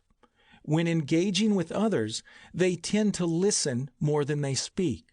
But when dealing with truth and reason, will take the floor if they sense others don't know what they are talking about. If the core thinker has a controlling attitude, a black and white thinking set, and a high theoretical mindset, they will be critical of other people's opinions unless established in fact. It will be difficult for them to keep quiet in the presence of misinformation simply because of a fear of looking or sounding stupid. The excessive fear of stupid. Most high core Cs with a corresponding theoretical impulse in the value base have an innate fear of both looking and being stupid. Because of this, they may be overcorrecting with other people less in the know. They will correct you if you are off by a smidgen on anything in particular and can be very annoying to those who could care less. The influencer says, "It must be 50 degrees in here." The compliant says, "It's 61 degrees. Sorry." Those who fear being wrong or being stupid tend to have the gift of criticism. Core compliance styles are preoccupied with revealing inadequacies in others. They are theoretical fault finders. Driven to judge, some of these people seem to wait in the wings for someone to say something untrue and then pounce like a lion on a lamb when the opportunity presents itself. This is a poor attempt at not looking dumb. For the fault finder, not knowing something is a sign of stupid. They don't understand that it's simply a sign that you don't know something. Stupid means you can't find out, while not knowing simply means you haven't found out yet. High dominant influencers will think, "Lighten up," and will not tolerate the behavior very long. This action on the part of the thinker-doer can create dissonance with the people types around them, but they won't seem to care.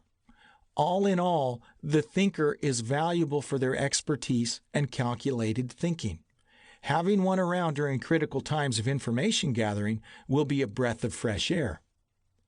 These styles tend to be more connected with their rational mind than they are with their limbic systems as a rule. Therefore, they are less reactive and more proactive. They think garden hose. Doers simply act, while feelers react. Helpers wait for directions. These are the rules. Sure, there are exceptions, but for the most part, this is how people work. Now that we have covered the individual emotional and behavioral elements of each core style, we are now going to put them in families. The D, I, S, and C all have children. Let's take a short look at each style's typical offspring and see how they differ, while at the same time remaining true to the core emotion that represents its overriding trait. The Four People Types by Steven Sisler. 12. The Dominant Family, D. Now that we have covered the individual styles of behavior in solo form, which include the dominant, the influencer, the steady, and the compliant, we can now look at each attribute as a behavioral family unit. In other words, the doer has a family, that includes 4 primary styles, and so on for the feeler, helper, and the thinker, which contains 3. All these work together in differing intensities to form styles. We'll begin with the dominance family and take a look at what you can generally expect to experience within this group. Let's take a look at the 4 principal family members and give a very brief overview of each one. Footnote 1. A principal family member represents the styles you will most likely experience as a general rule within the unit of behavior such as dominance or influence. The authoritarian. The authoritarian is representative of the dominant style when they are in a pure state. The pure state is considered core in emotional intensity. This means that the only emotion in play within this style is the anger emotion. All other emotions are not in play, either naturally or in their adaptive state. The natural state is when an individual is at their best or when they are being their authentic self. The adapted state is always their response to any given environment, such as work or at an event. If you have a dominant personality, you may alter your behavior at work, the movies, church, or a funeral. It's our game face. Everyone has a game face, although not everyone will admit it. This game face is a visceral brain response to environmental changes and impacts, such as a nasty boss or a bereaving mother. We all make behavioral adjustments and may drop below or rise above the energy line on any given emotional scale on any given day or in any given moment. Footnote 2. The energy line is the halfway point, 50, represented by a thicker black line on any given disc scale. A D may be naturally a 70, but may drop below the energy line 50 at work and become a 44. The authoritarian is extremely results-oriented. Sometimes referred to as the dominator, this style is associated with conquering. Generally lacking patience, -S, the style will bulldoze through any mountain without hesitation. The approach is always the same: aggressive. Oftentimes, the core dominant is experiencing a form of adult attachment disorder, AAD, meaning they have not experienced some of the 9 parental influencing traits listed in Chapter 13. Footnote 3. These include guide, guard, govern, direct, correct, protect, cherish, nourish, and admonish. Therefore, this style generally has difficulty maneuvering relationships for lack of parental modeling. The odds of this being the case with a core dominant are above 60%. Because of this behavioral dynamic, this style will see people as objects, things, not people. This does in no way make them a bad person, but rather they are missing the essential tools for relationship management. They are better at doing things than they are at doing people, because things don't argue, push back, or cause them to have to feel. This may lessen the chances of better emotional intelligence, but will not lessen the chances of individual success when it comes to getting things done. Donald Trump is a good example of this. In an interview I saw him on CNN recently, he was talking with a young female reporter. He began his interview like this: "First of all, let me start by saying you are pathetic." Donald Trump was not being mean in his own eyes. He was being honest and forthright.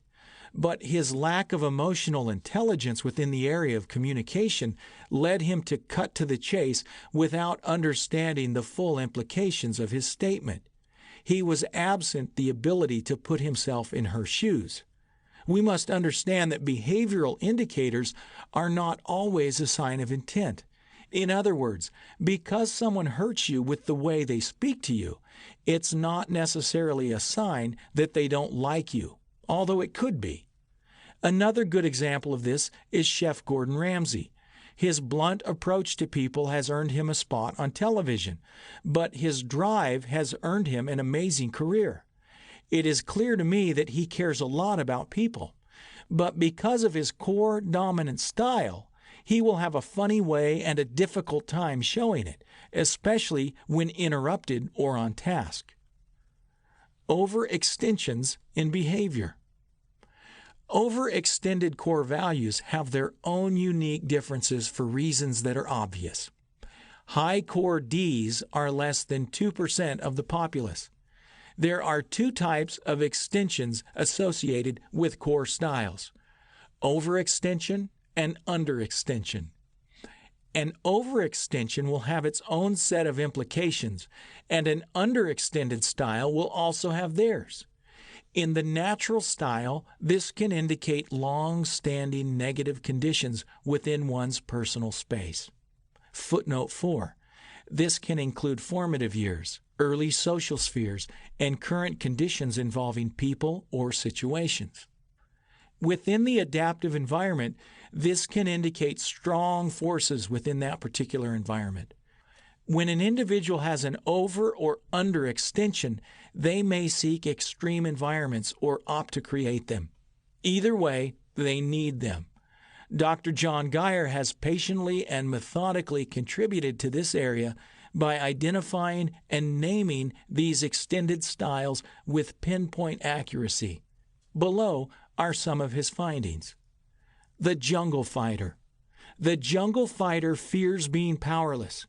Because of this fear, they will over-control events in an attempt to harness their environment. Driven by a need to possess others, this overextended anger emotion will increase the odds of people difficulty 100-fold. They believe I must get to them before they get to me. This leads to trampling. People are reduced to test subjects for their trial runs at taking over the world.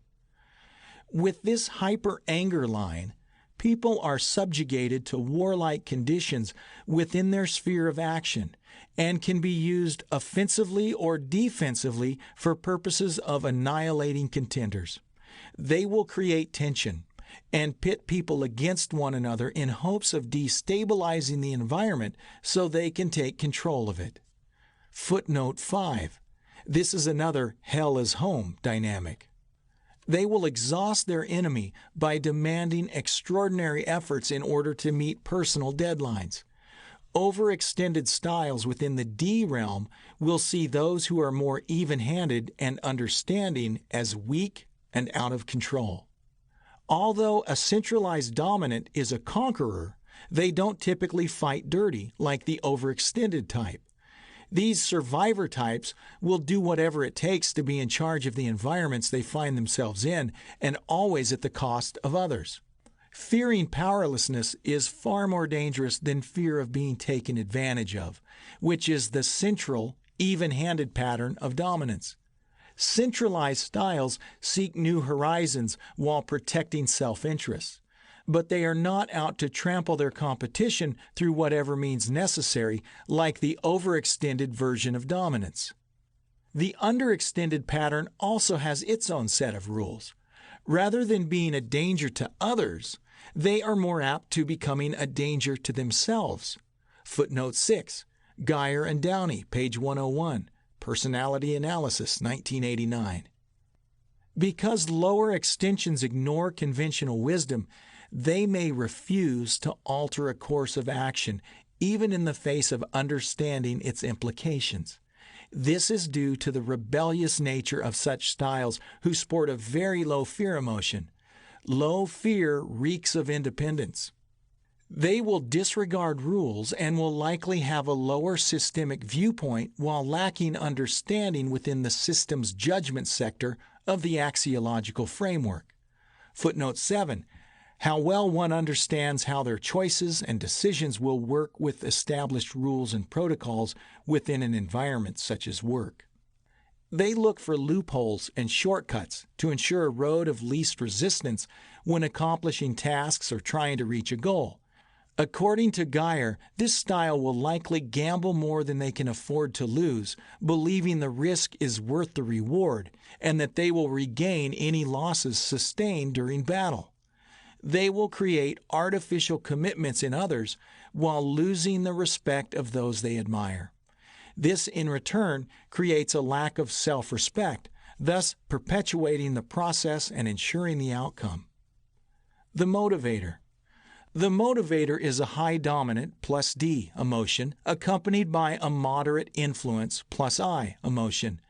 The high dominant at core value above may be like running into a dead body in the family room, but when accompanied by a moderate plus I or high influence emotion, it may appear to have a pretty blanket over it. It's still a dead body, but it is masked by warmth and charm. The motivator, or sometimes known as the front runner, is also direct, but with a lighter, more amiable attitude. Don't get me wrong, they can flip the switch in an instant, but they typically forgive and forget easily. Short-fused like the core dominant, they too have a very limited patience emotion and a very limited attention span. Chaotic and fun, this style will be able to accomplish things through people, whereas the core dominant accomplishes things in spite of people. They don't need anyone. Generally associated with ADD, attention deficit disorder, this style juggles many balls. When they drop a few, they can usually charm their way out of it. And like a cat, these styles always land on their feet. This is an independent, stubborn, self-willed individual who can do more by accident than some do on purpose. They are well-liked when understood and a moving target when trying to get a hold of them. Their brain can act as a hive filled with a swarm of bees. Every bee is a new idea. Extensions in the motivator pattern. Like the core styles, patterns with multiple emotions in and out of play will also have extensions. While the visionary central pattern enjoys and needs competitive environments, their approach is charismatic. They will fear being replaced by someone who is more attractive, and thus will become preoccupied with making unnecessary comparisons between them and their competition. Driven by anticipation, the visionary will be anxious and optimistic as a general rule. Overextended patterns will pose a danger to others by selectively placing other people at their disposal or manipulating the environment in an effort to ensure their own personal victory. They will work at gaining a following and creating coups against their competition. People can become pawns strategically manipulated for quick checkmating in regards to any unwanted circumstances. They have a flair for words and can appear Pied Piper-like when over-promising others in an effort to secure whatever they want. People not in their best interest can find themselves sidelined in the game of gain. They may also reduce people to supporting roles, ensuring their own control and influence. Underextended styles can danger themselves by allowing themselves to believe more than is true about themselves, thus creating self-omnipotence. They believe their success is responsible for any and all upswings in their world and will create an exaggerated view of self. They settle for assumption over preparedness and will take risky shortcuts in an effort to win the day and people's affections. Footnote 8. Assumption is life's lowest level of knowledge. They will naturally circumvent protocols and necessary procedures that others must follow in order to stand out among the rest. They live by the power of personality as opposed to the power of personal responsibility, believing that snake charming others and the reactions it creates imply automatic and continued receptivity, support, and sustainable followability. Footnote 9. Geyer and Downey. Personality Analysis. Pattern 12, Extended Pattern F. Page 109, 1989.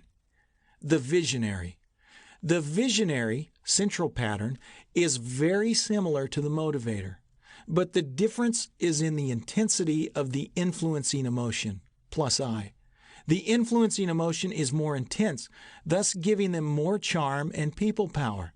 This is a fun style, but even more unfocused. They are like running into the woods wearing a blindfold, like a rhinoceros.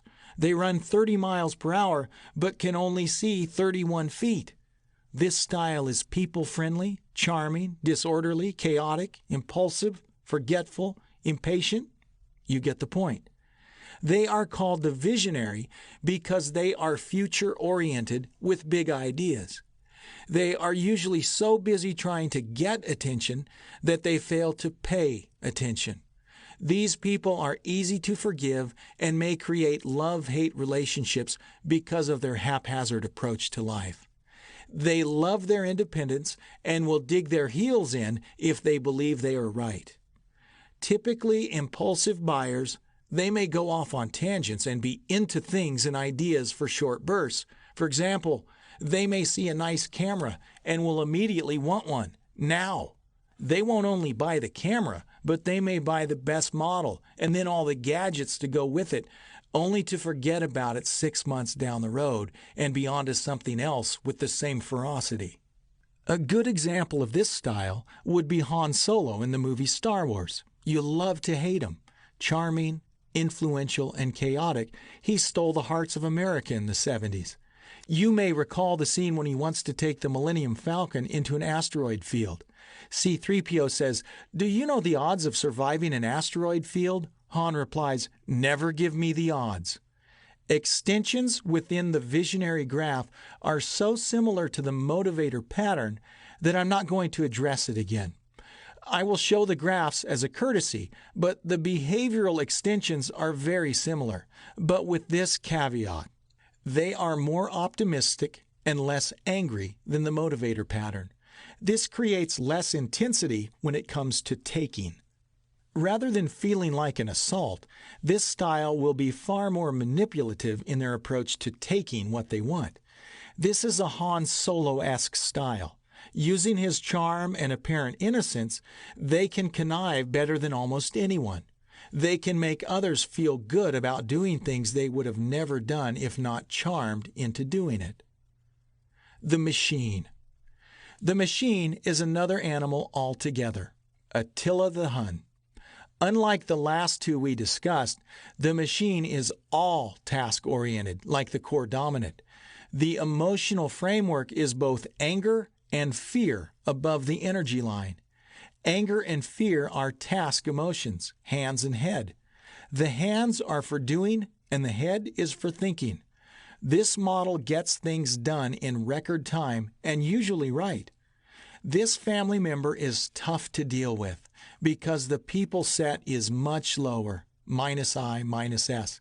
The people lines +I, +S are heart and mouth, whereas the task lines +D, +C are head and hands.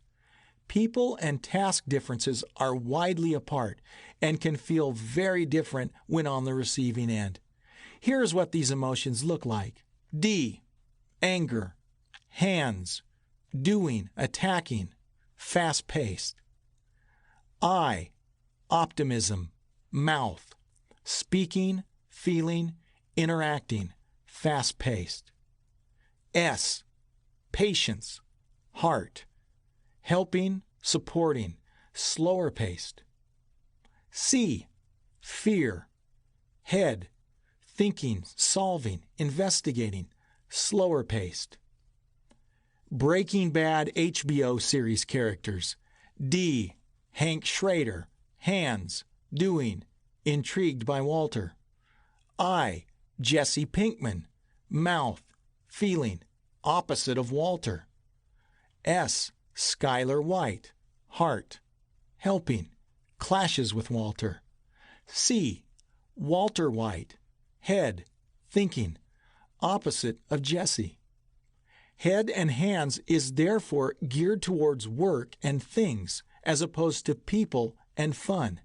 This is the project manager. They manage projects much better than they manage people. And when forced to manage people, the people become a project. These styles are notorious for being promoted simply because they get things done without help, and they usually get things done right the first time. So let's promote them, right? The problems that occur are always people-related because they do things in spite of people, which is why they never need help. They don't want people in their way. Get it done right, don't bother me. That is the machine. Look at the above graph. plus D plus C, head and hands, is things. Plus I plus S, heart and mouth, is people. This graph is also called Attila the Hun, or the creative pattern. There can also be vacillation between the plus D and the plus C, as they are in conflict some of the time. The plus D says get it done, but the plus C says it must be done right. This can be difficult under pressure. Which is more important, 80% done and 100% right, or 100% done and 80% right?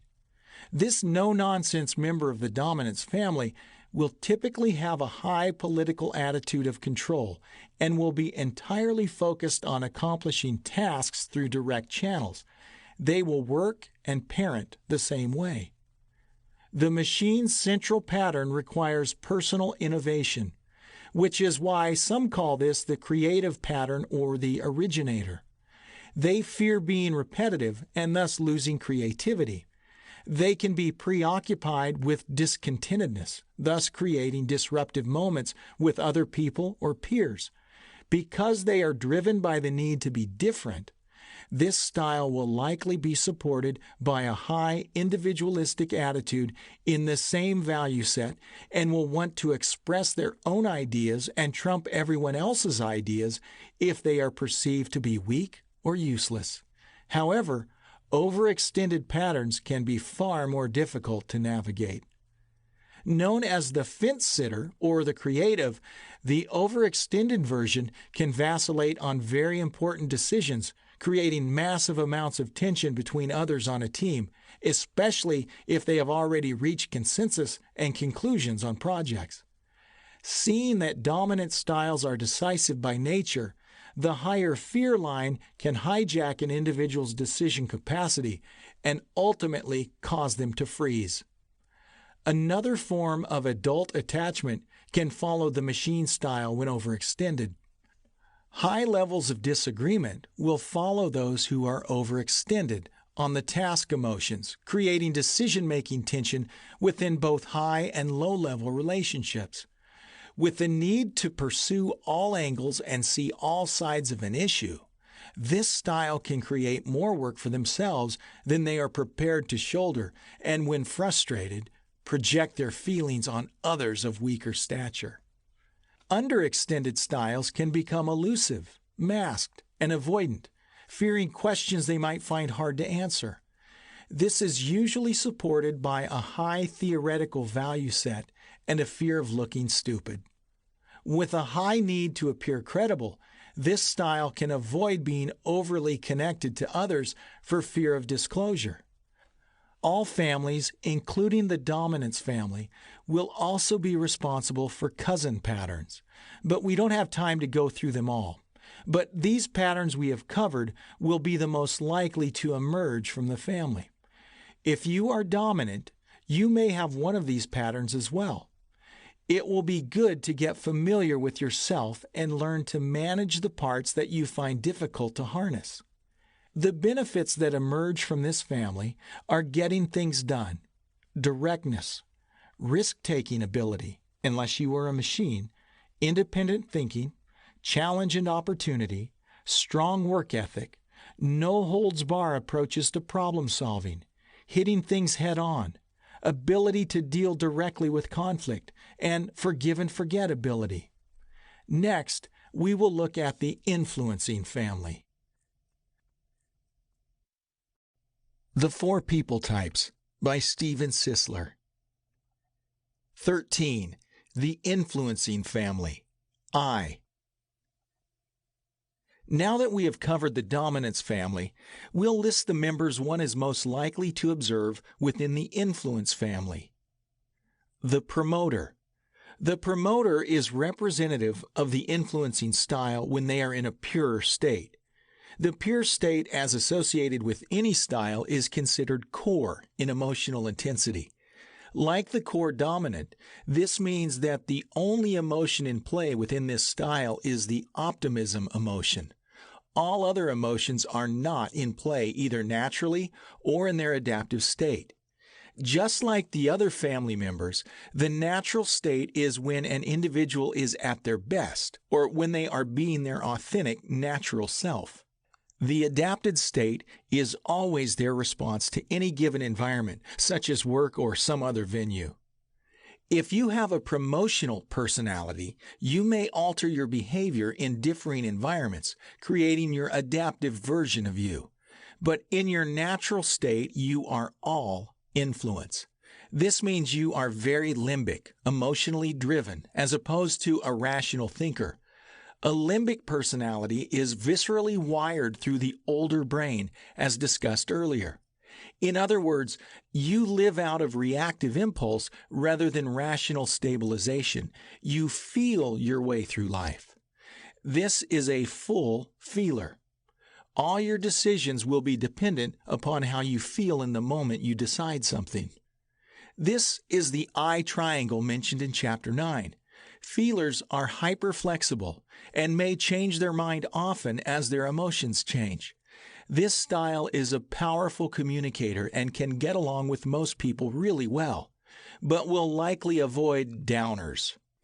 The centrally patterned promoter can be wild, fun, exciting, impatient, flexible, creative, unruly, emotional, and independent. This is known as inducement. Their greatest asset is their gift of gab and flexibility.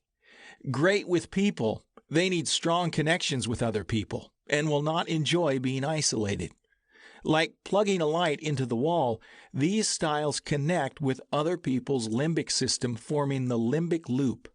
This is a circular vortex of emotional mixing, creative thought, and verbal exchange. Promoters are powerful forces that many may mistake for dominant. They may be overly dramatic at times and will foster wounds by other people. They have strong facial recognition and can find it difficult to hide their feelings from view. They are always happy to see those they care about and will brighten up any room. Many times, they are like having a tiger by the tail. When overextended, the promoter will fear being replaced by someone better. Because of this, they can become preoccupied with being agile, young, and attractive. They will likely overpromise and underdeliver because all decisions are made in impulse, out of fear of not being the go-to person for answers. Poor follow-through and excuse-making will follow the overextended promoter. These people will focus on past success and positive experiences to condition themselves for belief in the present and the future.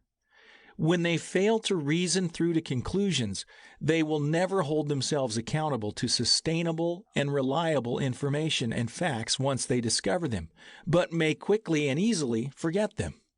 When pressed for specifics, this overextended profile will become less sensible and more verbally chaotic. They will use an abundance of words in hopes of complicating matters in an effort to hide their lack of knowledge. This is known as verbal aggression or overpowering. They are masters at personal identification with others and can assume an expert role through fakery and guessing.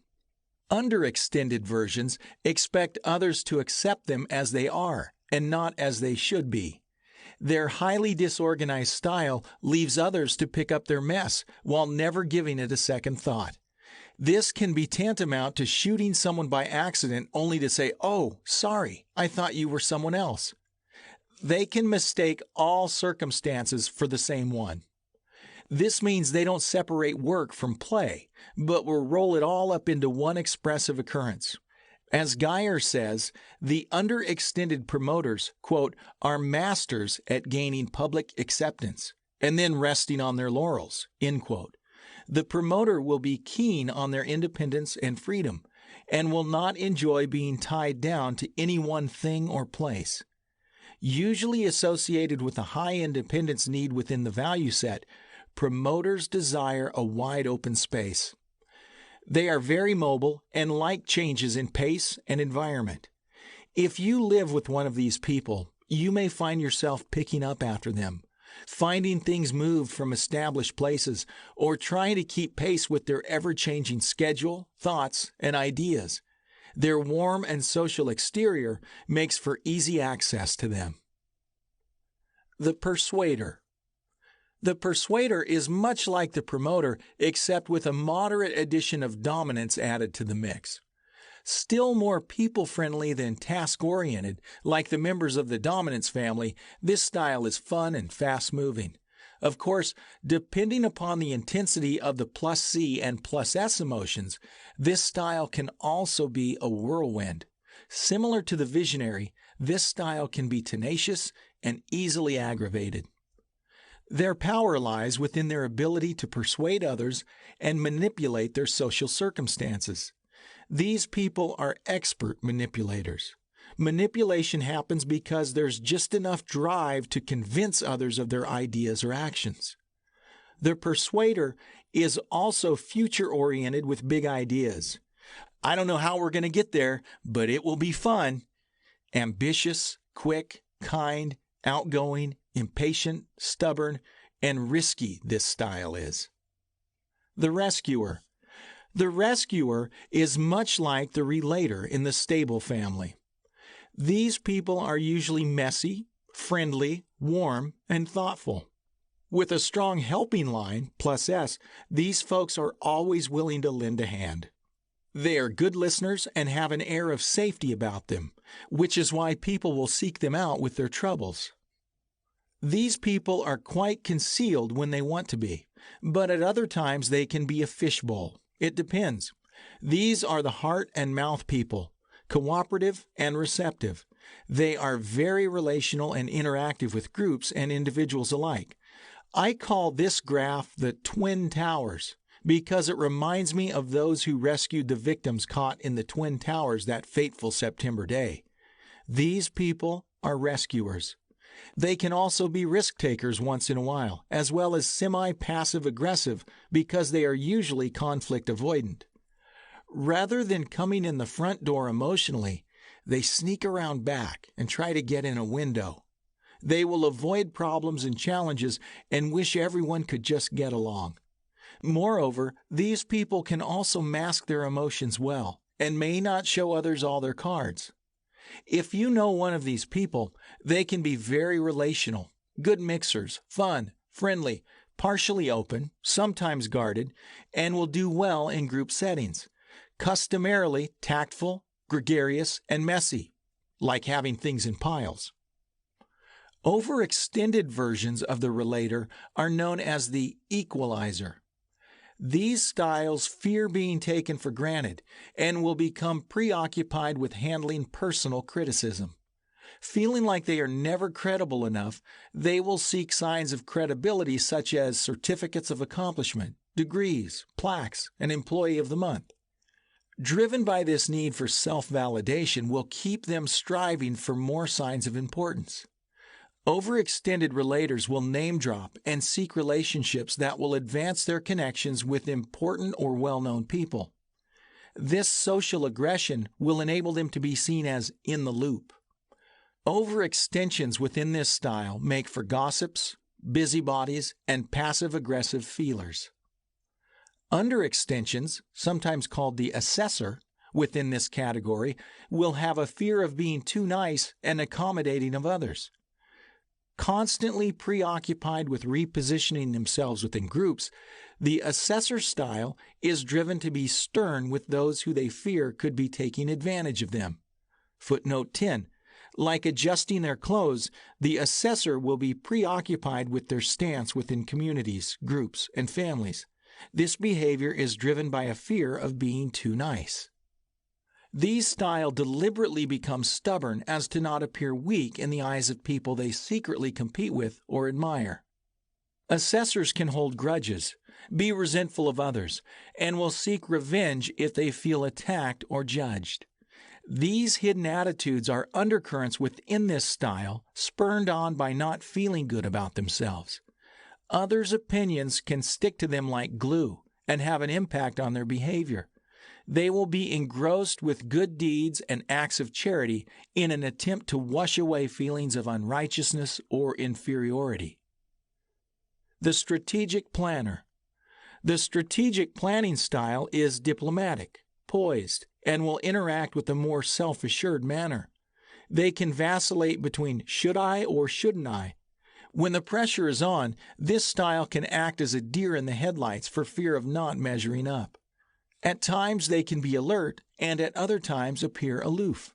This is the conundrum this person finds themselves in because of the opposite set of emotions involved, plus I, plus C.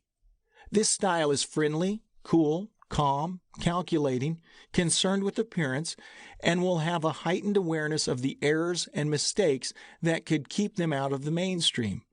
For this reason, they will slow down when they are unsure and become risk avoidant.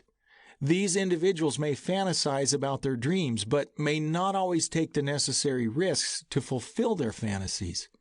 Usually talkative, confident, charming, and effusive, they will hold back as opposed to unleash their full power. The plus I plus C and the plus C plus I combination both need to be liked and may fear failure and personal rejection because of appearance concerns. They may communicate indirectly or diplomatically, thus end up beating around the bush as opposed to getting to the point. Plus I plus Cs are usually more organized than core styles within this family and may be looking for permission as opposed to just getting something done.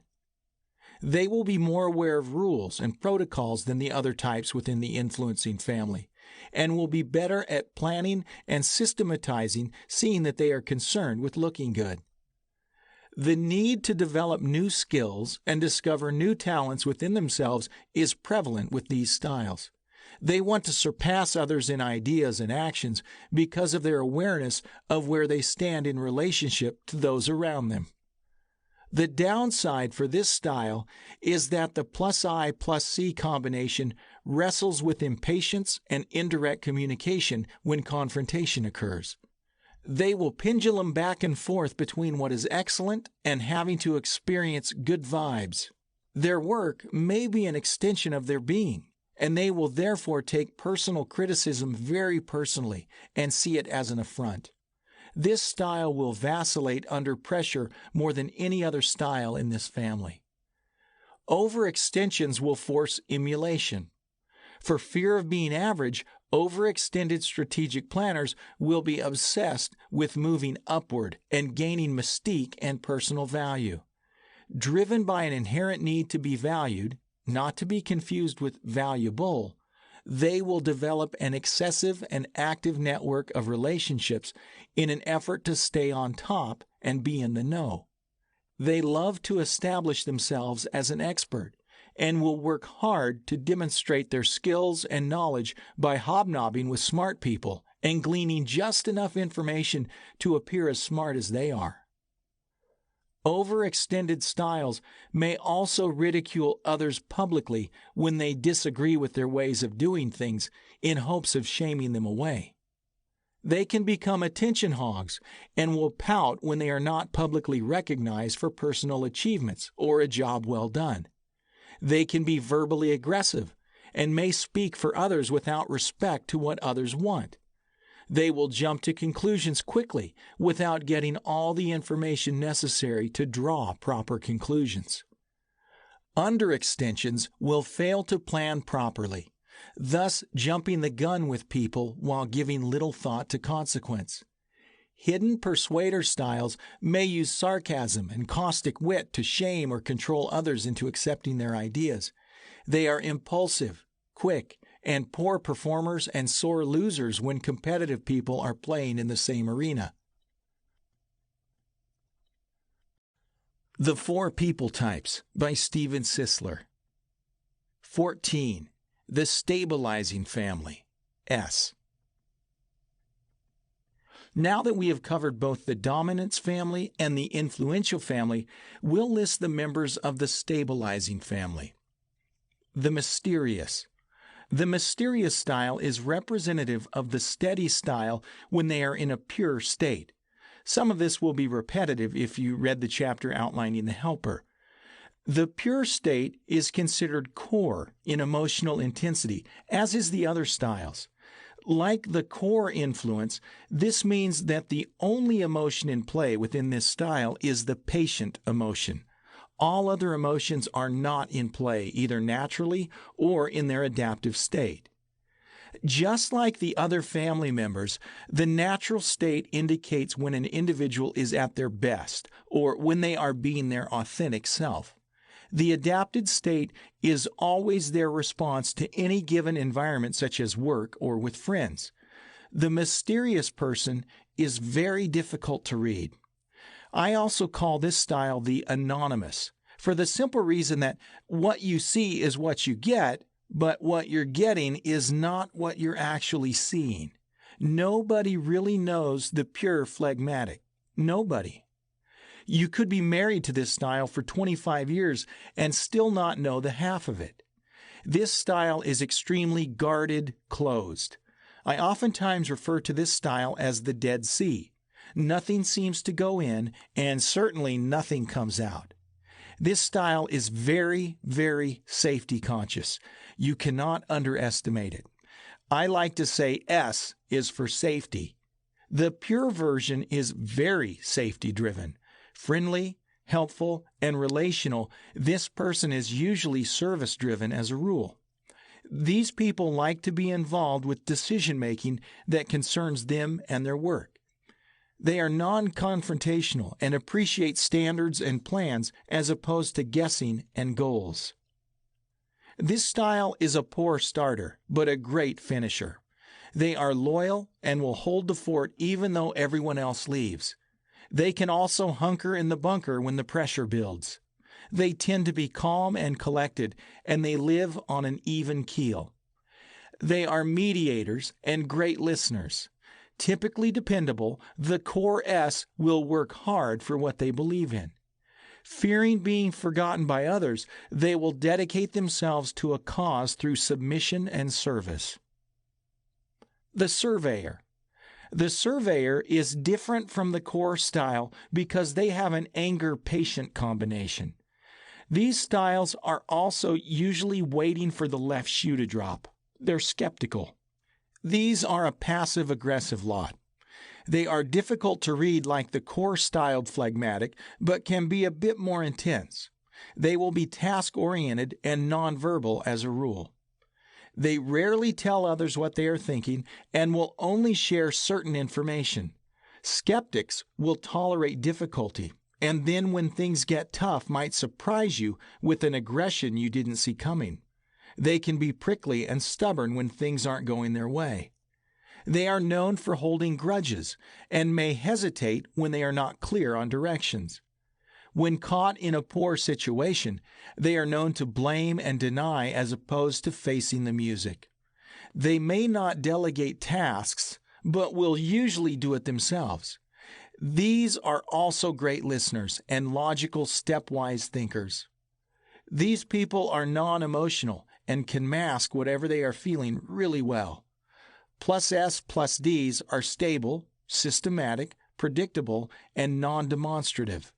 Plus S plus Ds need closure on projects before starting new ones and like to establish patterns. I won't repeat the over and under extensions, seeing we covered them in an earlier chapter. Overextended and underextended styles bear out the taskmaster and the troublemaker, as we discussed in Chapter 10. The relator. The relator, plus S plus I style, is friendly and warm. This style is intent and reflective. They will accept and depend on the support of selected individuals, but will have a good time working with them. Much like the Twin Towers, plus I plus S, we mentioned earlier, the relator will be helpful and enjoyable to be around.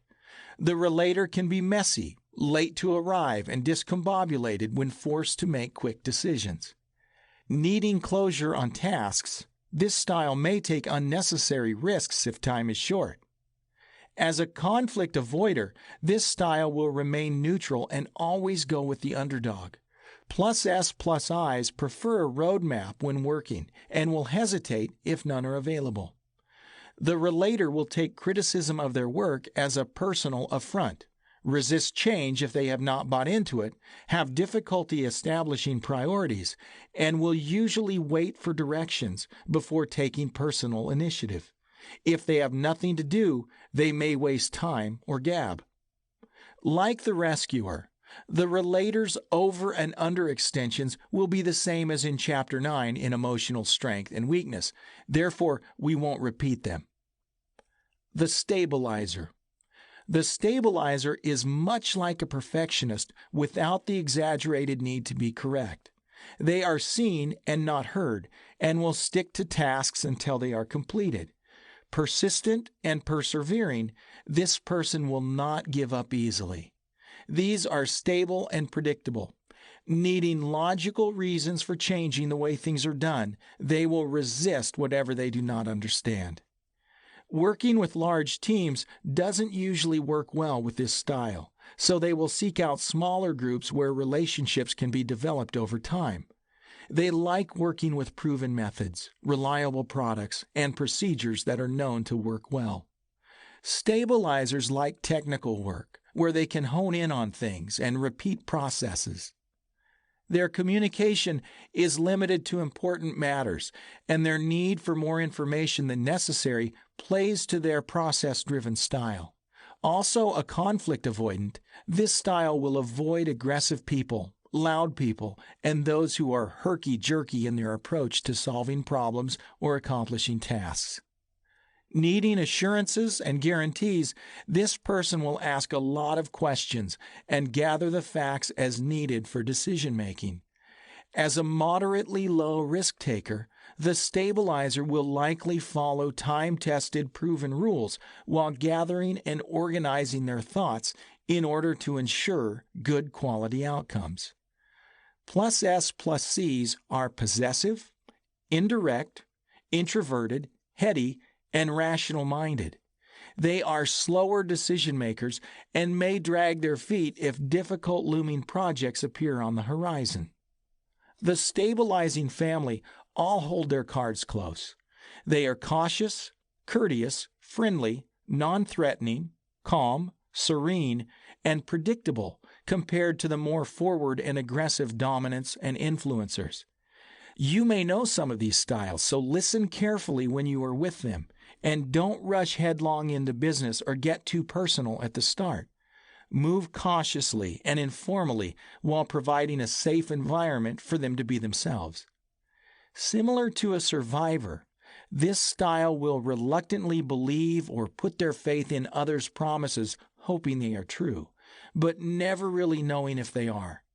They tend to live vicariously through other people's successes and will become aggressive if their ethics are questioned. They have a fear of losing control when they are forced to adopt the ideas or ways of others.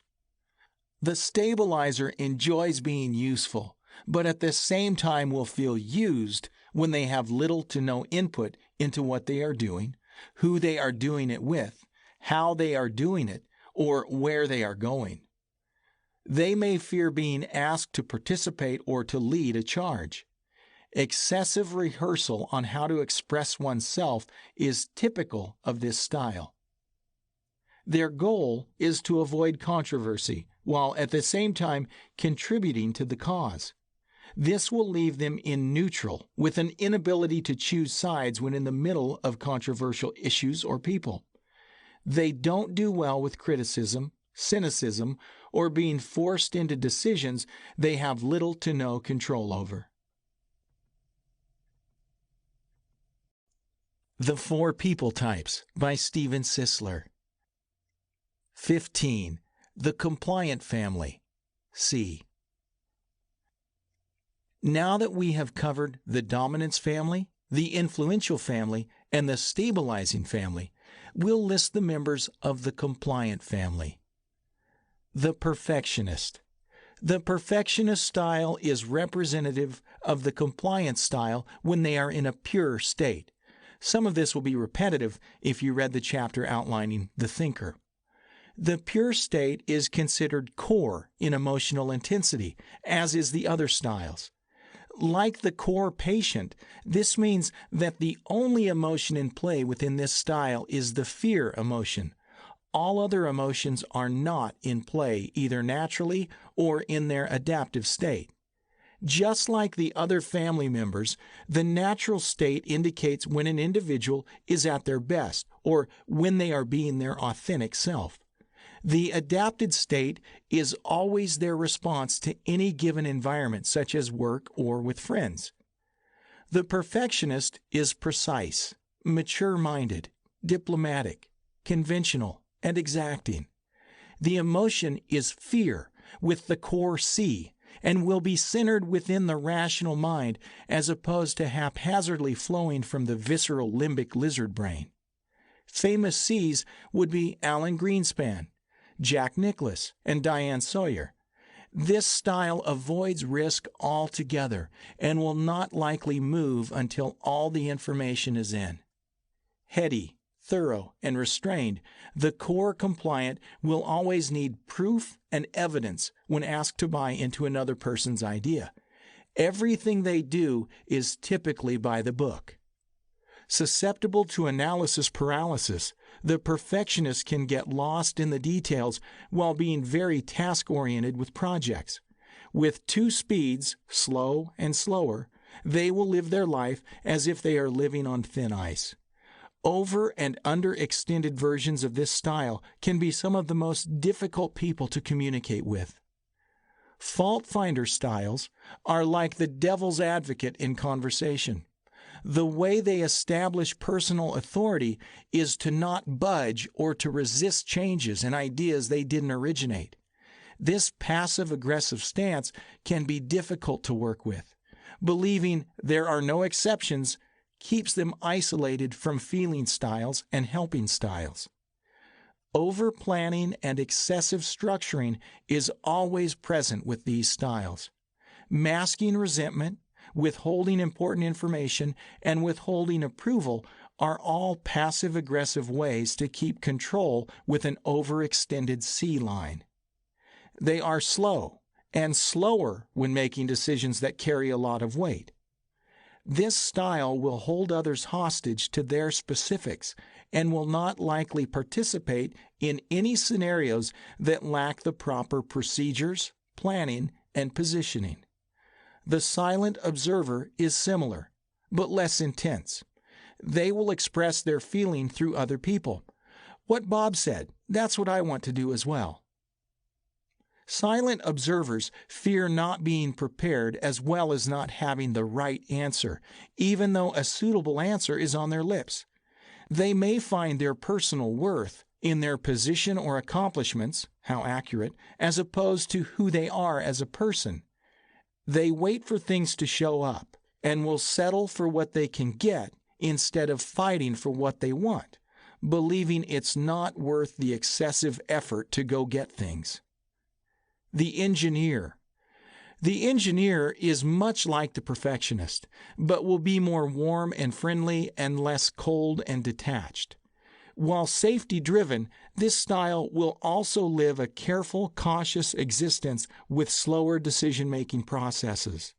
Plus C, plus S's like their alone time, and won't mind it when they don't have friends to do things with. Also diplomatic in nature, they will pay attention to the details, but may miss the larger image. They are looking for credibility, proof, and the directions. This, too, is a logic-based thinker who will avoid conflictive situations. Needing the proper time to think things through, they don't appreciate deadlines, being rushed, or chaotic situations with no apparent roadmap. Safety-conscious, quiet, and quality-driven, plus C plus S's are objective thinkers who rehearse everything on the inside before releasing their words to the public. They can be hard on themselves and highly defensive when undergoing criticism. They will analyze everything before determining whether or not to proceed. If you know one of these styles, stand 3 feet away when speaking. Don't talk down to them. Don't overpower them or speak with a rapid-fire tone. Ask questions, make suggestions, and stick with commas and question marks while avoiding periods and exclamation points. Engineers fear criticism and will maintain far more than they can obtain. They begin with a defensive posture for fear of being wrong or accused of something they didn't do. Overextended versions of the engineer fear being ungrateful for what they have and can be obsessed with knowing how to do things correctly and following rules to the T. Driven by the need to have self-control, the engineer, when overextended, wants to maintain allegiances, protocols, and systems. Having their ducks in a row is a must, and knowing why things are the way they are is paramount with this style. Underextensions will fear over-involvement and conflict they cannot control. The evaluator. The evaluator is similar to the indecisive in that the two emotions in play are opposites. Interested in meeting and being with other people, this style will avoid confrontations and repetitive chores. They can at times be critical of others, defensive, and analytical. Evaluators will set high standards for themselves and may be overly aware of what others are thinking about what they are doing and saying, overemphasizing looking good to the world. Although this style is experiencing a fundamental me-me conflict, they can sport both an analytical piece and a strong people piece at the same time. They have two hats. Footnote 11. The me-me conflict is representative of the struggle between two emotions that work against each other. In this case, fear and optimism. The fear emotion is in play along with the optimistic emotions, thus creating a vacillation between should I or shouldn't I in many cases. Much like the strategic planner of the influence family, this style compares before deciding.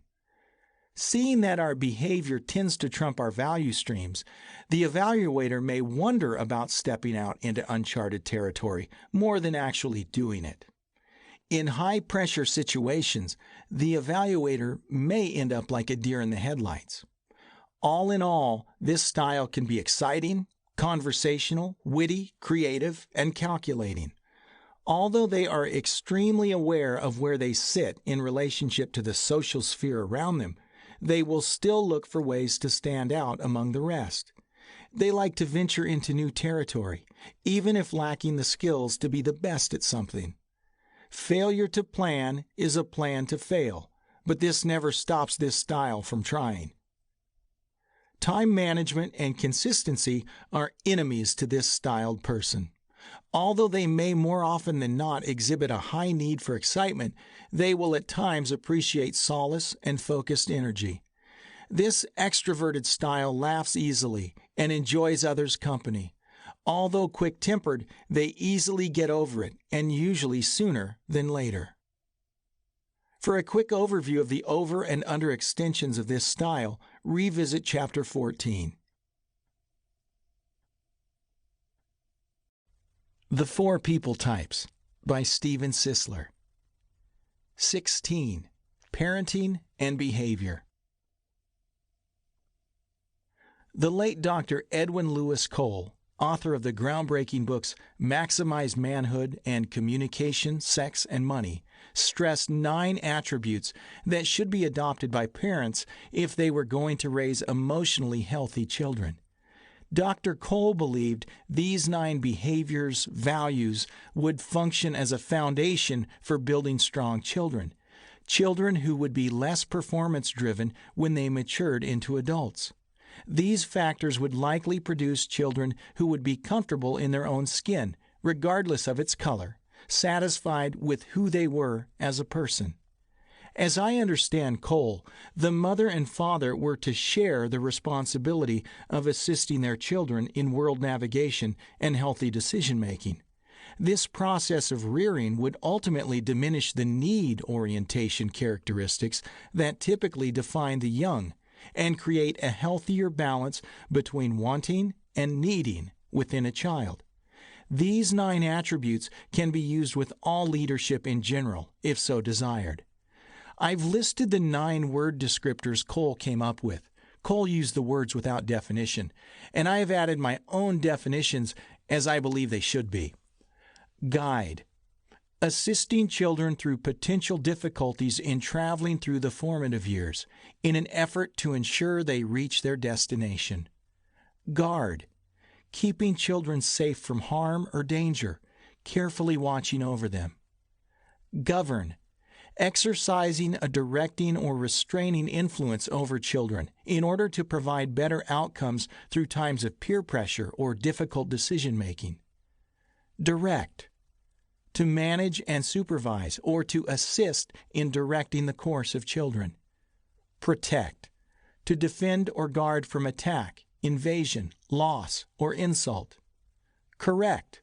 To scold, rebuke, or teach in order to improve the effects of one's behavior on self and others. Cherish. To hold and treat as dear, or to care for tenderly or cling to fondly. Nourish. To strengthen, build up, or promote. Admonish. To caution, advise, or counsel against poor decision-making. Likely, children who have received a good healthy dose of all 9 attributes during the formative years will have a better chance at emotional health and sustenance compared to those who lack at least 3 of the 9 attributes. In other words, if a child receives these behaviors from either one or both parents, they will typically have a healthier in-look and display more confidence. Of course, this does not mean there aren't opportunities elsewhere to feel rejected and scorned, such as the schoolyard, as in my case, but the safest place is typically the best place to start. Many parents have fallen down on the job, but it's not too late to make amends. According to psychological theory, as long as love and security are provided, everything else can be fixed without major therapy. Think of your own children. After careful examination of the 9 descriptors, where do you come in? Bear in mind that these attributes are not to be excessive or overpowering. Correcting should not escalate into punishing, and guarding should not become micromanaging. Balance is always the key to life. But how did you feel when you were young and interacting with peers, or when you were alone? Process your feelings now in light of these listed descriptors. After a few minutes, continue listening. Discipline learning and behavioral difference. Oftentimes, we mistakenly define punishment as discipline, but this is an incorrect assumption. Punishment is payback, whereas discipline in its rudimentary form is remedial. Discipline is training a child with the welfare of the child in mind to act in accordance to the best interest of their true authentic self and their current social group. A parent might say, "You made me look like an idiot in the store today. Go to your room and think about it for a while." This would fall under the punishment category, because the best consequences of this action sit on the side of the parent and not the child. The parent may feel emancipated about being embarrassed in public, but the child ends up lacking the instruction necessary to avoid the misbehavior in the future. Classic misplacement. It's difficult to train children with them in mind and not yourself and your emotional need machine. Understand that discipline, which falls more in line with instruction, is supposed to empower children by placing them in a better position of being through a life lesson. Because the more a child's awareness is increased, the better equipped they will be for future challenges. Parents who see their role as that of a teacher while considering children as learners are more apt to produce socially healthy citizens than parents who simply punish poor behavior out of inconvenience or forbid it without proper explanation. The term discipline is derived from the word disciple, which means a disciplined learner. Therefore, when children are disciplined, discipled, or more importantly, trained rather than trounced, they are characteristically better equipped to navigate social groups, competitive environments, and life challenges with better clarity, courage, and contentment, thus ensuring a better likelihood at being rather than doing. Consequently, the odds increase that children, rather than performing for a parent or peer, will, in simple terms, be a better performing person in essence as well as in action. Thus, better performance becomes a result rather than a goal as the child grows and develops their own sense of safe self-worth.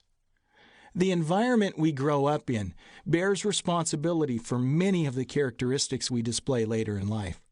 We call this the home life. As a behavioral analyst and personality consultant, I have seen my share of behavioral profiles from all walks of life, and routinely, when a child lacks descriptors such as the cherish, nourish, or admonish aspects from child development, or the guiding and protecting units, emotional development orders tend to become more commonplace. One of the more familiar outcomes derived from a lack of parental affirmation is performance-based living. Similar to the outcome of religious do's and don'ts, an emotional hands-off approach from parents can produce the same thing, an insatiable need to perform.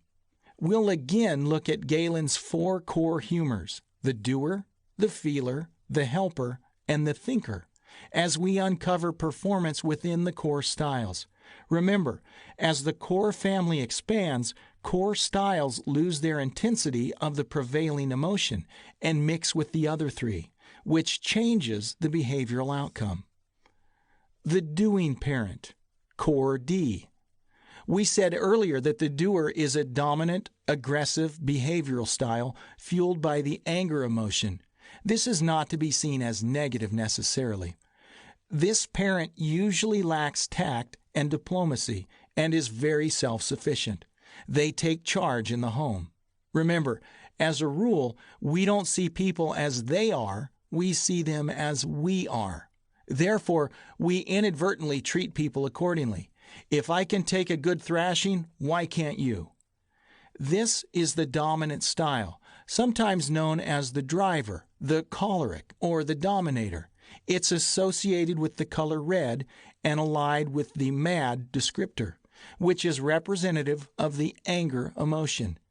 Because this styled parent always takes the direct route and is entirely focused on the goal, relationship making with partners and offspring may be more difficult. This parent usually displays a strong career investment, as well as an unhealthy interest in controversy. The anger-based parent is quick, determined, eager, and many times impersonal, but not always on purpose. They are external processors, usually concerned with completion through direct channels in very efficient ways, as opposed to slower methodical approaches that cover many paths that will likely become a time vampire. Their ability to foster relationships with their children can feel like washing their feet with their socks on. It simply escapes them. It feels weird. These are typically logic-based thinkers with an active rather than passive behavioral pattern focused on accomplishment, high risk, and excessive goal setting. Rather than being proactive, they stereotypically become reactive when more emotional and faced with problems and challenges coming from raising children.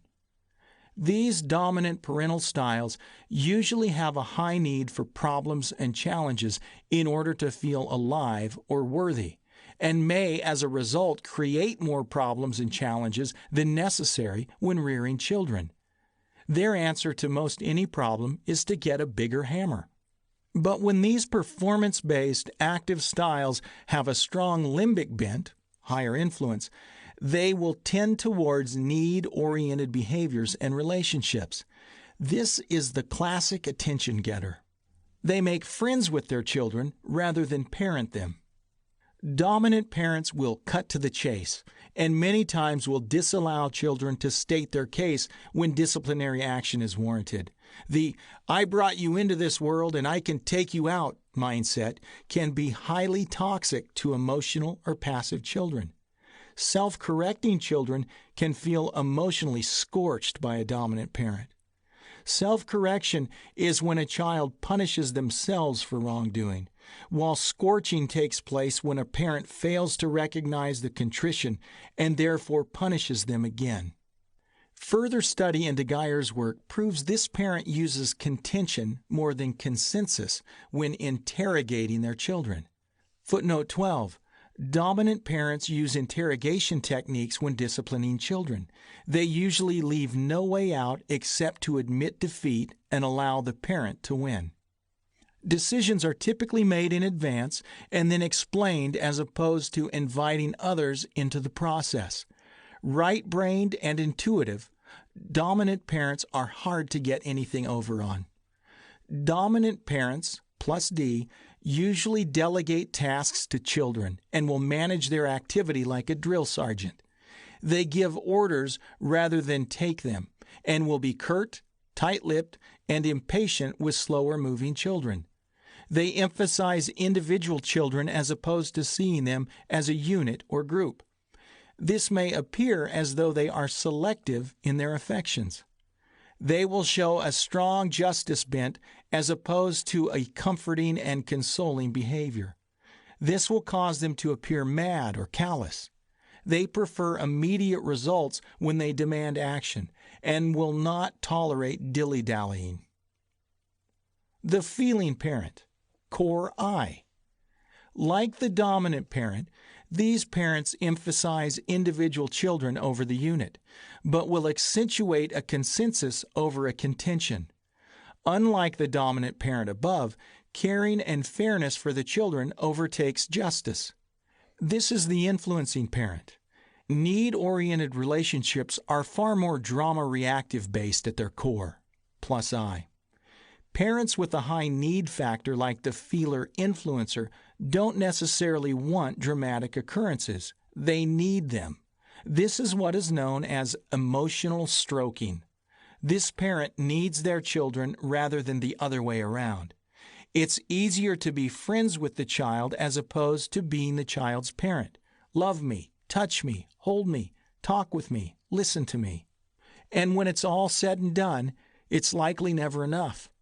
The need to be liked, understood, to be important, interesting, listened to, and so on becomes paramount within these need-oriented feeler styles.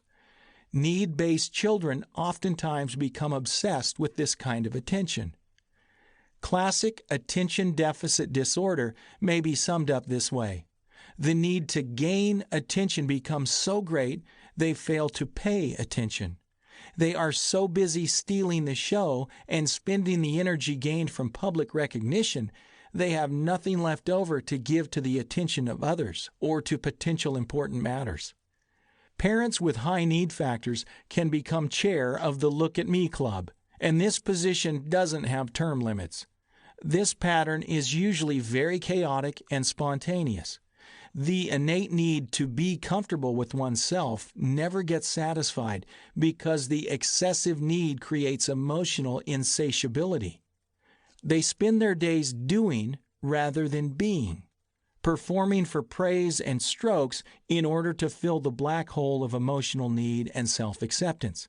They will see their own children this way and may want them over-involved in soccer, baseball, dance, and other activities. Do you find yourself preoccupied with what others are thinking about you? Do you find yourself comparing your belongings and appearance with others? What about your occupation or your position? Do you hear a little voice in your head that condemns you for not looking better or like so-and-so? This is a sign that you are discontented with who you are. There is no emotional rest in this place. It's a tiresome treadmill of endeavoring to be something or someone else. Children can sense this a mile away and may become equally self-conscious. Because need-oriented styles need a steady diet of public praise and strokes, they will build on the potential in others and see the positive side of all the negative situations others face. The reason why they do this is because they receive public praise and strokes by diehard followers who are happy to return the favor, and this can be exhausting for children of this type of parent. They will be overly dramatic when in public places, speaking openly and aloud to their children so others can see how well they parent.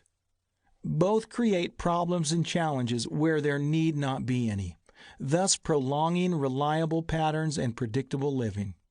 It's much like purposefully skiing in an avalanche zone, so you have the opportunity to dig out when the side of the mountain collapses on you. This is the dilemma. When we are incapable of being, we end up in a position of needing in order to fill in the hole produced by our lack of being. And whether it is problems and challenges or needing to be the star of the show, both conditions can likely become a magnet for chaos, excessive drama, and emotional challenges. Feeler parents often, though not always, use their children as some sort of personal self-help program designed to build personal self-worth when it is low. If this is the case, these parents will live through their kids rather than helping their children define their own life and purpose. The child's behavior will feel like a direct reflection on their ability or inability to parent. If the child embarrasses the parent, the child could be blamed even though they may just be acting like a 3-year-old.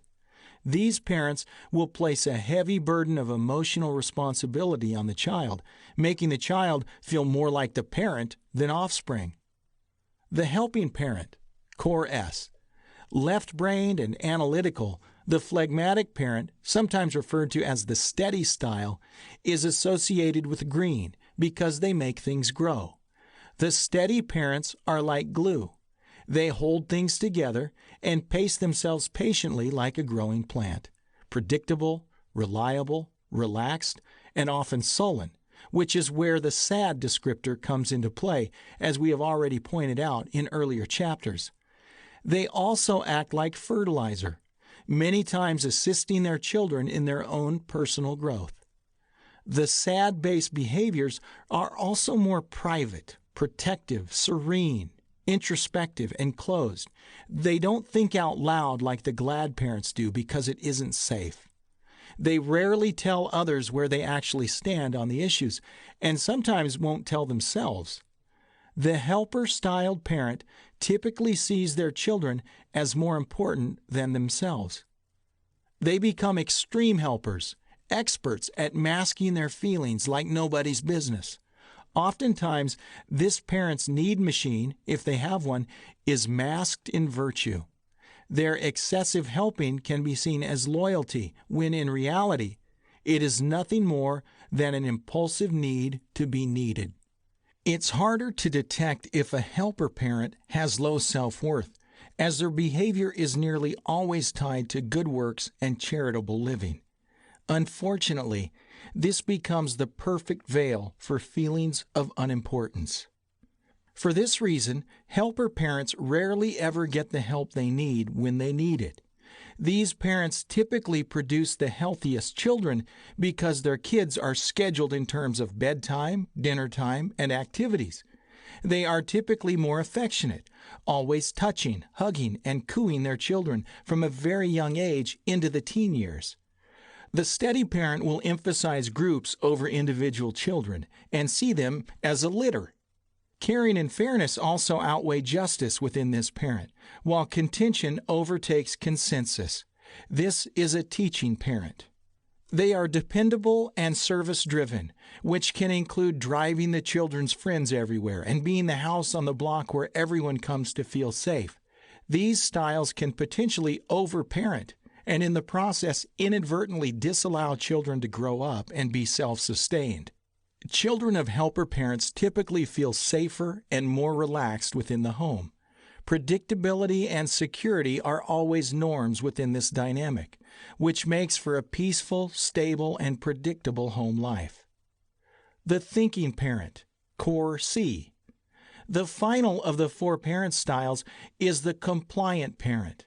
This is the conformer. Justice comes before caring, and consensus outweighs contention with this parent. Left-brained and analytical, the conforming parent wants to train and mold the children for excellence. Like the feeling parent, what others think becomes very important, as excellence and perfection are signposts that signify good breeding. This parent is often precise, cautious, neat, and exacting. They tend to be cold and aloof and are often, not always, preoccupied with doing things right, which can lead children to feel like they have to walk a chalk line. These parents are at times susceptible to depression and loneliness. The thinker parent requires information and may spend hours deciphering problems and challenges associated with getting to the bottom of difficult answers for their children. These parents are usually more cautious and less apt to allow their children to take risks, no matter how calculated. They can be overprotective and underexciting. Thinker-compliant parents need to realize that children need to be children and will thrive outdoors building forts, hunting frogs, riding bikes, climbing trees, eating their snot, shooting toy guns, and playing with dolls. They can be obsessed with rules and regulations that could slip into high regulatory behaviors that quell children's creativity, productivity, and receptivity. They are less verbal and will not want to be bothered with emotional appeals or restless behavior. These styles need to remember that strong verbal communication with children is necessary during the formative years. They need to know where they stand with the parents. Studies have shown that kids who get dirty, eat their snot, and play uninhibited in the wild are far more well-rounded and emotionally healthy than those that don't. Today's culture restricts autonomy in children, but it has not produced healthier kids for doing so. Thinker parents need to think harder about boundaries and rules because they may be unwarranted at times. Although the thinker parent can be more restricting than a feeler parent, there are benefits nonetheless. Accidents are less likely with this parental style. Children will be accessible to deeper insights into nearly everything. Uncovering and discovering why will be prevalent within this home. The child who knows how will likely be playing the game, but the child who knows why will likely be running it. Thinker parents need to be aware that they may be less likely to have open dialogue and engage in limbic looping with their children simply because they tend to internalize things. Because they are thinking it, they may believe they have actually said it, when in all likelihood they didn't say a word. Thinker parents may also inadvertently single out feeler children and be less patient with them. Feeler children who are emotionally taxing will rub this parent in the wrong direction. They may avoid this child and warm up to the less active children. Be aware that children are all different styles, and favoring one style over another one is normal, but not healthy if noticed. Justice and leniency. Parents who are highly regulatory driven, see Chapter 7, or what we sometimes call traditional, will associate the poor behavior of children with an either-or outcome. Conversely, lower regulatory driven parents will associate these behaviors with a both and outcome. There are advantages and disadvantages to both types of thinking. Higher regulatory driven parents are more even-handed and heavy-handed, while low-reg parents are more fairness and reciprocity-minded. These attitudes can also be displayed behaviorally, using the DISC model, even though they are also rooted in attitude. Justice models are vengeful and retaliatory in their dealings with disobedience when high regulation is a worldview. They view punishment as a strong deterrent and will many times use fear as a motivator. They will always equate right with rules and wrong with violations of these rules without respect to the child's personal value system.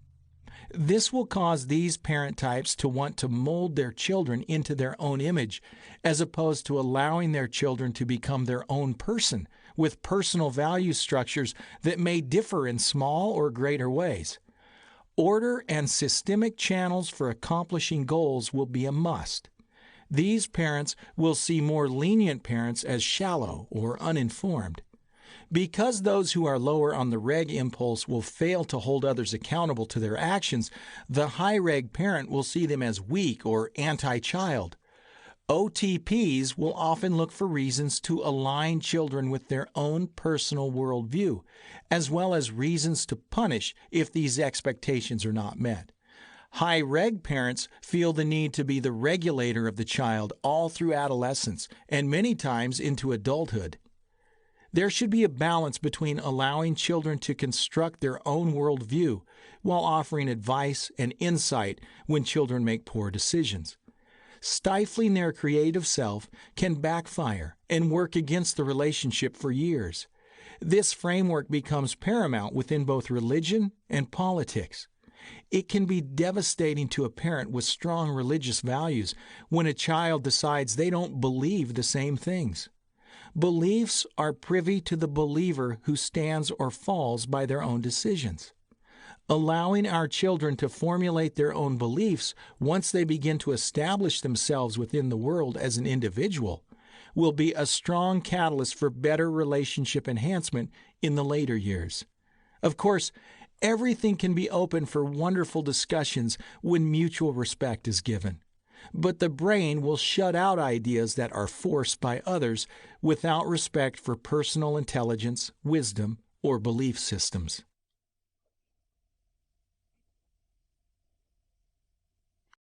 The Four People Types by Steven Sisler. 17. Creating ownership in children and subordinates. The psychologist Jonathan Friedman conducted an experiment with elementary school children in 1965 that produced some astounding results. Friedman was anxious to see if he could prevent 2nd to 4th grade boys from playing with a robot toy. He specifically wanted to note the type of behavior he would have to employ to keep the children occupied and away from a mechanical robot toy. Without going into all the details surrounding the experiment, this is basically what took place. 22 boys were individually placed inside a small room with 5 toys. 4 of the toys were extremely boring, while one toy, the robot, was to be coveted. Before Friedman allowed each boy into the room to play with the toys, he threatened each individual child with punishment if they touched the toy robot. A second group was subsequently brought in with this one difference. The second trial group did not receive the same kind of threat. Instead, the severe threat of punishment was replaced with a mild statement that predominantly invited the boys participating to resist engagement with the toy. Here's what happened. Under the severe threat, 21 boys avoided playing with the robot altogether. Under the lesser threat, just stating that it was wrong to touch the robot without a threat, 21 boys avoided the robot as well. The experiment was not over. 6 weeks later, Friedman sent a woman back to the school to administer a short written test to the 2 groups of boys. While the test was being corrected, both groups of boys were put into the room with the same 5 toys, this time without any threat at all. There were no rules initiated.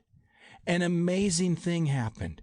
Out of the original trial group, under the severe threat, 77% chose to play with the formerly forbidden toy. The severe threat had virtually no impact on the boys' behavior. In contrast, out of those who were mildly encouraged, only 33% chose to play with the once taboo toy. This was a very interesting experiment, which helped prove some very important theories, perhaps the most important being that threats don't work. When we threaten to punish, the unwanted actions are put aside until the threat has expired, but the person has not actually taken ownership of the idea at all. As soon as the threat is removed, the unwanted action is again invigorated and the unwanted behavior continues without hesitation. Welcome to the world of parenting. The reason the second group of boys displayed a lesser amount of playing with the robot is simple. They own the idea. Because there was virtually no threat initially, The idea to obey was fashioned by the child through an interplay with the adult within the first experimental study. When the children were brought into the toy room the second time, they still owned the original idea and therefore didn't play with the forbidden toy. People are more apt to own an idea that they participate in. Like the children in the second experiment, they live up to that which they own. Conversely, you will live down to that which you don't. Owning your ideas is one of the most important strategies for accomplishment. We must own our ideas if they are going to work for us. Just having an idea is pointless and will produce nothing. Owning the idea will bring creative approaches to making it a reality. The reason why so many within family structures and the workforce do not live up to their ability is because they don't own their job or their purpose. It belongs to the originator. The result? Children will be more apt to cooperate with their peers rather than their parents. And workers will work for the weekend as opposed to working for their managers. Discipline versus punishment. The way we create ownership in others is to discipline as opposed to punish wrongful behavior. Punishing is when we make our children or an employee pay for inconveniencing us. When a child embarrasses a parent at the local eatery, many times the parent will punish the child for making them look like a fool in public. This really has nothing to do with the child's behavior and everything to do with the parent's ego. Most parents believe that a child's behavior is somehow a reflection of their ability, feelers do this more than any other type, to raise and nurture the child. Most of the time, this is not true, especially when the child is young and testing the boundaries. Only when the child becomes older does the reflection model come into play, and even then, it's limited. Most children are just acting like children. When we punish a child because the child made us look ridiculous, we are not teaching the child anything about life. Instead, we are making the child pay for the damages. This is judgment, not justice. We pass judgment instead of making a judgment, and then carry out the proper sentencing and often throw away the key. Discipline is altogether different. Remember, the word itself comes from the word disciple, meaning disciplined learner. When we discipline a child, it's for the child's welfare at parental expense. This also holds true for managers and employees. Discipline takes much more work and patience to pull off.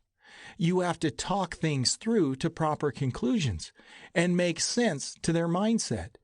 You have to help the child own the idea of new behaviors for a reason, not just because you say so. It takes time and tremendous emotional intelligence to reason with the child, especially if they're between 14 and 16 years of age. You have to spell out the reasons why the behavior is harmful to them as opposed to you. That takes some doing. You also have to sell the idea as opposed to tell the idea. Telling the idea is forcing them to buy, whereas selling the idea invites them into the process and creates a want to within the child or adult. Once the child wants to, they will more often than not continue to do so.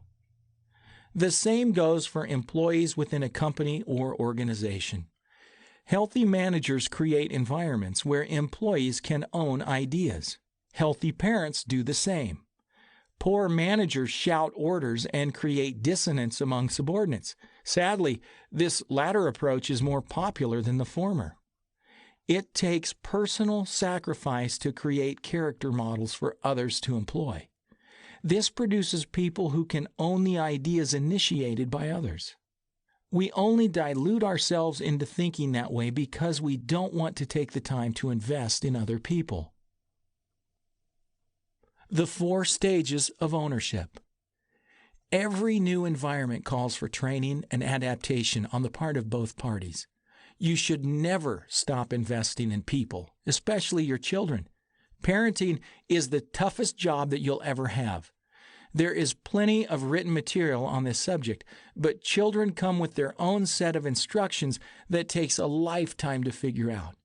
Whether creating children, employees, or soldiers, all require 4 stages to maximize the results.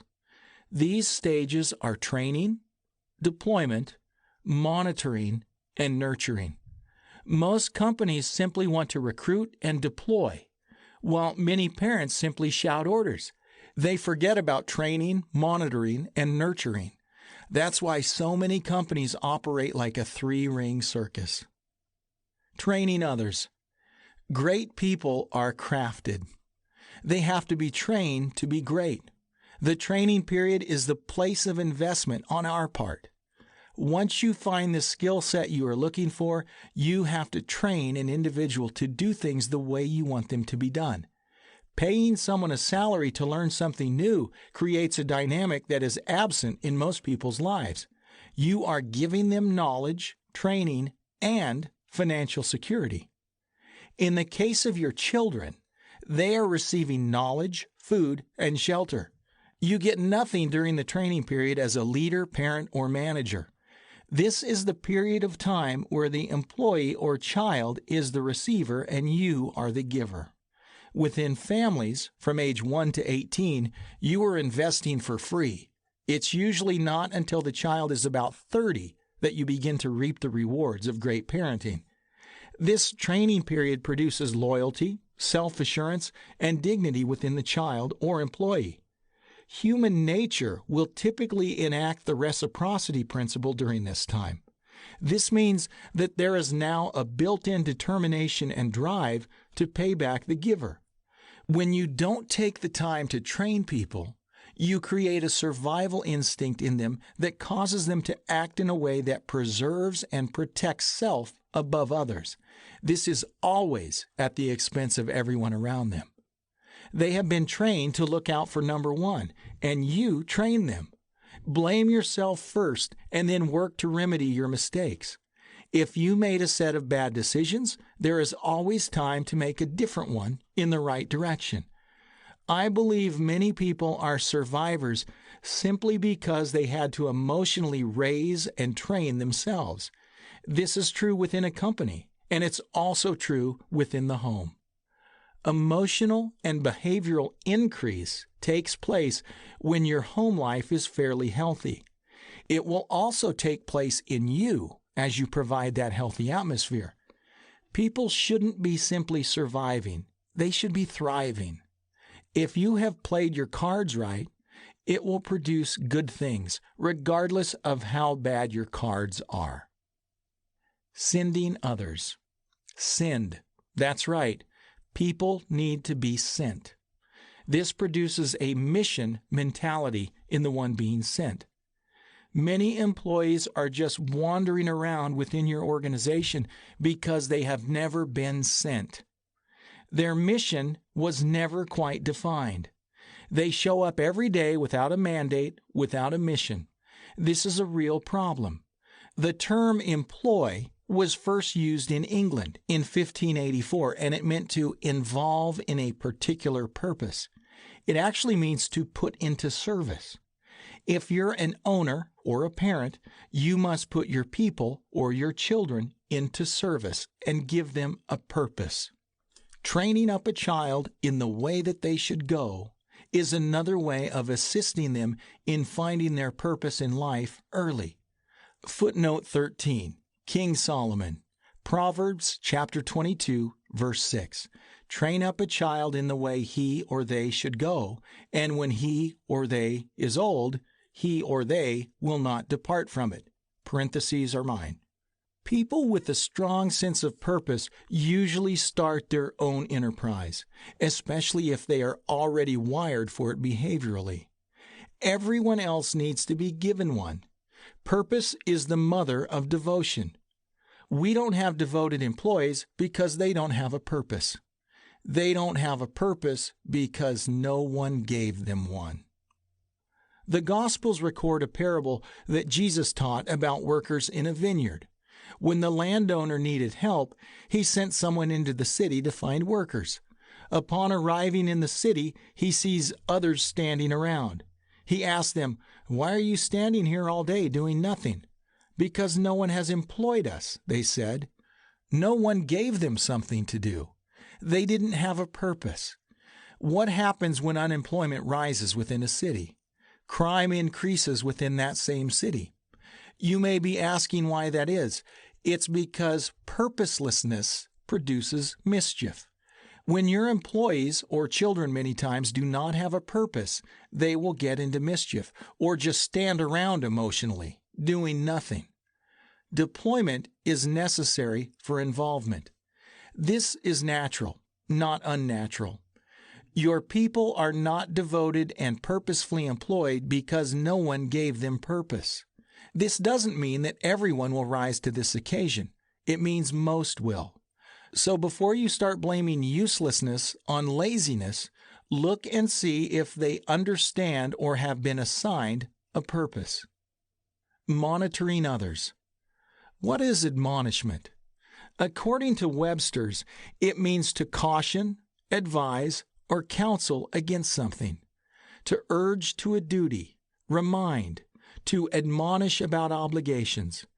How many managers and parents engage in this behavior? Not many. I recently hired an individual and was told some months later that the person was allegedly caught in a lie. They wanted to fire the person. I suggested that they speak with the individual about the situation, find out if it was true, and admonish them not to do it anymore if it was. Now you are creating a company culture rather than rolling with the culture that exists for that particular day. Firing them would have made the manager feel good, but it would have done no good for the company or the individual. The subordinate would learn nothing of behavioral change agents, and the company would not learn how to confront wrong or unacceptable behavior. You have to go through these mountains, not around them. People need to be monitored until they are able to work independent of others' oversight. This is normal. Monitoring is a key part of creating a great employee or a great child. It causes the employee to feel important enough to be invested in and watched for performance. I'm not talking about micromanaging out of fear, but a simple monitoring of conduct for increased productivity for all involved. True monitoring is done in full trust. Monitoring is part of the process when creating a culture. You are establishing the guardrails. You are painting lines on the street. Why do we have lines running down the middle of the road? We have lines running down the middle of the road simply because we need them. You have to have rules, friends. If there were no stop signs, only the big trucks would win at the intersection. Without rules, regulations, and guardrails, you would have chaos. Rules create skill, and skill brings success. Nurturing others. You have to constantly bring people along until they learn to walk alone. This is true both with raising children and when new employees are brought in. No matter how smart, educated, or gifted, they still need to be nurtured into the company or family. This creates great people who feel a part of the team. This is how you get to know your people. You have to manage them. Most people think managing as being in control. Managing is growing with the person and learning what makes them enjoy life and work. We're not dealing with cattle. We are dealing with people. People respond to care and oversight almost every time. This isn't forever. It's until they understand the culture, what's expected, and that you care. When you provide the proper feedback and nourishment to an employee or a child, they will be strong and courageous for you. Every manager should spend ample time with new employees until they are fully integrated into the organization. If you cannot do that, you should look for ways to increase your know-how. Companies are like families. If more owners treated it like one, they would reap the results. Work is labor, but it can be enjoyable. If you hate your job, then quit.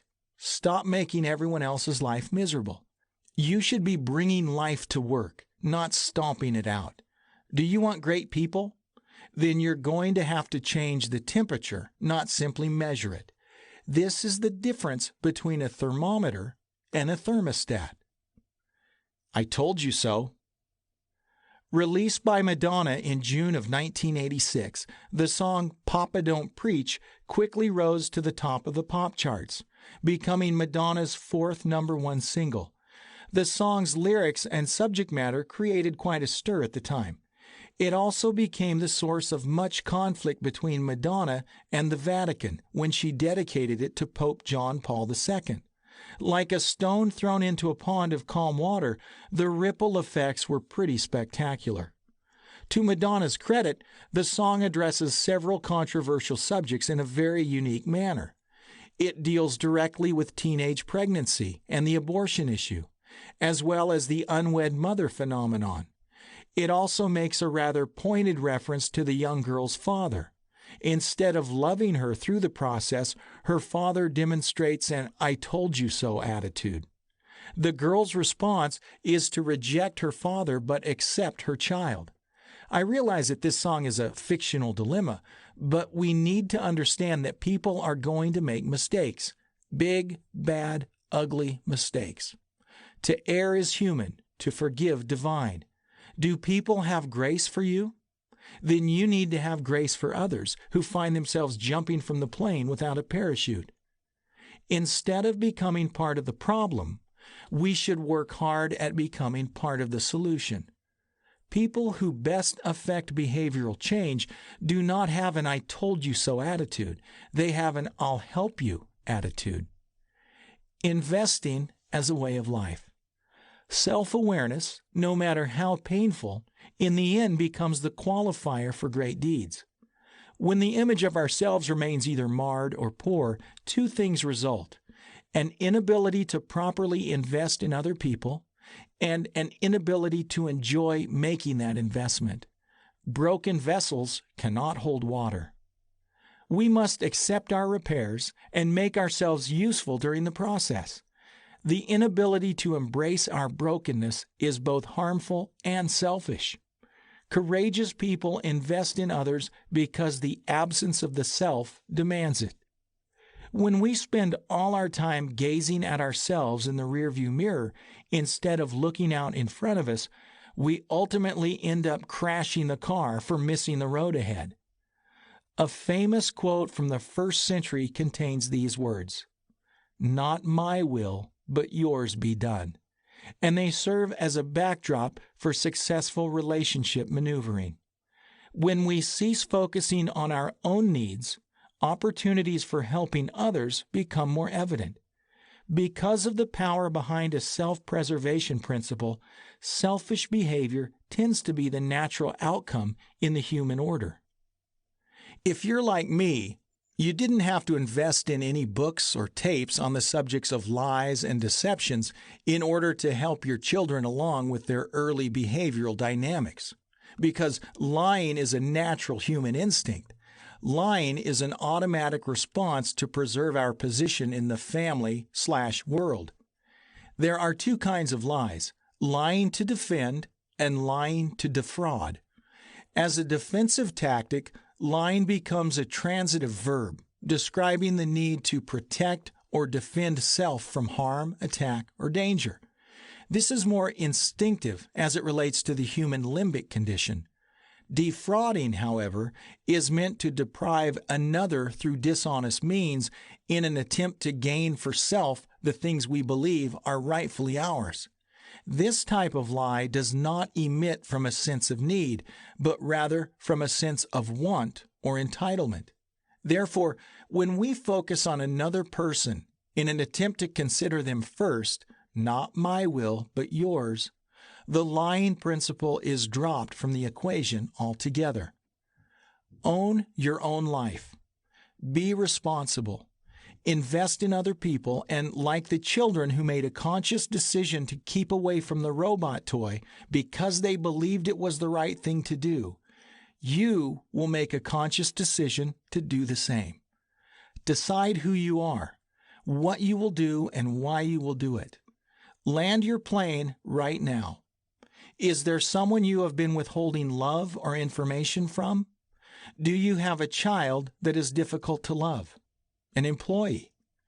The decision is yours. Make it count.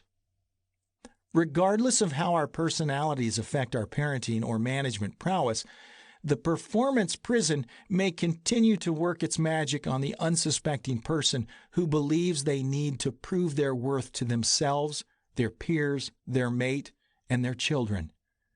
Understanding what drives us, what motivates us, and what inspires us is a vital first step in improving performance, satisfaction, and healthy outcomes in any person's life. When our proper desires, healthy desires not prompted by fear or insecurity, and our proper needs align with a safe, authentic self, we create harmony and collusion between who we are at the deepest level. What we do with the four extensions of being, which are transmitted through our head, C, our hands, D, our heart, S, and our mouth, I, will determine the reactions from and the relationship with our children. These are the tools for building the world around us with the energy from the authentic self. The Four People Types by Steven Sisler. 18. 3 Levels of Emotional Maturity.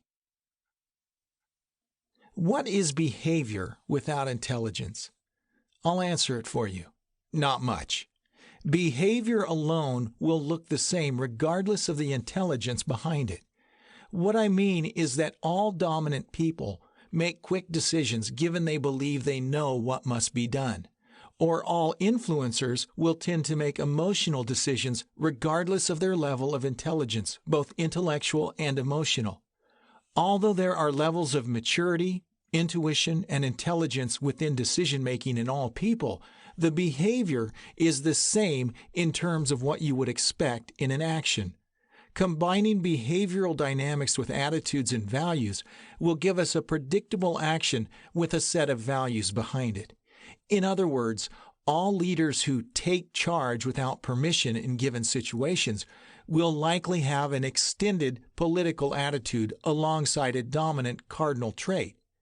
If they have below average intelligence or limited emotional intelligence, the odds increase that they will be in charge of their local gang or possibly the captain of their neighborhood stickball team, but not likely the manager of the IT department at Harvard University. Behavior and emotions are the same for all people. Mad, glad, sad, and scared are and look the same for all walks of life and intelligence levels. Unintelligent people can get mad just like intelligent people do.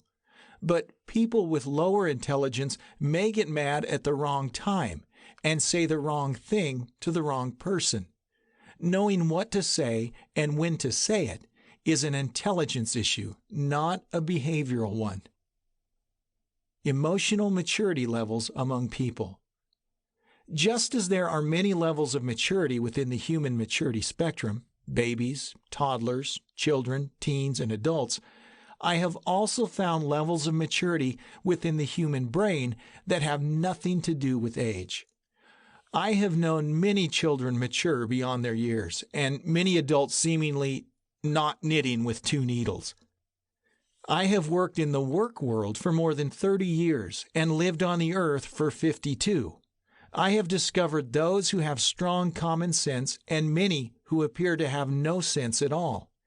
Interestingly enough, all are employed, all are married, and all drive cars. Over the years of witnessing this phenomenon, I have come to a radical conclusion on this matter. There are 3 levels of emotional maturity and effectiveness that work in tandem. Remember, emotions translate into behaviors.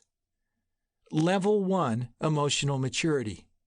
Level 1 is the highest level of emotional effectiveness. People that reside within this level are super effective in what they do, regardless of what it is. They seem to always rise to the top of whatever position they hold and will inevitably move beyond lower and mid-level positions in work. This is due in large part to how they process information, but more importantly, it is also due to intuitive reasoning. Footnote 14. Intuitive insights are rarely learned through books or educational venues. Intuitive reasoning is a built-in ability to emotionally navigate troubled waters without so much as a compass. Those who live on level 1 know what to say, what not to say, and when to say or not say it. King Solomon was witness to this fact nearly 3,000 years ago. In his wisdom literature, he, being a wise man himself, puts forth an amazing treatise of emotionally intelligent anecdotes for emotionally wise decision-making in hopes others would follow this instruction. I will list a few of them here. Stay away from a foolish person. You will not find knowledge on their lips. Proverbs 14:7. According to this wise king, he never spent quality time with people who did not increase his knowledge bank. We know he was benevolent to people, but when it came to hanging out, he only did that with those he could learn from. Whoever loves discipline loves knowledge, but he who hates correction is stupid. Proverbs 12:1. Level 1 thinkers invite correction. They are open to doing things differently. These are those who always learn from their mistakes as opposed to hiding them or blaming others for them. The mocker seeks wisdom and finds none, but knowledge comes easy to the discerning. Proverbs 14:6. I love this one. From what Solomon could perceive, certain people will never be clever, and because of this, they ridicule those that are. It appears that there's a group of people that gain in wisdom almost by accident. This is an interesting statement because it reveals a nugget of incredible importance. Although the discerning heart seeks knowledge, it appears to come easily to these people. Discerning is an ancient way of saying intuitive. Solomon recognized that there are intuitive people in the world, those that put their intuition to work, recognizing its dexterity. These people know just how powerful it is. Superintuitive people are lifelong learners. Every setback is an opportunity to learn within this level. Pride breeds quarrels, but wisdom is found in those who take advice. Proverbs 13:10. This is also one of my favorites. People who have too much pride in themselves will always end up in a conflict with other people. But those who are able to take advice from others, even those on lower levels, will be filled with wisdom. Taking advice isn't easy for anyone, but those who have a level 1 maturity rating can take advice all day long, even from people of lesser intelligence. There are also levels within levels. For example, top-level speakers all make over $10,000 for a talk, but some make $100,000 for a talk. They are all in the top 1%, but some of those will never make more than $20,000 for a talk. They are still considered a top-level speaker and will be in the top 1%, but the average speaker makes between $500 and $2,500 for a talk and is content with it. Footnote 15. Contentment in this instance is defined by doing absolutely nothing to change the circumstances. Therefore, there's differing levels of mature within level 1 emotional maturity, much like the 1% speaker level. The best thing about those within this level 1 group is that they can all grow and become better. Many in this group have little self-confidence, but once that is behind them, they tend to rocket forward pretty quickly. Some of these people will be on a steady course of increase throughout their whole life. Others reach their ceiling much earlier. The fact is, nearly all of them reach it at some point, blow past it, and create a new one. The parable of the talents, as mentioned in the New Testament, speaks of these levels as well. They are identified as levels of responsibility, or one's ability to respond. A landowner goes away on a trip and leaves money with each person based upon differing degrees of responsibility. To one, he leaves 10 talents, to another 5, and to another 1. The servant who received 10 talents earned much more by putting his money to use. He was praised and rewarded for his talent and ingenuity. So also with the servant who received 5, but they did not gain as much.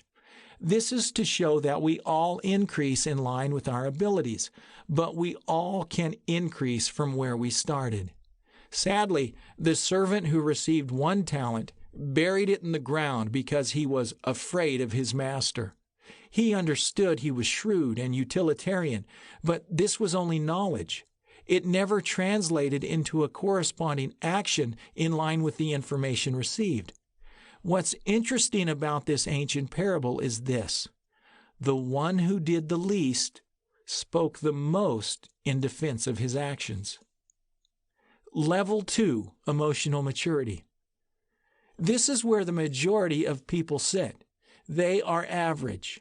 They don't have to stay there, but many don't believe they can leave. They work hard and are usually satisfied with the status quo. Whether it's talking themselves into it, talking themselves out of it, or sheer ignorance, they seem content with whatever happens as long as it's not too bad. Many of these people will move from job to job rather than moving up within one job. They zigzag their way forward as opposed to rocketing straight up. And like level 1, there are levels within this level. They go to school, graduate, and do something useful. They have average and sometimes better than average IQ, but not the best EQ. They might even have a PhD, but may struggle negotiating a conflict or working well with all types of people. Their conversation is decent and they can converse with level 1 people, level 2 people, and level 3 people without any trouble. What they don't seem to have is whatever they want. They hope and dream, but many times fail to achieve the dreams they hope for. They may even settle for less as opposed to fighting for what they want. All in all, they live good, productive lives. What they don't know doesn't really seem to hurt them. Some of these people are candidates for level 1, but they fail to realize it for one reason or another. Or maybe they have no self-confidence. Mid-level 2 people will put their carry-on in the overhead compartment on a plane, lengthwise, thus hogging all the room. They will place under the seat material in the overhead without thinking about the instructions given. They will sit in the aisle seat and buckle up only to have to unbuckle to let others in several minutes later. Level 3, emotional maturity. This is the lowest level, and it's surprising how many people are on this level. These people are almost like pets. You have to emotionally feed them, give them treats, and can find them annoying when they fail to pick up on behavioral cues. They're tolerated more than appreciated. They don't know when to speak and when to keep quiet. They don't see interrupting as an interruption. They don't realize much of anything. They're time vampires. They will repeat a story they have already told you more than once and not be aware of it. You feel like patting them on the head and telling them to go out and play in the yard because you are too frustrated with their nonsense. They don't read books and are typically not internet savvy. They complain about life and how unfair it is, but do nothing to change it. They prefer entertainment to advancement. They are maintainers, not obtainers. They blame and deny and talk about other people. People on this level don't understand debt and could have a high-interest loan and think nothing of it simply because their payment is low in comparison to the full purchase price. There are also levels within this level, and the lowest level of the level 3 mindset will be in and out of court, prison, jail, and the principal's office if in school. These are the fools. They have no capacity for discerning anything important and never will. Without a leash, they will bite people for no reason at all. The mid-level of level 3 are those who cannot keep a job or a relationship for very long. They are defined by inconsistency and lack. They go through people like underwear. They are takers more than givers, and they don't realize it. Mid-level 3 people consume more than they create. They don't know when to pay a compliment or when to turn the television off. They are content with substandard and will eat all the wrong food. They usually have a few vices that work against them, but will deny it. Mid-level 3 people develop need-oriented relationships built on dependence as opposed to independence. Level 1 people never have interactions with level 3 people unless they're helping them out of a jam or visiting them in prison. They will relate to level 2 people, but will only hang out with their own level. Level 2 people hang with level 2 people and may have 1 or 2 level 3 acquaintances. Level 3 people only hang with level 3 people and will resist everyone on level 1. They hate level 1 people and see them as the enemy or the reason for their inconvenient life. These classifications of emotional wherewithal are an observation, not an accusation. Look around you. Where do you find yourself? Is it a place you want to stay in, or do you believe you have the capacity to move up another level?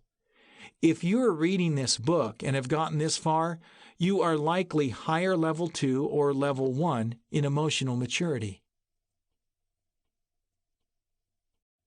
The 4 People Types by Steven Sisler. 19. Marriage and Behavioral Difference. Opposites in behavior attract, but similarities within the value set are what create endurance in relationships. Yes, it is possible to have both, a difference in behavior combined with shared values. It is when the values don't align, particularly when the differences are glaring, that drawbacks become apparent. John Gottman may be the best person to understand behavioral difference within a partnership agreement. Footnote 1. John Mordecai Gottman is a professor emeritus in psychology, known for his work on marital stability and relationship analysis through scientific direct observations. In his book entitled The 7 Principles for Making Marriage Work, the first chapter speaks of how John Gottman created a love lab, where they studied couples and recorded and monitored physiology, audio, facial expression, and mannerisms. Through this psychoanalytical and behavioral exercise, the authors devised a 91% successful way of predicting divorce. Those predictions are based on proven empirical studies.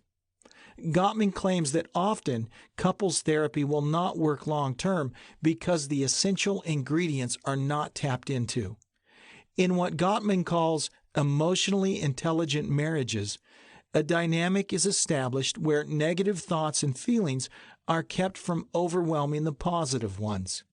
Here are some of the statistics Gottman has gathered over the many years he and his colleagues have conducted couple studies in their university love lab. 1. Over a 40-year period, 67% of second marriages will break up. 2. Half of all first divorces occur within the first 7 years. 3. People who stay married live 4 years longer than those who don't. 4. Bad and dysfunctional marriages lead to physiological stresses and consequences, including high blood pressure, heart disease, anxiety, depression, suicide, violence, homicide, psychosis, and substance abuses. 5. The immune system becomes depressed within divorcees. 6. Heightened marital stress has a direct effect on children and their behaviors. 7. The results of peaceful divorces are far better than bitter marriages. Why are these statistics so disturbing? Because we have not figured out what is wrong within our relationships. Most people don't understand the behavioral differences. They don't understand the brain. They misinterpret people's actions, and they cannot control the way they feel.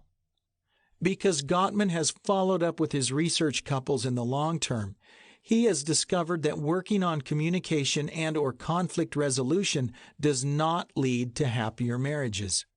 While the common advised I statements, active listening techniques, and validation and empathy exchanges may be helpful, they are not the deciding factor in a relationship's improvement. Conflict resolution has actually proven not to be the pivotal factor, as happily married couples have their own fair share of conflict. What Gottman discovered is this, quote, "It is the positive sentiments overriding the negative sentiments coming from each partner that creates the amalgamation of couples and long-term ability," end quote. Behavior may be complicated, but it's also predictable. As you have learned from reading a few chapters in this book, behavior and attitudes is a science. There are many behavior types getting together these days, but none more than two styles in particular. I'm going to use these two popular styles as an example of marital difference and conflict response. I'll let you decide where you sit within your own structure. The Jordan River meets the Dead Sea. I use these two bodies of water to create a metaphor you can remember. These two bodies of water have particular differences, and like people, they can be identifiable, reliable, and undeniable. Let's first talk about the Jordan River person. This is the visionary. This style is active and forward in being. In other words, this person thinks forward as a rule. When I say as a rule, I mean most of the time. A forward thinker tends to act more quickly, think more quickly, and react as opposed to proact in quick-changing situations. They are more concerned with where they are going, future, than they are with where they are, present. It is for this reason that others may feel like they are catching up all the time. Not actually or physically necessarily, but emotionally. This active style thinks and acts fast. They are either decisive or spontaneous or both. These are visceral brain intuitionists that act out of an instinctive brain function. This means they are wolves at heart. They can attack, manipulate, emulate, exaggerate, dictate, eradicate, formulate, and irritate. Visceral thinkers live out of a wide emotional spectrum. They can have mood swings and behavioral swings that can come out of nowhere. Both styles tend to have a short fuse. They are verbally aggressive at times, conversational, friendly, outgoing, direct, spontaneous, quick, fun, non-hesitant, mindless at times, and impulsive. They need to move around and either be doing something or interacting with someone. The combination creates a person who must be doing something with someone most of the time. They don't like being alone. These styles are also non-compliant as a rule. They live on their own terms and live by their own instructions. For this reason, they can be exciting, fun, challenging, and extremely charming. The Jordan River style can also be emotionally needy at times, but only if they are more limbic-driven than logic-driven. They also like words of affirmation, meaningful touch, and direct limbic exchanges when conversing. The style is spontaneous and pointed. They are a fishbowl. In other words, they can lay their cards face up on the table. They can expose themselves without feeling uncomfortable. Because they are cards face up, they will want to get to the bottom of issues quickly. They'll expose their emotions without holding back and will want prompt responses. They don't store up a record of wrongs done to them because they usually deal with offenses rather quickly and therefore will experience the empty closet. They are efficient and energized to act on impulse. They are flexible, impatient, and careless most of the time. This means they hate to wait. They are always independent of, as opposed to relying on, other people. When they're ready to go, they just go. There's much more we could say about this style, But we'll now look at the Dead Sea style and then make a comparison between the two when interacting. This style is contrary to the Jordan River in many ways. For starters, they are inflexible.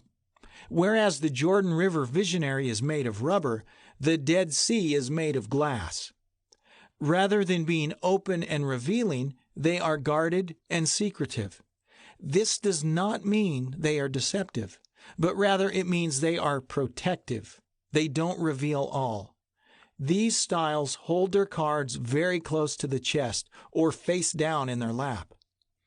Because they tend to be listeners, they're attracted to communicators. This is the stabilizer. They are attracted to destabilizers. When they get into the canoe, they sit down. They don't walk around in it. The stabilizer is a long-termer and typically loyal. They are homebodies and very family-oriented. They are methodical, careful, purposeful, dependable, cautious, and have good follow-through. The biggest difference between a stabilizer and a destabilizer is the safety and security piece. It never feels safe and it never feels secure.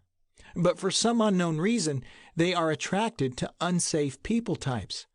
This is usually because the unsafe part is part and parcel with another attribute, security.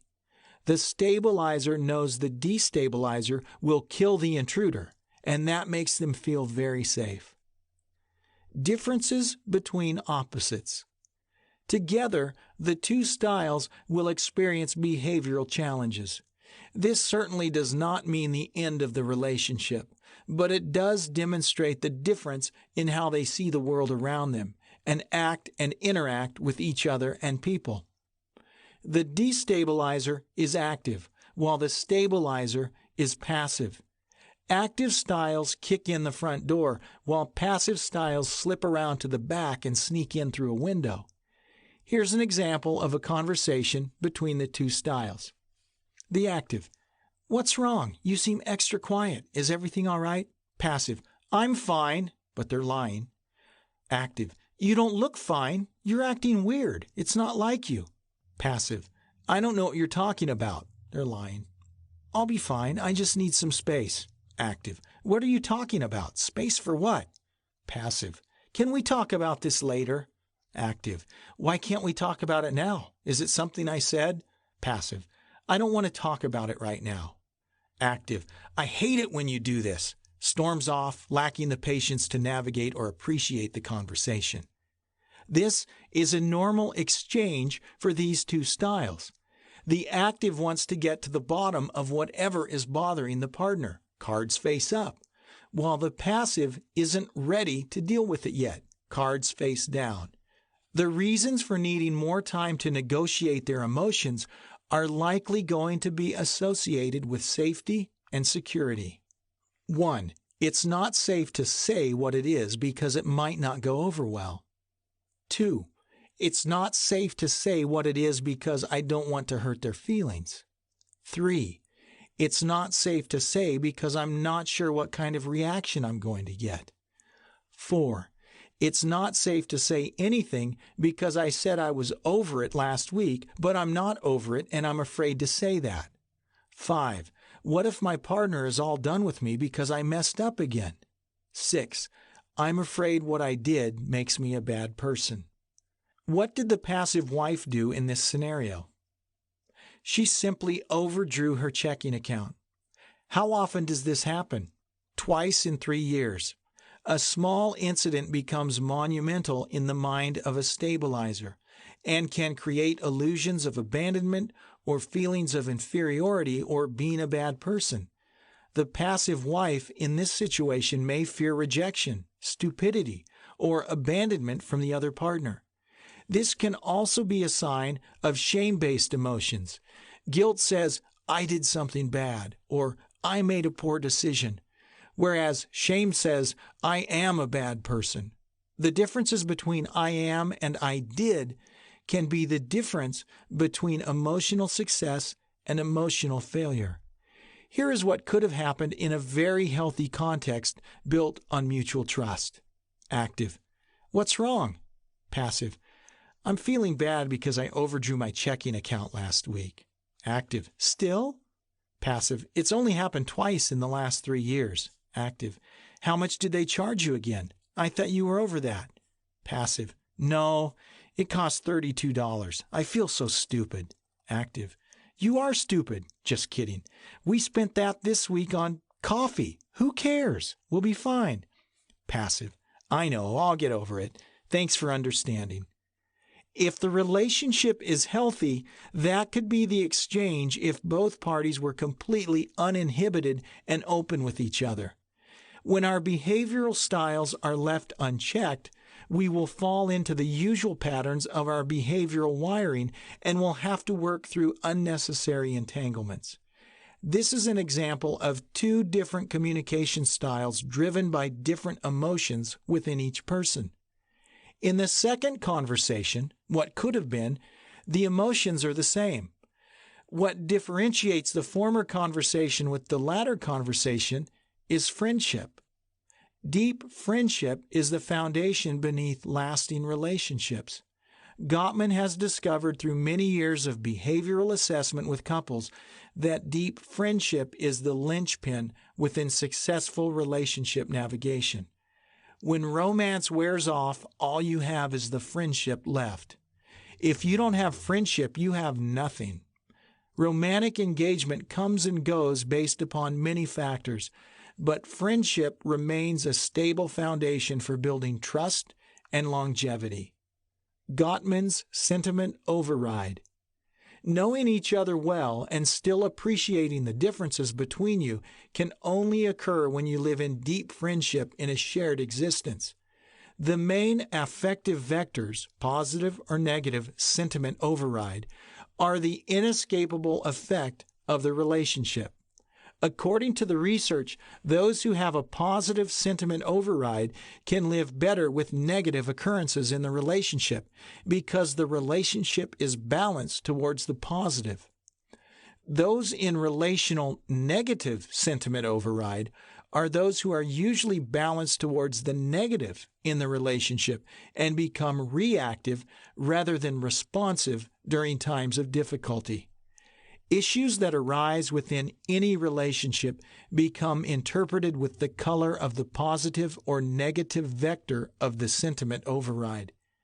In positive sentiment override, things are seen within a positive light, whereas in negative sentiment override, things are seen increasingly negative. For example, your partner is late as you are both trying to get out the door to the movies. Your partner knows you enjoy the previews, but because they were not ready when you were overwhelmed with feelings of disrespect, non-appreciation for your desire to see the previews, and ultimately feeling unloved. Although your partner may have been simply trying to look nice for the night, maybe you don't go out often, and wanted to make sure the kids were situated with dinner and bedtimes, your emotional need to be stroked and appreciated, plus I, minus S, wasn't met. Problems and challenges within relationships are almost always sparked by emotional needs going unnoticed and unmet. Rather than focusing on the emotional needs, people tend to focus on the problems the unmet needs create and ultimately miss the entire reason for the conundrum this behavioral framework creates.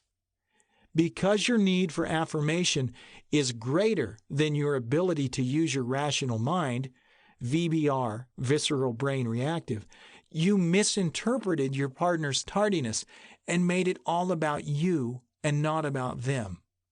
This negative sentiment override could derail the entire evening if you are not careful. Observations quickly become accusations when negative sentiment override is in play.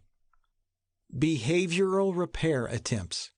For example, within positive sentiment override, there are behavioral attempts to repair tensions. This is known as repair attempts. Couples will attempt to repair the tear in their emotional fabric once they realize they have wounded the partner. This could be bodily gestures such as turning one's feet in and making a cute face that signals submission or spitting a spitball at the partner in jest. Each couple will have their own language in this area. Some marriages start with a high positive set point, but they do not know how to maintain it. In this case, the resentment that accompanies the failure to maintain anything within the relationship initiates negative sentiment override. Keeping the positive sentiment override in a marriage may be done through certain principles. Footnote 2. These can be found in Gottman's best-selling book, The 7 Principles for Making Marriage Work, Crown Publishers imprint, Gottman John, Silver Nan, 1999, Three Rivers Press. You can be sure that happily married couples do not have less conflict or tensions than unhappy couples. They are simply better able to repair them before they get out of hand, before negative sentiments override the positive sentiments. In the strongest marriages, the partners have a common sense of meaning. This means they support each other's aspirations and understand they are loved despite the behavioral differences. Most marital arguments cannot be resolved. This is normal. Many couples try to change each other's minds with futility. One can only change their own mind. People are different, and you have to learn to live happily with the differences and not view them as intentional jabs. Remember, the strongest marriages are built on deep friendship, not romance.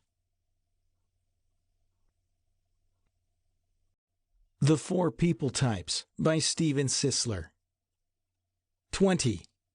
Ethos, Pathos, and Logos. Aristotle, in his Rhetoric, which was published more than 3 centuries before Christ, noted the effectiveness of individuals involved in the persuasive process, those speaking with the intent to persuade another. Thus, he developed a comprehensive theory on rhetorical thought. Footnote 1. Aristotle's Rhetoric is an ancient Greek treatise on the art of persuasion, dating from the 4th century BCE. This theory has been the fundamental stratagem for communication ever since.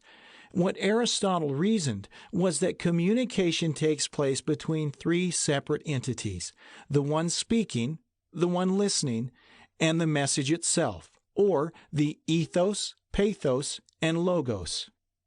He theorized that the process of persuasion was an interaction between these 3 parts. All 3 need to be present, and all 3 need to be authentic. The ethos piece I will put forth as the most important of all 3. Ethos can be described as the character or disposition of a community, group, or person, or the fundamental values peculiar to any specific person or group. Ethos is about the underlying sentiment that forms the belief system of any person. What Aristotle believed was if the person or group you were endeavoring to persuade believed you to be authentic, informed, knowledgeable, virtuous, trustworthy, or concerned about the welfare of the recipient, then you were probably right. A fascinating example of this is found in C.S. Lewis's Chronicles of Narnia. In it, the youngest character, Lucy, travels to an unlikely world called Narnia, and later recounts her journey to her unbelieving sister and brothers. Over time, despite her implausible tale, she is proven to be credible, while her older brother Edmund proves that he lacks credibility. Are you credible? Credibility is an intrinsic value that many people today lack. It will come from the character base and part of one's traits, and it will be based upon the formative years. Helmut Thielicke, a famous German theologian, believed credibility to be the main operational piece within a communicator's ethos. Footnote 2. Helmut Thielicke, December 4, 1908, in Wuppertal, to March 5, 1986, in Hamburg, was a German theologian and rector of the University of Hamburg from 1960 to 1978. Credibility can be defined as the capability of being believed, or what makes one worthy of belief or confidence. Those that are credible people contain the quality or power to elicit belief from others who may not have even considered believing what you propose otherwise. This is an amazing element. Ethos and persuasion. George G. Hunter III, Distinguished Professor of Church Growth and Evangelism at Asbury Theological Seminary, writes about the ethos of St. Patrick in his amazing book entitled The Celtic Way of Evangelism. He attributes St. Patrick's high ethos as to the reason for his unrivaled effect on the Irish. True persuasion takes place when those whom you interact with from day to day consider you credible because their experience with you proves it. Here's where many miss it, though. Many believe you have to be incredible in order to pull this off, but this is not true. Credible carries far more worth than the incredible. This is true in all facets of life. Within the sales world, much like the religious world, those who endeavor to share their products or faith will many times try to represent them in incredible ways rather than just simply being credible with those whom they are selling to or persuading. Maybe this is the problem. The caring column is a little short. If it becomes far more important for you to display incredible words rather than simply being a credible person, then your outcomes may be lean. In the religious world, if you are caring about others in order to simply make points with your favorite deity or people, you will find difficulty in relationship maneuvering. Most people are all done with that kind of thing. Your caring for others must eliminate yourself from the equation and be devoid of an agenda, not create additional perks for you and your emotional need machine in the process. This behavior is easy to spot. Most people can readily pick out those who are in relationship with them for selfish reasons. They will end up rejecting the relationship based on the person's lack of ethos. Another amazing attribute associated with the power of ethos is that it can actually reach a destination before you do. For instance, when people talk about an individual's reputation preceding them, they are actually speaking about their ethos going before them and paving the way for goodness or ill.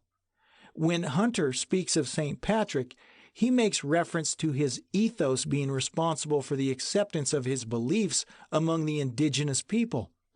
According to history, St. Patrick really did care for the Irish, and his success was an automatic result of his tremendous ethos towards them. The famed Scottish missionary David Livingstone sailed for Africa in the year 1840, after much preparation by the London Missionary Society. Footnote 3. David Livingstone, 19 March 1813 to 1 May 1873, was a Scottish Congregationalist pioneer medical missionary with the London Missionary Society and explorer in Central Africa. He spent the first 12 years caring for the natives. He taught his faith and trained them in the habits of honesty and industry. Few men have done more for a broken society than did David Livingstone. Honors came to him, but he did not allow them to turn or distract him from the mission of duty.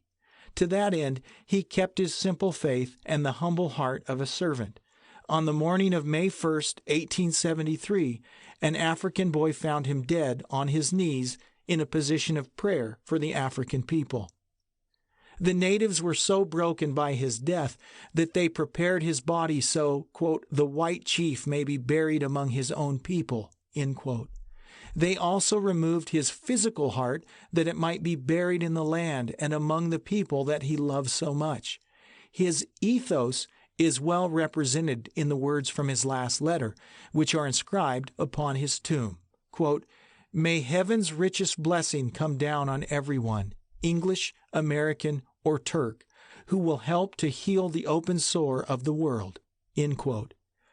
People generally mistake the form of religion or the social group one is associated with for the reason for such behaviors.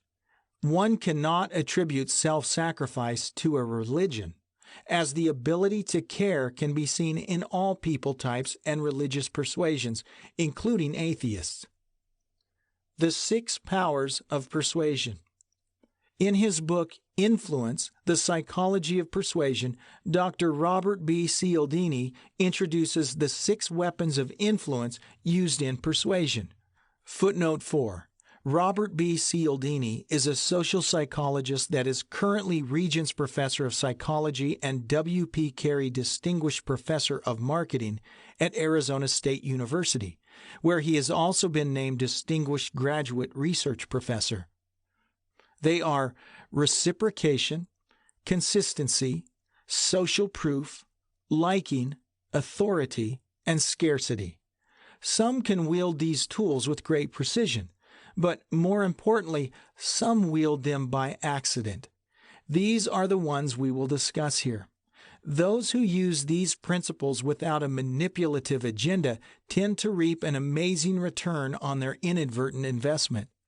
When I discovered this book several years ago, I was amazed at how many of these principles were actually at work within my own life, and I was surprised to find that they had a name. A few of the examples used were taken from Dr. Robert B. Cialdini's insights into these 6 rules. The reciprocity rule. Let's begin with the reciprocation principle. Several years ago, a university professor demonstrated astonishing results from an amazing experiment. He sent Christmas cards to a sample of perfect strangers. What followed was a surprising response indeed. Those total strangers returned the nicety with cards addressed to him personally, a man they had neither met nor formally known. They didn't know where he came from, or, for that matter, who he was. What took place is what is known as the reciprocity rule, a formidable tool for getting results on purpose. What happens is the following. If an individual receives a valuable from anyone, they then feel the automatic human need to reciprocate or give back. The beauty of this action is that many do this without realizing it, and it is paramount to increasing their success. This has been something I have done for years and never knew I was actually doing. About 7 years ago, I was spending a little time each month connecting with clients, just for the simple fact that I liked them. Through this process, one of my clients sent me an email message asking, quote, "Would you please bill us for all the extra work you are doing? We want to pay it," end quote. So I drafted a bill for a reasonable amount, and they paid it immediately with a thank you note. Although I was just being friendly, they perceived me as bringing something far more valuable than just friendship. I was meeting an emotional need. They wanted to pay me back. Those who succeed selling by accident are people who do not actually sell. They influence. I was influencing people. If a telemarketer has ever harassed you at a most unfortunate time, then you know what I mean. They are not influencing at all. They are annoying. Half the time, they don't even know your name. This is the worst representation a company can offer, but they won't stop doing it because it works most of the time when done in high volume. High influencers sell as much accidentally as many do on purpose. Low influencers will not have the same result. What I mean is everything is not a sales pitch when it comes to the high influence person who is operating out of behavioral awareness. They'll bring valuable information to the conversation without strategizing in an attempt to get you to buy their product. They make your life easier and more productive for free. When this happens, people tend to inquire of it. Have you ever been to a car dealership and seen the human vultures, salespeople, in the windows waiting to pounce? The fact remains, every time I have purchased a vehicle, I have always sought out a salesman when I had an inquiry regarding the vehicle in question. Most people are showing up because they need or are at least interested in purchasing a car. For all you salespeople, if you wait for people to come to you and you take the time to discover their needs, the odds will increase that you'll be able to meet them. Bringing value and being valuable is one of the greatest influential bullets of all time, and although you don't seem to be scheming about the idea, it will create increase in your life and work.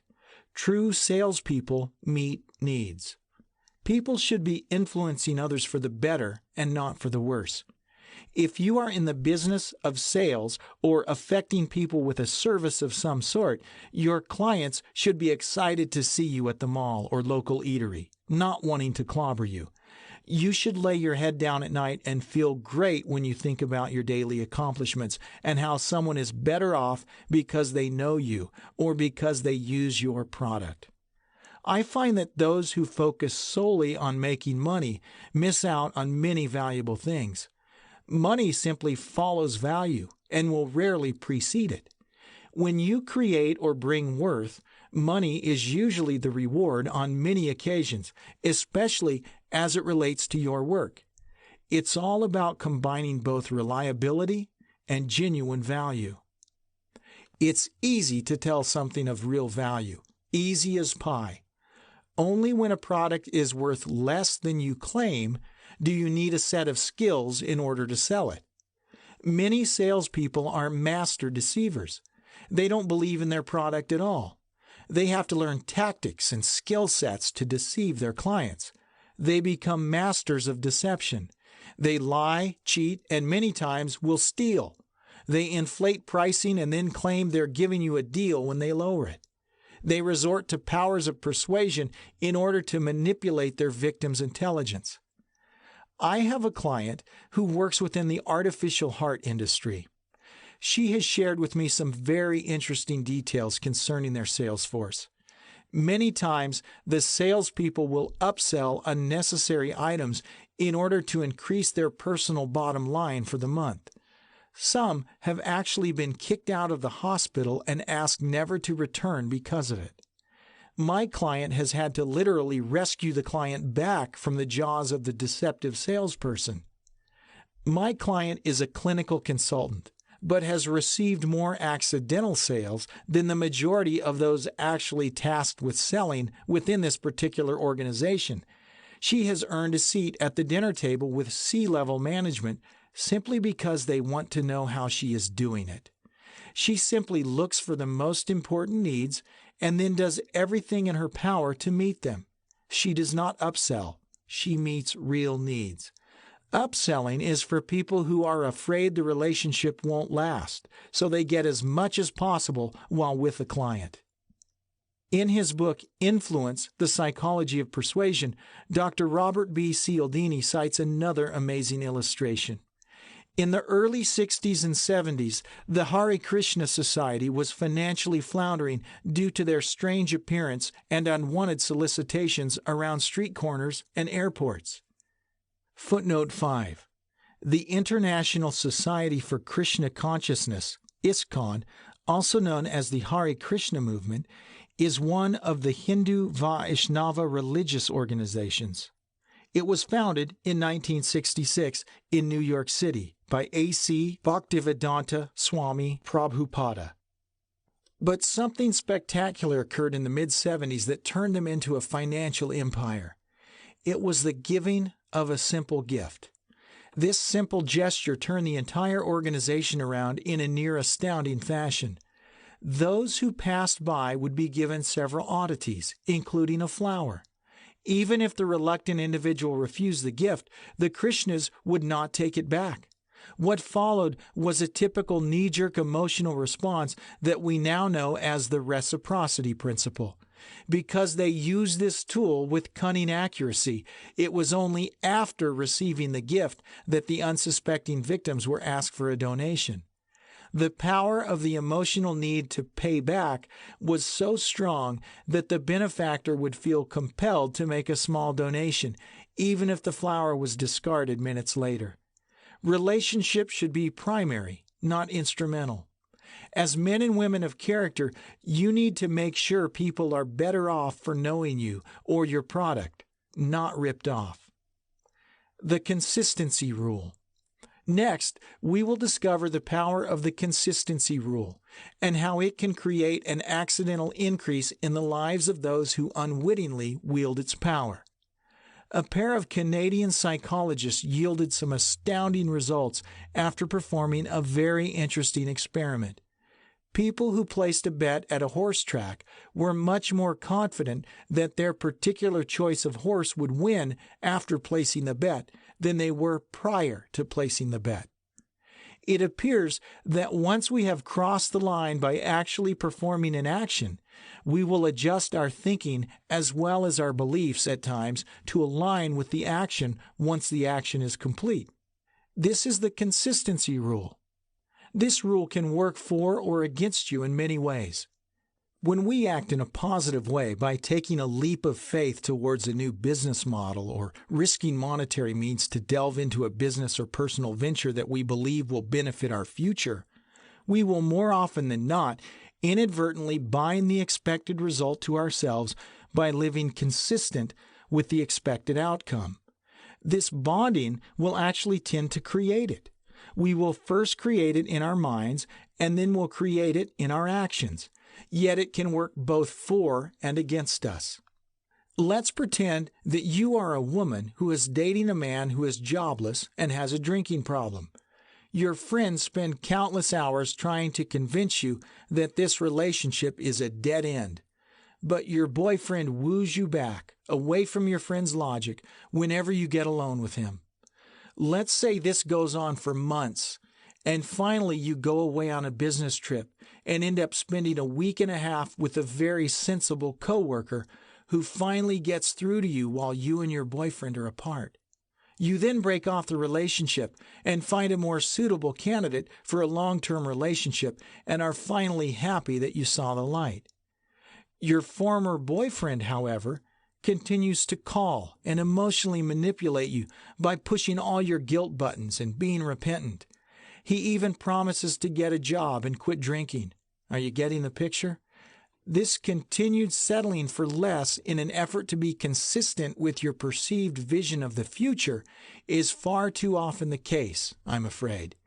Now, let's say your former boyfriend wins the fight for you, and you end up conceding in a moment of utter guilt and weakness, breaking things off with the more suitable candidate. You have just made an incredibly important decision, and therefore are going to have to live in a manner consistent with such a powerful choice.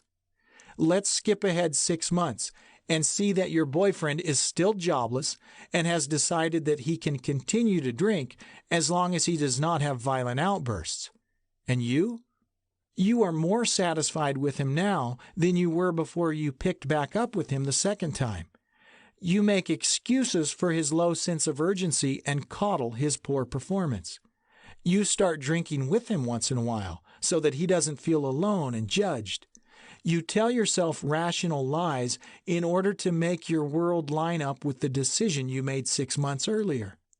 The decision was to pick up with him because he was going to get a job and stop drinking. Of course, he has not accomplished either of these goals up until this point, but you do not see it that way. You now see him as consistently quitting his drinking and then blame the economic condition, or perhaps even the president for that matter, for his lack of work. This is all done to align yourself with the unbelievably poor decision you have made. You will not be able to admit stupidity. You will not see this decision as poor judgment. This is because you have invested so much time and brain power, no matter how limited. You will create a false world in order to line up with the fact that he is going to quit drinking and get a job. In your mind, this is exactly what he is doing, even if he is not. I might add this as well. God help the person who tries to tell you otherwise. This is an example of how the consistency rule works against us. The social proof principle. The social proof principle is just as powerful as the other principles. Social proof is when society or perceived popularity dictates an individual's next move. I remember recently driving towards a very busy intersection near where I live. As I was coming towards the light, I was going to make a left turn, and so the arrow I encountered had turned yellow. The car in front of me arrived at the light about 5 seconds after it had turned red, but still continued to stroll right on through. I proceeded to follow the car without reservation and blatantly ran the red light, nearly causing an accident. Do you see what just happened? The car in front of me provided the social proof that it was all right to run the light. This all transpired within my mind in nanoseconds. I was mortified that I had just run the red light. One summer day about 10 years ago, my daughter was attending a concert on the green down by the bay near the town I lived in. The weather was dreadful, and the band was apparently pretty lame. She told me that it was one of the most boring events she had ever attended and was beside herself with frustration because everyone was just standing around like they were attending a zombie convention. She then started pushing her girlfriends at the front of the stage, and they returned the favor. Giggling back and forth and shoving each other around apparently alerted those nearby. They now had the social proof they needed to begin having fun in spite of the band's lack of talent. This turned into a frenzied mosh pit-styled avalanche of behavioral modification. The whole place erupted. My daughter ended up having a rather good time, and it all started when she introduced the idea of having fun to a crowd that believed it wasn't warranted. She provided the social proof everyone not only needed, but also actually wanted. Even though most people there lacked the courage to enact the behavior necessary to create the good time, they all enjoyed it after the social encouragement. You may be wondering how evoking the social proof principle creates better behavior in the lives of many. I would pin this down to producing the social proof that any environment can be enjoyable. A bad situation doesn't have to be so bad after all. This happens by introducing the behavior that corresponds to that new idea. You create the proof necessary for some to agree with you behaviorally. When this happens, the atmosphere around you changes. Those who do this as a way of life are what I call thermostats. Thermometers record the temperature. Thermostats regulate it. What I mean is, you are either a critic or a creator. Are you criticizing your environment or creating a better one? If your work environment is in desperate need of being criticized and you are unable to change it, you should consider leaving it. Sitting around and complaining about it will not produce any results. The liking rule. The liking rule is simple. People tend to buy from, spend time with, and admire those they like more than they do those whom they do not like. Those who experience successful outcomes in relationships are more often than not liked by other people. The ancient King Solomon once said, "A friend must show himself friendly." Here's a bit of wisdom for you. You may need to write this down, or even better, highlight the next sentence. If you are a likable person, more people will like you. 60 years of behavioral data from the corporate environment tells us that if someone likes you and you are an influencer, then they will more than likely purchase your product, as long as the product seems good. This is very telling, yet many act as if they were never told.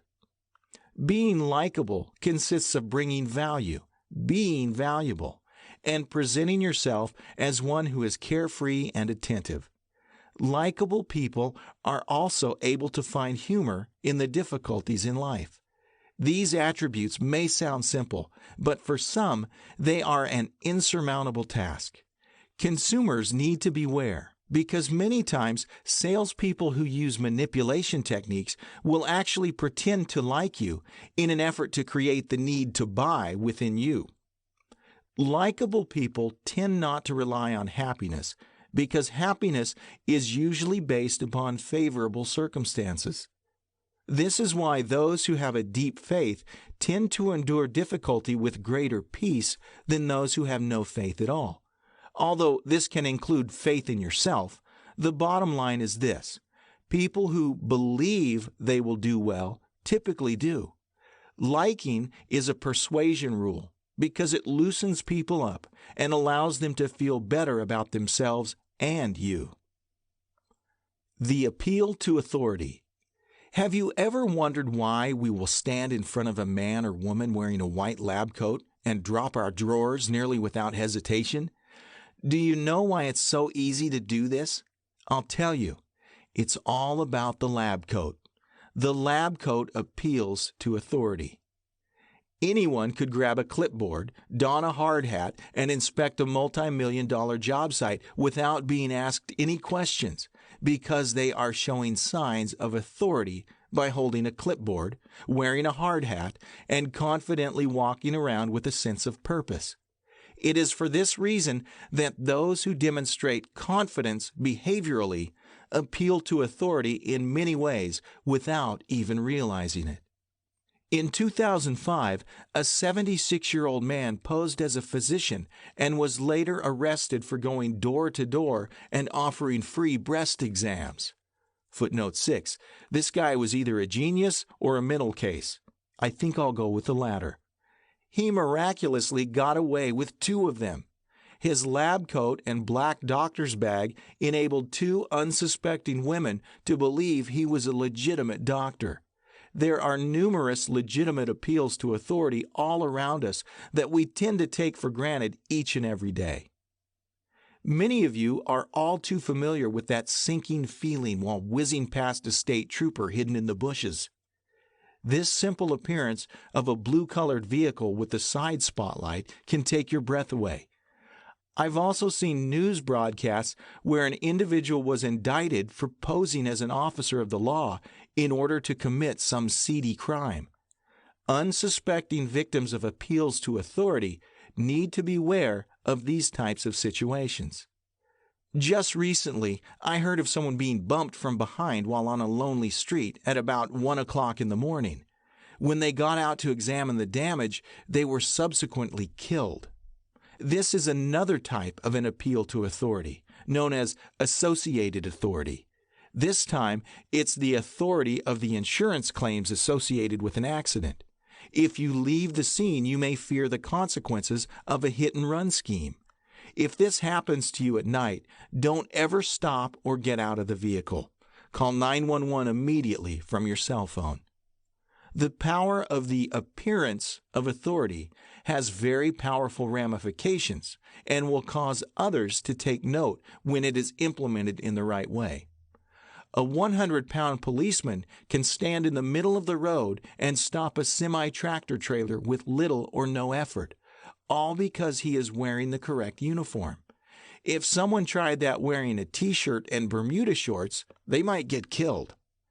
If you simply appear to know what you are doing, you will command attention, even if you don't know what you are talking about. When I was much younger, I would speak with such authority on subjects I had just recently learned that many would believe more than was true concerning my background and education. I wasn't trying to deceive people. I was simply quite excited about my newly learned subject or book. I would many times launch right into speaking with such passion and conviction that everyone would immediately buy into my ideas, regardless of how much knowledge I actually had retained on the subject. This type of behavior is typical of visionaries who tend more often than not to drive by the seat of their pants with passion. About 8 years ago, I was doing a talk that centered in on the idea of the brain and how it tends to record events as images within our mind. I had recently been learning of such things from a book that was recommended to me. I also engaged in a bit of internet research on the subject. After my 45-minute talk, an Asian gentleman approached me with a question. He assumed that I was a neurologist. He believed me to be an authority on the subject simply because I presented the information boldly and with zeal. When you display passion about a subject or an idea, people will listen to you. It's the conviction and the passion that many times creates the authority when you speak about it. Accuracy, combined with the passion and desire to wield the information so all can reap the same harvest as you did when you learned it, will spell increase. If you have ever had a remarkable teacher in your past that held a position of authority in your life, you can probably trace it back to their passion for the subject and their passion for you. Footnote 7. My all-time favorite teacher was Tony Cook from 1985 to 1987. Sometimes just knowing more than the one you are with makes you an authority if you present your case confidently. It's not that you know everything, you just know more. This is why being a resource is so powerful. You should always be taking in new information as a way of life. Being a resource and a lifelong learner will create increase in your life and relationships because givers always gain for their giving. Understand that appearance, clothing, and confidence are all automatic signs of authority. When I started the consulting business in 2005, I purchased a pair of glasses to wear. This was to enable me to appear authoritative. This may seem silly in one sense, but on another level, it is completely true. I actually need glasses now. The way you carry yourself will determine what others perceive about what you know.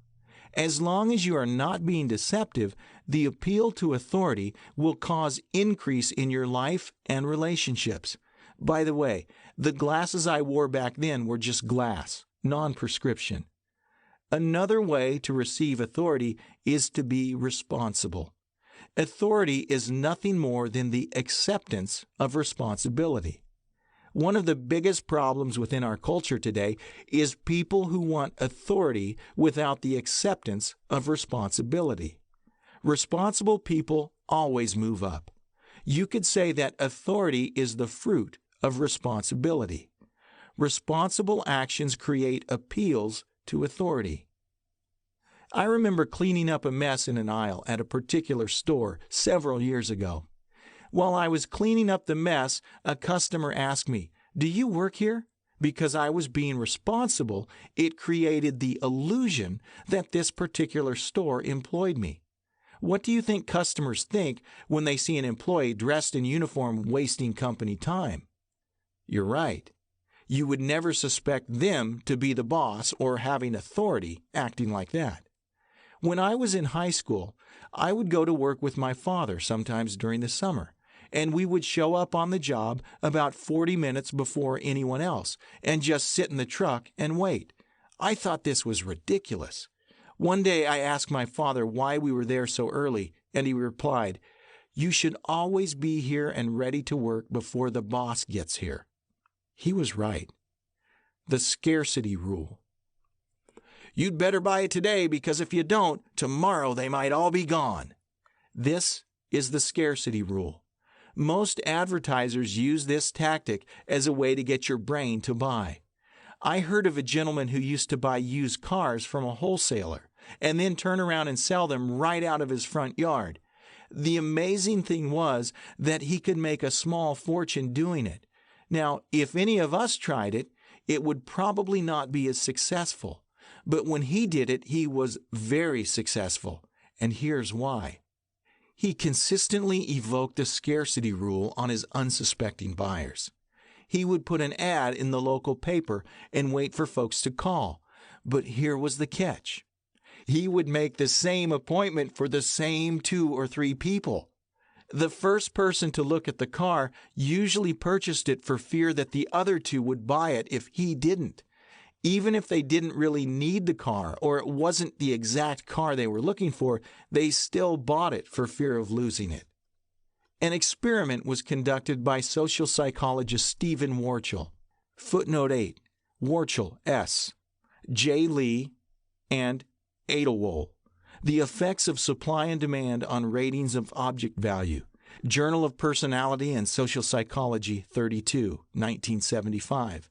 Pages 906 to 914. What Warchel and his team accomplished was very simple. The participants in a consumer preference study were given a chocolate chip cookie from a large jar containing cookies and were asked to taste the cookie and rate its value.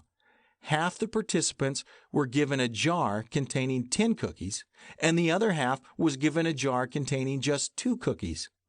Based upon the scarcity rule, You can guess what happened. When the cookie was one of the only two available, it was rated much more favorably than when rated among 10 cookies. The cookie in short supply became much more valuable in taste, appearance, and monetary value than the cookie in abundant supply. In the writings of King Solomon, we read a most amazing bit of wisdom. Quote, "Remove your foot from your neighbor's house, lest he hate you." End quote. Footnote 9, Proverbs chapter 25, verse 17. Solomon, in all his wisdom, knew that as a friend, it is better to be scarce than consistently in the face of another, especially when that person is in trouble. Knowing when to leave creates better relationships in your life. When you are in short supply, your advice and whatever else you have to offer becomes much more valuable than when you don't have the EQ to know exactly when to leave or when to be quiet. Footnote 10. Ability to manage your emotions in order to benefit all involved is the emotional quotient. What we need to understand is that part of being valuable is being scarce. Just like diamonds or rubies, it's the scarcity that creates the value. Be a diamond, don't be sand. The Four People Types by Steven Sisler. 21. The difference between survival and success. Are you succeeding or simply surviving? Those who are experiencing a higher intensity within the political impulse, see Chapter 6, will want to expand greater control over their choices and destiny, where they believe they are going. Whether it's change, conflict, control, or choice, the energy we exert will shape and reshape our instinctive behaviors, thus allowing us the room to survive difficult situations. Footnote 11. The Four Steps Within Behavioral Dynamics, Energetic of Personality, pages 61 through 65, copyright 1989, by John G. Geyer and Dorothy E. Downey. Success can be determined by examining whether or not one is pushing towards a separate or shared existence. Survivors live separate existences and see themselves as surviving others and circumstances. Succeeding or thriving accompanies those who live in tandem with others, being both cognizant and empathetic in relationship to those around them. Lone survivors. Survivors are the lone wolves. People, problems, and things are attacked. Their life is made up of overcoming the world around them. They need problems and challenges. If none are present, they tend to create them. These people are almost always suffering from some form of adult attachment disorder, an absence of 3 or more attributes within Cole's 9 contributors to healthy child function. See Chapter 16. Not experiencing the proper emotional support from one or both parents during formation is what creates a gap between where we are and where we should be in relation to healthy emotional bonding between our peers and ourselves. Survivors are limited in their relationships because they don't know how to foster them. Every Lone Ranger needs a Tonto. Footnote 12. The Lone Ranger, starring Clayton Moore, 1949 to 1957, was a fictional TV character. Clayton Moore played a masked former Texas Ranger who fought outlaws in the American Old West with his Native American friend Tonto. The character has been called an enduring icon of American culture. Doers become controlling when they are in survival mode. They don't want to give up the wheel lest someone drive them over an edge and they end up careening down a hillside. These are bullies. They think in terms of kill or be killed. Feelers who are in survival mode will manipulate and seduce others in an effort to remain in control. People are a means to an end. They see others as they are and will use sleight of word magic in order to remain unexposed to hurt or ridicule. These are the slick salespeople, or snake oil salesmen and women. Everything is not what it seems. Helpers who are in survival mode will become dependent on others for meeting personal needs. Users. Nothing is their fault. They survive by latching on to someone else, and through emotional manipulation will have others providing the things they refuse to go get themselves. These are those who passively whine and complain through a process of blaming others. They are the eternal victims. Thinkers who are in survival mode become overprotective of their own knowledge. They surround themselves with those who are less informed in order to be the smartest person in the room. They survive by knowing more than anyone else and will use it as leverage within certain situations. They can hold people over a barrel with information. These are withholders. Thriving. Doers who thrive are creators of what they want instead of controlling others in an effort to keep what they have. Ds create worth in others when thriving. Their mood is created rather than simply assessed. Ds move the temperature as opposed to only measuring it. They don't complain, they originate. The thriving dominant sees others as an opportunity, not a threat. Feelers who thrive are those who lead rather than seduce. Thriving Is set their affections on others as opposed to sucking all the air out of the room. They lead others into opportunity rather than just protecting their own turf. Is that thrive are interested in what others are doing and what they need, rather than just using people to meet their own needs. Helpers who thrive are all about providing for others instead of depending on them. They serve others in an effort to help, as opposed to seeing others as servants to their own needs. They are givers, not takers. They take from their own resources and provide sustenance for others. They are comforters and caregivers, not consumers and cowards. Thinkers who thrive are all about organizing others rather than protecting their self. They are givers of information rather than consumers of information, selfless rather than selfish. They offer what they know for free. They don't hoard information, but use it in ways that assist and encourage others with the understanding necessary to move them forward. In conclusion, success is primarily determined through our ability and desire to live in a shared existence with the world around us, including all humans, animals, and plant life.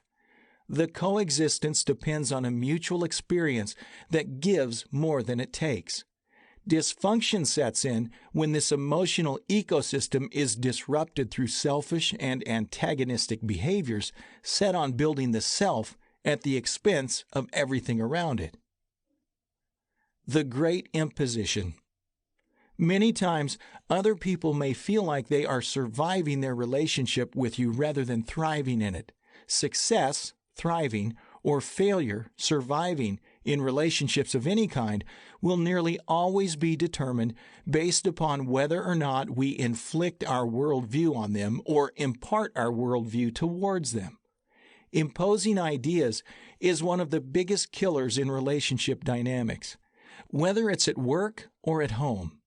When we strong-arm others into a mold we have created for ourselves, we begin the process of dismantling the relationship from the inside out. Simply conveying ideas allows others the freedom to choose whether or not they want to share in the idea or not. Worldviews are value systems we all live within. They are the engine behind our behaviors. They are what create character. Allowing others the same freedom to be as we have expected others to allow for ourselves is something many people fail to do well. This is part of living in shared existence. Living in shared existence works much better when we give others the freedom to think for themselves. Many parents believe children are more like computers given us to reprogram as we like, but this could not be more harmful. People will ultimately come to their own personal conclusions on any matter once they reach the age of personal enlightenment within their own brain, which is around ages 13 and 16 for most. This is when humans begin to formulate their own ideas and opinions based upon their own brains and personal experience with the world around them. People are ultimately responsible for themselves. Part of being a great parent or mentor is helping others gain the best tools for self-management. Imposing our own ideas on others without enabling them to come to their own conclusions is a travesty and a direct disrespect for their own ability. I've had the privilege of assisting my wife in raising 3 children. At times, I did really well, and other times I didn't. Many times my behavioral style and insecurities got in the way, but one thing is for sure. All my children had the 2 most important ingredients, love and security. We all wish we could go back in time and adjust the way we did something in the past, but we cannot. What we can do is explain our reasons for doing whatever we did in a way that does not defend the self, but rather describes it. Observations are much better than accusations. Taking the time to observe our behaviors with others and allowing an open dialogue to take place while respecting the differing points of view is paramount for relationship building. If your child, now grown, or an employee or peer has a different interpretation of your action than you have or had, it will be worth your while to work to understand it, as opposed to denying it. This will ensure a long-term relationship, even though you may have made past mistakes in judgment or perhaps misinterpreted another's actions or reactions to your deeds. The best way to assist another in changing behaviors that may not be in their best interest is to relate to them in a way that invites change and feels good. We must create a safe environment for change to take place. When people know you care and that you are allowing them to be who they are without judgment, it will create a channel for being heard. Otherwise, you will be cut off. The 4 People Types by Steven Sisler. 22. Creating behavioral change. If one person's actions affect what another person does or can do, then teaching has transferred from the one person to the other, and behavior and understanding has changed. In order to alter human behavior, one must design circumstances to reflect conditions that will change the way an individual feels and behaves. When predictive factors can be arranged, outcomes can be determined. Footnote 13. Based upon the predictive mastery of French astronomer Leverrier, who predicted the region of the planet Neptune in September 1846. We live in a mental world of sorts. In other words, we are our brains, and the world is seen and understood through whatever brain you possess. Your behavior is a reflection of your worldview, your understanding of your environment, your temperament, your character, and so on. The science of human behavior really began with the groundbreaking work of B.F. Skinner. Before Skinner, behavior was seen and understood as a response to a stimulus. This idea focused on what took place before an action, what caused it. Like Pavlov's dog, who was made to salivate at the sound of a bell, this type of science and understanding was more mainstream.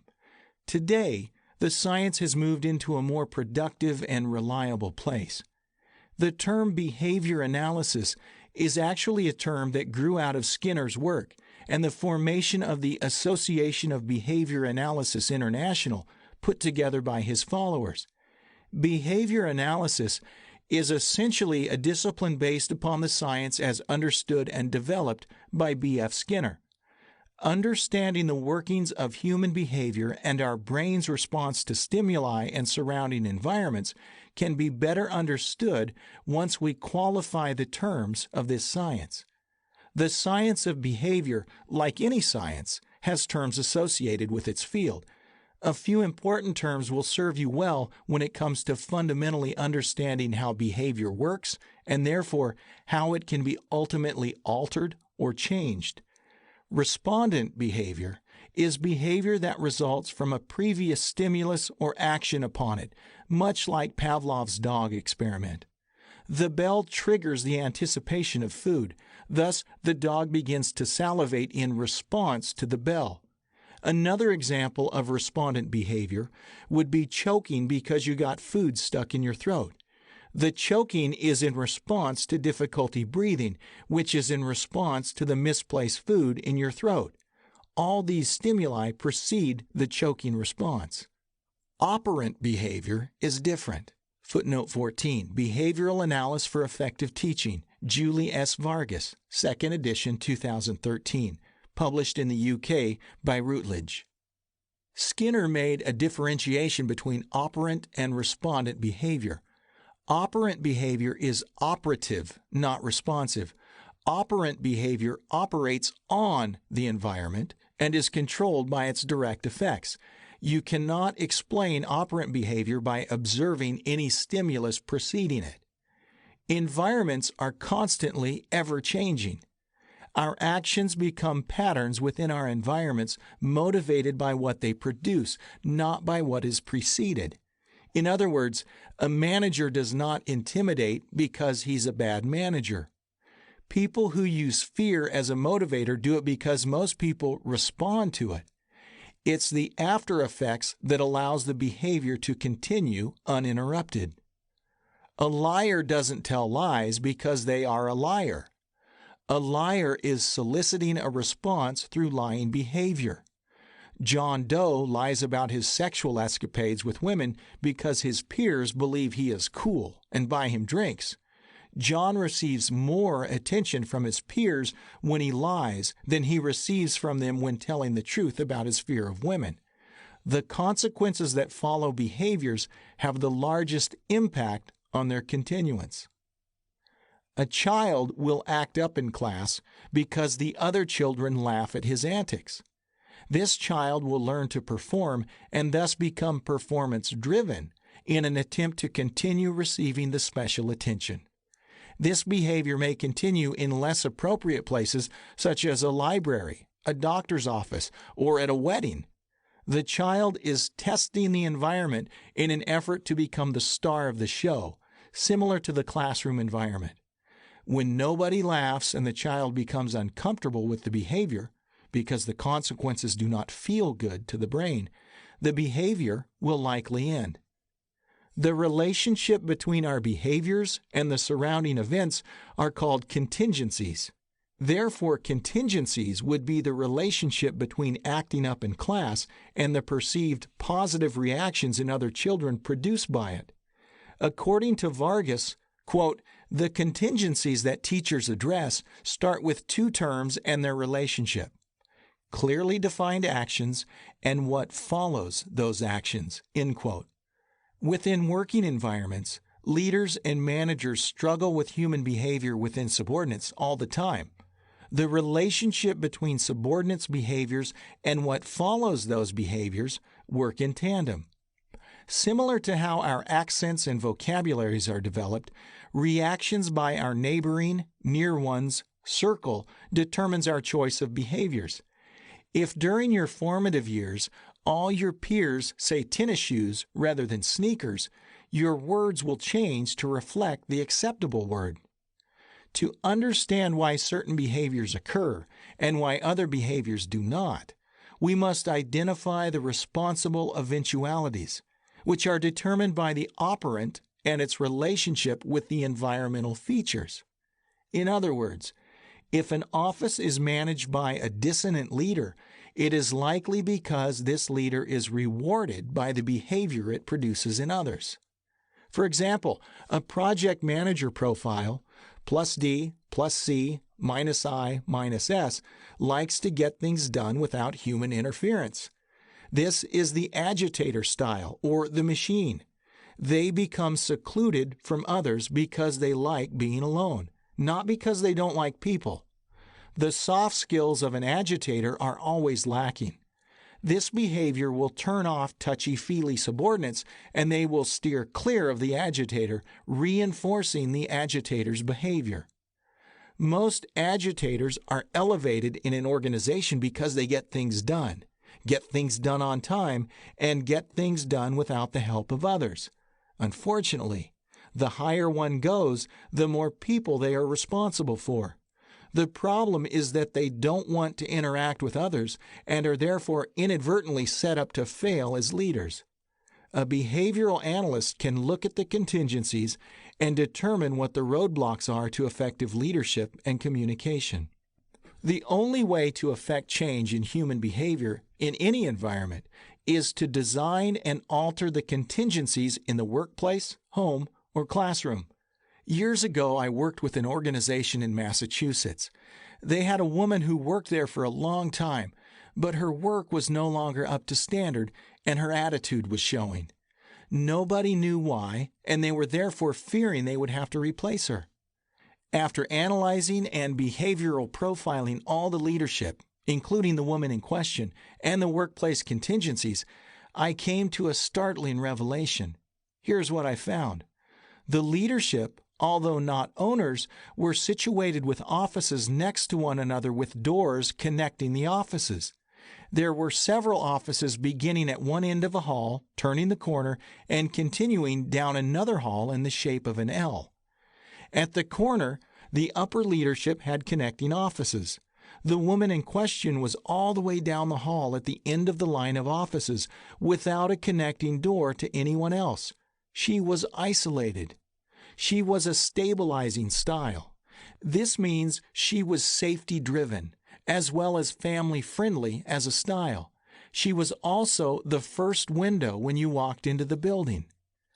I determined that this woman felt left out of the family dynamic within the office. She was close to the door and far from everyone else, leaving her open to danger if it should occur. The stabilizer never tells you where they stand on the issues as a rule. I asked the president to move her office into the interior of the building near the others that included an open door to another office with a person in it. Everything changed. Her attitude was much better. Her behavior changed overnight, and they didn't have to hire, train, and bear the expense of a search. The woman's poor behavior was a silent signal for help. She was used to altering her behavior rather than using her words in order to effect change, but it wasn't working here. Her fear of loss and her safety-driven style were working against her in this particular scenario. Only my behavioral analysis uncovered it. We redesigned the environment to effect behavioral change. Change takes place when our brains feel good. The time and energy involved in discovering what produces poor behavior is neglected in most places. Every person has emotional needs. Every person has emotional bents. Every person is wired a different way and therefore will likely respond according to the proper contingencies within any given environment. Only when people are important will an organization take these truths seriously. The Four People Types by Steven Sisler. 23. An Invitation to Live Without Wax. The history of the phrase "without wax" is an interesting one. Without wax stems from two Latin words, sin, without, and ceres, wax, and was often said to be the origin of the English word sincerity. The story went something like this. The phrase first became widespread during the height of Roman and Greek artistry, when sculpture first became a popular artistic medium. When a sculpture had a defect, artists would fill in the whittle mark with colored wax to match the marble or stone so the deformity would go unnoticed. Genius! Wax was said to serve as cover-up, masking these imperfections on what was most likely substandard pottery. An arguably perfect or superior piece of work was therefore without wax, because it was void of the need to cover its imperfections. It was considered already perfect regardless of its actual perceived perfection. Pottery and sculptures were even said to be stamped with the phrase "without wax," sinceris, as proof of authenticity, much like signing a letter with the word sincerely today. This is how we should live, without wax. Our behaviors and values should align perfectly, without trying to make ourselves appear differently than we actually are. Many are tempted to appear unauthentic for fear of the opinion of others, similar to a counterfeit sculpture. Sincerity is living out of the authentic self with all our flaws in full view. Modern artisans are now taking advantage of flawed pottery by filling its cracks with gold glaze. This makes each piece unique and authentic, bringing joy to thousands who enjoy their flawed beauty. Living this way is paramount for relationship building and continuance. Masking our true selves in an effort to gain the love and respect of others is a faulty self. Unfortunately, words like honor, honesty, integrity, and truth no longer represent the realities of the larger part of our current culture, as many are involved in life-scale cover-ups. My invitation to you is this: free yourself from the Eros prison of performance. Allow yourself to breathe the free air of authentic living. This is the open life. This is the life of freedom and contentment we all desire, but many fail to fully realize. Allow your behaviors to be real reflections of your interior self. 7 steps for meaningful change. Step 1. Vulnerability. Imagine being free to be yourself without the masks of pretense and perceived perfection. This is vulnerability, and it begins with being faithful to the self, being truthful with yourself. When we are honest with ourselves, being truthful with others follows.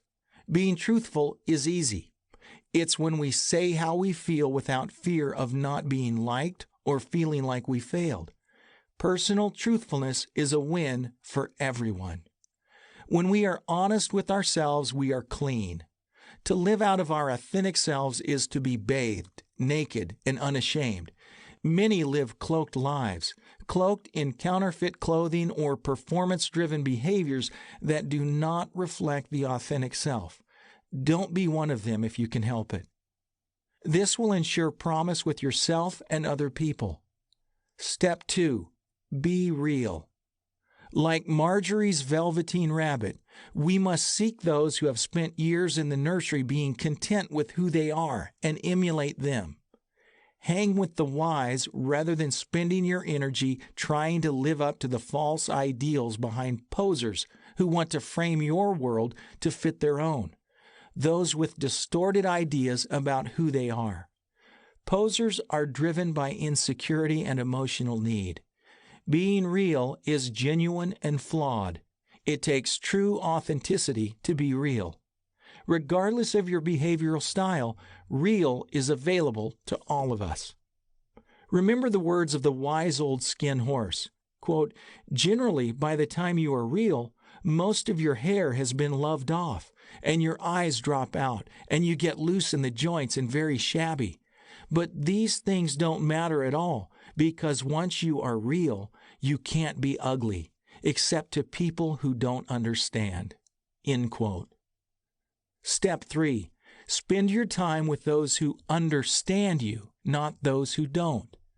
Those who understand you love you for who you are, and not for what they believe you need to become.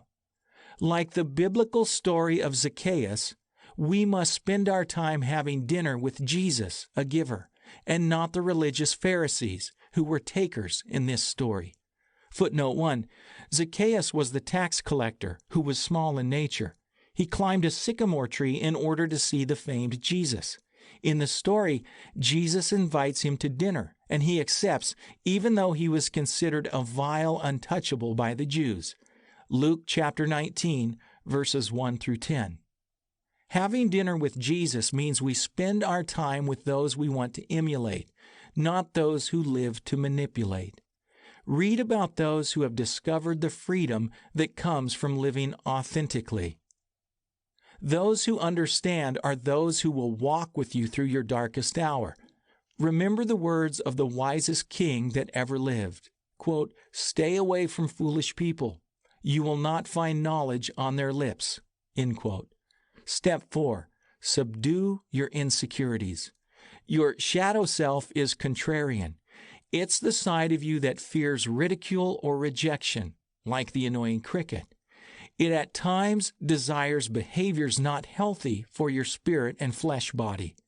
Learn to live out of your authentic self and deny the voice that cries from inside the prison of performance and self-acceptance at the expense of your true self. Set your soul mind on higher ideals and not on the things of lower quality. Earthly things are competitive, performance-based, cliché, and clique-driven like politics, religion, and in-grouping. They exalt certain others as special and deny those whom they believe to be ordinary. It's not as much about being different as it is about making a difference. Step 5. Live in balance between your intuition and your intelligence. Master your heart moves and strive for level 1 living. Heart moves are made through reliable, intuitive impulses that come from a more secure, authentic self. Over time, your insights will be trusted. This doesn't mean you neglect intelligence. It means you balance your intelligence with your intuitive movements within yourself. Allow your intuition to take precedent without removing your intellectual authorities, rational mind. Our intuitive instinct and our intelligent mind should both be functionally obeyed when warranted. Move between the two of them with cautious optimism and balanced judgment. Recognize the style differences between you and those around you, and respect those differences. Step 6. Live for inspiration rather than validation. Validation creates a false sense of self-awareness, whereas inspiration motivates the self to live a shared existence with everyone. Act out of your inward inspired moments instead of waiting to be validated by unrealistic external circumstances. Inspiration comes from within, not from without, and it will incorporate others. Learn the difference between inspiration and motivation. Inspiration births ideas, whereas motivation births results. When we live out of inspiration, our destinies are received. But when we live out of motivation, our destinies are achieved. Achieving is good when it's done in a healthy balance between being secure in who you are and being safe to fail. Many are aimlessly chasing their dreams and will never catch them. Your dreams chase you. If we can slow down enough to allow them to catch up, you will be able to receive them with open arms once they are recognized. Step 7. Live in the present.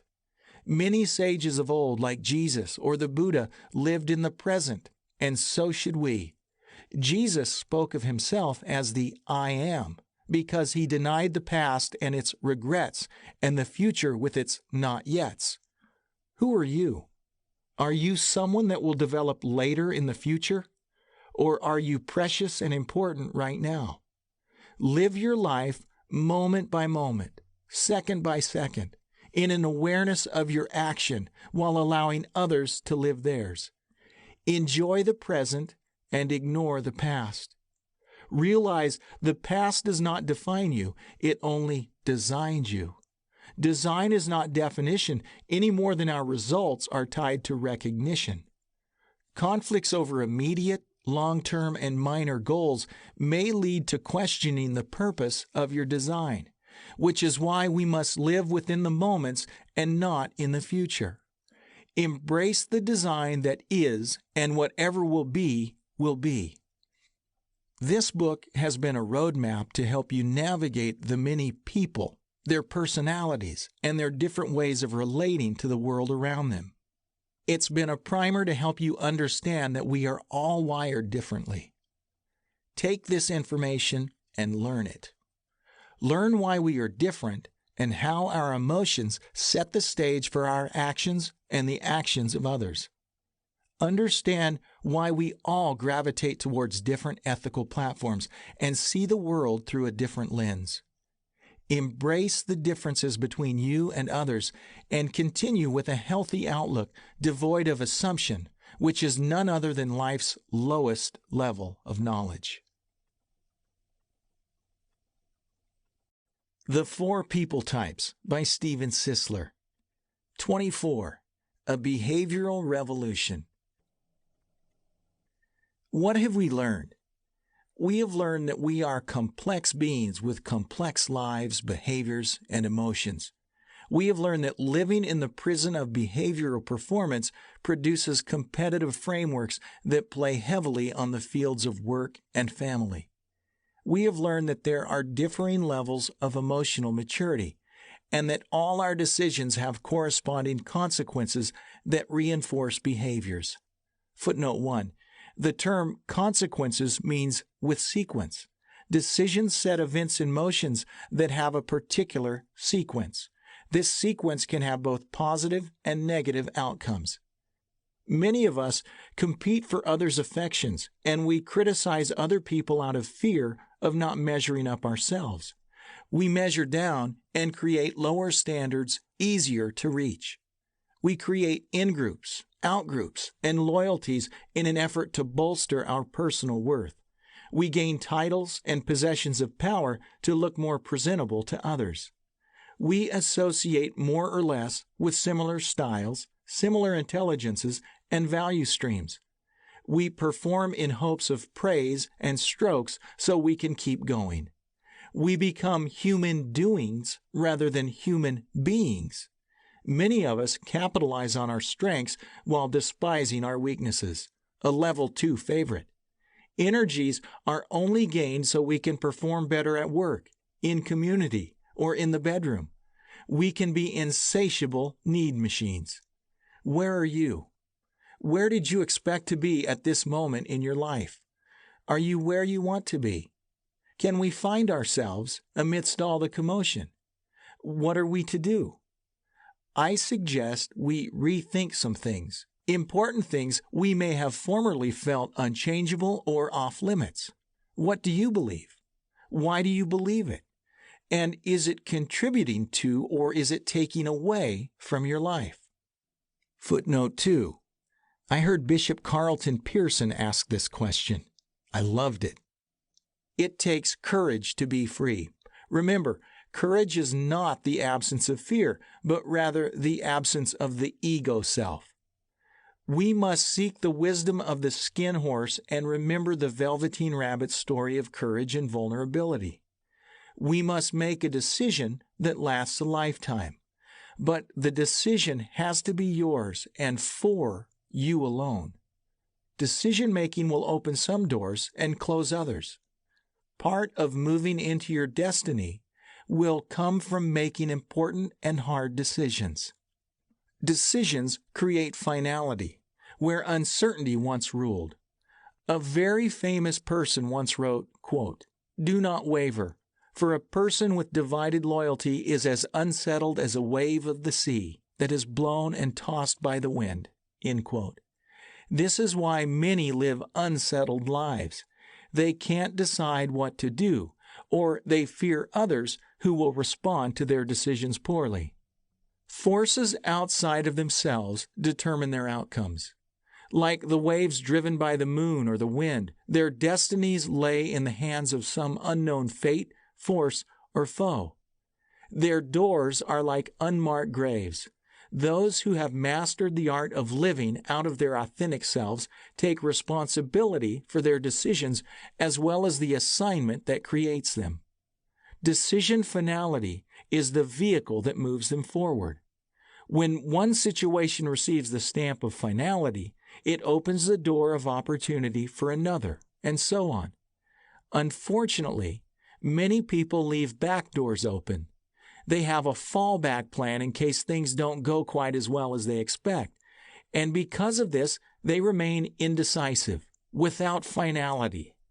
They will never move forward. Instead of seizing opportunity, they spend all their time sizing it up. 85% of American workers are waiting on their dream job, not doing it. We need an effective strategy for entering into our destinies.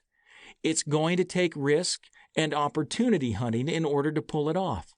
We can't hang back yearning for the status quo or hunker in the bunker of fear and insecurity. We must hack a path. Like ancient King David, we must trust in our instincts and act on our impulses. Footnote 3. King David was a Hebrew boy king who accomplished more by accident than his predecessor did by purpose. The book of 1 Samuel in the Old Testament of the Bible. Only the brazen drop giants. Some need a fundamental reinvention of what they have been calling good behavior and right motives. We need more people who kick in the front door with a shotgun and less who sneak in the back window with a jackknife when it comes to changing the way we do things or getting what we deserve. Our times demand it. Can you be that person? What behaviors can be altered for better results in relationship management? Revolutionizing our thinking. If we are to escape poor behavior, we must be revolutionary, radically innovative, outside the parameters of long-established norms. We must understand that the purposes for which we were created never change, even though the assignments leading up to them always do. We cannot be deterred from the path even when full of opposition. Daniel Pink says most people want autonomy, mastery, and purpose, but few ever find these ingredients without fighting for them. Revolutionaries like to be given the freedom to do their own thing, on their own terms, without self-appointed hierarchies to dictate the modus operandi. Their behavior is radical, alternative, unconventional, and outside the box. I saw a great movie once called The Emperor's Club, starring Kevin Kline. He was a school teacher at an all-boys school for smart, affluent kids. At the beginning of the year, when the kids came into the classroom for the first time, he would choose one of them to read a plaque above the door. This is what it said: "I am Shutrok Nahunti, king of Anshand and Susa, sovereign of the land of Elam. I destroyed Sippar, took the steel of Naran Sin, and brought it back to Elam, where I erected it as an offering to my God." Shutrok Nahunti, 1158 BC. According to Mr. Hundert's life lesson, this is a direct quote from a virtually unknown king who speaks of his conquests, but speaks nothing about the benefits of him. He is unknown in history because, according to Hundert, quote, "great ambition and conquest without contribution is without significance," end quote. He wasn't a revolutionary because he didn't make any significant change to history. He didn't contribute. Part of living the revolutionary life is contributing to it. Many are just consumers, takers, void of bringing new things to bear or making any lasting difference to another person's life. Like Shutrok Nahunti, they destroy and take things without leaving anything better or of real consequence behind.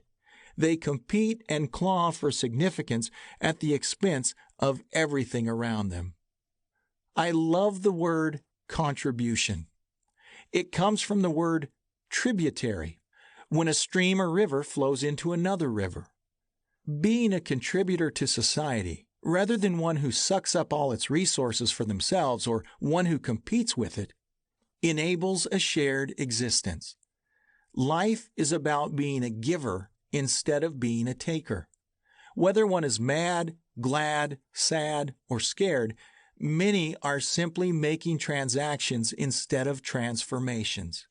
They make an exchange, but they don't go anywhere or become different.